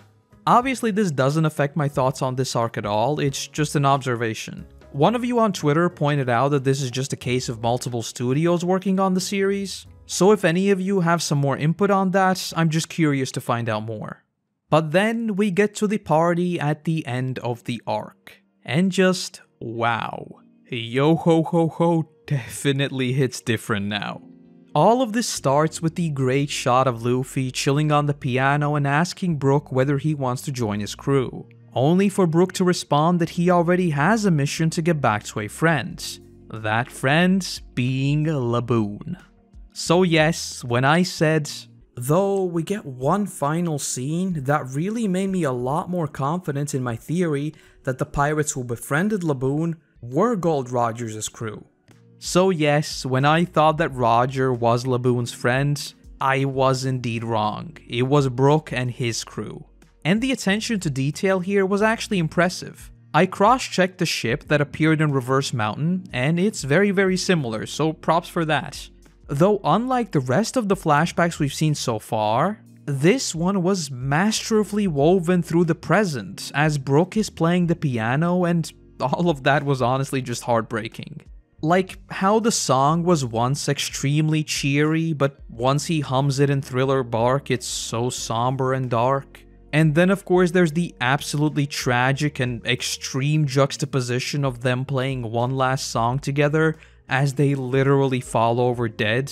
And that scene of Brook just saying, it's a quartet, a trio, a duo, and solo. It was honestly just hard to watch. And it is most certainly deserving of an, albeit very sad, but a chef's kiss nonetheless. I don't think there's much of an argument to be had when I say that this was definitely one of the most tragic backstories we've seen so far. And once again, I know you're probably sick of this by now, just made me think about how brilliant Oda is at writing tragedy. Death is so commonplace in flashbacks and is a backbone to basically every member of the crew. The people they've lost shaped who they are today. So again, it just makes me incredibly sad that we don't get any of that in the present day. In fact, I'll be completely honest. You know when we saw Ace's hat on the ground after his fight with Blackbeard? The thought of him potentially being dead only crossed my mind when I had already finished editing that video. That's how much I take their plot armor for granted. And again, yes, this isn't Game of Thrones, I know. But like I said, it's so common and so brilliantly written in flashbacks that I genuinely don't see why it never appears in the present story. But regardless, Brook's backstory was nothing short of excellent. Everything from their relationship with Laboon, to the tragic passing of their captain and later his entire crew. Which leads me around to what I mentioned when we first saw him. He is obviously a very complex character with lots of emotional baggage, and for some reason that is tainted by his weird panty thing. It's not like he's missing a comedic sign. That's what all of his skeleton puns are for, which, albeit sometimes pretty dumb, are great. So like I said, I just don't see any reason whatsoever why you'd write that in. Though with that said, he formally pledges himself to the Straw Hat Pirates and lets them know that he already has a solid 33 million bounty. So yeah, the already massive bounty of the crew just went up quite a bit. But just before we leave the island, or ship I guess, we see that Frankie has built a grave for his crew where he plays their favorite song one last time. Though he is joined by Zoro, who says that he's also here to lay his Yubashiri to rest. And knowing that Brook saw what went down with him seriously changes the way I viewed this scene, as he obviously has massive respect for his sacrifice. And he does go to say something to Zoro, but never finishes that. So again, I think it will be brought up at some point. And the very last thing to bring up is the Vivre card Lola gives to Nami. Speaking of which, I think I've glossed over Lola this arc, but her dynamic with Nami, or Namizo, was brilliant all around. So there's my one sentence summary of that. Definitely hope we can see her pop up sometime again. Though in short, we find out that these Vivre cards pull to each other, so you can't tell how far the other person is or anything like that, but it does point you to their general direction. Though much more importantly, they are an indicator of the vitality of its holder. And oh, if I hadn't said enough dumb things this video, prepare, because it is most certainly time for theories. We of course know that Luffy was given one of these by Ace back in Alabasta, a thing that Nami points out as well. Though when Luffy goes to look at it, we see that it is literally burning up. which coincides with what we know from his duel and what we learned before with Shallot Heads. He's being held for execution in Impel Down. Luffy and the crew don't know that yet, and right now Luffy just brushes it off saying that Ace wouldn't want him to interfere with his troubles anyways, and that he'll be fine. But oh boy, is this a Chekhov's gun if I have ever seen one. This is Luffy we're talking about. No way he's just going to brush off his brother. So for me, this is the final piece to my full-on war theory I've been going on about. You know how when I was talking about Brook, I said deaths in the present story? Well, what is a better transition to the new world than a war sparked by the to-be Pirate King brother's death? Though, with that said, I'm guessing Ace also has plot armor strong enough to withstand the you've read spoilers because you got one thing right, but I'll ignore the 500 other things you got wrong" comments. So I'd say he does still survive in some bogus manner. If you want my more realistic theory, it goes like this. Luffy checks the paper to see it almost burns and somehow finds out that Ace is held for execution. I'd wager this is Nami reading a newspaper or something like that, similar to what happened in Alabasta with Vivi. That then prompts the crew to head over to Impel Down, but they are not the main force there. Instead, we see Whitebeard going in and saving Ace, who is on the very brink of death. For dramatic effect, we can even make the piece of paper literally a single ember, thereby faking out both Luffy as well as us as the viewer. And this would also solve the issue of Impel Down being a location that should be impossible for the crew to just bulldoze over. So if it's not them actually spearheading the attack, I think it would make more sense, as we've already been told that Whitebeard's power is literally through the roof. And since we now know that the Vivre cards are a thing, that basically solves the entire log post problem of them only pointing forwards, as Whitebeard could also have a direct guide to Ace just like Luffy does. And obviously, they siege Impel Down, that by default pretty much starts a war. And Blackbeard is already on the side of the Navy, so that works. But yes, let's see how this one ages. As for Nami though, her Vivre card leads her to Lola's mother, who is apparently an extremely powerful pirate as well. Though that is quite literally all we hear about her, so I don't think there's anything else to draw from. But it's just another seemingly important character that is added to what is already a story with so many moving pieces that my brain is beginning to fry. And you know I love every second of it. Though with that said, the crew sets off, but not before we are casually told that Thriller Bark wasn't the horror of the Florian Triangle, as these massive shadowy figures appear. And like, what? What do you mean? This is literally the says something important, refuses to elaborate meme. I mean, they look to resemble those things we saw way back in Jaya, so I'm assuming they're in some way connected? But come on, I need to find out more like right now. What is this? What? But that's the end of that? And yes, I guess that is Thriller Bark. As I think I've made it pretty clear, this one was super hit and miss for me. Things like the Sanji fight seriously damaged the character in my eyes, while on the flip side, we got what I think is among my favorite flashback stories in the series, and immediately made me invested in Brook's character, not to mention Zoro's nothing happened moments. Though on the flip side once again, Shallot Head was not a villain I liked seeing at all, and if it wasn't for Ghost Girl, the Wano Samurai, and later Tyrant Kuma, the fights in this one would have been pretty lackluster. At the same time, I absolutely love the, albeit silly, horror setting, and if anything I would have loved to see more of it. So yeah, I think it's clear that my thoughts are all over the place for this one, and fittingly, I think it will be taking the C tier. Though the very top position, as there were still plenty of things that I did actually enjoy. But with that said, next time we continue our way to Fishman Island in the Sabaody Archipelago arc. I've went on multiple rants about how almost no defeat in the world of One Piece has felt like it has permanent consequences. That is, until Sabaody.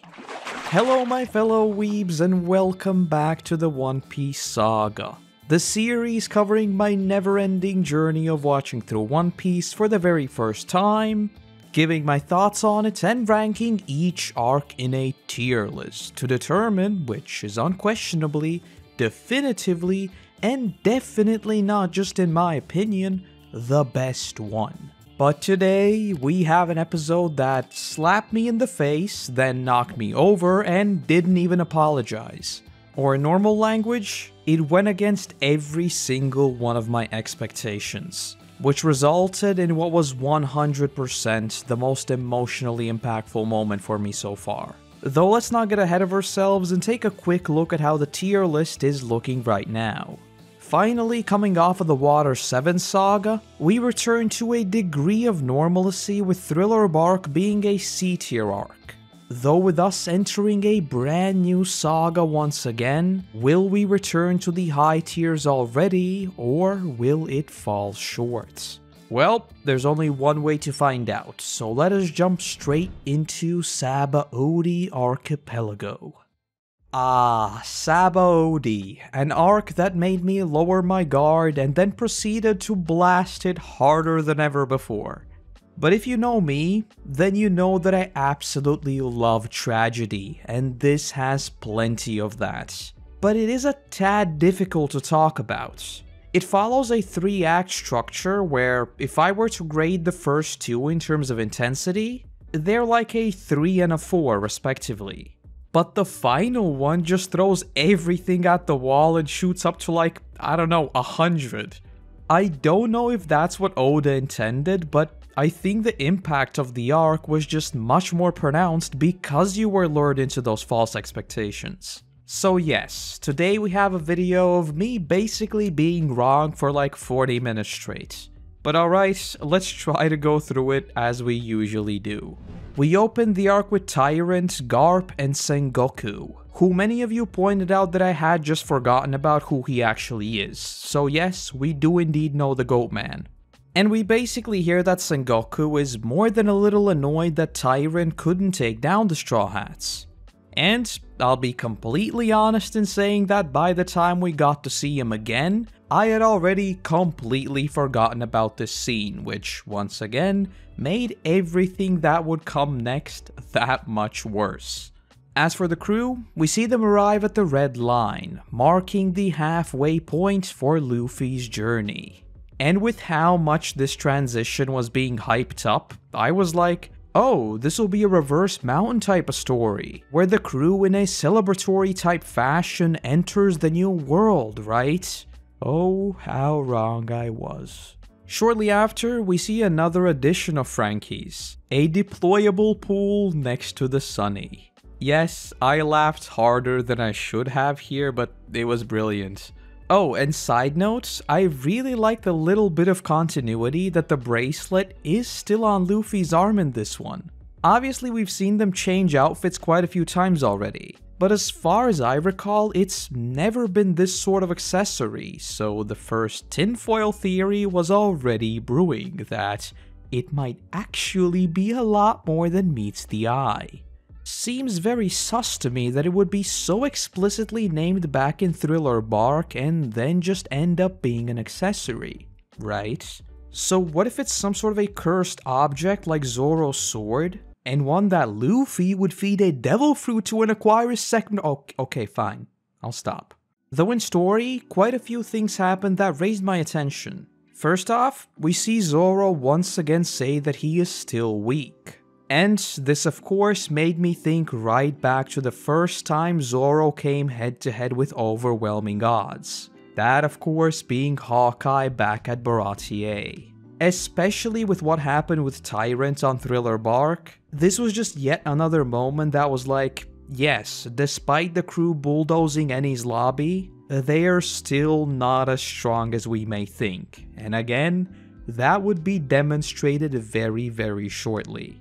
But soon after, we meet two more characters that would be very important in this arc, Kami and Papagoo. And we get a whole bunch of lore here, but most importantly, we hear that Sabaody is extremely infamous for kidnappings and human trafficking. With how heavy of a theme that was, I was certain that that's what we're going to see this arc, but once again, I don't know whether that was intentional or not. I was misled. While it does play a major role, it's not ultimately the most important one, and that says a lot.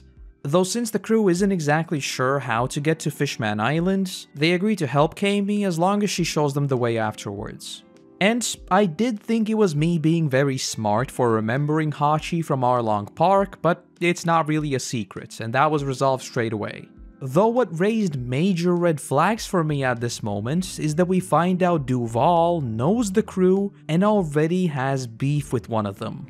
At this point, since we knew these guys were involved in the very shady human trade, I was completely convinced that Duval would be the main bad guy and perhaps we'd expand on another member's backstory. You know, like for instance, there's still parts of Sanji's past that we don't know, Luffy's past that we really don't know, etc, etc. And just a short while later, that was seemingly confirmed, as we hear him call out Sanji specifically, only for it to be revealed that this guy looks exactly like Sanji's wanted poster. And oh my god, I literally burst out laughing at this. This was the most stupid reveal that could have happened, and I loved every bit of it. And once again, the juxtaposition of the very dark subject matter surrounding what they do, and the reveal that someone with a face as ridiculous as Sanji's poster actually exists, was very, very pronounced. Though, speaking a little more seriously for a second, having your life ruined over a misunderstanding is low-key tragic, so I can't really blame the guy. Though yes, Frankie busts out his super secret weapon, the Chicken Voyage, and it wipes out almost the entire town. So, it was indeed very, very strong. Since that's pretty much all we see of it, other than the fact that it should only be used in the case of emergencies, I'm fairly certain that this was just a convenient way of showing it to us, so I fully expect it to be used sometime very soon again for something very important. But what I found even more intriguing is when Duval tries to attack Luffy straight away, only for Luffy to stare his cow down. This is definitely hockey, right? This is basically exactly what Shanks did all the way back in Romance Dawn, so it certainly looks like it. With the Duval threat handled, the crew stops at Hachi's takoyaki shop and absolutely stuffs their faces. That is, until they see someone approaching his shop. And it turns out to be none other than Budget Sanji, who is now what is best described as handsome Squidward. After I was done once again laughing my head off, I began to think about just what exactly is going on here. Yes, those super dark themes of slavery and human trade were there, but this guy that was just a villain is now a meme. All of this is to say that each and every one of these events made me lower my guard further and further. My grand theories fell away and I thought we were just in for a fun ride. Though, in hindsight, I think the setup to do with handsome Squidward here specifically is the weakest part of this arc. Don't get me wrong, I actually enjoyed seeing him. He's definitely not a front stage type character, but as a silly supporting type, he's a ton of fun to see. The reason why I think it's the weakest part is because of how detached from everything else it seemed and how quickly the entire thing was flipped on its head. In a way, I am glad that it wasn't dragged out, as I think revealing that the big bad is actually Budget Sanji would have been even worse. But at the same time, I can't help but feel like the fish riders would ultimately just be a handy plot device that had to be introduced somehow very quickly. But on the background of everything that would come afterwards, I mean, I don't think it's surprising that this is the weakest part of it. Following this, we get a bit of a lore dump regarding both Sabaody and Fishman Island. Most importantly, we learn that there are essentially only two ways of getting into the New World.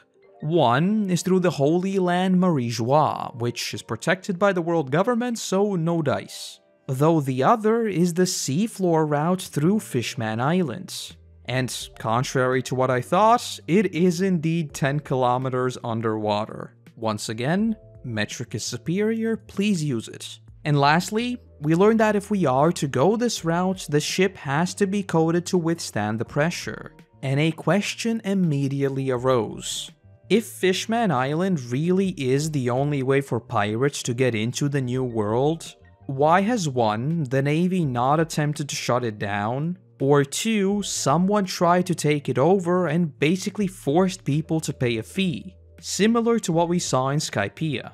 Though, I suppose fighting off 50 different crews is probably no small feat, which may explain both of those questions. So setting up that sort of a bottleneck is just asking for trouble. Though regardless, I've always loved this, I guess, trope, where the higher society is literally living on top of everyone else. This might be my World of Warcraft bias showing, as there's literally the Undercity, and more recently the Undercity in Arcane is also a similar idea. But I think it just provides a great visual contrast to see someone from the higher ups appear in the lower city, which I really hope we'll get to see at some point in Fishman Island as well. Once we arrive at Sabaody, we learn of 2 things. Number 1, this isn't really an island per se, so the log pose won't be affected. And straight away, this was an incredibly creative location. You probably know that I'm a world building nerd by now, so having these sorts of exotic locations where there are entire districts based around these trees, and them having their own ways of going about things due to the unique properties of a location, etc., is always a win in my book. But number 2, that the Straw Hats must not by any means or for any reason defy the world nobles. And straight away, we were back to those super dark themes of oppression, slavery, and everything else that comes with it. And we even see this guy with a collar around his neck, and the only things we hear come out of his mouth is that he just wanted to get back to his family as the collar blows up. And sheesh, everyone just bowing as if nothing happened was a dark twist that I wasn't expecting whatsoever. We also get a whole bunch of lore regarding the Celestial Dragons, but as of right now, I honestly don't think there's really anything for me to dig into. If any wild ideas spring up, I'll be sure to let you know. After getting ambushed by a few bounty hunters, the crew finally ends up heading to a bar where the craftsman is supposed to be. Though, as it usually turns out, we learn that he is not there. Instead, they are met by Shaki, who I instantly loved. Her teasing Chopper with cotton candy made me laugh a lot more than I'd like to admit, and her general vibe with everyone else on the crew was just brilliant. Not to mention just how up to date with everything she is. I really hope we'll get to see more of her at some point. Though aside from all that, she gives us plenty more lore. Most of all, that there are 9 other people with bounties higher than 100 million. And one of them, Captain Kidd, is even higher than Luffy's. I won't lie, after this was brought up, I was fully expecting a battle royale where we would see which crew would make it to the top and ultimately get into the New World. It just sounded way too perfect of a setup, but needless to say, I was very wrong. Though the last thing she mentions before the crew goes off to search for Rayleigh is that he is apparently 100 times stronger than Luffy's entire crew. While I was watching this, I obviously took that as a throwaway line, but I mean, she wasn't lying, was she? An aspect that I really enjoyed in this arc, especially in retrospect, is the brief amount of time the crew just got to chill out. There were a couple scenes that I didn't mention before of the crew getting their bubble bikes and just cruising around, and now they went to the amusement park, etc. So much of the story so far has been of the crew constantly pushing forwards and ending up in fight after fight. So seeing Koby enjoy this, albeit very brief moment, was super wholesome. And all of that comes crashing down as she is kidnapped. Following this, handsome Squidward re-enters the story and actually becomes a fairly crucial player as they begin looking for where she was taken to. And following this point, we basically enter a non-stop series of massively important events. Though we find out that the reason why Koby was always banned from coming here was because until very recently, fishmen and mermaid species were considered as another type of fish, not people. So yeah, the racism themes here should be very clear. As I've said many times before and will likely continue to do so, One Piece has really tackled some very serious themes that I definitely wasn't expecting first getting into the series. And this was certainly one of them. We saw some of that already in Arlong Park, but this is that and just turned up to 11. Though the only very minor nitpick I'd have here is that the nobles, in my opinion, were made a little too easy to hate. So some of that commentary may be lost just because they're absolutely horrible beings in general. Though cutting to the auction, we see that many of the pirates we learned about from Shocky are also here. What I want to address first is what we see on the other side of the auction. And I think it will be easier if I just read out my notes to you. The dude just faints while putting the collar on Koby? Did the giant do something? Never mind, he felt the dude next to him and his hockey. A simple old man who coached ships? Wait, that's her husband? What the former vice captain of Roger Pirates? I'm sorry, what the Silver's Rayleigh, the Pirate King's right-hand man? I was absolutely floored. I guess after Post-Enies Lobby I shouldn't even be surprised anymore, but wow. Someone so close to Roger and he's on our side? That is very big. Though we then cut to Garp, who is told that Rayleigh is being sold at the auction as well. And Garp then says that he'll handle it himself.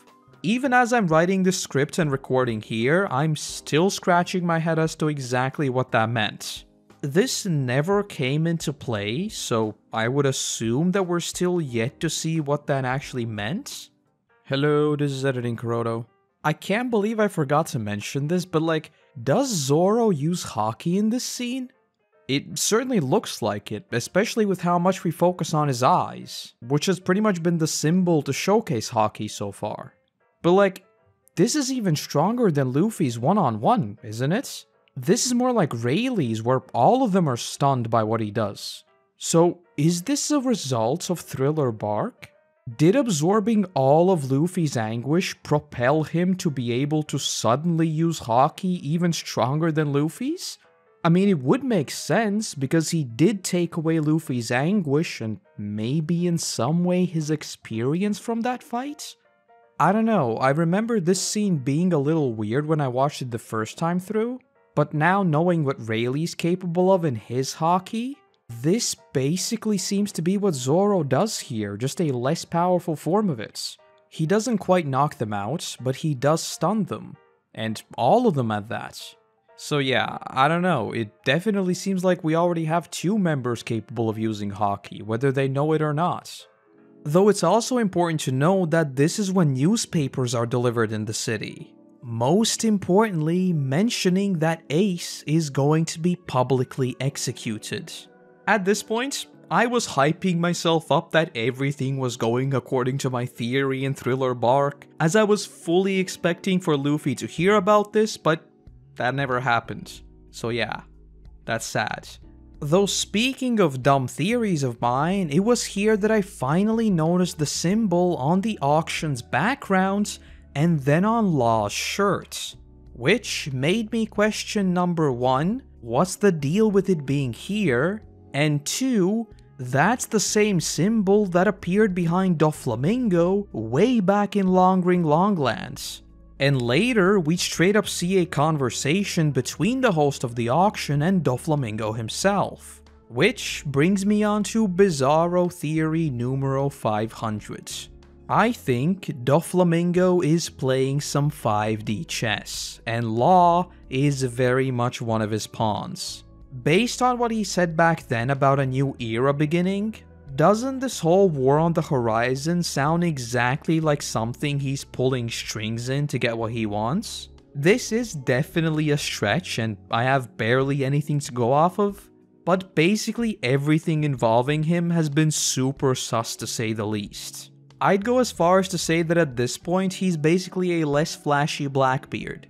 Every single scene leaves me asking questions, but he's definitely up to something, and I think it's not gonna be good. Returning to the auction though, we get a few scenes that really just cemented that feeling of One Piece going all in on making you actually feel disgust of what's going on here. First off, we see one of them bite their tongue before they could be sold, which was just absolutely brutal, and something so dark that I never expected to see here. And then the whole play they create out of unveiling Kami was just ugh. Though all of that comes to a boiling point once the space creature, I'm not calling them human by the way, bids 500 million on Kami. Way more than the Straw Hats have. And so with that, it's time to raise hell. During this entire thing, Hachi is shot, and we get the first of what would turn out to be very many emotional scenes in this arc, as we see him say that this is the punishment he deserves for being a pirate, and that all he wanted to do was make amends with Nami. The fact that even while dying, the only thing he could think of was the guilt he felt about Nami really made me connect to him so much more. So he is definitely someone I want to see in the future. And in this case, because of the narrative tones that were set, I wasn't even too upset about the whole plot armor thing again. Oh, and the shot of Luffy pummeling that straight in the face made me very happy, and I think it goes down as the most satisfying moment in the series so far. Though while this whole thing is still going on, Silvers casually walks out, and the way this sequence was handled was brilliant. I think by now you will have noticed that I love the use of complete silence to make certain events more pronounced, and that's exactly what we see here. As he casually walks out, the only thing we hear is this drum, but then he speaks. And once again, just like we'd expect from the right hand of Roger himself, he was always in control here. And then comes the climax, as he casually looks around, gets a grasp of the situation, and proceeds to knock out everyone who he deems as Hachi's adversaries with his haki. And just like, in case it wasn't clear enough, this guy's power is way off the charts. As far as introductions go, I think this was about as good as it gets, especially with someone as notorious as Rayleigh, though more on this in just a little bit. What we then cut to is a scene that gave me the biggest stupid smile in the world. The call between Doflamingo and the host that I mentioned briefly already. If you've been following the series, you will know exactly why. Because we get a formal confirmation that a war between the Whitebeard pirates and the 7 warlords of the sea is on. Admittedly, this isn't quite what I had imagined, as Blackbeard is now on the side of the Marines, so I think it's more so a traditional war with 2 sides, rather than an all-out battle as I'd envisioned. But regardless, this is almost exactly what I wanted this all to turn into. At this point, I did give myself a pat on the back as, broadly speaking, my final version of the war theory I mentioned in Thriller Bark was still pretty accurate. Though as I've said quite a few times already, that would change very, very shortly. On the other side of the wall, we see Law, Luffy, and Kid team up to fight the Marines. And oh boy, did I love seeing this. So far, we hadn't really seen Luffy team up with anyone of this caliber. Sure, we've had aid here and there, and I mean, the Straw Hats are very, very strong themselves, but not 3 other pirate captains with bounties either exceeding or very similar to his own. As far as their powers go, Kid seems to be pretty straightforward. He can push and pull objects with seemingly great control, even shaping them into a massive weapon. Though it's Law's power that was particularly interesting to me, as the whole slicing people apart and then reassembling them is a bit of a weird ability. I'm not exactly sure whether most of his power actually ends up coming from his sword skills, or does his fruit ability play into that as well. Though regardless, I'm guessing we'll be seeing more of these guys at some point, especially Law, since he does appear to be in some way connected to Doflamingo. Though the final thing I want to mention here is the brief exchange between Luffy and the other two, as he calmly says that he will be the one to find the One Piece. This is of course something that we've heard countless times from Luffy already, but right now, he's saying that to two other people with the same exact goal, who bounty-wise are of similar or greater strength than him. That's very bold to say the least. So I love that we see Law and Kid both be like, wait, what? Did he seriously just say that? Though with that, the fish riders swoop in and the crew manages to escape. Which brings us back to Shaki's bar, and oh boy, the amount of lore Rayleigh drops here was absolutely insane. Fittingly, this was episode 400, so it was definitely a milestone. We won't go through the entire thing as I think we'd be here for legitimately a week, but there are still plenty of things that I want to get into. First off, and this was a possibility that was always at the back of my mind, so it didn't catch me off guard too much, but we find out that the Roger pirates were in fact never caught. Roger gave himself up.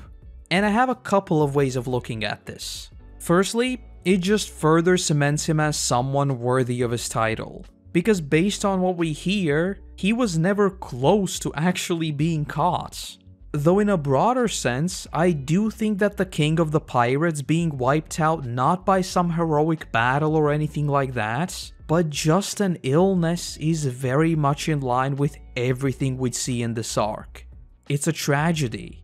No matter how tall and mighty you may be, a sickness is all it took. Though regardless, he took that in stride, and what was designed to be the end of the pirates forever, instead, in a few short sentences, which we know very well, marked the start of the Great Pirate Era.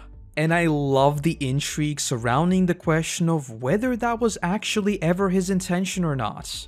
In a sense, it did give countless people a purpose, to search for the One Piece, to travel the world, and perhaps pursue their own dreams that, in reality, actually have nothing to do with the One Piece. In a way, that's sort of what the Straw Hats are actually about. The only person actually pursuing the One Piece is Luffy. The rest of them, while being very loyal to him, have their own mission. But that was of course still sparked by the One Piece, because without it, they would have never met Luffy.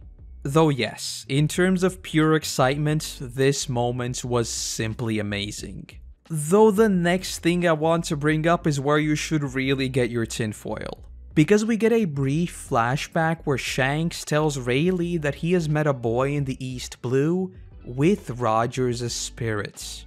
And once I heard this sentence, a light bulb went off in my mind. Is reincarnation an actual thing in this world? What if the Will of D is the inherited dreams of their ancestors, i.e., Luffy essentially being a reincarnation of Roger himself? Countless times already we've seen characters who knew Roger describe Luffy as the closest thing they've ever seen to him. And with what I talked about in Post-Enies Lobby regarding Shanks' trust in Luffy, I think there's something there. And in Thriller Bark, we did get the confirmation that souls do exist. So what if some of those said souls were to return to the Earth in some capacity? Though, that would then bring me onto the question of, do we have any evidence at all to support that other characters exhibit similar traits? I.e., is there an ancestor that accidentally spills the beans on who your father is, etc.? I'll be the first to admit that reincarnation is a very big stretch to say the least, though I don't think it's out of the range of possibility, since there's obviously something more to the Will of D than we know. Speaking of which, and this brings me on to theory numero 2, we see Robin straight up ask Rayleigh what that means. and he casually responds by saying that he can tell her if she wants, but that she should really find it out on her own.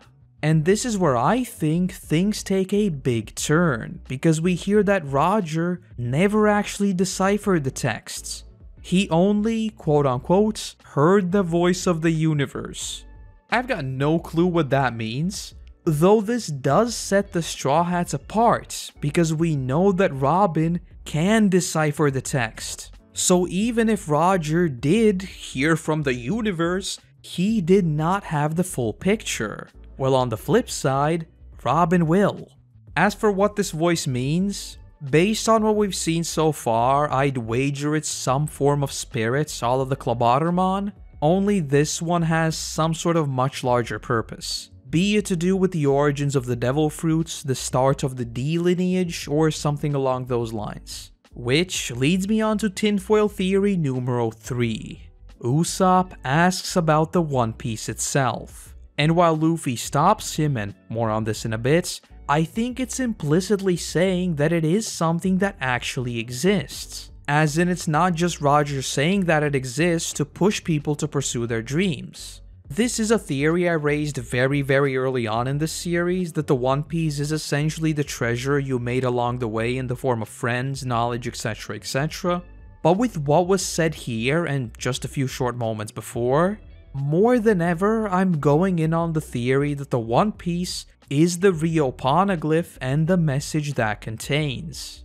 As to what exactly that message may be, I've got only one idea, and that is a complete shot in the dark based on what we've heard very recently.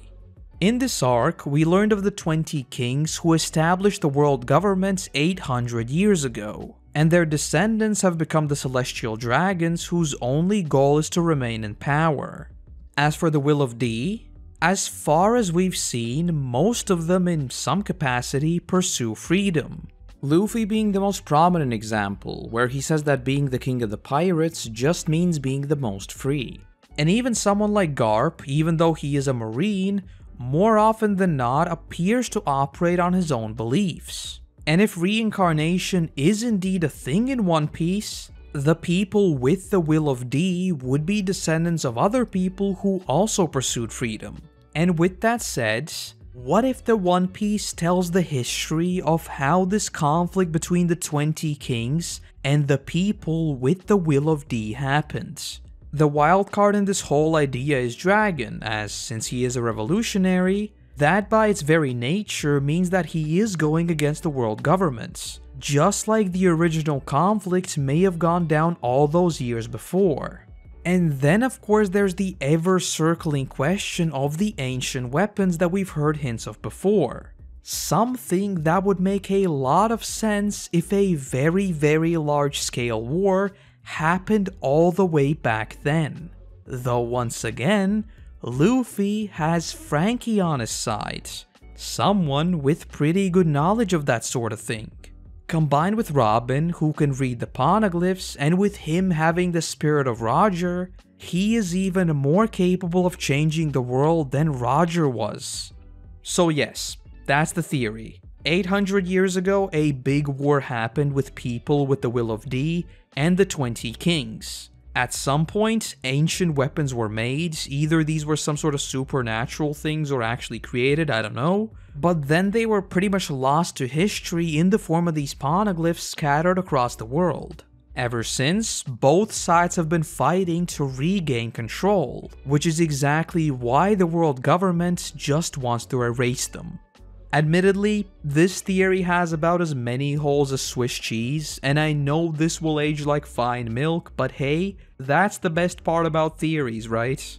Returning to more sensible matters, I want to briefly talk about how Luffy stops Usopp before he could ask about the One Piece. And I honestly feel like this single moment perfectly encapsulates everything about Luffy and why people follow him. His determination of finding it and becoming the king by his own means is so strong that he straight up refuses the golden ticket to achieving that right now.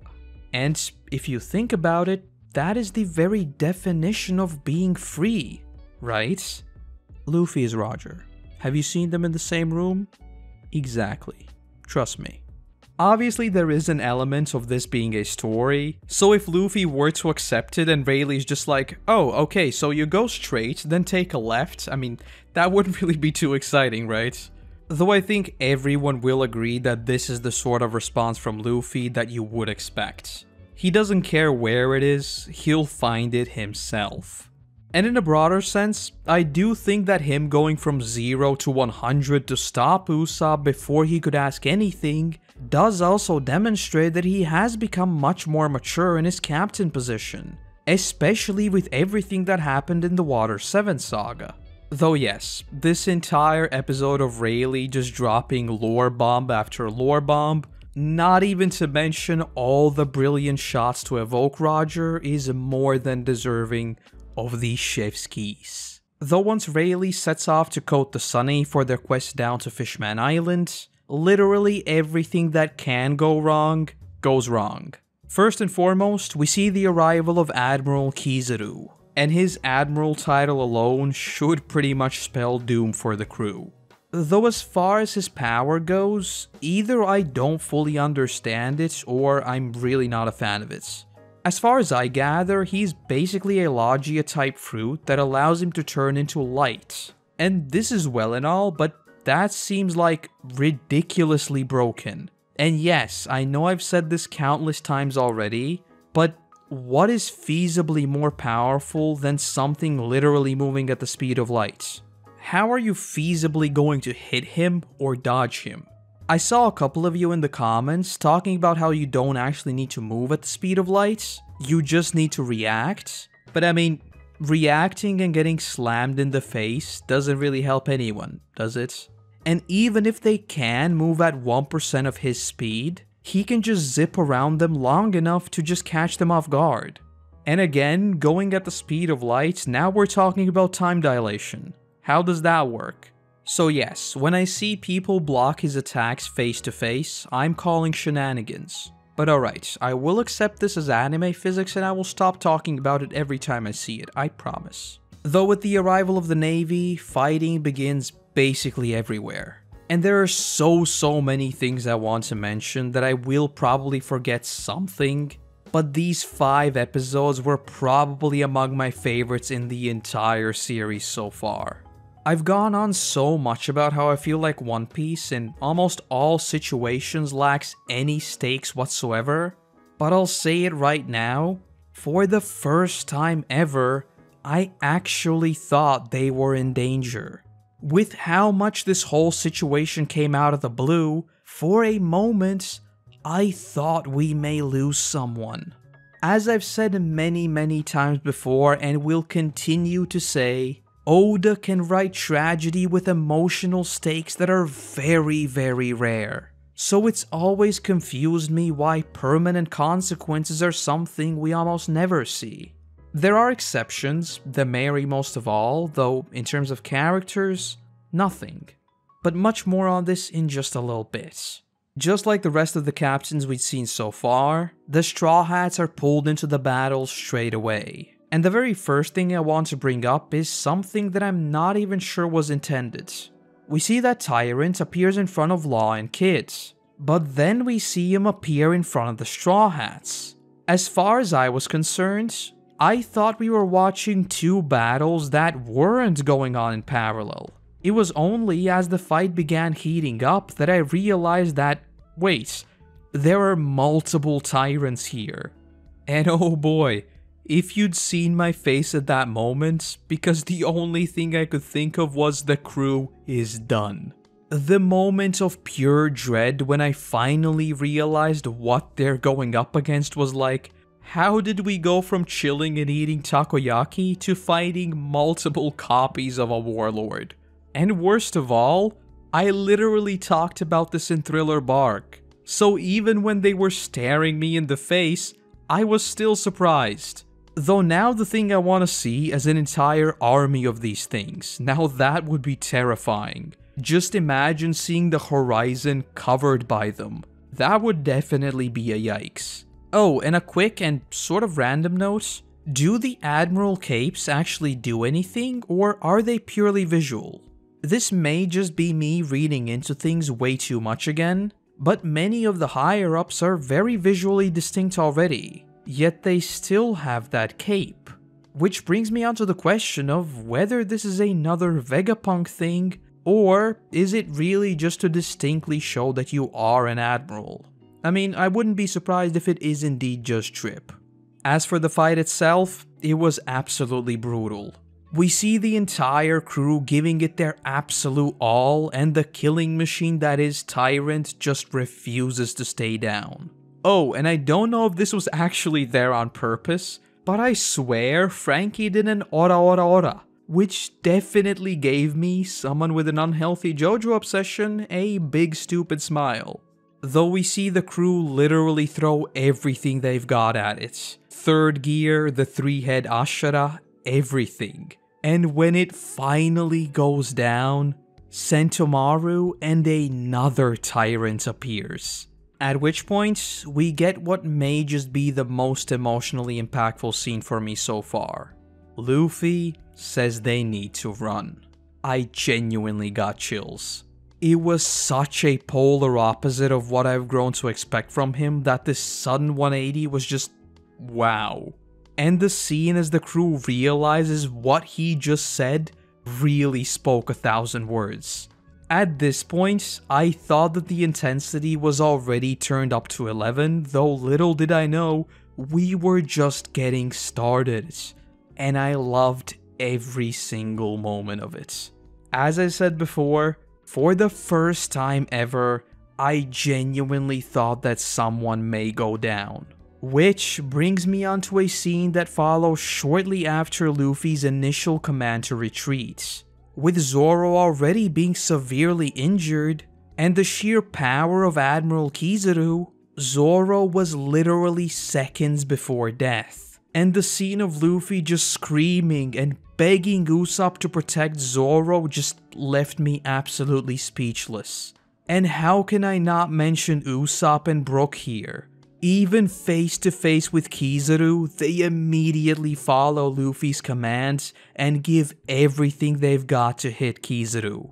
Obviously that does absolutely nothing, but the lengths to which the crew will go for each other is very clear. And just as all hope seems lost, he is of course saved by Rayleigh, who manages to deflect Kizaru's strike just in time. As to what shenanigans he pulled to move faster than the speed of light, I've got absolutely no idea, but the animation and payoff moment here was nothing short of excellent.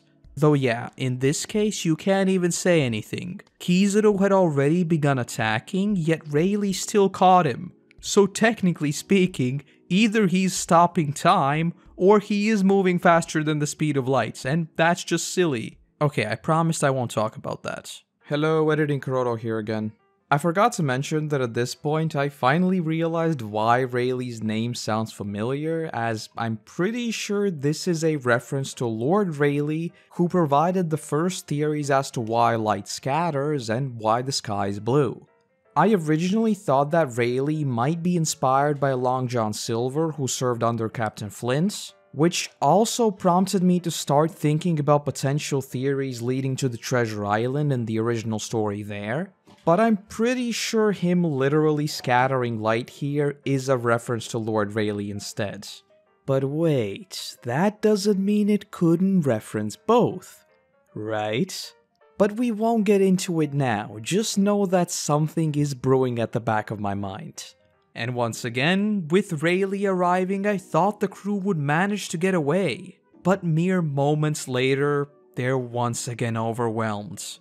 And just when I thought things couldn't get even more heated, Chopper goes for it and enters his beast form. Which, by the way, I still think is something we're going to learn more about. But unlike Enies Lobby, even that is not enough to change the course of battle.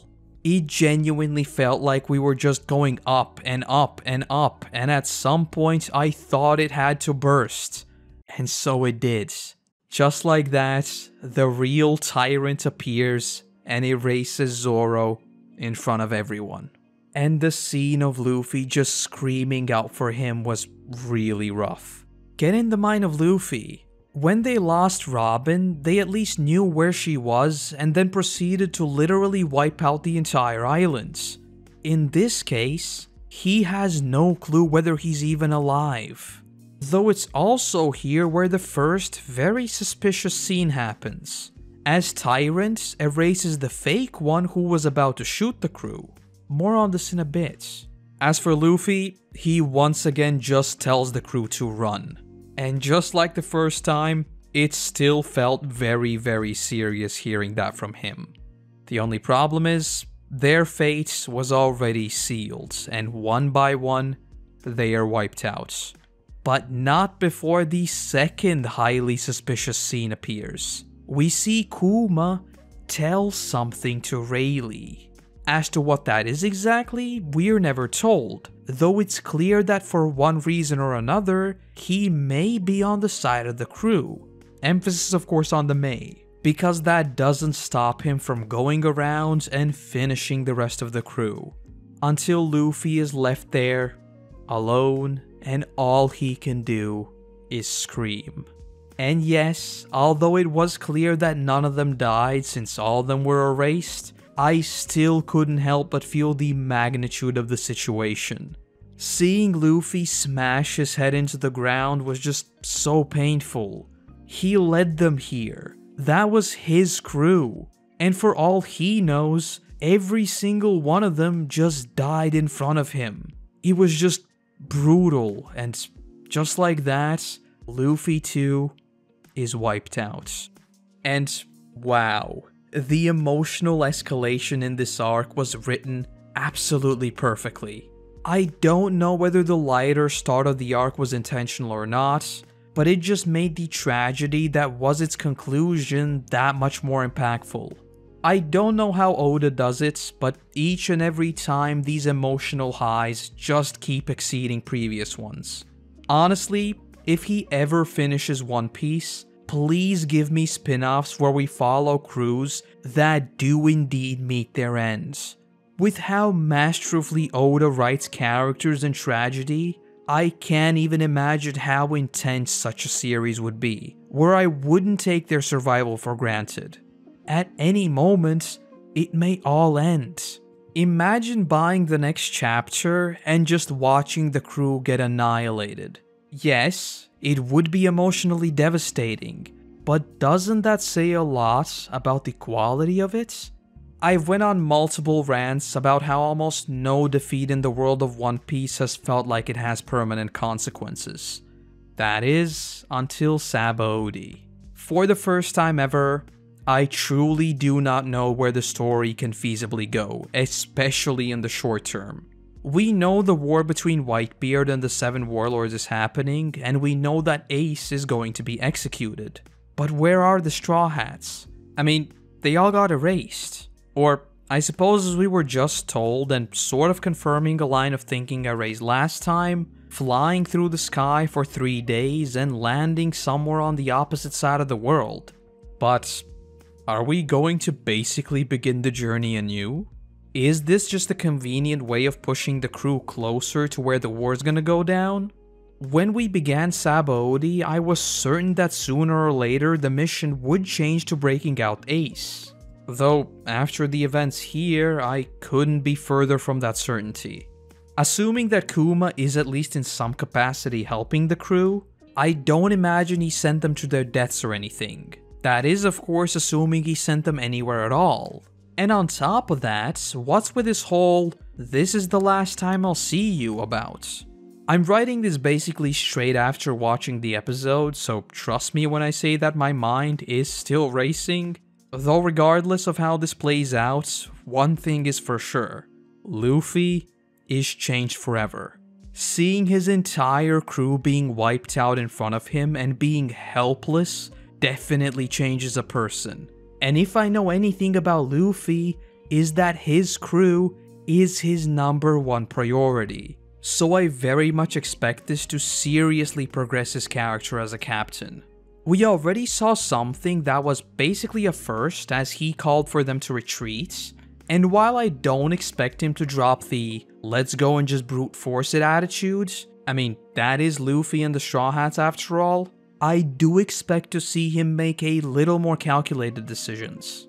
Though yes, the amount of questions I was left asking eclipses any other arc we've seen so far, and was a very good reminder that, although we may have slowed down a tiny bit in Thriller Bark, things are only heating up. And yes, that is Sabaody. I don't think I even need to say anything else because, in my eyes, there is absolutely no contest that this is the best S-tier arc so far. I think I've repeated this about 10 times already, but the emotional stakes in this arc were simply perfect. Even all the small details of Sanji knowing full well that Zoro is unfit to fight right now, and Luffy's journey, it was all just genuinely perfect. And that's not even mentioning everything involving Rayleigh, which had me glued to my screen the entire way through. Honestly, at this point, I think the only way any arc will surpass Sabaody is if we finally see some consequences for real. By which I mean either a crushing defeat that changes the characters to their very core, or a straight up death. I know for many of you, it probably seems like a weird thing to latch onto, but I love tragedy in stories. That's exactly why I always gush about the flashbacks. Almost always they are very, very dark and tragic, so again, the lack of that in the present just removes all stakes and thus any emotional investments. Sabaody changed that, so I hope that isn't the exception to the rule, but rather indicative of what to expect. Amazon Lily. The very first thing I want to bring up before we even get into the story is a very quick catch-up as to where my thoughts were at this point. After the crew got annihilated in Sabaody, I was truly clueless as to how things may play out in the short term. So going into this one, I had literally no idea what to expect. Clearly there was a war on the horizon and Ace was being held in Impel Down. Yet we still had no inkling of the crew ever switching direction and going to save Ace. So again, I went into this one with my thoughts well and truly all over the place. And with that said, you can imagine my reaction seeing Luffy flying through the sky in a completely random direction all by himself and only apologizing to his crew for not being able to save them. As you'd expect from Luffy, he obviously just blames himself for basically everything that happened, and it plays into much of his story this arc. Both with him calling himself weak, as well as reminiscing about how his friends would always be there to help. And this is an aspect of this arc that I really enjoyed. We're not constantly reminded of how bad he feels, etc, etc. Instead, we see him mostly be his usual optimistic self, but then dropping a line about someone from the crew and that being that reminder that it is constantly on his mind. I feel like this almost implicit approach of showing us that despite his cheery self, he is devastated by what just happened, made these moments just that much more impactful.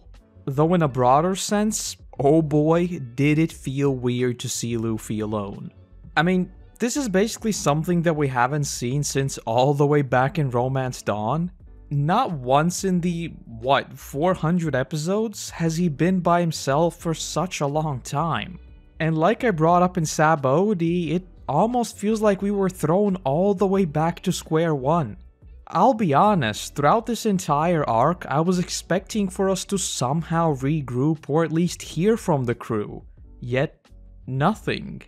We'll talk about the separation specials in a bit, but in the arc itself, we don't even get the smallest clue as to where the rest of the Straw Hats may be. And that just felt, for lack of a better word, uncomfortable. Though soon after landing, Luffy manages to eat a whole bunch of parasitic mushrooms and passes out, ultimately leading to him being saved by the local tribe. And this is where we get a bit of a lore dump about Amazon Lily. Put briefly, this is an island of only women, and even if they leave, they will always give birth to girls. I wasn't too sure of what to make of the setting just yet, though much of that would be recontextualized once we got to know Hancock, so more on that in a bit. Oh, and just before we move on, I literally just have a line in my notes saying, "Sheesh, thank the heavens that Sanji didn't end up here." Anyway, Luffy has fashioned a new outfit, which was brilliant, but more importantly, we meet Margaret, who, unlike the rest of her tribe, is much more tolerant toward Luffy and offers to hear him out. Straight away, Margaret was an awesome character, and I really hope she shows up sometime again. Her dynamic with Luffy was absolutely awesome. Though she also drops a whole bunch more lore on us. Primarily that the island is in the calm belt, and that the only ships that can get through is Hancock's and the Marines. Though with Luffy being Luffy, he is still certain that he'll manage, and even says that he'll walk on his hands to Sabaody to toughen up. This made me laugh more than I'd like to admit. But despite her initially chill vibe, Margaret begins to shoot Luffy, which is when we learn that their arrows are imbued with Haki. And am I reading into this too much, or does this actually have huge implications? We've obviously already had some hints of Haki with Shanks and Luffy and Sabaody as well as Rayleigh, but does this reveal that it can also be imbued into weapons? Because if it does, then when are we going to see a weapon with a devil fruit power that is cursed and is also channeling Haki? Jokes aside, this whole Haki thing has me very intrigued, and I still can't quite pin down exactly what it does. Especially with Mantra still being in the picture as well. Though more on this when we get to Luffy's Conqueror's Haki.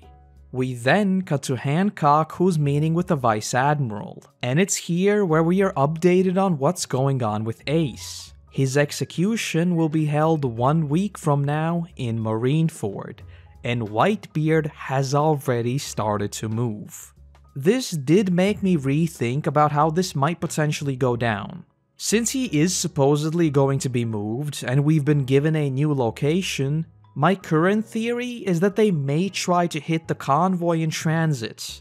If heist movies have taught me anything, that is by far the easiest route, as they could set up an entire ambush themselves. Though with that said, if we jump forward a bit, we'd obviously see Luffy heading straight for Impel Down, further making me question as to how this thing will play out.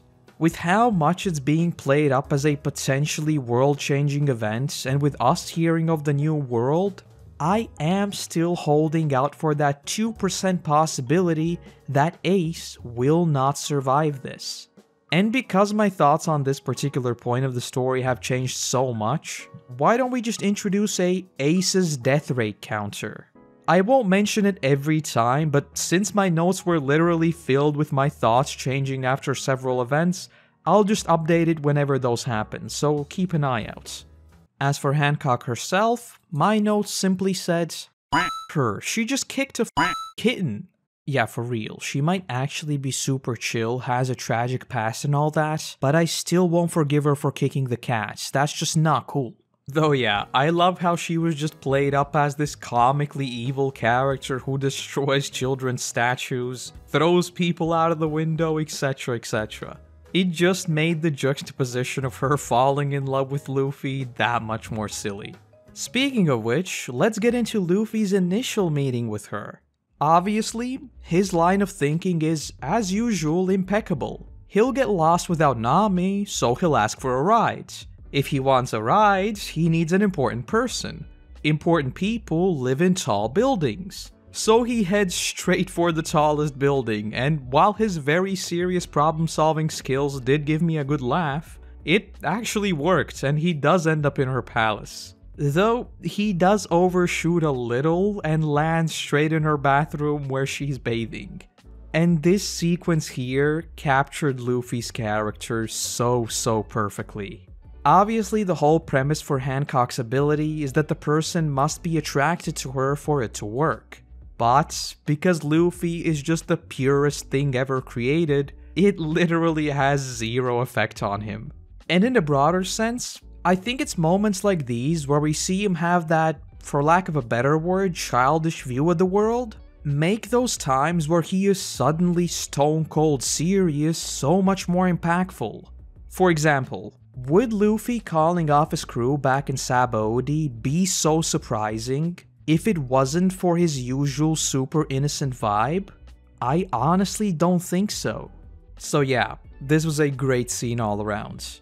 Though in the story context, this is where we figure out that the whole eyes on the back thing is more than a little sus.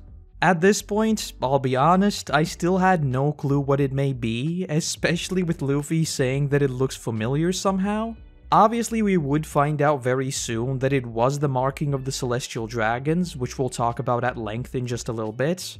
But as of now, I was throwing around many ideas, including the symbol we saw on Law and on the auction house and with Doflamingo, among many other things that clearly turned out to be wrong. Though, that's beside the point. In short, Luffy tries running again, but is ultimately captured and is said to be executed. And, once again, we get yet another sequence of the most pure events you can imagine. Margaret speaks up saying that Luffy has been honest and that they should at least hear him out, though Hancock petrifies them for supposedly working with the enemy. And then, once again being the purest creature ever, instead of worrying about himself, Luffy calls a timeout and proceeds to move the petrified trio. Just how quickly he's like, oh, they saved me, that means they're my friends now, was just the perfect example of who Luffy is. And yes, I got a good laugh out of it as well. And in a broader sense, as I talked about at the start of the video, seeing Luffy alone was certainly strange for this arc, but I feel like him being in the spotlight this entire time did seriously make me like seeing him a lot more than I thought I would. Don't get me wrong, if I were to rank my favorite members, Luffy has always been up there, but this arc where we see him seriously shine just made that so much more pronounced, especially after the events of Sabaody. As for the fight itself, honestly, I didn't really care much for it, so we'll only be looking at the few notable events. And first and foremost, the Conqueror's Haki. We are told that this is an incredibly rare form of Haki, and that only 1 in 1 million is capable of using it. Which, if my thought process is correct, just elevates Shanks and Rayleigh's power even further, as they are the only ones we've seen with such a power. Though this brings me on to the question of, is this something you're born with, or is Luffy in some way special? And on top of that, does Zoro, who seemingly used Haki in Sabaody, also possess the Conqueror's Haki? Hello, editing Korotos here. At the time of recording, Sabaody still hadn't gone out, so I talk about it a bit more here. Apparently it's an added scene for the anime, so I'm guessing I just read into it a little too much, and it was indeed just him being intimidating and nothing else. So yeah, just ignore everything I say about Zoro's Haki, but the rest still stands. If it is conviction or will or something along those lines, then Luffy surely has to be up there in terms of power. Though, as I've said before, that would also imply that those with D in their name also possess incredibly strong Haki, as their will is incredibly strong. Which leads me on to my final question of, if it is possible to channel weapons with Haki, and it is possible to feed a devil fruit to a weapon, what sort of insane combinations can you come up with? I brought it up briefly as a joke, but isn't that basically an immortal being that you can control? Imagine someone like Blackbeard getting his hands on a couple of weapons with fruit powers and imbuing them with Haki. He'd be unstoppable. And, because I am a big weirdo, I obviously looked through every single scene he's appeared in so far, to see if there are any hints of this, and I'll be honest, his rings are super sus. So might they just have some sort of cursed properties like Zoro's sword? Back when we saw him in Jaya, he didn't have any of them. Yet now, both of his hands are covered with them. Sure, he may just be repping that drip, but I don't know, at this point I'm suspicious of anything he does. Oh, and his missing teeth switch place, so at least we know he's been to a dentist. Anyway, another thing that we see here is that they seemingly use 2 different kinds of Haki. One that allows them to dodge Luffy's attacks, and the other that allows them to damage Luffy despite his fruit ability. The dodging part we've already seen in Skypiea. So I guess that pretty much sets in stone that those are essentially the same. Though I still have questions about how one might acquire it, or train it, or unlock it, or whatever. But the bypassing of a fruit power is the more serious one. Back when we saw Blackbeard exhibit this sort of power, that was down to his fruits. But it appears that we are finally getting a concrete counter to Logia fruits. If you recall what I said about the Light Admiral back in Sabaody, if he really is capable of moving at the speed of light, he is basically invulnerable, as even if you got close to him with a Sea Prism Stone, he'd just zip out of there. Well, if Hockey is able to completely bypass it, then that's a different story. I still don't quite get how it works, but I think we already saw some of this sort of Hockey in action once Rayleigh blocked his kick in Sabaody. Either way, I am really curious to see this whole thing develop. As Luffy nears victory though, we are once again shown that he is indeed just the coolest guy around, as despite defeating someone who literally just tried to kill him, he jumps on Boa's back to cover the marking. And as if that wasn't enough, we see Hancock give him a choice. Either leave by ship, which again, is the thing he wants to do, or have Margaret and the two others reverted back to normal. And without ever skipping a beat, he bows and says, "Wow, thank you, revert them." Again, how can you not love this guy? I don't think I could keep up his level of wholesomeness for 10 minutes on a good day, let alone minutes after finishing a fight for my life. So yes, this genuine moment of humility that Luffy shows is definitely worthy of these chef's keys. And now that Hancock too is starting to respect Luffy, we finally get to hear her backstory, and oh boy, is it dark. This is pretty much the type of story I expected we see in Sabaody, but I think the way it was handled here was nearly perfect. In a way, we are never really told of the horror she lived through, and it's only implied what happened there. If you happen to watch my Walking Dead videos, it feels like I've been talking about this a lot lately, but I'm a huge fan of this sort of implied horror. I find that it's much more common in book form, but I think there are definitely ways to make it work just as well in animated or live action form. And this is one of those things that I really enjoy looking at when adaptations happen. For example, The Walking Dead mostly removed these sorts of ambiguous and implied retellings of stories, and just opted for full-on flashbacks. Whereas in One Piece, we've gotten a good mix of that. There are definitely plenty of flashbacks, but we also see this approach used here and there. Zoro's nothing happened moment was also quite similar. We saw the aftermath, but we don't really know what happened there. And so it leaves you with some very messed up questions of how long did he suffer there? Was he screaming the entire time, etc, etc. And that's the wonderful thing about this approach. Human beings are pretty messed up. So when you tell us that something bad happened but don't fully explain it, there is a very good chance that your imagination will make it even worse. Anyway, I'll stop nerding out over technicalities of storytelling. She then talks about the marking itself.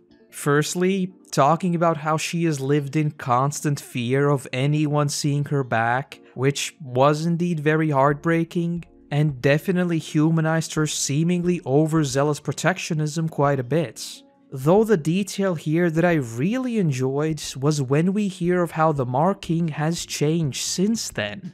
After Fisher Tiger, who I am 300% certain we'll be hearing from sometime soon, I mean, he climbed up the red line, he's an absolute Chad.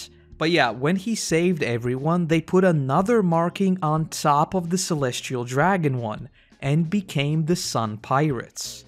Or in more real-world terms, they took away the power of the marking and made it their own. The commentary here should be fairly obvious. Though what I think was the best detail about this entire thing is that all members of the crew have to get the marking, so you can never tell who's been a slave and who hasn't. Yes, it's a small detail, but I think it is a very nice contrast to show that even among pirates who you'd consider to be criminals, they have far more honor and even humanity than any of these nobles. So yes, the way these sorts of very dark themes were handled was great in my opinion. And in story, here too Luffy is just the best dude ever, as when she says that he's probably disgusted by her now, Luffy's like, why would I care if you're a slave? I hate the celestial dragons. Yeah, Luffy in this arc is a big W. But with that, she agrees to give him a ride, and so they team up. Though before they set out, we see Luffy showing everyone how to party, and I won't lie, this had me laughing out loud the whole way through. Him singing yo ho ho ho, and then being genuinely angry that no one else is joining was just brilliant. Though following this, we see him just chilling with Margaret and ending up in the granny's house. And as is trend with One Piece, when I thought things were finally calming down, the big bombshells begin to drop. It's here where Luffy finds out everything going on surrounding Ace's execution. That it was Blackbeard who defeated him, that it will happen in Marineford, and everything else in regards to the war. And the shot of Luffy learning of Ace's execution was exactly what I expected from him. As I said all the way back then, I knew he was never going to brush this off. And so we see him yell out asking, what does she mean his brother is going to be executed? And then him learning that it's literally almost impossible for him to make it in time was just the cherry on top. As I said in Thriller Bark, the whole Vivre card thing seriously seemed like the final catalyst in this war. So despite Sabaody throwing a wrench in the works, things do appear to be going somewhat close to what I expected. That is, of course, apart from literally the rest of the crew. In fact, here we see Luffy apologizing to them and saying that Ace takes priority on this one, making me question when exactly are we going to see the crew again. With us headed to Impel Down and with what we'd see in the separation specials, I don't see any way of them reuniting anytime soon. So at this point, the big question is, how long is Luffy going solo? Though with that said, I need to see this war like literally right now. It might not be exactly what I'd been talking about, but it still sounds very big. Obviously with the scope of it, I expect there to be a ton of fighting, but I also definitely expect some very big reveals, since this is going to function as our first look at the much larger world. And yeah, when compared to someone like Whitebeard, Luffy is still very much small time. Though with time running out, Luffy heads straight over to Hancock where we find out that she is sick, exactly like many other empresses before her. And there I was sitting like, wait what? What is Luffy going to do now? That was of course until we find out that she was lovesick. So yeah, that gave me a good chuckle. And with that said, they prepare to head off as everyone waves them off. Though since they clearly have to be undetected, Hancock uses her warlord title to essentially bluff them into not searching her, and sneaking Luffy in as well. And the way they did it was like, are you serious? Is this really going to work? But I mean, it did work, so I guess there's that. And with that, the final pieces in this grand war have begun to move. And to signal that, we cut to Sengoku, who talks about the 6 out of the 7 warlords being in attendance, the only one missing being Jinbei. Though we then hear that contact with all of the 23 of the Navy ships has been lost. And on top of that, they report very worrying movements among other pirates in the New World. Basically, war is here. Please, let's get to it like right now. Though the very final scene that we see here was Garp going to meet Ace. And oh boy, at this point, I'll be honest, I am beginning to believe more and more that Ace will die. Mostly because of scenes like this. The emotion is played up so much that if this seriously leads to nothing, then like, honestly this war might just be ruined. I admit I may once again be in denial, but I think this is a very crucial turning point in One Piece's story, and not going through with that would seriously damage the integrity of the story. I mean, don't get me wrong, based on what we've seen with Ace, I really want to see him vibe with Luffy a bit more, but at the same time, I do think that he has to die here. I really hope I'm not going to be writing another 5-page rant about immortal characters, but I guess we'll just have to wait and see how this plays out in Impel Down. And finally, since I've blazed through this arc very fast, mostly because I really want to watch Impel Down, but I had to write this script to remain clueless about what's to come, so cut me some slack please. We've still got the 3 separation episodes to talk about. These are adapted from the cover stories of the manga, so I'm not too sure how much of them are canon and how much is added to have a little more runtime, though we'll talk about them regardless. I won't rank them since there's really barely anything to go off of here, but let's get into it. Nami has ended up on a sky island by the name of Weatheria, and a wizard-looking dude has been looking after her. The most notable thing here are the wind knots she acquires, which leads me onto a broader question. As we'll see in just a bit, the crew is scattered literally all over the place, so I would expect them to get quite a bit stronger until they finally meet back up. So what kind of new powers might we expect? I'm still not exactly sure when that may happen, since some of them are literally all the way back in the East Blue, but I would expect for it to take quite a long time since that's basically the ride we've been on right now. And on a similar note, will they not take part in this war? I guess we'll just have to wait and see. I honestly have no idea. Next up, we see Franky, who's landed on a winter island. Just 2 things to mention here.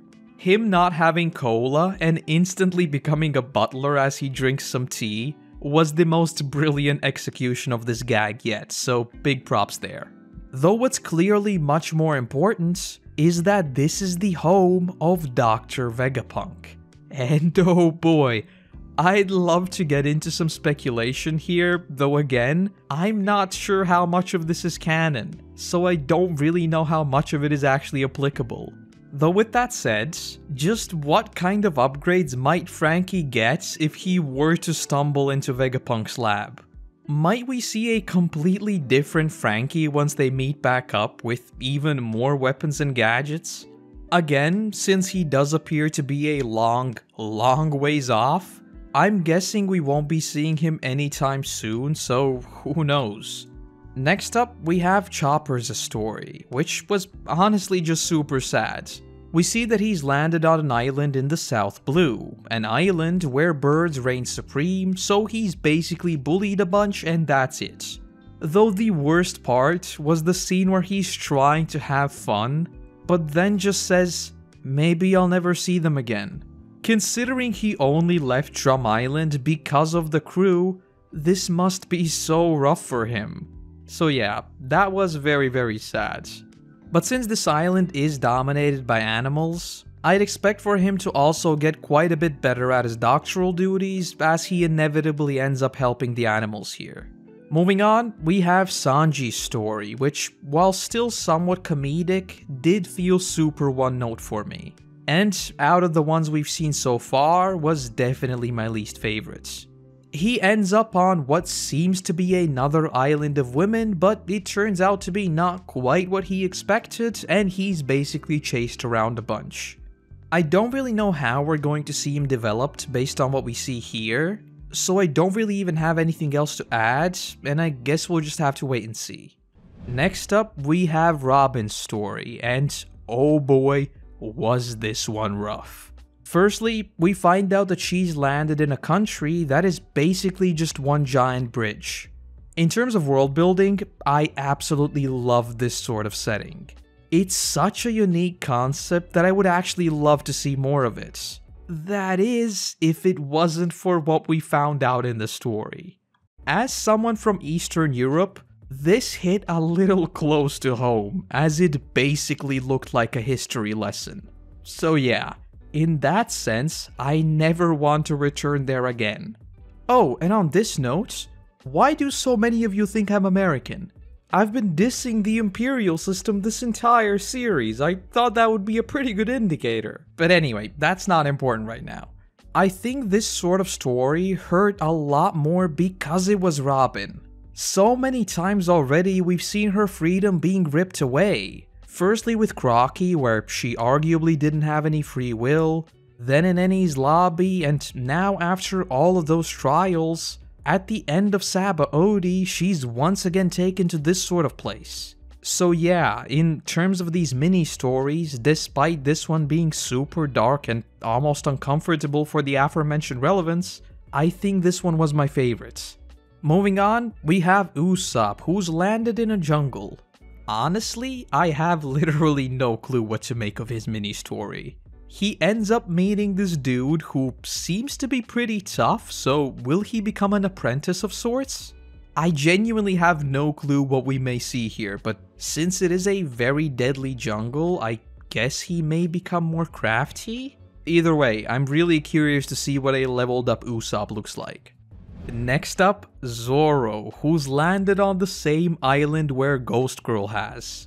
Right away, as I said in Thriller Bark, I was more than open to the possibility of her returning at some point. So this had me super excited to what kind of shenanigans they may get into. Though unfortunately, similar to Usopp's story, I've literally no clue what to make of it. I mean, Zoro's still pretty messed up from all the times he's been blasted recently, and I'm not too sure how Ghost Girl can help him with swordsman abilities. So yeah, I'm not really sure. Though as a duo, I really want to see more of them. You know what? Just let her become a Straw Hat. She is genuinely awesome. Though finally, we have Brook, who's somehow ended up in the middle of a cult. I'll just say it. I've literally no idea what's going on here and how his story may play out, so I literally have nothing to add here. It's definitely interesting in the sense that it's very, very different, but I've literally no idea what's going on here. So yeah, as of right now, the crew is scattered all over the place, and I really don't know what this means for their immediate stories. As far as I understand, none of them know about Ace, and are only concerned with returning to Sabaody, but that's obviously going to take a while. So does that mean we're only going to see them in, what, months? I'm really not sure. Though with that said, we cut to Marie Joie, where we see the warlords meeting, we see the Marines gathering in Marineford, including Jonathan, or Joseph, I don't know, Jojo has ruined me, and many, many others, well and truly signaling the scale of this conflict. Though in the very last scene, we see the continuation of Garp's meeting with Ace, where he just asks Garp to kill him. Only for Garp to respond, "That won't change anything. Whitebeard will attack anyway," as Ace calls for his father. Oh boy, I am at the edge of my seat already. This is seriously looking to be a world-changing event, and I cannot wait to see how it develops. And that's Amazon Lily. All in all, this one was a bit hit and miss for me. Perhaps because it's sandwiched between Sabaody, which was obviously massive, and the much anticipated Impel Down, though it almost felt a little fillery in its nature. Don't get me wrong, there are still plenty of great moments in this one, but all in all, I did want to get through it as fast as I could, just so I could dive into the conflict as soon as possible. And so with that said, this one will be taking the bottom C tier. Again, there's certainly some bias here, as I was just legit blazing through it as fast as I could, but yes, those are my honest first impressions of it. And with that, next time we will finally be getting into the assault on Impel Down. We open the arc with Garp and Ace in the depths of Impel Down, and straight away we get a whole bunch of interesting things. First and foremost, we hear that Ace took his name from his mother and that he absolutely despises his father, naming Whitebeard as his one and true father.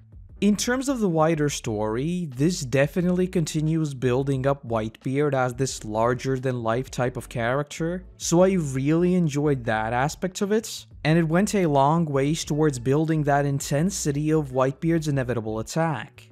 Though Garp responds by sort of defending Dragon, which made me raise an eyebrow to say the least. In a broader sense, I'm curious about why Luffy never even knew his father existed, while Ace seems to hate literally everything about him, even going as far as to disowning his family name. Perhaps it's a case of an older brother protecting his younger siblings or something along those lines, though who knows. What I think is more interesting here is Garp's response. Is this just a case of him being unable to hate his son no matter what he's done, or is there something more to it? Obviously we know that Garp still loves Luffy. He could have easily caught him in Post-Enies Lobby, but he didn't do that. So it would make sense as to why he'd still say that Dragon had reasons for doing what he did. And in a broader sense, we know at the end of the day, Garp is also of the D name. So it may just be a case of him not being able to fully blame someone who pursues what they believe to be right. Though yeah, I am very curious to find out what's the deal with Dragon and why Ace hates him while Luffy didn't even know he existed. There definitely seems to be something there. We then cut over to Luffy, who Hancock has successfully snuck into the prison. So from now on, she heads off to see Ace while Luffy continues to find his own way there. And straight away, we get to see someone who I certainly did not expect. That being Buggy.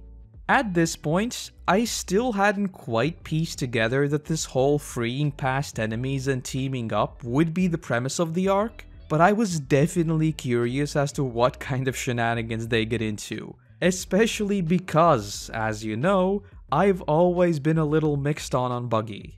Oh, and remember what I said about Luffy's bracelet in Sabaody? Well, Buggy wants it because it apparently leads to treasure? Honestly, even after finishing the arc, I'm still not entirely sure whether it actually had meaning or not, so I'm not entirely sure what that's about. I do still think that it was suspicious that it appeared at all, so is there something to it?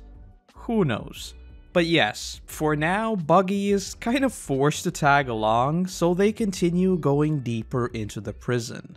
Hello, Editing Korotos here. One thing I forgot to mention is that I really loved how Buggy's like, wait a second, you're actually strong now.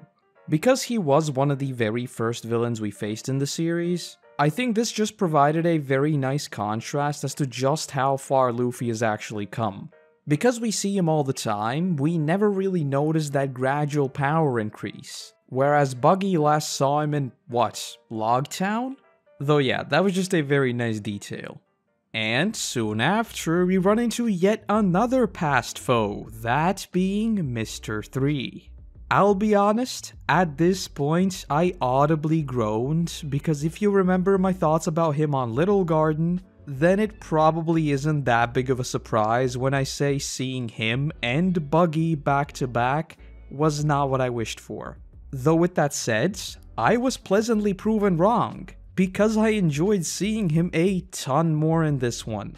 A lot of that probably comes down to him being a lot more down to earth, but still, in my book, he is redeemed. But I will admit that later on when they diverge from Luffy's gang, I did get a little tired of seeing them. It's not that their side story was unenjoyable per se, it just felt like it was a tad overdone. So yes, all in all, Mr. 3 is unquestionably much more likable, but I think their tale was a little bit too dragged out. But with that said, the trio now continue their way deeper into Impel Down, which is when we cut to Jinbei and Ace. And the conversation they have is super interesting.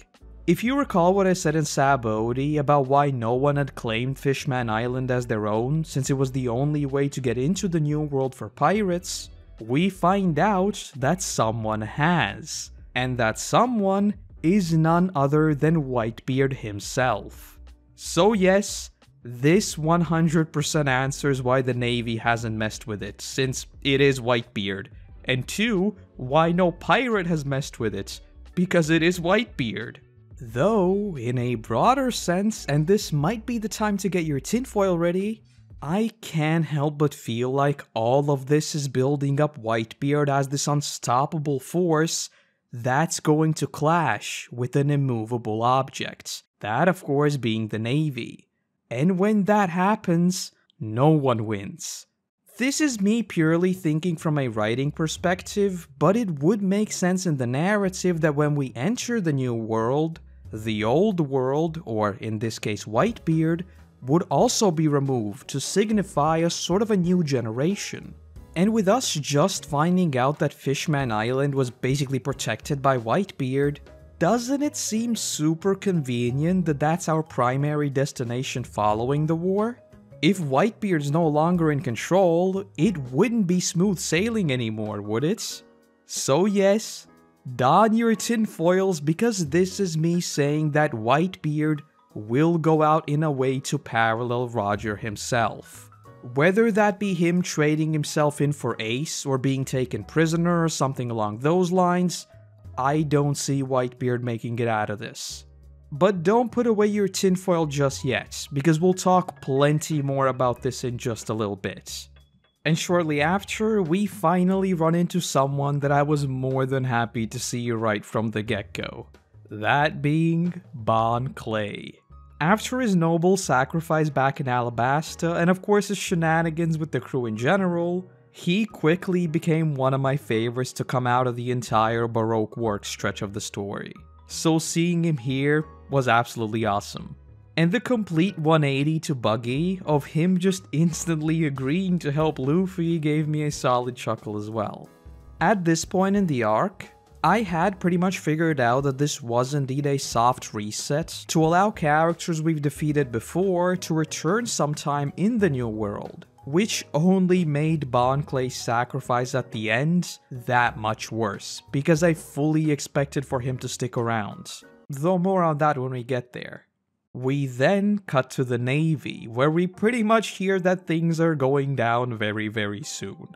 We first hear that Shanks has had a fight with Kaido, who had supposedly been going after Whitebeard before Shanks intercepted him. Though this makes me wonder, why did Kaido go after Whitebeard? Does he have some interests with the Navy? I don't really see any other reason why he would have wanted to fight Whitebeard now, unless he expects Whitebeard to be defeated? Though I guess we'll just have to wait and see. But yeah, then we hear this marine dude whose name I forgot basically just spell out exactly what I've been thinking. This war will be history. Oh, and the shot of Whitebeard here is absolutely brilliant. And in a broader sense, the way tension was built up throughout this entire arc with these sorts of little splice-ins, where we see the final pieces being put into place, was really cool to see. And needless to say, I was at the edge of my seat. Though cutting back to Luffy, he finally runs into the big bad of Impel Down, Warden Magellan. And before we get to the fight itself, I want to mention a few broader things. First off, both in his fight against Magellan, as well as throughout the arc in general, the animation has been absolutely excellent. If you recall what I said in Thriller Bark about some of the scenes being quite inconsistent, here I really didn't notice any of that. It's been super crisp all the way through. Though secondly, I want to briefly talk about the Warden himself. In short, I think he was a very, very boring character. His fruit ability was somewhat interesting, mostly due to how dangerous it is, even if you're not just fully beaten, though everything else about him was just super meh. And I'll be honest, the whole potty humor from him just made me groan by the end of the arc. How many times can you really play up him not being able to leave the toilets? It just seemed like an overly convenient way of removing him from the story, and it wasn't even funny, so I really wasn't a fan of that. Personality-wise, he's also pretty much a blank slate, though to be fair, that does make sense in the context of Impel Down. But as a bad guy in general, he certainly does not live up to the likes of Old Crocky, Arlong, or most other villains for that matter. As for the fight itself, I'll admit, despite me not really being a fan of the Warden, it was pretty great. Seeing Bon Clay's inner turmoil of whether to try and save Luffy, but realizing that he just can't, was really rough. And then seeing Luffy just being brought down time after time was, as I've said many times before, a solid reminder that brute force isn't always the answer. In a way, I almost got the Sabaody vibes, as we see Luffy seemingly finally getting a hit on him, only to collapse then and there. And with that said, Luffy is taken to level 5 and imprisoned himself, all the while the Warden's poison is slowly killing him. Though with Bon Clay being the best guy ever, he feels guilty about not being able to help Luffy and goes to save him with the hope of taking him to the mythical Eva, who supposedly lives somewhere in the prison. At this point, we once again see Buggy and Mr. 3 split off from Bon Clay, which is where I kind of got tired of seeing them. Like I said, it's not that their side of the story was bad, it's just that I wanted to see Luffy's and Bon Clay's that much more. And frankly, I think it was supposed to be more so the comedic side of this arc, but it really didn't land for me. So yeah, I don't know, I just really got tired of them. Though skipping ahead a little to Bon Clay actually saving Luffy, we see a very interesting scene. We see Bon Clay run into a bunch of wolves, only for Luffy to get up, even in his current state, and blast them with Haki. Which once again leads me on to the question of, how does it work? Based on what we saw in Amazon Lily and sort of what we saw here, for Luffy it seems to be like a defense mechanism, whereas when we saw Rayleigh use it, it was extremely precise. So how does one go about training it to become more precise? Obviously this is a rhetorical question, please don't answer it. But it's pretty clear that Luffy doesn't yet fully understand how to use it himself. I mean, he's not even conscious here. So is it just a case of properly learning about it and then using it over and over and over? Or is there some sort of hard limitation as to how much you can use it? Judging by what we've seen so far, the Conqueror's Haki is an absolute, since both in Sabaody some people remain conscious, and in Amazon Lily, Hancock was fine as well. So is it rather a case of overpowering someone's Haki? Yeah, my head is still spinning about this entire Haki thing, so I guess we'll just have to wait and see. Though this brings us to what may just be my favorite part of this arc. Level 5.5. There were so many interesting things here that I will almost certainly forget to mention something, but let's get into it. First and foremost, the existence of such a place was already a really unique concept. As we'd later hear, it basically just came down to someone with a fruit power that made it easy for them to empty out this space. And in the world of One Piece, that makes perfect sense. I would have honestly loved to see a flashback to see how this sort of underground community was first established, though for now at least, we sadly don't really get much of that. But we of course get to meet Ivankov. I absolutely love this character. Both their personality and devil fruit power are so unique, not to mention their backstory, which we'll get into in just a moment. Though taking a step back for a second, it's going to be interesting seeing Sanji come back into the picture, as he will have most likely heard about Eva too. As to how much he'll know about them, who knows, but last we saw him, he is on Eva's island. As for floor 5.5 itself, it's also here where we're introduced to Eva's right hand, Inazuma, and oh boy, do I want to see more of him. His scissor fruit power is awesome, and his character design and general vibe are so cool. So, all in all, a great new character which I hope is used a little more in the following arcs, because we barely got to see them here. And that actually brings me on to a question.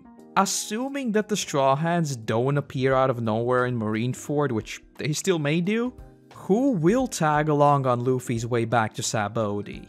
Might we just get a new crewmate out of this adventure? Unfortunately, I doubt it's going to be Eva or Inazuma since we already know they have different plans, but perhaps someone like Jinbei might tag along. As we'd see later in the arc, which of course we'll talk about, he does have a bit of a Straw Hat vibe, though with him too, I don't know if it makes sense for his story to join Luffy, since he'd pretty much say outright that the only reason he's helping is because he wants to save Ace and help Whitebeard specifically. Though yes, I am very curious to see if our lineup changes as a result of this entire pirate meetup in Marineford. Jumping back into the story, we hear that after Inazuma brought Luffy and Bon Clay in, Luffy, even while straight up dying himself, begged for Eva to help Bon Clay. And I know I said this a million times in Amazon Lily, but Luffy really is the best dude ever, isn't he? As for himself, we hear that his body was essentially beyond repair, and the only way how Eva might attempt to save him was by giving him a regenerative hormone and hoping that he himself can fight off the poison. Though, this honestly had me a bit puzzled as to how exactly the Warden's fruit power works. We've seen both with Eneru and back in Loguetown that Luffy's body is completely immune to lightning because he's made of rubber.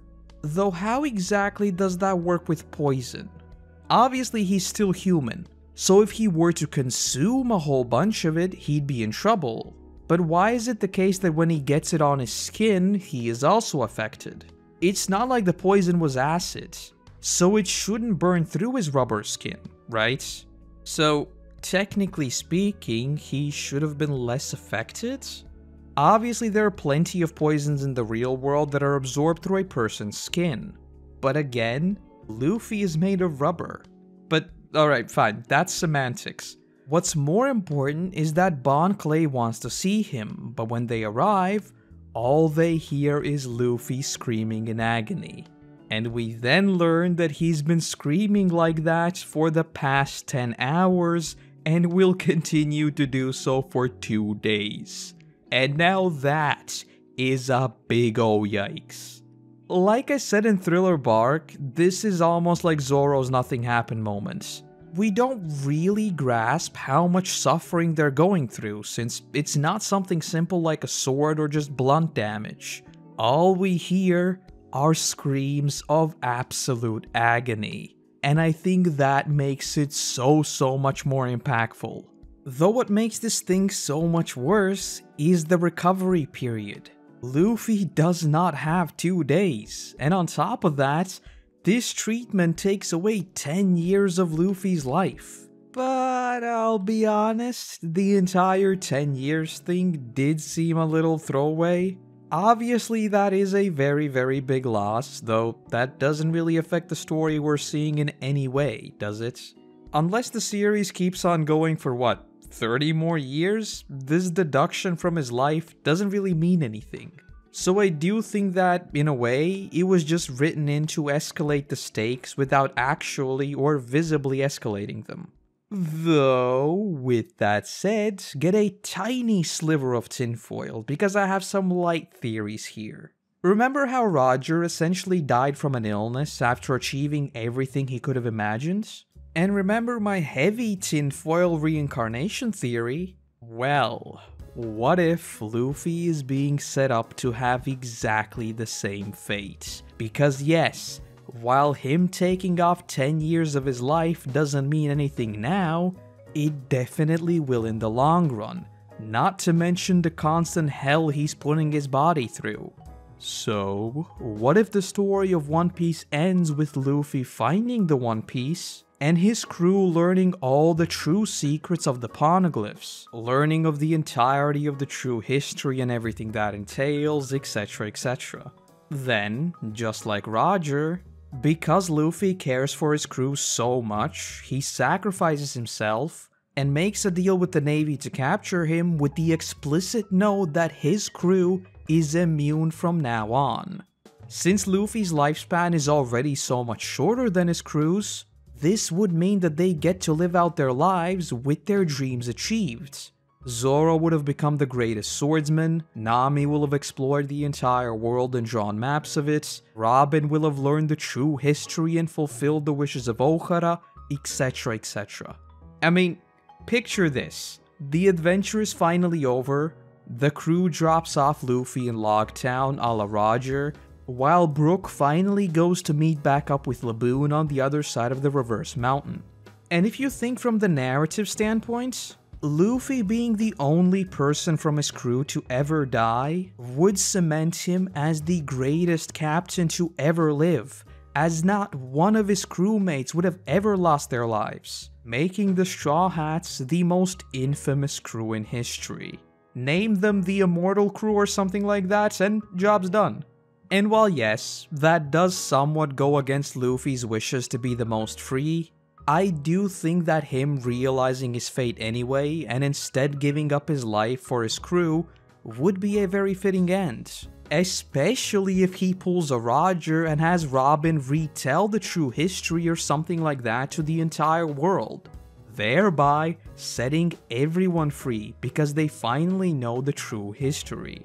Though, even with that said, if Luffy were to be a reincarnated Roger like I talked about in Sabaody, I feel like him meeting the same fate would be tragic in the sense that it's just history repeating itself. While I think much of Luffy's story has been the complete opposite, it's been about breaking the cycle.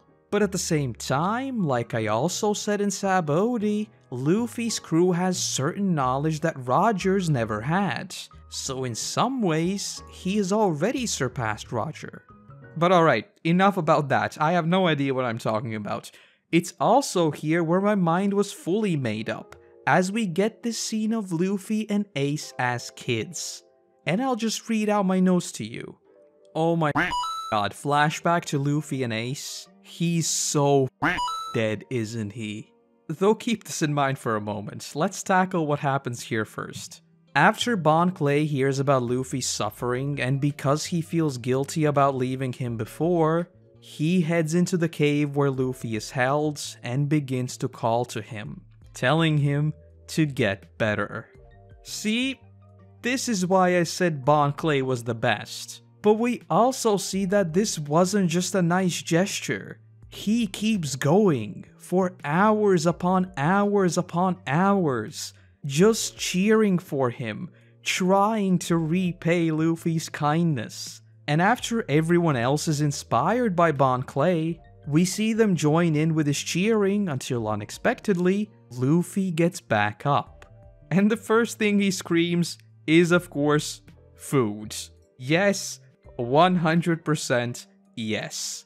And as if all of that wasn't enough, once again we see Luffy just asking whether Bon Clay is alright, and then bows for him. Zoro should really start sweating, because if he doesn't pop back up in the story soon, Luffy might just take his position as my #1 member of the crew. Just saying. Though it's here where very, very big things are discussed. In short, Luffy asks Eva if they can get him out. Though Eva responds by saying that it's not quite their time to escape just yet, and that Dragon's plan is not quite ready. Only for Luffy to casually say that that's his dad's. And oh boy, I told you not to put away your tinfoil because it is time for many theories. In short, after learning that Dragon is Luffy's father and Ace is his brother, Eva pretty much says that there's no way he can let Dragon's son die. And then drops the line, they don't want to fight Whitebeard and Dragon at the same time. This was very much a light bulb moment for me, because yes, I think it is time for Dragon to make an appearance. We already know that Eva has been waiting for him, and we know that Dragon has kept tabs on what's going on in the world. And in Post-Enies Lobby, he very directly said that they'll meet back up again soon. Which leads me onto my big theory. What's a better way of delivering a revolutionist message than appearing at what will definitely go down as a war that changed the world? As of right now, and yes, I know this is sort of redundant since we're basically almost there, but let me have fun, this is how I think Marineford will go down. Whitebeard arrives and the assault begins. Midway through the battle, Ace is executed just as it was planned, and the entire thing is turned up about 10 notches as Whitebeard unleashes his full might on the island, with the only intention being to wipe out everything. Though despite this, the Navy manages to defeat him and seemingly the pirates are defeated, only for the Revolutionary Army led by Dragon himself to appear and wipe the island out of existence. And I know I brought this up some time ago as a joke, but like, what if Dragon is actually a dragon? Like, what if he does have a zone-type dragon fruit? Imagine him swooping in and just literally burning everything. That would be very cool. That's gonna happen. Trust me. Though with that said, there is still the Blackbeard wildcard in there, which I'm not too sure about, though more on that in just a second. In terms of grand narrative, this ticks so many boxes, it's insane. First off, in my opinion, it works as a brilliant transition into the New World in general. As Whitebeard, the sort of current ruler of the world, is removed, thereby also sparking conflicts in Fishman Island, which we heard is basically protected by him, thereby creating a ton of story potential once the Straw Hats arrive there. Secondly, that's one of the Emperors removed, meaning that the position now must be filled, i.e., an inside war can also break out. I would say that most likely it would be Blackbeard who'd try to go for the position, but I am a little torn on that, since based on what we see here, he doesn't necessarily want to be in the spotlight too much. Seemingly, he just became a warlord because he wanted access to Impel Down, whereas being an emperor doesn't really directly unlock anything. I wouldn't even be surprised if it turns out to be some character that we don't even know currently, as this would also be a good time to set up another very long-term antagonist. For example, Whitebeard is removed and we hear talk of some pirate in the New World being extremely notorious. We then hear that Shanks has clashed with him as well, and it appears that they are evenly matched. We don't even need to see any of that. A mere handful of lines are enough to sow those seeds this early on. And then when we meet him in like, I don't know, 1,000 episodes, you can be like, wait, that's the dude who replaced Whitebeard? Though yeah, that's beside the point. It just creates a lot of opportunity for conflict-based stories. As for Whitebeard himself, I'm not entirely sure what to expect of him, to be honest.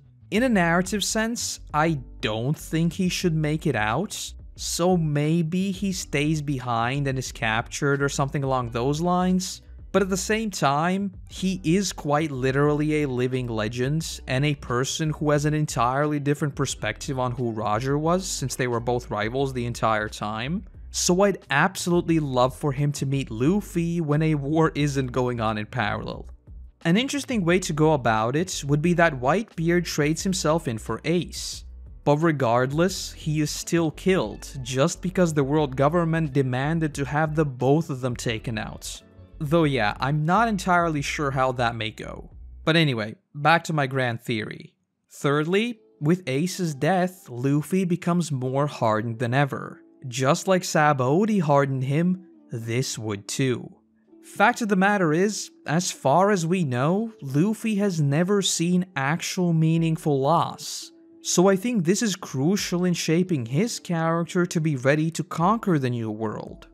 Fourth, with Dragon coming back into the picture, a third, entirely new sort of allegiance is introduced. So we have the pirate world, the navy, and the revolutionaries in between. These sorts of underground rebels always open up a near infinite number of stories. In fact, I'm calling it right now. We'll arrive at a location where seemingly there's absolutely no way for the crew to survive and the entire island is against them, only for them to be saved by a revolutionary who's working as an insider. Yes, the secret underground society with insiders all over the world is a trope, but I like it and it works. Hello, Editing Korotos here. I don't know how I didn't realize this when I was saying it, But that is basically what we just saw with level 5.5. This is literally a secret society that saved Luffy when no one else could. So yes, it has already happened, but it will happen again. And lastly, and perhaps yes, most importantly, it still cements the Navy as a force that cannot be overcome. Assuming at least a part of this theory comes into fruition, we'd see that even the mightiest pirates of the world are still wiped out by the Navy, and the only reason why they can even make it out of there is because of the Revolutionary Army. There is an argument to be made that if the Revolutionary Army were to save Ace, that would actually be an even more effective way of broadcasting their message. Though again, I do feel like that would detract from the Navy's power, as he'd literally be stolen from right under their noses. But yes, it achieves so many things at once that I think it's too big of an opportunity to pass up. I obviously don't claim to be a writer, and I definitely trust Oda at this point, even if sometimes I do rant about certain parts of the story, but that is what I would do. Okay, you can put away your tinfoil for now, because now it's time to gather our forces and liberate Ace. And so with that said, Luffy along with Eva make it down to level 6, only to find out that they are already too late. Though this was an instance of me questioning myself a little bit. As from a narrative perspective, Luffy has been taking L after L. So for a brief moment, I did start to wonder whether Ace might get out of this just yet. Oh, and Inazuma's power is like, wow. Seeing him just cut up the entire prison was like, bro, Zoro's probably sweating right now. Though it's here where Luffy begins to assemble what may just be the biggest, baddest group possible. With Jinbei, an ex-warlord, Crocky, another ex-warlord, Mr. One, and countless others joining him in his escape. And a couple more things to mention here. Firstly, this is where that crocodile is Luffy's mother thing comes from, isn't it? I remember seeing that in the comments and thinking that I must be getting trolled, but based on what we've seen Eva do and their interactions with the old croc, I think someone might have embraced the tinfoil a little too much. Because I'm sorry, that's just dumb. But anyway, we get an absolutely fantastic scene here as we see Luffy leading everyone. Which in a broader sense, I think is very symbolic of what Luffy is going to signify following the events of Marineford. And yes, this is what sealed Ace's fate for me. Luffy literally freeing the world's worst criminals in an attempt to save his brother, yet still failing, is the perfect catalyst to create a sort of an in-universe mythos surrounding Luffy and the Straw Hat Pirates. He's going to become the man who broke into Impel Down, freed all of the Navy's enemies, and even in the face of complete defeat with, if my theory is correct, even Whitebeard falling, he will live and become the next shining beacon of freedom in the pirate world. In this particular instance, he is quite literally leading them to their freedom, and in my opinion, that has been the major throughline in Luffy's story. Though on top of all of that, this calls back to what I've mentioned before. Even with this sort of manpower, if Luffy's and Whitebeard's alliance is defeated, it allows the Navy to remain as a constant threat even going into this next chapter of the story. And in a long-running series like One Piece, that is very important. Though yes, this was definitely worthy of these chef's keys.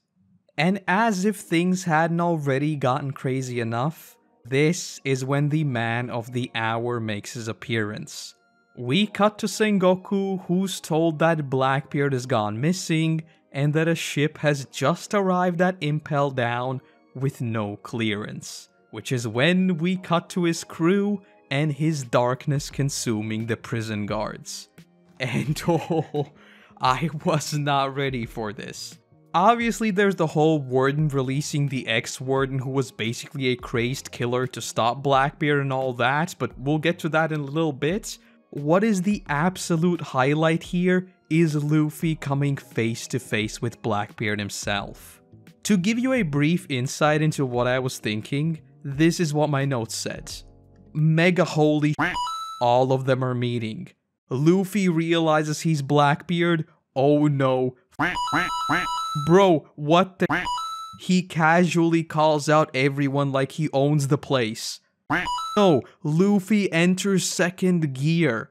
This was an absolutely insane interaction that, while I was expecting sometime soon, I definitely didn't expect here.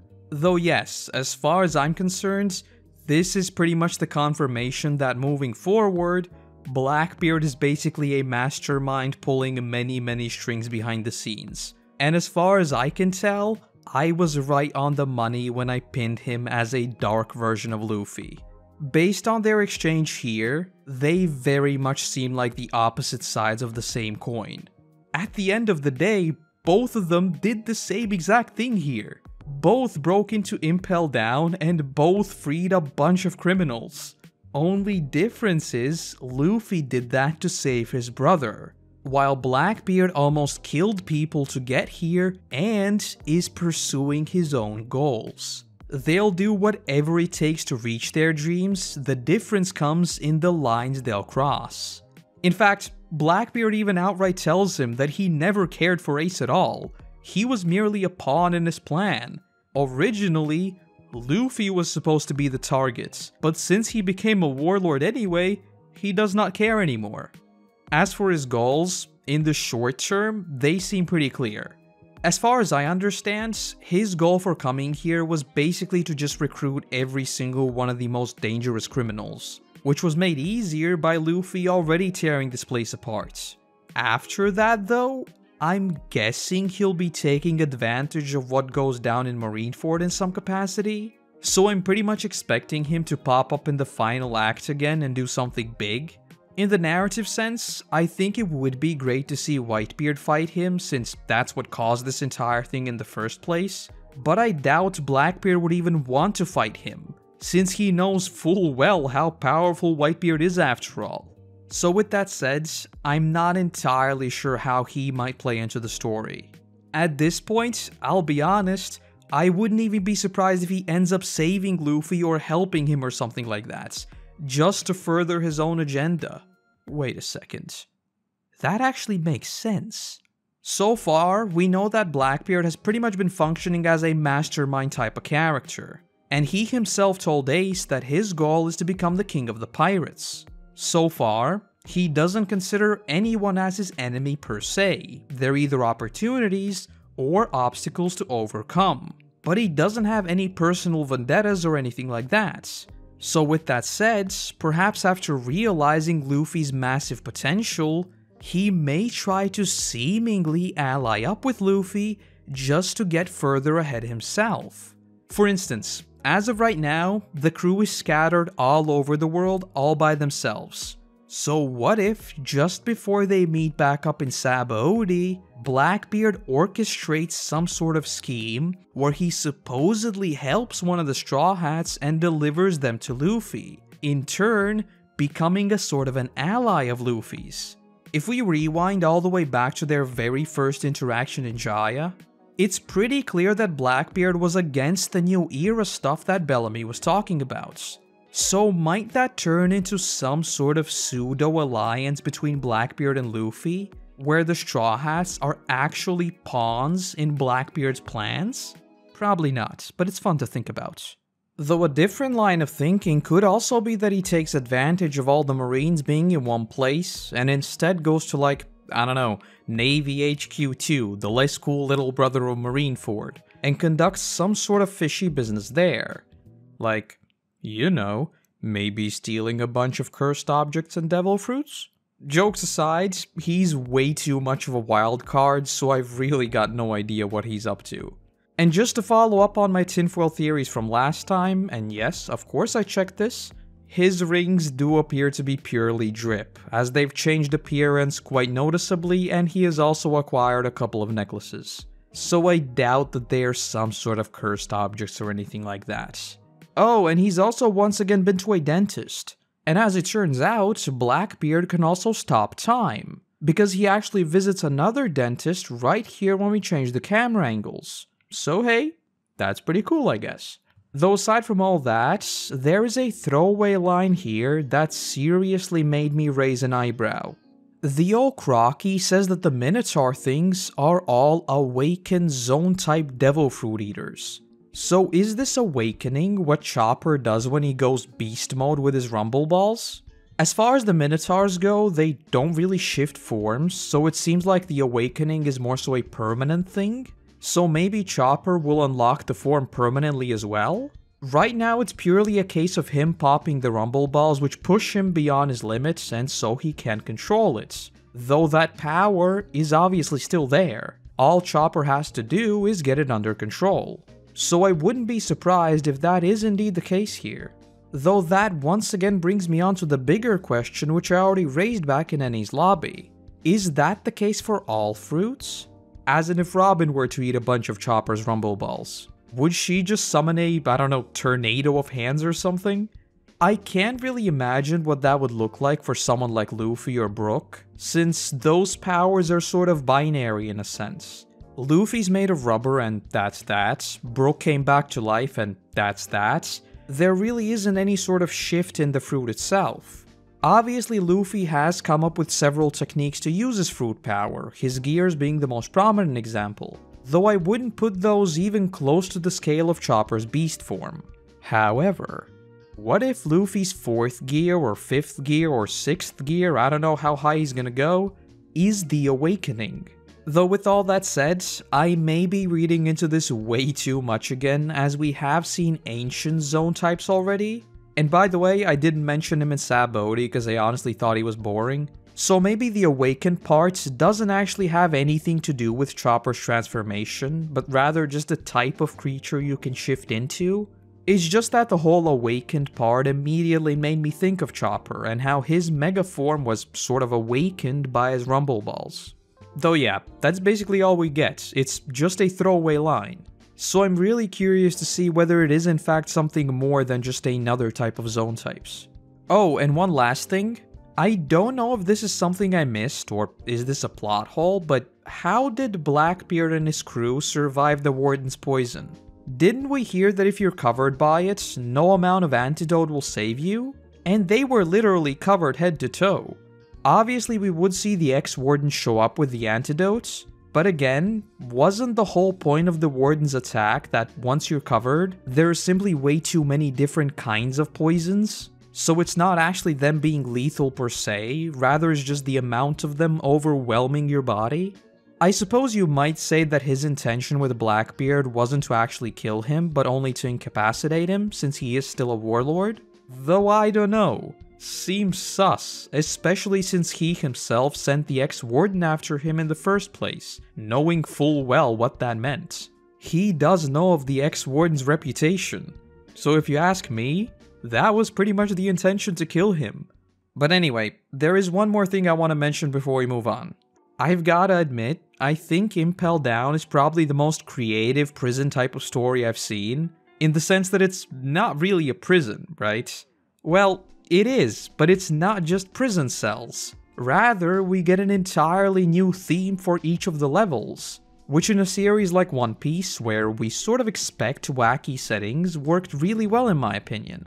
You might recall that I was super excited about G8 potentially being a prison story, which it obviously turned out not to be, but prison breaks are indeed one of my favorite type of plots.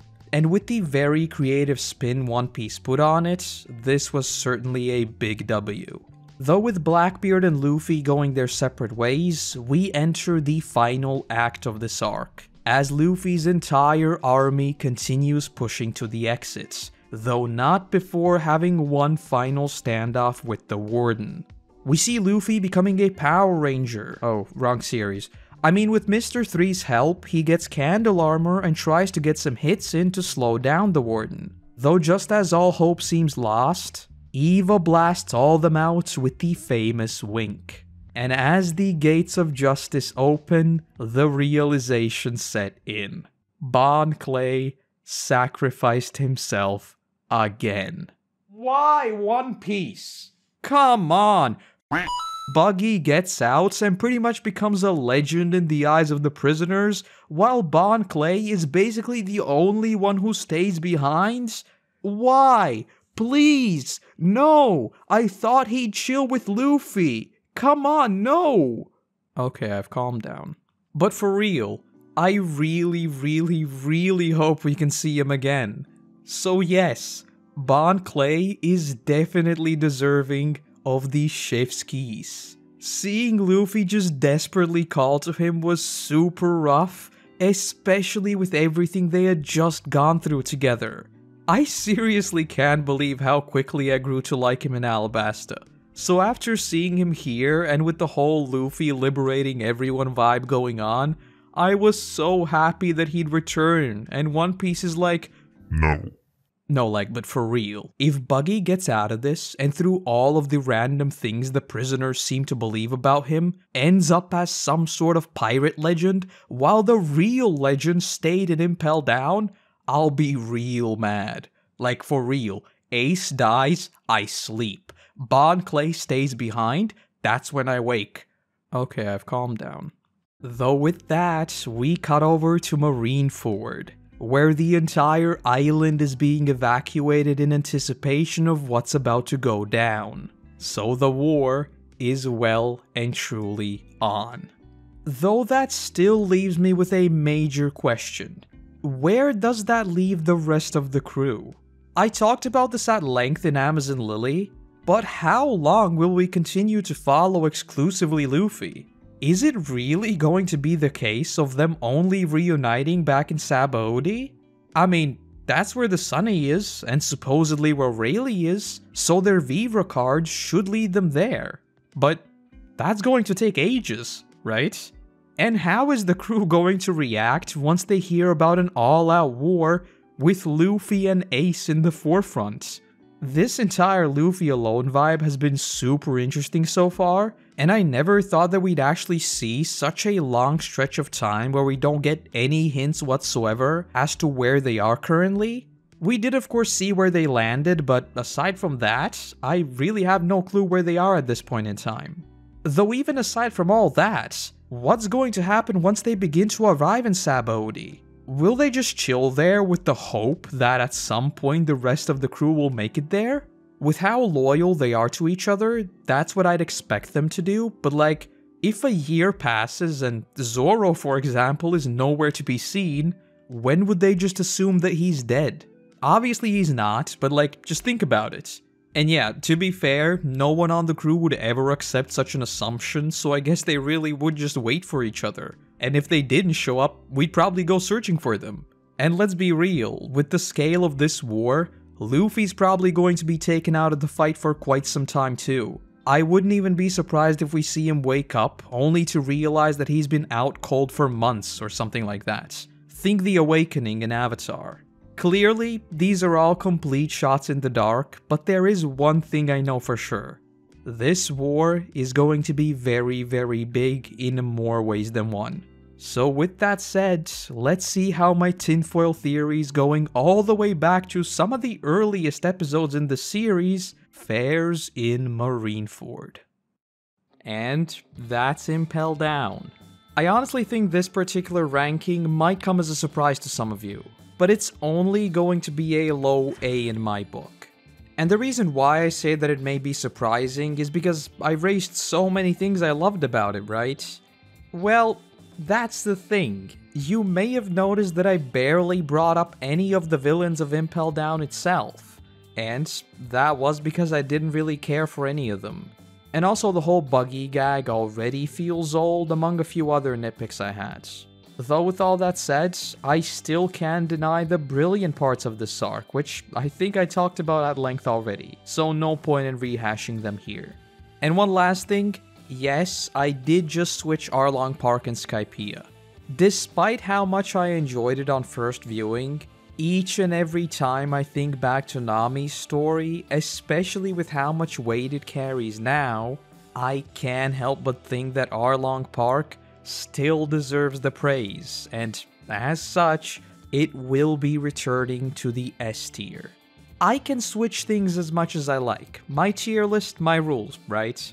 Though with all that said, let us finally get into what will seemingly be the climax of everything we've seen in the series so far, and see whether it can live up to all of my expectations. Well, let's not waste any more time and jump straight into Marineford.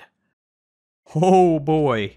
I thought arcs like Post-Enies Lobby were dense, but Marineford was on a whole nother level. The amount of events happening back to back, or better yet in parallel, is simply nuts. So trust me when I say that I've got a ton to say here.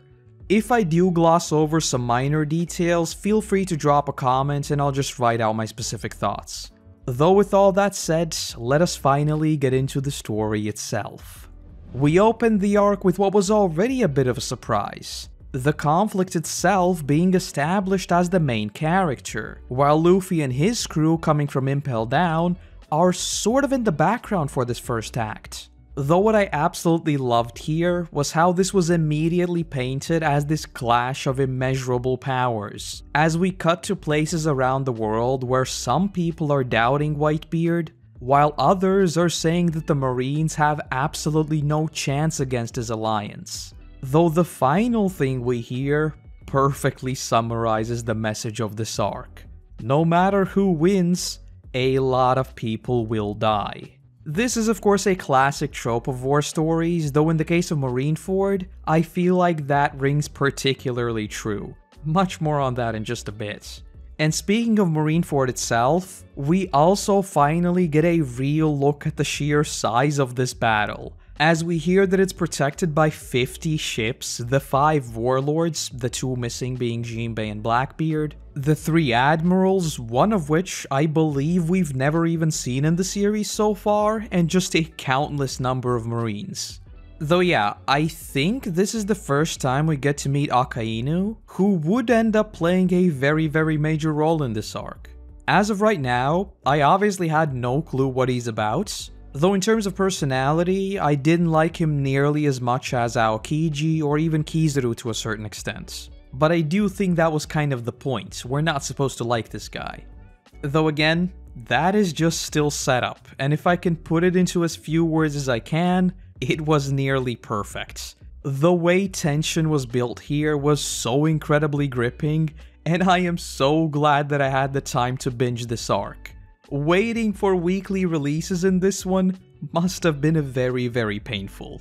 Though moving closer to the story itself, the first major bombshell I want to talk about is who Ace really is, as we find out that he is actually Rogers' son. I'll just say it, this one came completely out of the blue for me.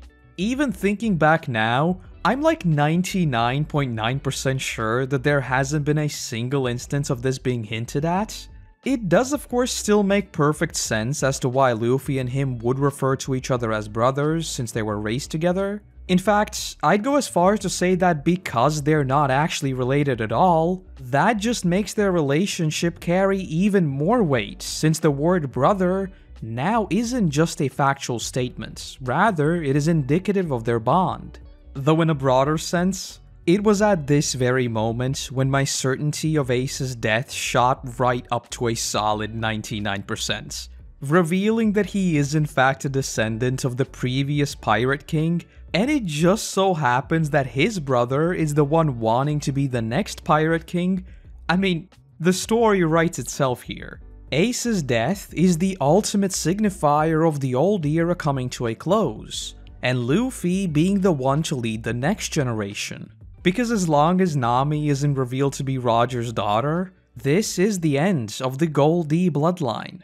And because this is Marineford we're talking about, that isn't even lingered on, as right after, Whitebeard's fleet arrives. And oh boy, I suppose I might as well talk about it now, but one thing that this arc gets very right is giving you a look at the wider One Piece universe, because this arc literally has a piece of everything we've seen so far.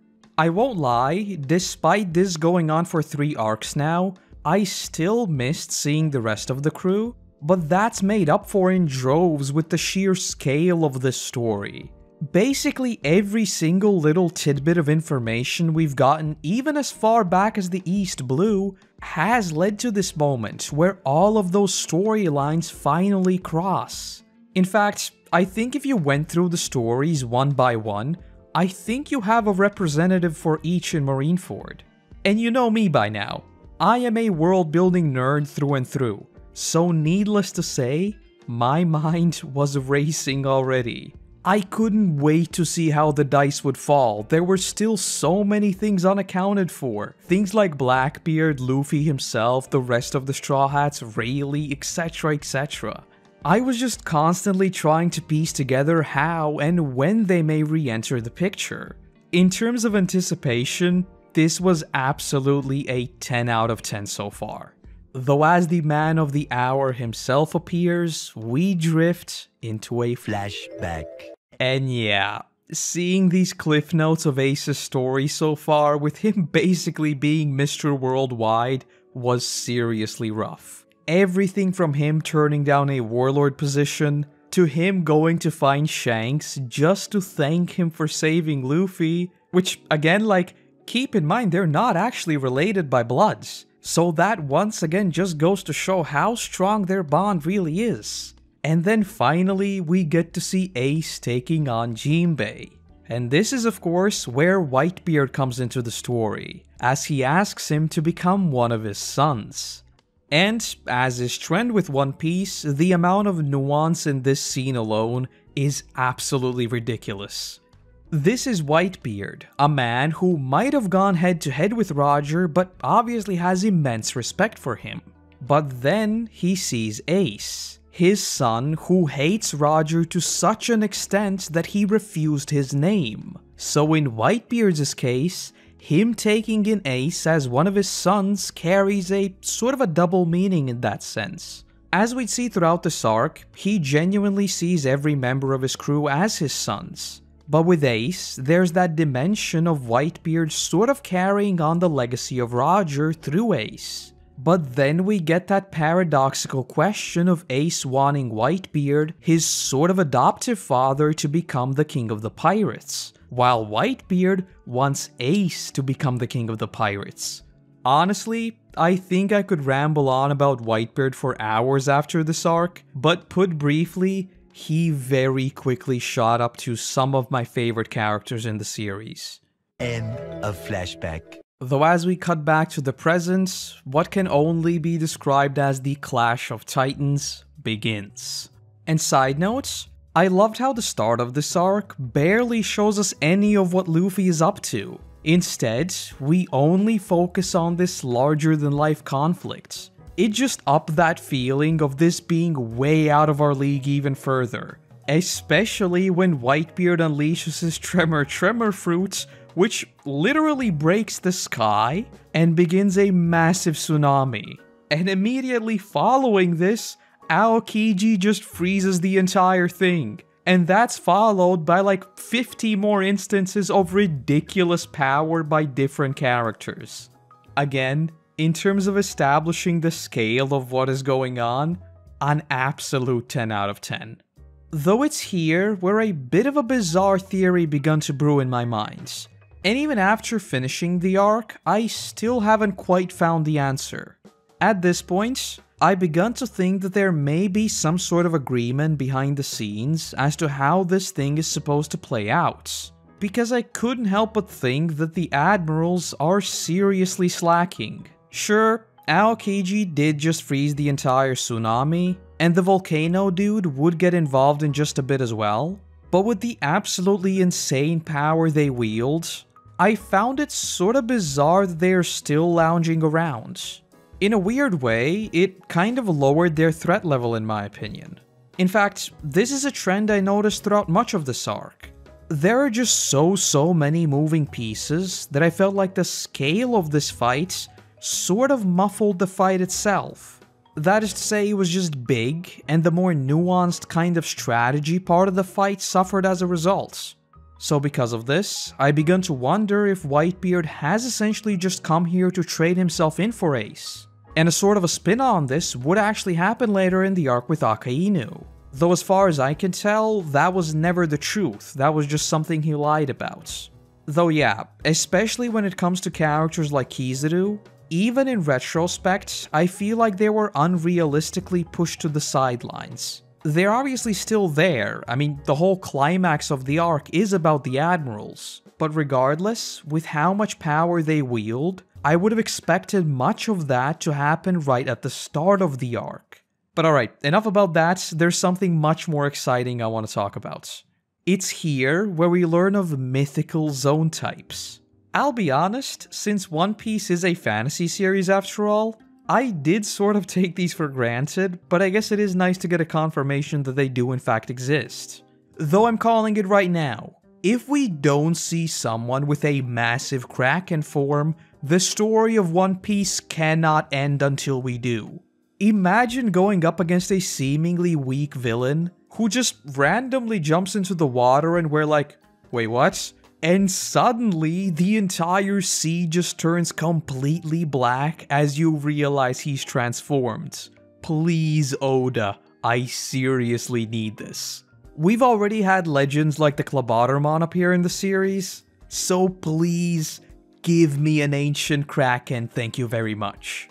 Oh, and also, at this point, I was 300% certain that my theory about Dragon being a dragon was correct. So I was sitting there with a big stupid smile waiting for him to literally swoop in at any moment. But alas, no dragon. Shortly after, Oda thought it would be a good idea to play with my feels again, as we see a giant, sorta like Oars appear. And once again, because Ace is Mr. Worldwide, we see the little Oars Jr. call to Ace. And like, seriously, how can you introduce a character, keep him around for a single episode, and already have me so attached to him that I'm more concerned about him than anything else going on at this moment?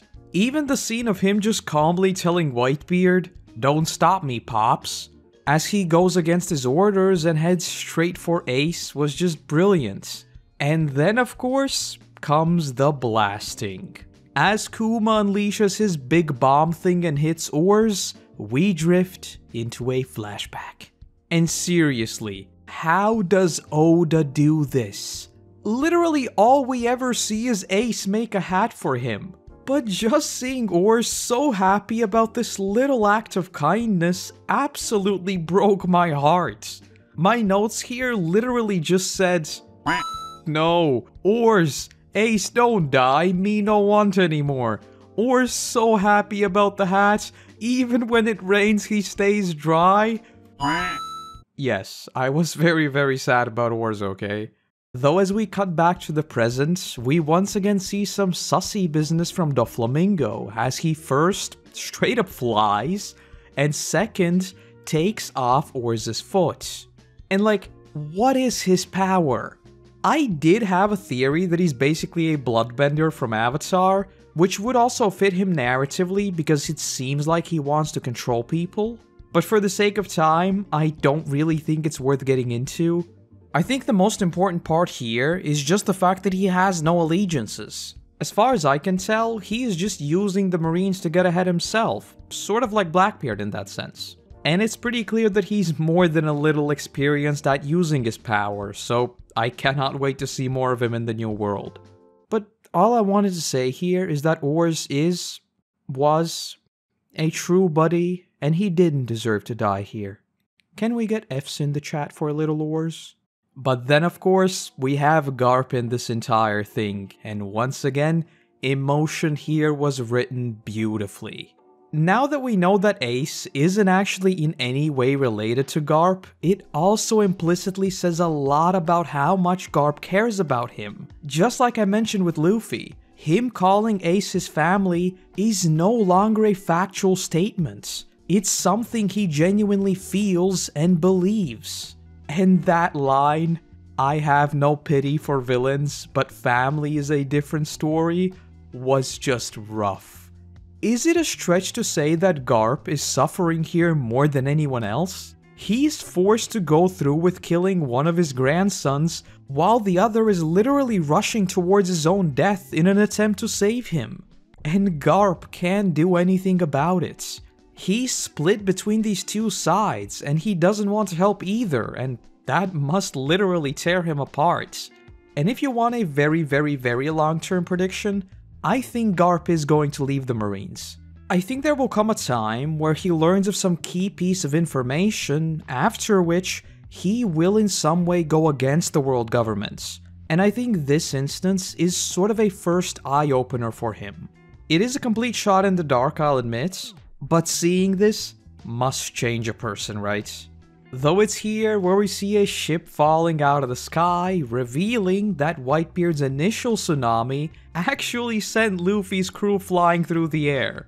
And oh, this stuff we see here was nothing short of excellent. First off, we do in fact get some of what I've been talking about for months now, because once Luffy's gang arrives, we see that their motivations don't exactly align. And so we do get some infighting between them, most notably the old Crocky saying he's going after Whitebeard. But then comes the brilliant moment, because Luffy easily stops the old Croc. And best of all, we see that he has come prepared, as he already knows Crocky's weaknesses.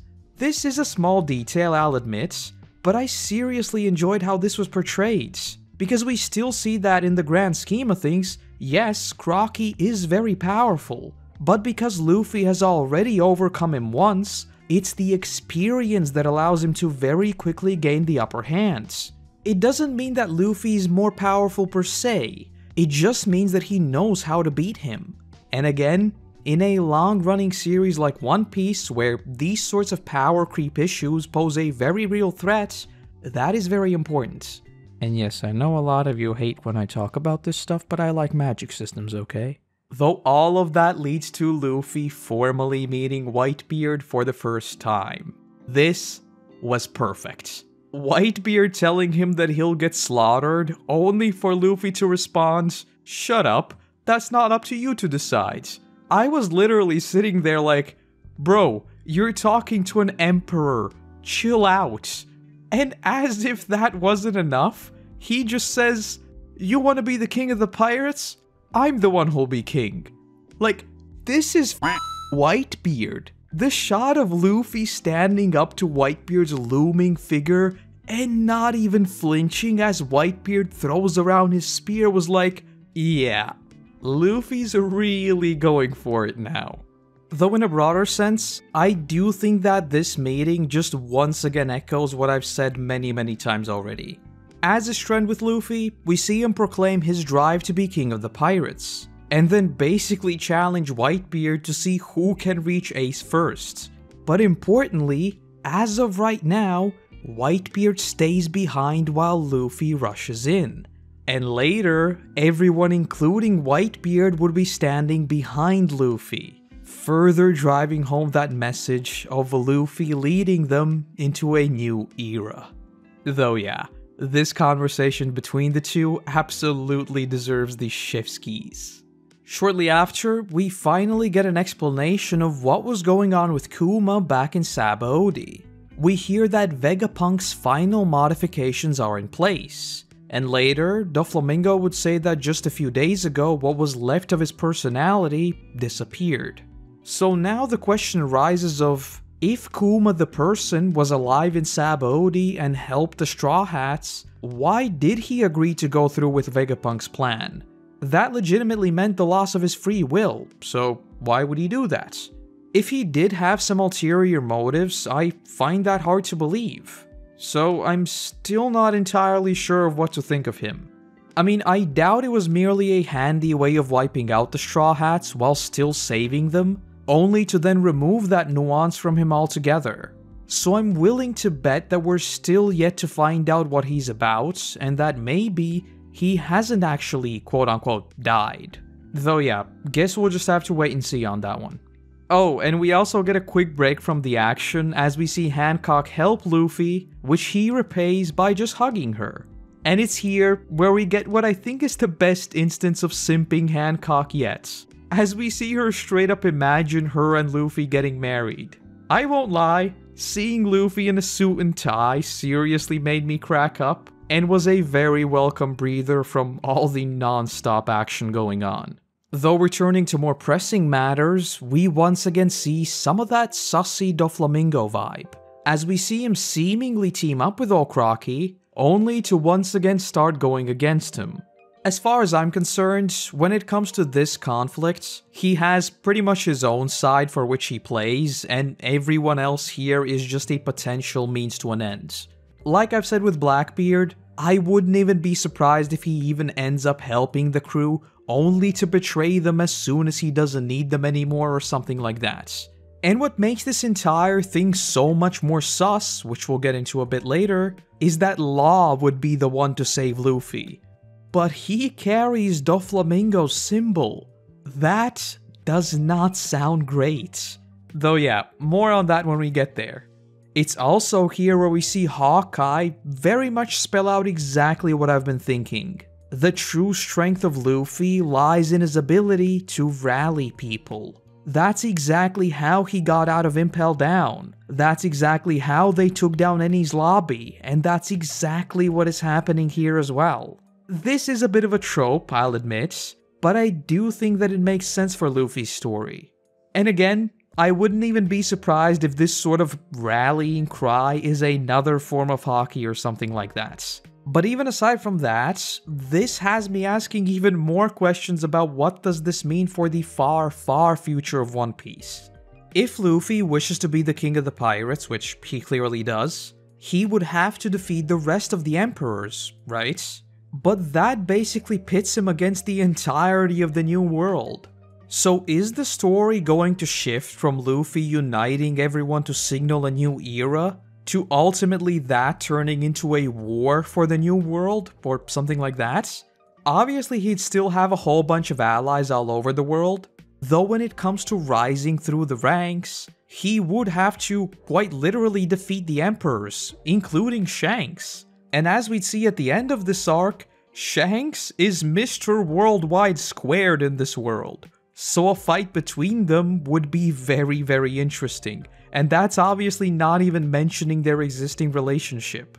In a way, I do think that we shouldn't really ever see them fight, at least not in the traditional sense of the last crew standing wins. Instead, I think it should be something more along the lines of an honorable duel to signify Luffy truly surpassing Shanks, just like he promised all the way back in the very first episodes. And as such, his story would be fulfilled, as he both becomes the king of the pirates and takes Shanks' gift, that of course being the Straw Hat, right to the end of the world to return to him, just as he promised. Though more on this in just a bit.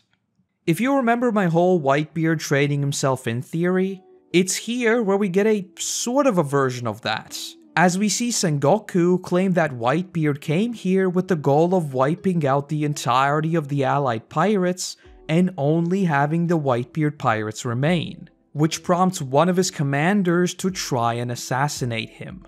And oh boy, did this hit different. Seeing Whitebeard just take the hit, and then hug him, asking who pulled his loyal heart into darkness, was so awesome. Whitebeard has been built up as this larger-than-life character, so seeing all of these emotion bombs coming from him in this arc was extremely surprising, especially when it comes to his story's conclusion. But yeah, even in the face of betrayal, Whitebeard forgiving him and just accepting it as a dumb lapse of judgment seriously cements him as a top-tier character in One Piece. And in a way, directly parallels what also makes Luffy special, because he too will always forgive his crew. Like we saw with Robin, who seemingly betrayed them, like we saw with Usopp, who literally fought Luffy, and like we'll no doubt see again at some point. But Sengoku lying about what's going on here only makes Whitebeard more annoyed as he finally goes on the offensive and quite literally tilts the world. Oh, and a thing that I haven't even mentioned so far is that yet another one of my wishes was fulfilled. as just like I asked back in Sabaody, we get an entire army of Kumas and the entire horizon is just covered by them. Obviously, my jaw dropped at this moment, as again, it felt like we were going up and up and up in terms of intensity. And the only thing I could think of is that we're still yet to see how this entire thing actually ends, and that there's still a whole bunch of characters that are unaccounted for. Most of all, Blackbeard, who we would in fact see very shortly. Though yes, as far as sheer scale goes, I genuinely do not know how you'd surpass this war in the future. I will admit that I did have one problem with this arc, and that is the lack of ship combats in what is a pirate story. Though to be fair, that was made up for in droves with the likes of the Kuma army, and then the walls closing in and tsunamis, etc, etc. Though with that said, I would still love to see a couple of fleets actually fight at sea, as it's something that we've never really even seen to this day. We've had a few small-scale conflicts here and there, but nothing on a large scale, unfortunately. Returning to the story, though, it's here where I knew that at least two characters weren't making it out of here. Because we cut to Sabaody, where the Prophet dude draws the death card, as we see Ace and then Whitebeard's flag burn. That's foreshadowing if I have ever seen it. Though with that said, Whitebeard gives the command to save Ace and then destroy the navy. And at this point, everything is just turned up yet another notch. But before we get to that, we see Luffy bust out some capoeira moves. So it does indeed seem like he's picked up a thing or two from Sanji. Obviously I don't know for sure, but I do think that this was intentional, just to at least imitate that feeling of his crew still having his back. So yes, a very nice little detail. Though it's here where we see the Volcano Admiral go straight for Whitebeard, and this one was big. I think the closest thing we've ever seen to this sort of power is the very brief moment of Shanks and Whitebeard locking swords. And then maybe also Ace versus Blackbeard. But aside from those two instances, this was just insane. And again, we still haven't reached the peak. Cutting back to Luffy, we see Koby step in front of him. And I'll admit, at this point, I was ready to be angry that we'd see some dragged out, Koby is actually stronger than he looks moment. But nope. Exactly how I wished and how I would expect, Luffy just one-shots him and without ever missing a beat, continues his way to Ace. Don't get me wrong, as I've said quite a few times already, I do think that the endgame of One Piece will involve at least some level of Koby versus Luffy. And that's even if we find out Koby also has the inherited will and ends up being a character similar to Garp, where he's a marine but will not pursue orders blindly. It's just that here, for me, it was obvious that neither in determination or power he's anywhere near Luffy's level. So I'm glad that this did just sort of work as a learning moment for Koby to not bite off more than he can chew. As far as I'm concerned, this was basically Koby's Sabaody moment. Sure, he's trained a lot, but Luffy's here not just fighting for his own life, but also one of the closest people to him. And we know what that means for Luffy's determination. Though cutting back to the fight, we see Whitebeard take hit after hit after hit and still be standing. And sheesh, the shot of him just sending waves of Marines flying was simply perfect. And while this is going on, we see Luffy being overwhelmed and finally unleashing his haki, making most of the battlefield just fall unconscious then and there. At this point, I did once again get to wondering about exactly how Luffy's haki works. Because again, Luffy has already been in many dangerous situations here, as well as in Impel Down. Judging by Amazon Lily and then that one instance in Impel Down, I sort of took it as a defense mechanism, but here at least, it kicked in so late into the battle that I'm not exactly sure. It still functions the same, but I would have thought it would have kicked in sooner.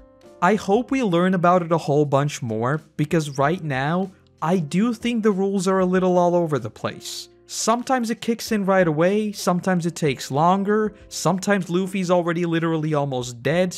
I don't get it. So I guess we'll just have to wait and see.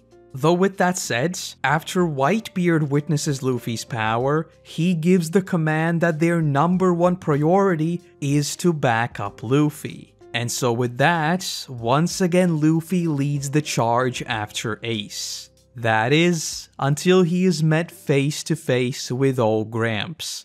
And oh boy, this was hard to watch. Obviously neither one of them wants to fight the other, but they have to. And in this case, we see that Luffy's dedication is stronger because he knocks Garp down and doesn't even stop. And I've gotta be honest, for the sake of my own feels, I am glad that we never actually got to see them fight. Because if they did, it would be another Luffy versus Usopp instance where I just don't want to see neither one of them win. Both of them are going through absolute hell as is. So fighting their own grandson or grandfather would just be rough. But it's also here that we see Sengoku unleash his Devil Fruit power, which has me asking many a question.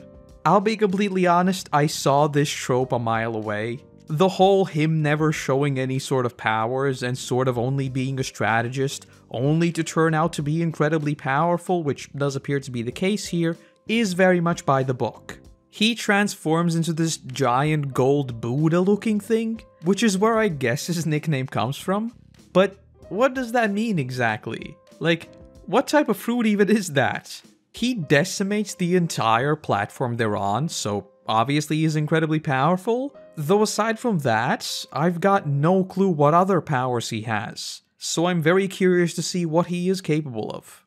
Though as the platform goes down, Ace is freed, and we see him and Luffy fighting back to back, slowly but surely making their way to Whitebeard. And I'll be honest, at this point I was more than ready to write up a rant about how Ace's plot armor has transcended all bounds, as he's literally sitting there for who knows how long and for some reason couldn't just be executed while he was there, all while being held by the admirals who were literally right there, but that doesn't happen because we already know what's happening. I, on the other hand, was now more than certain that he would in fact live. Though with that, we hear Whitebeard give the final order: to not look back and to survive at any cost. Finishing with, "I'm a remnant of the old times. The era is changing." I mean, I don't think I can even put into words what I was thinking here, as we just see him tear the entire island apart. This was very much one of those times where I was just watching in awe, and that's it. No grand theories, no nothing. Sure, I was salty about Ace, but this was way bigger than that. And with that said, we see Ace bow for Whitebeard, which again, why One Piece? My feels hurt. As he returns to Luffy, he's interrupted by the Lava Admiral, who calls Whitebeard a loser from the old times. And oh, keep in mind, at this point, I was certain that Ace's plot armor is capable of withstanding 5 7-page mudas. But this is an Admiral, and Ace has no chance against him. The only problem is, Akainu goes for Luffy first, so Ace jumps in front of him and takes the hit straight through the heart. Even at this point, and that was obviously just denial, I was certain that through some shenanigans, Ace would still make it. But he doesn't. He dies protecting his little brother. Wow. Just wow. Everything Luffy has done since Amazon Lily led to nothing. He lost his crew, went after his brother, survived the literal depths of hell in Impel Down, even freed him from the execution platform in the middle of the largest war we've ever seen, and still, he lost again. From a narrative standpoint, yes, I still thought he should die. That hasn't changed ever since we first heard about the Vivre cards in Thriller Bark. Though from an emotional point of view, obviously I wanted to see him make it out. And that's precisely why I've constantly been talking about deaths in the present story. And finally, here is the perfect example of that. In the grand scheme of things, we barely knew Ace. Yet still, somehow, even through those very few scenes, I was so invested in his story. And seeing that cut short hurts. And that's exactly what's so great about it. There are finally stakes. So much of the One Piece story has been overcoming overwhelming odds. But at some point, for me at least, there has to be a point where that ends. Think of it like cheating in a video game. You turn on God mode and sure, messing around for an hour or two is kind of fun, but then you lose interest because there's just no points. Applying that to TV, watching an immortal character beat literally everything that stands in their way is only interesting to the point until you realize the formula. So you absolutely need moments like Sabaody, or better yet Marineford, where that is cut short to remind you that no, this isn't a cycle. You know that I could go on about this for another hour, so to sum it up very quickly, my human side didn't want to see this, but I needed to. And with that, this definitely deserves a, albeit very bittersweet, but a chef's kiss nonetheless. And following this, we just go off the rails as Whitebeard unleashes everything he's got, and literally splits the island. Though all of this is interrupted by a very cheeky laugh, and just like that, the wild card, Blackbeard, has appeared. And right away, we know he means business as his new gang of the most heinous criminals from Impel Down make an appearance. Only this time, Whitebeard cannot forgive Blackbeard for what he's done, and we see them throw down.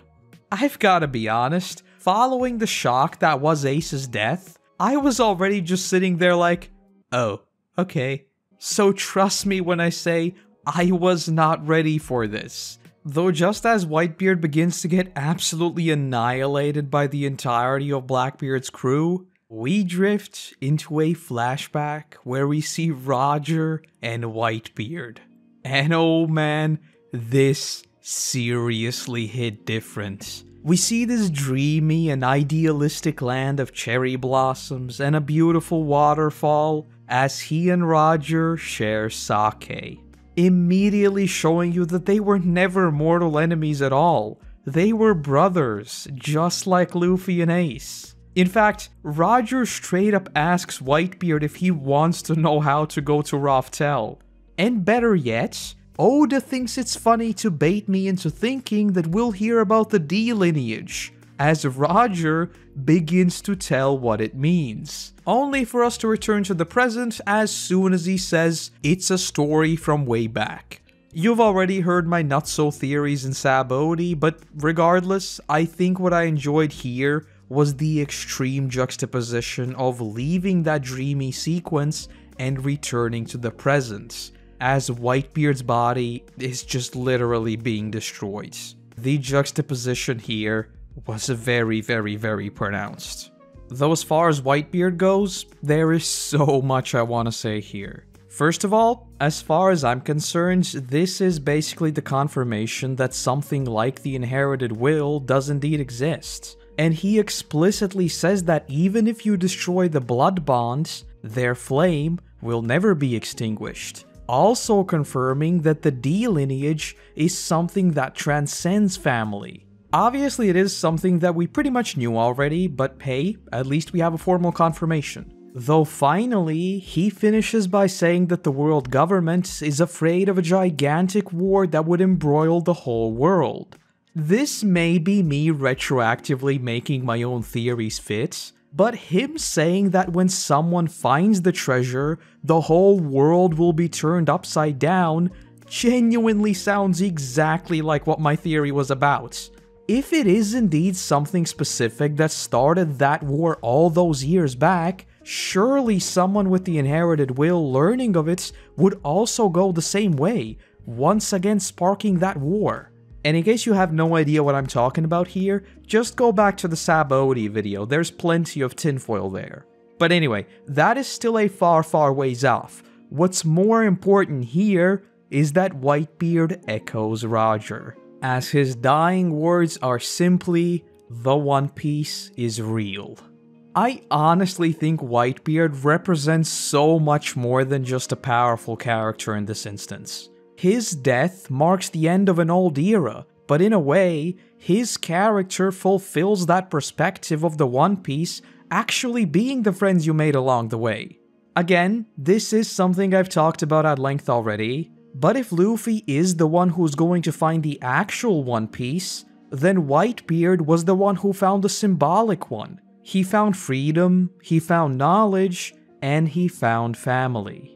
And what I think brings this legend to a close masterfully is the brief narration that we get, telling us that Whitebeard never fell. He took 267 sword wounds, 152 gunshots, 46 cannon wounds, but 0 scars on his back. And just like that, a legend of the old age ends in front of our very eyes. Whitebeard's story, albeit never actually being in the spotlight, was absolutely awesome in my opinion. And I think this was a very fitting end for someone of his caliber. Though once again, because this is Marineford, it does not end there. Because what follows is straight up world altering. We see Blackbeard walk up to Whitebeard's body, throw a blanket over it, and somehow absorb his power. Yes, 100 times yes. The concept of multiple fruit powers is something I brought up way back when we first heard of Crocodile. You know what would truly dictate the power? The number of devil fruits the person has eaten. What if these warlords have multiple devil fruit powers? So when it was seemingly confirmed that you cannot have 2 powers in Enies Lobby, I was more than a little bummed out. Though with Blackbeard being able to take away a person's powers when he touches them, I'll be completely honest, I knew there had to be more to it. As to how he can actually absorb it though, I've got many ideas in a wide variety of different directions. Though my primary theory basically relies on Brook's ability. When he explained why he's a skeleton, we learned that his soul couldn't find its way back from the underworld, so his body had already decomposed, etc. As far as I'm concerned, this directly proves that the devil fruit power is linked to a person's soul. Which, wait a second, does that mean Roger had Luffy's rubber fruit? Don't worry about that now, because Brook was only revived when his soul found his body. It's pretty clear that the only place where the power could be is the soul. So if we apply that to Blackbeard, he didn't get the power of Whitebeard. He got Whitebeard's soul that had Whitebeard's power. As we saw, he throws a black blanket over Whitebeard, which to me seems like him building the perfect environment for a black hole. Since the blanket would already absorb light because it's completely black, and then he would create a proper black hole with his fruit power, and in that setting, not even light or the soul could escape. So with that, Blackbeard does not have 2 fruit powers. He has 2 souls, which have a fruit power each. And let me ask you this, do you want to embrace the tinfoil? Because look at Blackbeard's flag. 3 heads. Yes, he will get another fruit power. The only real problem I see with this line of thinking is that it kind of limits this ability to Blackbeard, and I just refuse to believe that there won't be another character with multiple fruit powers. And yes, by multiple, I mean more than 2. There is still plenty of room for another fruit ability that's entire premise is stealing other powers. Actually no, scratch that, Dragon already has that one, that's what makes him so dangerous. Don't get me wrong, he still has the dragon fruit which I talked about last time, but he also has the power to steal other powers. Okay, obviously I'm joking, but you get the idea. There could still be plenty of other ways of achieving the same thing Blackbeard does, just in a different manner. I do still have a few other ways of thinking about the whole Blackbeard thing, but I honestly think it's just better to do a standalone video on that. So if you are curious, just let me know and I'll type up a video. But aside from all that, obviously you know that I love this twist. Just like I mentioned all the way back, I think it was Whisky Peak, I just think the concept of distinguishing devil fruit users not by their power, but the number of fruits they have just sounds super cool. So I cannot wait to learn more about this. Though this now brings me on to the question of who will become the 4th emperor now that Whitebeard's dead. Logic would dictate that it's Blackbeard, since he's technically the one who defeated Whitebeard and quite literally took his power. Though on the flip side, it's Luffy who stood side by side with Whitebeard, and it's clear that he's gained a lot of respect from literally everyone involved in the war, on both sides even. Though saying that, I suppose that's sort of semantics anyway. Since both Luffy and Blackbeard want to be the king of the pirates, they will inevitably go up against each other sooner or later. But as far as technicalities go, I do think that although Luffy is a better fit, it should still be Blackbeard. Firstly, because that automatically means Luffy will have to go up against him, and secondly, because he did very symbolically steal his power and his soul. Yes, he definitely did. Though with that said, the actual final battle breaks out as Sengoku goes on the offensive trying to stop Blackbeard. In the meantime, Jinbei is also fighting to protect Luffy, who is basically blacked out due to shock. I honestly think I'd gotten a little desensitized to the whole scale of the battle we were seeing already. As while writing this, I went back to re-watch parts of it, and it's just breakneck. Though yeah, Blackbeard enjoys the Attack on Titan opening a little too much because his rumbling causes another tsunami at Sabaody, and in the meantime, Luffy is almost killed again by the volcano guy. It's kind of crazy how even to the very end, I don't think the intensity dropped off the least bit. We just shifted that from saving Ace to basically saving Luffy at this point. And just when things couldn't get even more heated, we see Koby run out in front of Akainu and beg for them to stop this. Oh, and side note, Koby definitely has mantra, right? We heard the people on the battlefield exactly like we saw with that little girl on Skypiea. So as far as I'm concerned, those are basically the same thing. But anyway, for me, this once again made me wonder whether Koby might just have the inherited will as well. I brought this up briefly in Post-Enies Lobby, but moments like this really make me think that that is indeed the case. Running in front of an admiral mid-attack, even if you are a marine yourself, takes serious guts. But notably, he does not try to help either side. He just wants this thing to be over. So maybe Koby's inherited will would be that of a pacifist or peacekeeper who tried to find balance between the two sides? Embracing my tinfoil again, if the end of One Piece is indeed about Luffy finding the Rio Poneglyph in Raftel and learning of the original conflicts, Koby being the one to broker a peace deal would make a lot of sense, since the both of them began their journey basically side by side. So in that sense, the story would have come full circle. Akainu, on the other hand, has other ideas, and just tries to go straight through Koby to hit Luffy. Only to be blocked by none other than my main man Shanks. Yes, 100 times yes. I think everyone needs more Shanks in their lives, so seeing him pop up in the final act of the arc was definitely a welcome surprise. Though that makes me wonder how much of this comes as a surprise to him, and how much did he actually anticipate? We did of course hear that he had run-ins with other crews in the New World before the war even began. So is that the reason why he didn't arrive sooner? And also, him showing up here and calmly making demands, just like he did with Whitebeard himself, further makes me wonder just how powerful is he? In fact, do we even know if he has a fruit power? Obviously in Romance Dawn he didn't have one since he could swim, but does he have one now? We know that he has incredibly powerful hockey, and he just blocked an admiral's attack without even flinching. And when his crew shows up, even the admirals step down. So like, how powerful is he? Okay, now I have a question. What if we are going to see Shanks versus Dragon? Someone who Luffy viewed as a father figure versus his real father. Both are obviously very powerful. Both are obviously very mysterious. Isn't that a curious case? Though yeah, he demands for Whitebeard's and Ace's bodies to be given up for a burial, and with Sengoku agreeing to his terms, this war is finally over.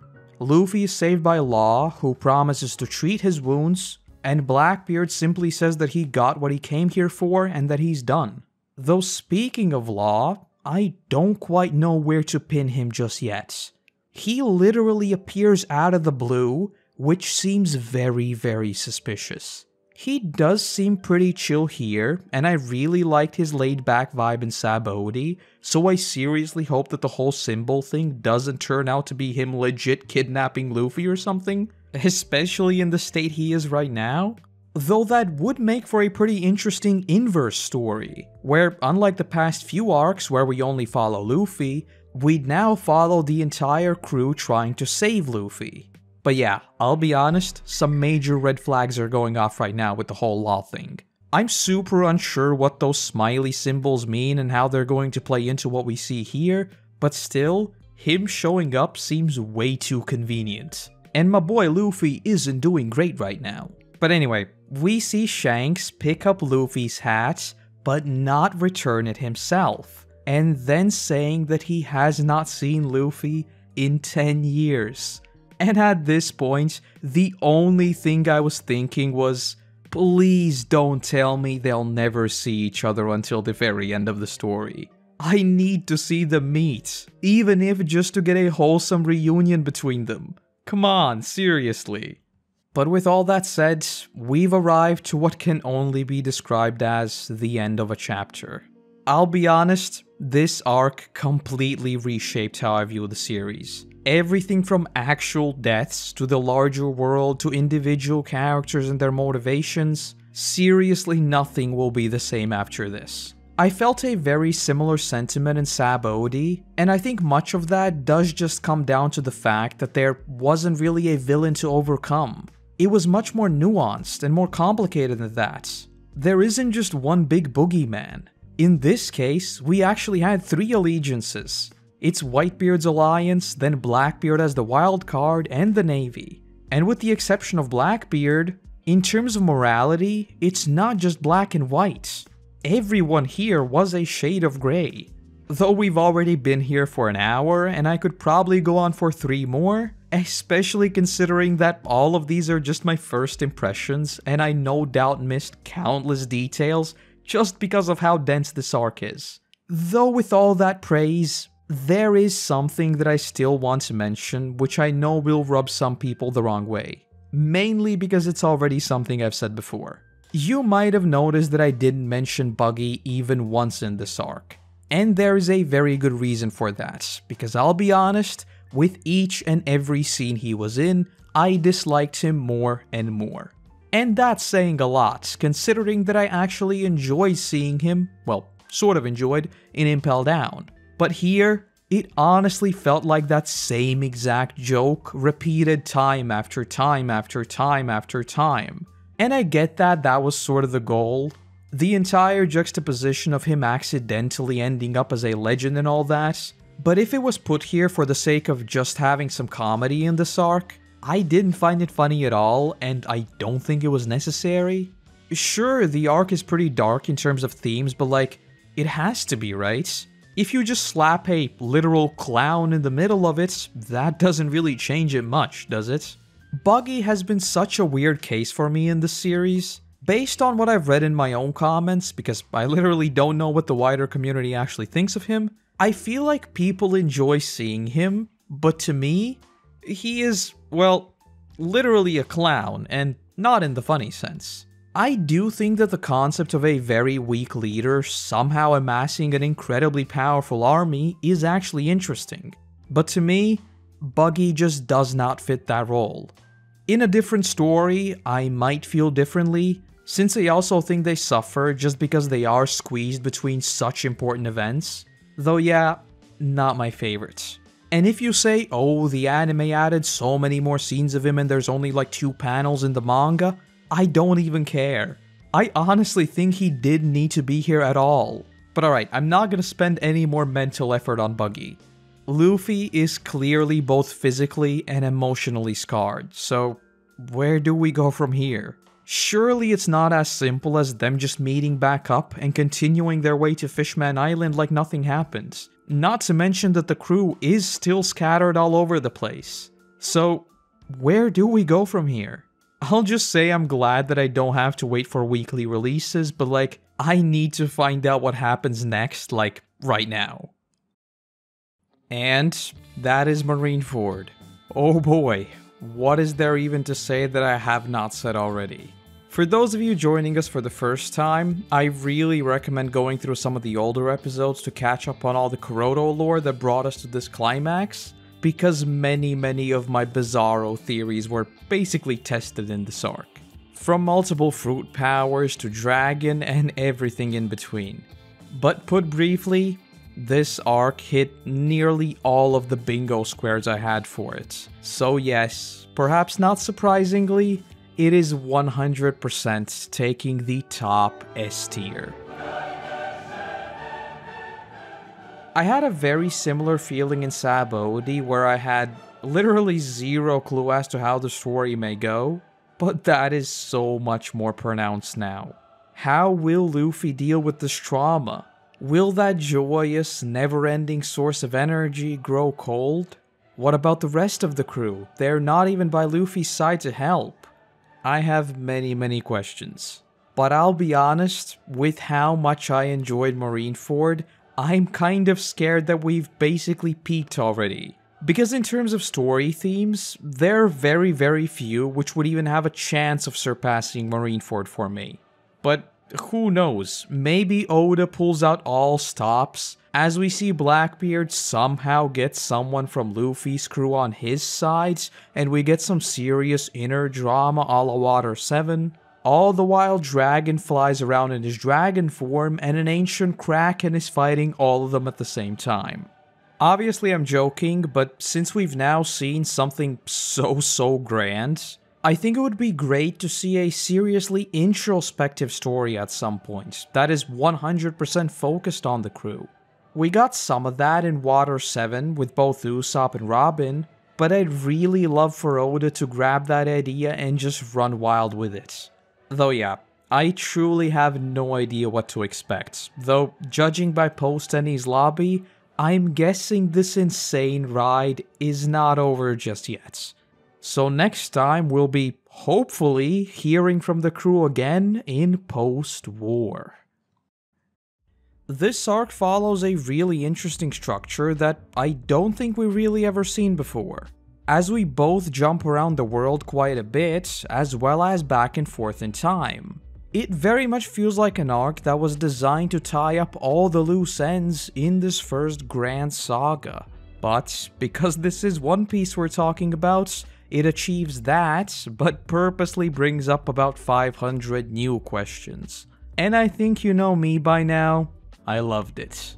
Though narrowing in on the story itself, we opened the arc with a few direct follow-ups of the war. Notably, us seeing how the entire thing was portrayed to the rest of the world, or rather wasn't portrayed, because it is very clearly a cover-up. From a narrative standpoint, this is basically exactly what I expected, especially with the same exact thing happening in Enies Lobby, though the implications here are obviously far bigger. Notably, with there being a clear divide as to which part of the message people actually heard. We hear that around the world, people are either cheering the heroic Navy's triumph, or the other half has been thrown into complete chaos as Whitebeard, one of the world's balancing pillars, was just killed. Not to mention him once again reminding the world that the One Piece is real. Keep in mind that the rest of the world believes that Whitebeard and Roger were mortal enemies, so the same exact words coming out of Roger's rival obviously carries a ton of weight. Though yes, similar to what I talked about way before this war even began, this sort of power vacuum story is one that I am all here for. I cannot wait to see the absolute chaos this brings in the new world, with Blackbeard seemingly being the harbinger of all of that. Following all that, we get yet another instance of Sussy Man Doflamingo as we see him chase down Moria. It's implied that he's killed here, which I would be very happy about, but I am like 99.99% sure that he's alive. He's just going to start laughing and be so annoying that Doflamingo just leaves, so I don't think he's dead. Though the most interesting thing here is the brief exchange that we see between them. As Moria is chased down, Doflamingo claims that he was sent after him, so Moria suspects that it was Sengoku's command. Though Doflamingo corrects him by saying that it was someone higher up, meaning the world government? Two very important questions are raised here. Number one, why is Doflamingo suddenly a direct contact for them? And number two, why does anyone even care about Moria? As far as question 1 goes, I'd wager this is just another instance of Doflamingo earning IOUs with as many parties as he can, and then just seeing where they lead. I am 100% convinced at this point that he's going to turn out to be just as dangerous as Blackbeard or the Emperors themselves. It just seems like there's a lot more to him than we know, and seemingly, he has a lot of contacts very high up. As to how he uses those contacts, that we're yet to see, but I'm guessing it's not going to be good for Luffy. And that makes me very nervous about Law chilling with Luffy right now. Though as for question 2, I honestly have no idea. Maybe they too think that Shallot is just too annoying, and I don't blame them. Still in Marineford, we cut to Sengoku where we learn of something even more terrifying than we just saw go down. We find out Blackbeard's process for picking his recruits. Put briefly, the madman just organized a battle royale in level 6 of Impel Down, from which the winners would join him. Oh boy, as if we didn't know he was powerful enough. But I'm guessing we haven't even seen what he's truly capable of, if these really are only the best of the best, or I guess worst of the worst. At this point, the only real way I see of his crew being defeated by anyone is it crumbling from within. As in they just don't know how to work together or will ultimately turn on each other. Though I do suppose that you can make an argument that there are more powerful crews out there simply by the nature of them never actually being caught, but still, Blackbeard's crew right now is dangerous to say the least, and we very much saw that in Marineford. But speaking of Sengoku, we get another scene that further cemented my idea of him being someone with the will of D. As once he's told that the world government is covering up the events of Impel Down as well, he outright yells that he does not care. This very much seems like a Garp thing to do, doesn't it? People are clearly in danger if they don't know that the world's most dangerous criminals are out there. But just to protect their reputation, the world government wants to cover that up. And so we see Sengoku go against that.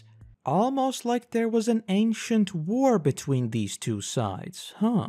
Oh, and one thing I want to add here. I've seen a few people confused by what I mean when I say the inherited will. And to put it briefly, I just use the inherited will and the will of D interchangeably. So I don't mean the inherited will as in Zoro's case that it's Kuina's will that he's inherited. I rather just mean it's the inherited will of D. So whenever I say the inherited will, I do mean the will of D. I'll try to be better about just calling it the will of D to avoid confusion.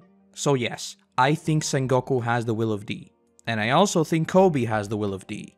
Okay, and I have one more thing to mention. The music dude we saw back in Sabaody thinks Law is sus too, but more on this in a bit. Luffy's awakening is what can only be described as very, very tragic. And if it wasn't for Jinbei, he would have probably ended up damaging his body beyond repair himself. And oh boy, seeing him just scream for everyone to go away and leave him alone was really rough. especially because out of the Straw Hats, he has no one. In his mind, he couldn't protect anyone. He lost his crew in Sabaody, and now his brother died in his arms. As far as Luffy's story goes, he has pretty clearly been set up for a major transformation. As we've been directly shown, he is not ready for the new world. So seeing him work through this struggle was, albeit not fun per se, but very interesting. And with that, we drift into the much-awaited Luffy flashback. But one question I have right away is how much filler does the anime add? Because I couldn't help but notice that some parts of the story we saw here, despite being fun, didn't really add anything. The guide I'm using says that it's just a few episodes in the middle, but it kind of felt weird in terms of how the arc flowed. But looking past that, what I want to bring up right away is the Dawn and her transformation throughout this flashback. First off, please don't tell me Ace wore his necklace because of the Dawn, because if he did, I will be about 5% more sad. Though yeah, the Dawn. She's your typical tough love type of character who constantly claims to hate children, but in actuality loves them and will support them in literally anything they do, just like we see here. And yes, this was yet another instance of Oda somehow managing to get me attached to a character I've barely seen, and who half the time is almost comically evil toward Luffy and Ace. I really want to see Luffy reunite with the Dawn at some point. She will obviously try to hide it, but I'd imagine she'd be extremely proud of what he's become and the friends he's gathered. Oh, and the scene of her going to check in on them in the middle of the night literally made my heart melt. Though following this, we see the very rocky start of Luffy and Ace's brotherhoods, which came as a major surprise considering how close they seemed. Based on what we heard back in Marineford about Ace being Mr. Worldwide, seeing him basically try to kill Luffy for a few weeks really caught me off guard. Though obviously, he's just a kid who's grown up in not so great circumstances, so in retrospect, I probably shouldn't have been surprised. As far as their initial meeting goes, I think it went a long way towards cementing two things. Number one, as we've seen many times already, Luffy will go to the end of the world for someone who he believes to be his friend or ally. And number two, Luffy's pirate ambitions are about as deep-rooted as they can be. To elaborate on these, we literally just saw Garp tell Luffy that Ace is now his brother, and Luffy just immediately accepted that, no questions asked, and then proceeded to chase him around for literal weeks wanting to befriend him. If that isn't dedication, then I really don't know what is. But number two, even as far back as this, we already see him imitate Shanks in many situations, both in his interactions with Garp as well as with Ace later on. In a way, I think these particular points were kind of the core of what this flashback aimed to achieve. If we apply them to the present day, which we'll talk about a lot more in just a bit, Luffy realized that he isn't ready to protect his crew in the new world, so he dedicated himself to getting stronger, but never wavered in his dream. Even after standing face to face with all three of the admirals in Marineford, after holding his own brother's corpse, and even barely escaping death himself. So in a way, both to Luffy as well as to us, this was a reminder of who Luffy is. He will never give up on his friends, and he will never give up on his dream. But anyway, back to the story. It's here where we meet Sabo, and oh boy, the moment I saw him, I literally just wrote, he's so dead. I don't think I brought it up before, but we saw the whole sake thing, and Sabo conveniently wasn't a part of it. And this of course was a flashback. So my immediate thought was that yes, he is 100% dead, though as we'd see later in the arc, that is in fact not the case. Which brings me on to the curious question of why is he introduced here? Bringing him into the story directly following Ace's death, in my mind, implies that something about it was important to his character specifically. Which brings me on to my next major point, Sabo meeting Dragon. As I said, I'm not buying his death for a second, and I am 300% sure that he is now a revolutionary. Even looking at the symbolism, his flag burned so he never became a pirate, and instead was rescued by Dragon, which makes me think that they are bound to come into the story very, very soon. Obviously, I did get my Marineford prediction completely and utterly wrong in that sense, but with the chaos the war has caused, isn't this like the perfect time for them to make a move? And while we're still talking about Dragon, there's one thing that finally made everything make sense. And that is this scene where we see both Eva and Kuma. So yes, him helping the crew in Sabaody was not a fluke. The dude was a revolutionary. And with that said, the locations they were sent to suddenly make so much more sense. And a big ol' grand theory is a brewin'. As far as their locations go, I'm willing to bet that Dragon has kept tabs on Luffy and, by extension, the Straw Hats. So in Sabaody, Kuma's interference was simply a convenient way to send them to the various locations best suited for their development. In my mind, it's absolutely no coincidence that Chopper landed on a location with tons of knowledge on medicine, Zoro literally in Hawkeye's backyard, etc, etc. Though that then brings me onto the very interesting question of, was Dragon trying to make sure Luffy never reached Ace? Keep in mind he sent him to Amazon Lily, an island in the middle of the Calm Belt where men are pretty much killed on sight. Though, if he was trying to make the Straw Hats stronger, he wouldn't have tried to get Luffy killed. So maybe Amazon Lily was chosen because of their knowledge of hockey. He did awaken his conqueror spirit there after all, so in that sense, it worked. But is he really playing this sort of 5D chess? Even going as far as to predict that Luffy would end up in Marineford? I've gotta be honest, this was just yet another aspect of Dragon that has left me asking many questions and offered up absolutely zero answers. Okay, maybe like one answer, because we saw Kuma. It's pretty clear to me that Dragon is indeed making moves in the shadows, so I just want to see what they ultimately become. At this point, we seemingly have 3 masterminds in the series, which, to the best of my knowledge, conveniently represent totally different parties. Those of course being Dragon himself, Old Flamingo, and Blackbeard. At this rate, I feel like my theories will reach a level of insanity unfit even for YouTube, but anyway. With Sabo now out of the picture, we see Luffy and Ace continue to get stronger to fulfill their promise of becoming pirates at the age of 17, just like Sabo wanted. I am still waiting for the obligatory Luffy and the crew saved by what is actually a revolutionary who's infiltrated the enemy type of scene, so maybe that's when we'll see him next? Well, either way, I guess I have a new thing to theorize about for around 400 episodes. But there's one last thing I want to mention here. We see Luffy saying that he wants at least 10 people on his crew. And here, I should put on my extra thick tinfoil, because this once again seems like a huge Chekhov's gun.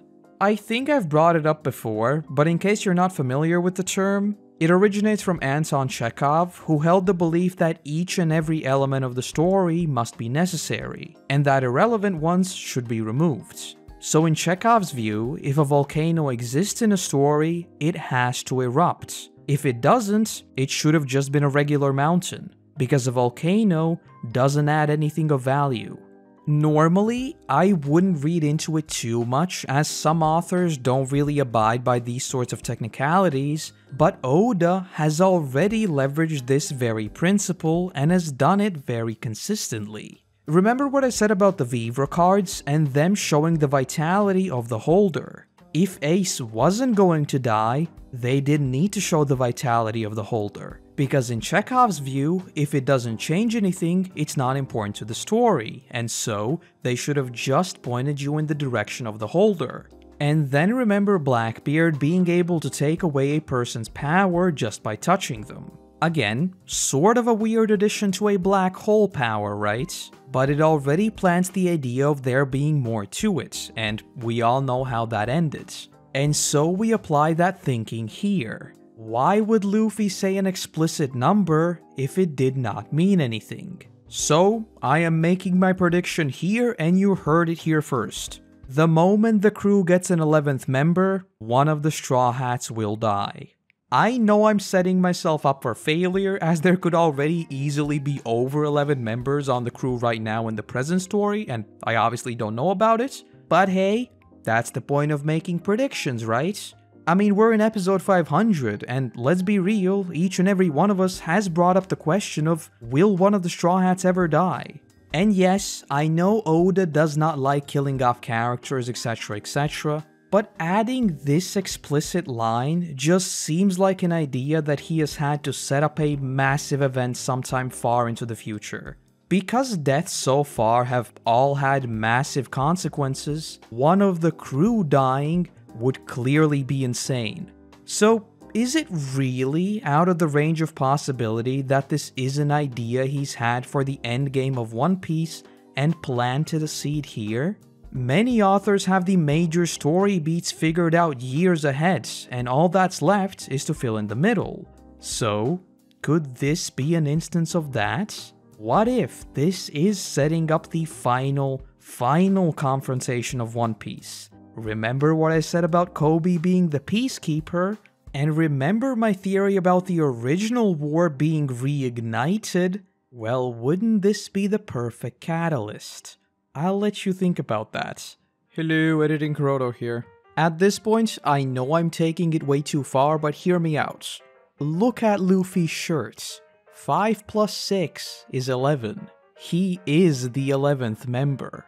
So yes, once the 10th member joins, Luffy is a goner. Heard it here first. Phew, even I know that theory was bogus, but anyway, once we cut back to the present, we get what is a very extreme juxtaposition. We literally just saw Luffy being more dedicated and happy than ever as he began his pirate journey, only to see him now completely and utterly devastated.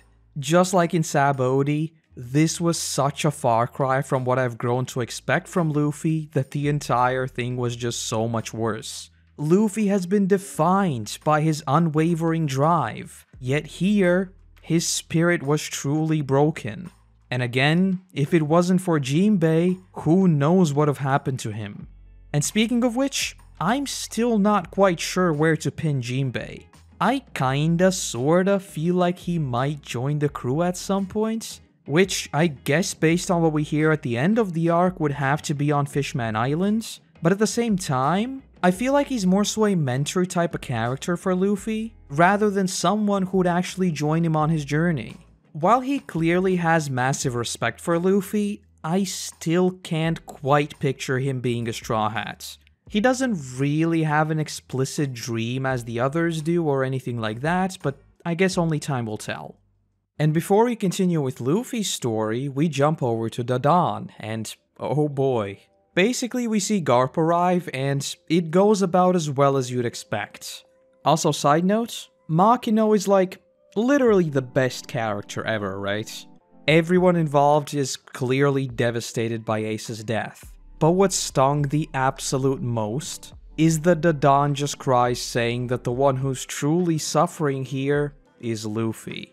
And worst of all, she says that not even knowing about what happened in Sabaody. So she does not even know that he is truly alone right now. Though yeah, I really want to see Luffy reunite with Dadan at some point. And on a very similar note, we cut to the burial site of Ace and Whitebeard, where Shanks echoes the same sentiments. They may all be hurt, but the one who has it the worst is Luffy. And in a broader sense, I just enjoyed this scene as a final send-off to these two legendary characters, where fittingly, we see a massive crowd, all of whom have come to pay their respects. And yes, I will bring it up again, it's scenes like this that just make me think for the 500th time that the usual immortality we see has to be flipped on its head every now and then. In fact, if you remember how much I enjoyed Skypiea, it's scenes like this that in retrospect sort of make me want to move it down in the ranks. Because there, we saw zero consequences for anyone. It was also this grand war for the Sky Island, but all those quote-unquote voices disappearing we heard meant nothing.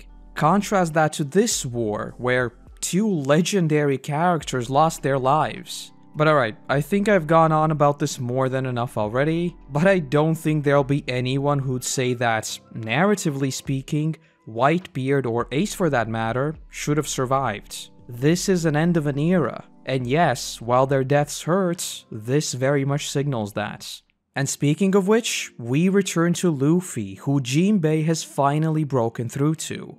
After saying that he can't be trapped by doubts, Luffy begins to count his crewmates, and this was so bittersweet. The cinematography here was also top-notch, that darkness being shattered as Luffy sees his entire crew cheering for him was so wholesome, and the moment of him finally saying, "I have to meet them back on the ship," was like, yes, let's go. Luffy 2.0 is here. Though, little did I know, we were still far away from Luffy 2.0. But with that, we cut to everyone on the crew finally hearing the news of Luffy losing Ace. We won't go through all of them for the sake of time, but we'll briefly touch on what each of them are up to.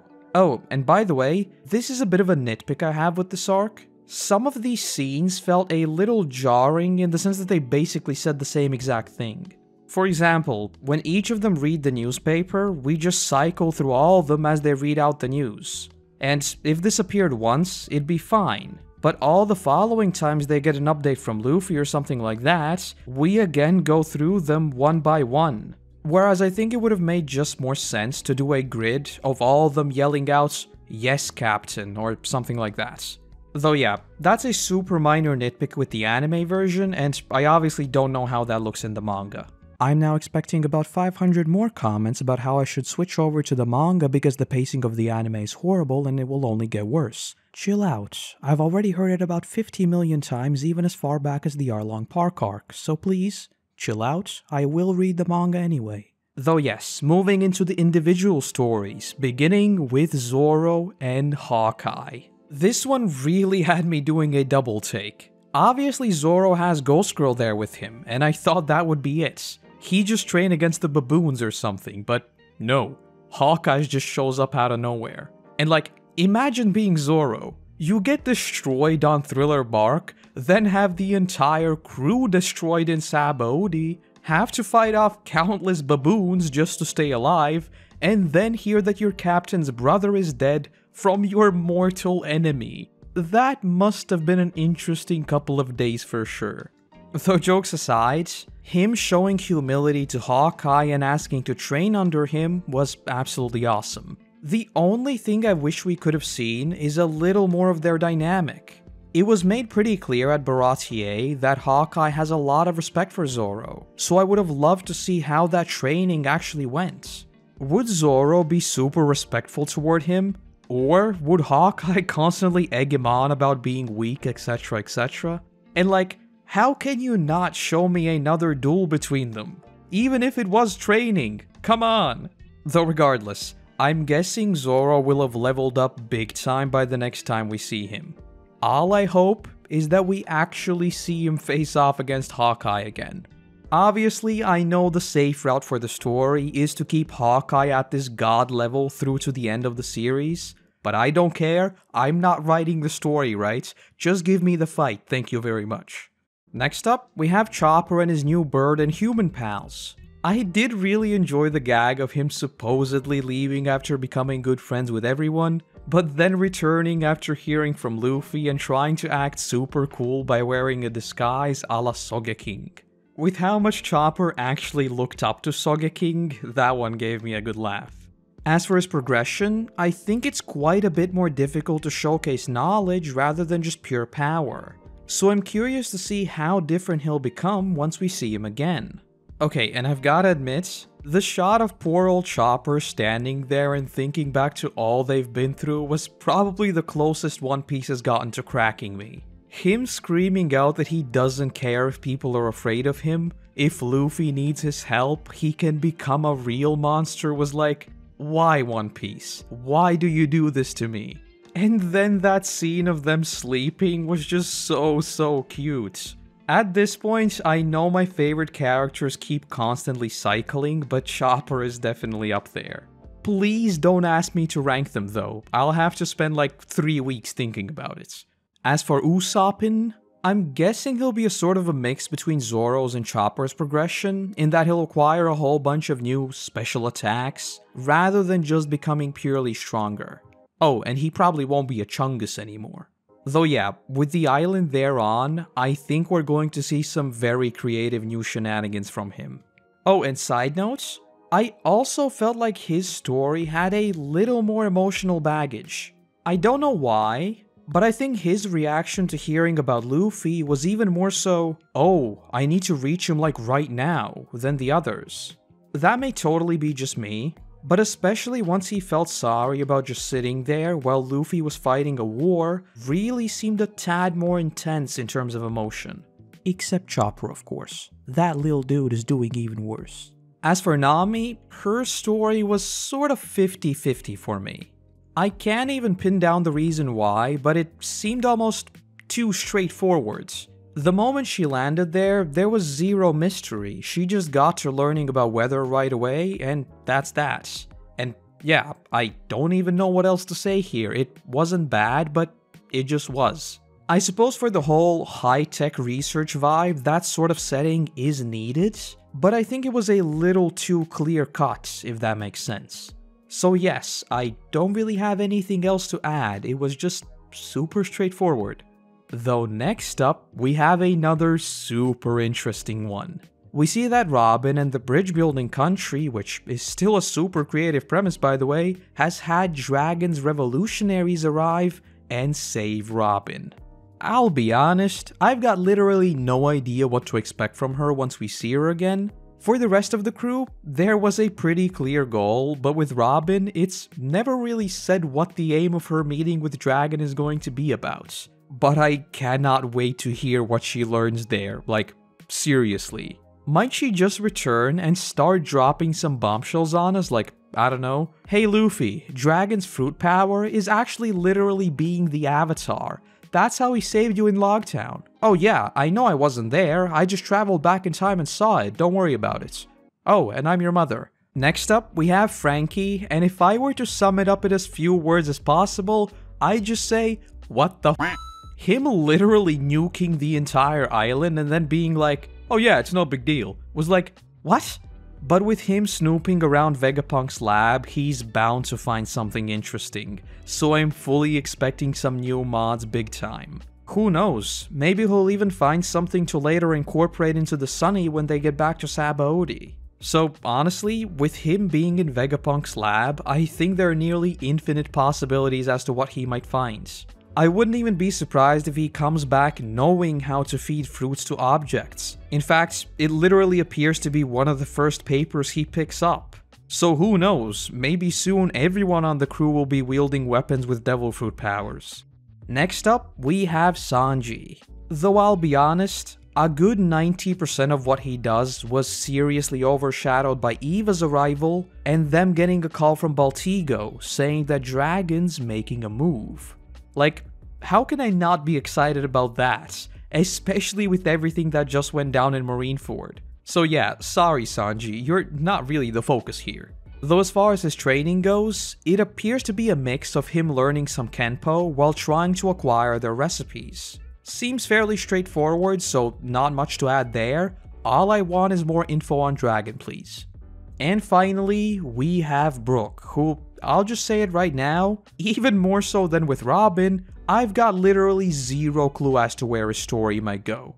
Like, genuinely. He acts as the devil for a while, then is kidnapped by those two joint people, and like, what does his training arc look like? Though with that said, his inner dialogue was super heavy in the emotions department. That line of, I can't explain how bright you look to me, because 50 years of waiting for a miracle paid off at that moment. Seriously hit hard. Not to mention that just as he joined the crew, they were defeated and once again he lost his friends. That's super messed up. So yeah, I'm super curious what we're going to see from him in the future. But with the wholesome and sometimes sad moments out of the way, we cut right back to some serious business going on in the New World. First of all, at Marie Joie, we get the confirmation that no one in history has eaten 2 fruits except for Blackbeard. And if anyone would know, it's probably the Elder Stars. So I do take this as a legit confirmation that he is the first. However, they explicitly say that no one has eaten 2 fruits, not necessarily that no one has had 2 powers. But I admit, that might be semantics. And again, I still stand by my theory that Blackbeard didn't steal just the fruit power, he stole Whitebeard's soul. But anyway, we could talk about that for hours. What's more important here is that we see Blackbeard defeat Bonnie, one of the captains we saw back in Sabaody. Though he does a runner as Akainu arrives, who then goes on to speak to Bonnie himself. And like, what's the deal with him saying it almost made his blood freeze once he heard Bonnie escape the government? Does she have something to do with the government? Escaping an admiral is definitely something worth noting, so what's up with that? If we turn to history, Anne Bonny is very well known for her mysterious disappearance, and sources of her death are often conflicting. So, is this in some way referencing that? Well, regardless, this was seriously one of those show up, say something important, refuse to elaborate times. Though in terms of Blackbeard, as far as I gather, his goal is pretty much just to go around knocking out crew after crew and looking for even more crewmates, which definitely does not sound good for the Straw Hats. We then cut over to the Navy, where we basically get a confirmation of my suspicions in Marineford. The trauma caused by the war has awakened Koby's haki. In his case, that's the mantra. And I suppose this makes sense retroactively as well. Luffy's first full-on use of the Conqueror's haki was after they got wiped out in Sabaody. Though that then brings me back to that anime-only scene of Zoro. That would have made sense there too, due to his traumatic experience on Thriller Bark with the whole nothing happened moments. I don't have the exact comments, but one of you mentioned that some of the filler in the anime is in fact a cheeky addition that's included at Oda's request. So again, I do not know if this is in fact canon, but in my eyes, it makes perfect sense for Zoro to have Conqueror's haki in this case as well. Or rather, it's just a confirmation that he has it, and it was unlocked after Thriller Bark. But I have gotten conflicting info regarding these scenes, so I'm not sure whether it's just a filler as a joke, or perhaps it's filler that actually carries more meaning, as I talked about in the Sabaody video originally. But anyway, I guess I'll just wait for a confirmation. And with that said, it's pretty clear that Koby was changed a lot by Marineford. Everything from stepping up to an admiral to facing off against Luffy. It's definitely worth keeping in mind that it's not just going to be the Straw Hats that are getting stronger now. Koby's getting a training arc of his own, so I cannot wait to see how that goes for him. We then finally return to Luffy, where we see Rayleigh appear. Though the very first thing I want to bring up is Law's sudden departure. What's up with that? I still can't help but think about his flag and its connections to Doflamingo, and assuming Rayleigh knows more than me, and on top of that, remembering what we heard at the very top of this arc with the musician dudes, this is very suspicious. I admit, I might just be paranoid at this point. I mean, despite my initial reservations, Law did indeed save him and nurse him back to health, but I still think something is off. Why did he do that in the first place? If he was indeed under Doflamingo, maybe he too is gathering up IOUs to leverage later? Or maybe he's trying to buy trust to exploit later? I really don't know, because so far he appears to be a really cool and chill dude. But that symbol. Oh, and because a few of you have mentioned this, yes, I know that their symbols are not identical. It's just the similarity that worries me. If you remember what I said about the Chekhov's gun principle, they're similar for a reason, and anything, whether good or bad to do with Doflamingo, is a big red flag in my eyes. So yes, one might be crossed out, but it's crossed out for a reason. Flags are usually super personal, and in their case, they are so similar. To be totally honest with you, I wouldn't even be surprised if they're related in some way. Because again, it's a flag, it symbolizes something, it's very personal. And you don't just copy someone else's flag because you really don't like them. So yes, I am very suspicious, but I like law, but I'm suspicious and I need to know more. Anyway, we see that Rayleigh swam here, which was like, okay, he's a Chad. But then he asks whether Luffy really wants to return to Sabaody. And the episode here ended on a cliffhanger. And this time, I can 100% say that I was indeed just being paranoid. My instant thought was that Luffy is being turned into a pawn. I legit thought Rayleigh is trying to manipulate Luffy into becoming the king of the pirates, not because he wants to help him, but because he wants to control him in some way. Obviously, I think, that was completely and utterly wrong, and I'm sorry for doubting the absolute Chad that Rayleigh is. But then I got to thinking about the idea as a whole. How have we gone 500 episodes without Luffy's trusting and almost naive nature being exploited? I think it's about time I start to get wary of overly friendly characters. Luckily, I was wrong about Rayleigh, he's way too cool to betray Luffy, but I think we might encounter someone equally friendly with less pure intentions sometime soon. So I've got my guard up, that's for sure. And Rayleigh, I've got my eye on you. You better not exploit my boy Luffy while he's alone.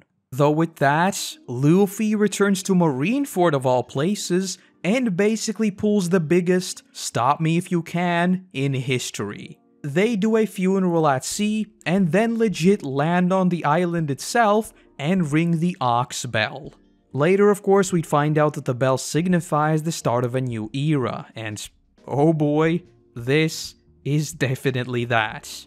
Though he then calmly walks into Marineford itself and peacefully mourns, all the while having the secret tattoo a la Ace's design, letting the crew know that they shouldn't meet back up in 3 days, but rather 2 years. What? Unfortunately, the existence of a time skip was spoiled for me just before I actually saw it happen. I just happened to see pre and post time skip being mentioned a whole bunch in the comments, and it didn't take much for me to piece together that this is what people were talking about. Though what came as a surprise, even when I saw it, is the duration of it. When I last talked about this sort of thing, I asked all of you how long has it been since Luffy began his journey. And based on what you told me, it's been roughly 2 to 3 months. So, let me just visualize what this means. 2 years is insane.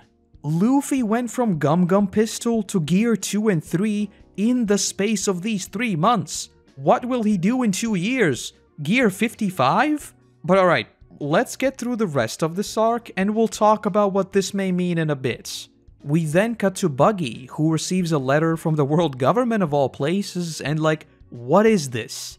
Please don't tell me this is what Moria's supposed disappearance is. If Buggy becomes a warlord, I will literally flip. Based on the events of Marineford, it does actually make sense. He was the one who, albeit accidentally, filmed the entire thing go down, so it may just be a case of them wanting to have control over Buggy, especially because it is now known that he was a member of Rogers' crew. So for the rest of the world, this would seem like a major W for the Navy, since they now have an ex-Roger pirates basically under their thumb. And all of my Buggy salt aside, I do suppose this could be interesting with this whole trickery angle, but please don't overdo it again. You don't need to remind me 50 million times that Buggy is Chaos Incarnate. I already know that. Just make him do something interesting. Don't make him stupid for the sake of being stupid 40 times. But anyway, we also get a scene with Buggy that I don't even know what to think of. It appears to be a joke, but is it? Buggy casually says that Rayleigh could be Luffy's uncle. Like, what? Luffy's family tree right now is seriously giving me sleepless nights.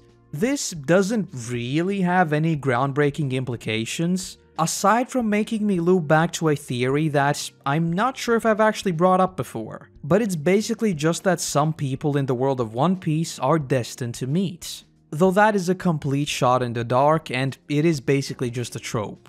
And yes, finding out Luffy's family situation is like navigating a minefield at this point. But with that, Luffy parts way with Jinbei, with them agreeing to meet in Fishman Island in 2 years. And then with everyone else apart from Rayleigh, who'd be working as his instructor. And with that said, Rayleigh begins to explain what Luffy has to master. My favorite line here was probably the, "Yeah, most people can only ever master one. You'll need all three." But anyway, we finally get a formal description of all three forms of Haki. Or rather, supposedly all three. Observation, armament, and the rarest form, Conquerors. And importantly, we hear that only the first two can be trained. The third is the spirit of the wielder himself. And oh, the implications of this are truly insane. I already talked about this back in Amazon Lily in relation to Blackbeard, but now that we finally know exactly what these Haki forms do, my mind is seriously racing with possibilities, especially with Luffy's fruit power. Imagine him using armament Haki while already being made out of rubber. That's like defense plus 500, right? Not to mention Luffy properly mastering observation. He doesn't need to be fast anymore. He can just predict what they'll do. And 2 years! Years! I think this is a very fitting moment for me to echo what I said in the very first video in this series. I'm glad that our protagonist is extremely OP already. Clearly, we all know how that comment aged, but is that what we're going to see replicated post-timeskip? Is Luffy seemingly going to be a god, yet still get decimated by enemies in the new world? 2 years is a lot, but everyone has those 2 years. And people like Blackbeard are already ahead of Luffy. But I suppose this is an end of an era. Or rather, a beginning. I've got no clue what levels of hype people had when this was originally coming out. I mean, hearing that the characters wouldn't meet each other for 2 years is, again, insane.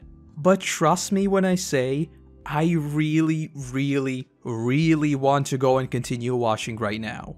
But not before what might just be the best scene in this entire arc. Luffy hanging up the straw hat. Now this was most definitely worthy of a platinum grade chef's kiss. And I think it just goes to show how much meaning Oda has managed to pack into these seemingly small scenes. And on that note, I shall see you all in 2 years. And that's the video. Kidding. You're not getting rid of me that easy. And that's post-war, and that is also the pre-timeskip saga. Oh man, this feels really weird. We're slowly coming up on a year since the series started, and this feels like a massive milestone that I'm super grateful I got to share with all of you. But anyway, all the sappy things aside, let's get to the ranking. I honestly found this one quite tricky to rank, mostly because of how it changed my thoughts regarding previous arcs, most of all Skypiea. I'm seriously starting to get the feeling that I'll be re-ranking everything sometime soon, but for now, post-war will be taking a very respectable mid-A tier and pushing down Skypiea an entire tier down to B. The permanence of this arc is what stuck out to me the most. And while I do think fleshing out Ace's character before his death might have been an even better way of going about it, I did still seriously enjoy the audience taking Luffy's perspective in remembering why he keeps going and why he is the person he is. I also think the introduction of Sabo so late feels a bit weird, especially with everything Luffy has been through already, and we haven't even gotten a single mention of him so far, though at the same time, he also never mentioned Ace before Alabasta, so I guess that tracks. But yeah, regarding Sabo, I think I'll be able to make up my mind a little better when we actually see him next. because right now, his character is seriously a bit of a weird case. And of course, there's still the mystery surrounding the rest of the crew, which I honestly think I've glossed over way too quickly, but TLDR, in a weird way, I think I'm even more excited about the story now than I even was with Marineford. But at the same time, I almost have this feeling of not wanting to catch up, because so far, the series has seemed nearly infinite, and with this massive milestone, that feeling is seriously fleeting. But with all of my introspective therapy out of the way, it is time for our crew to get stronger and finally return to Sabaody.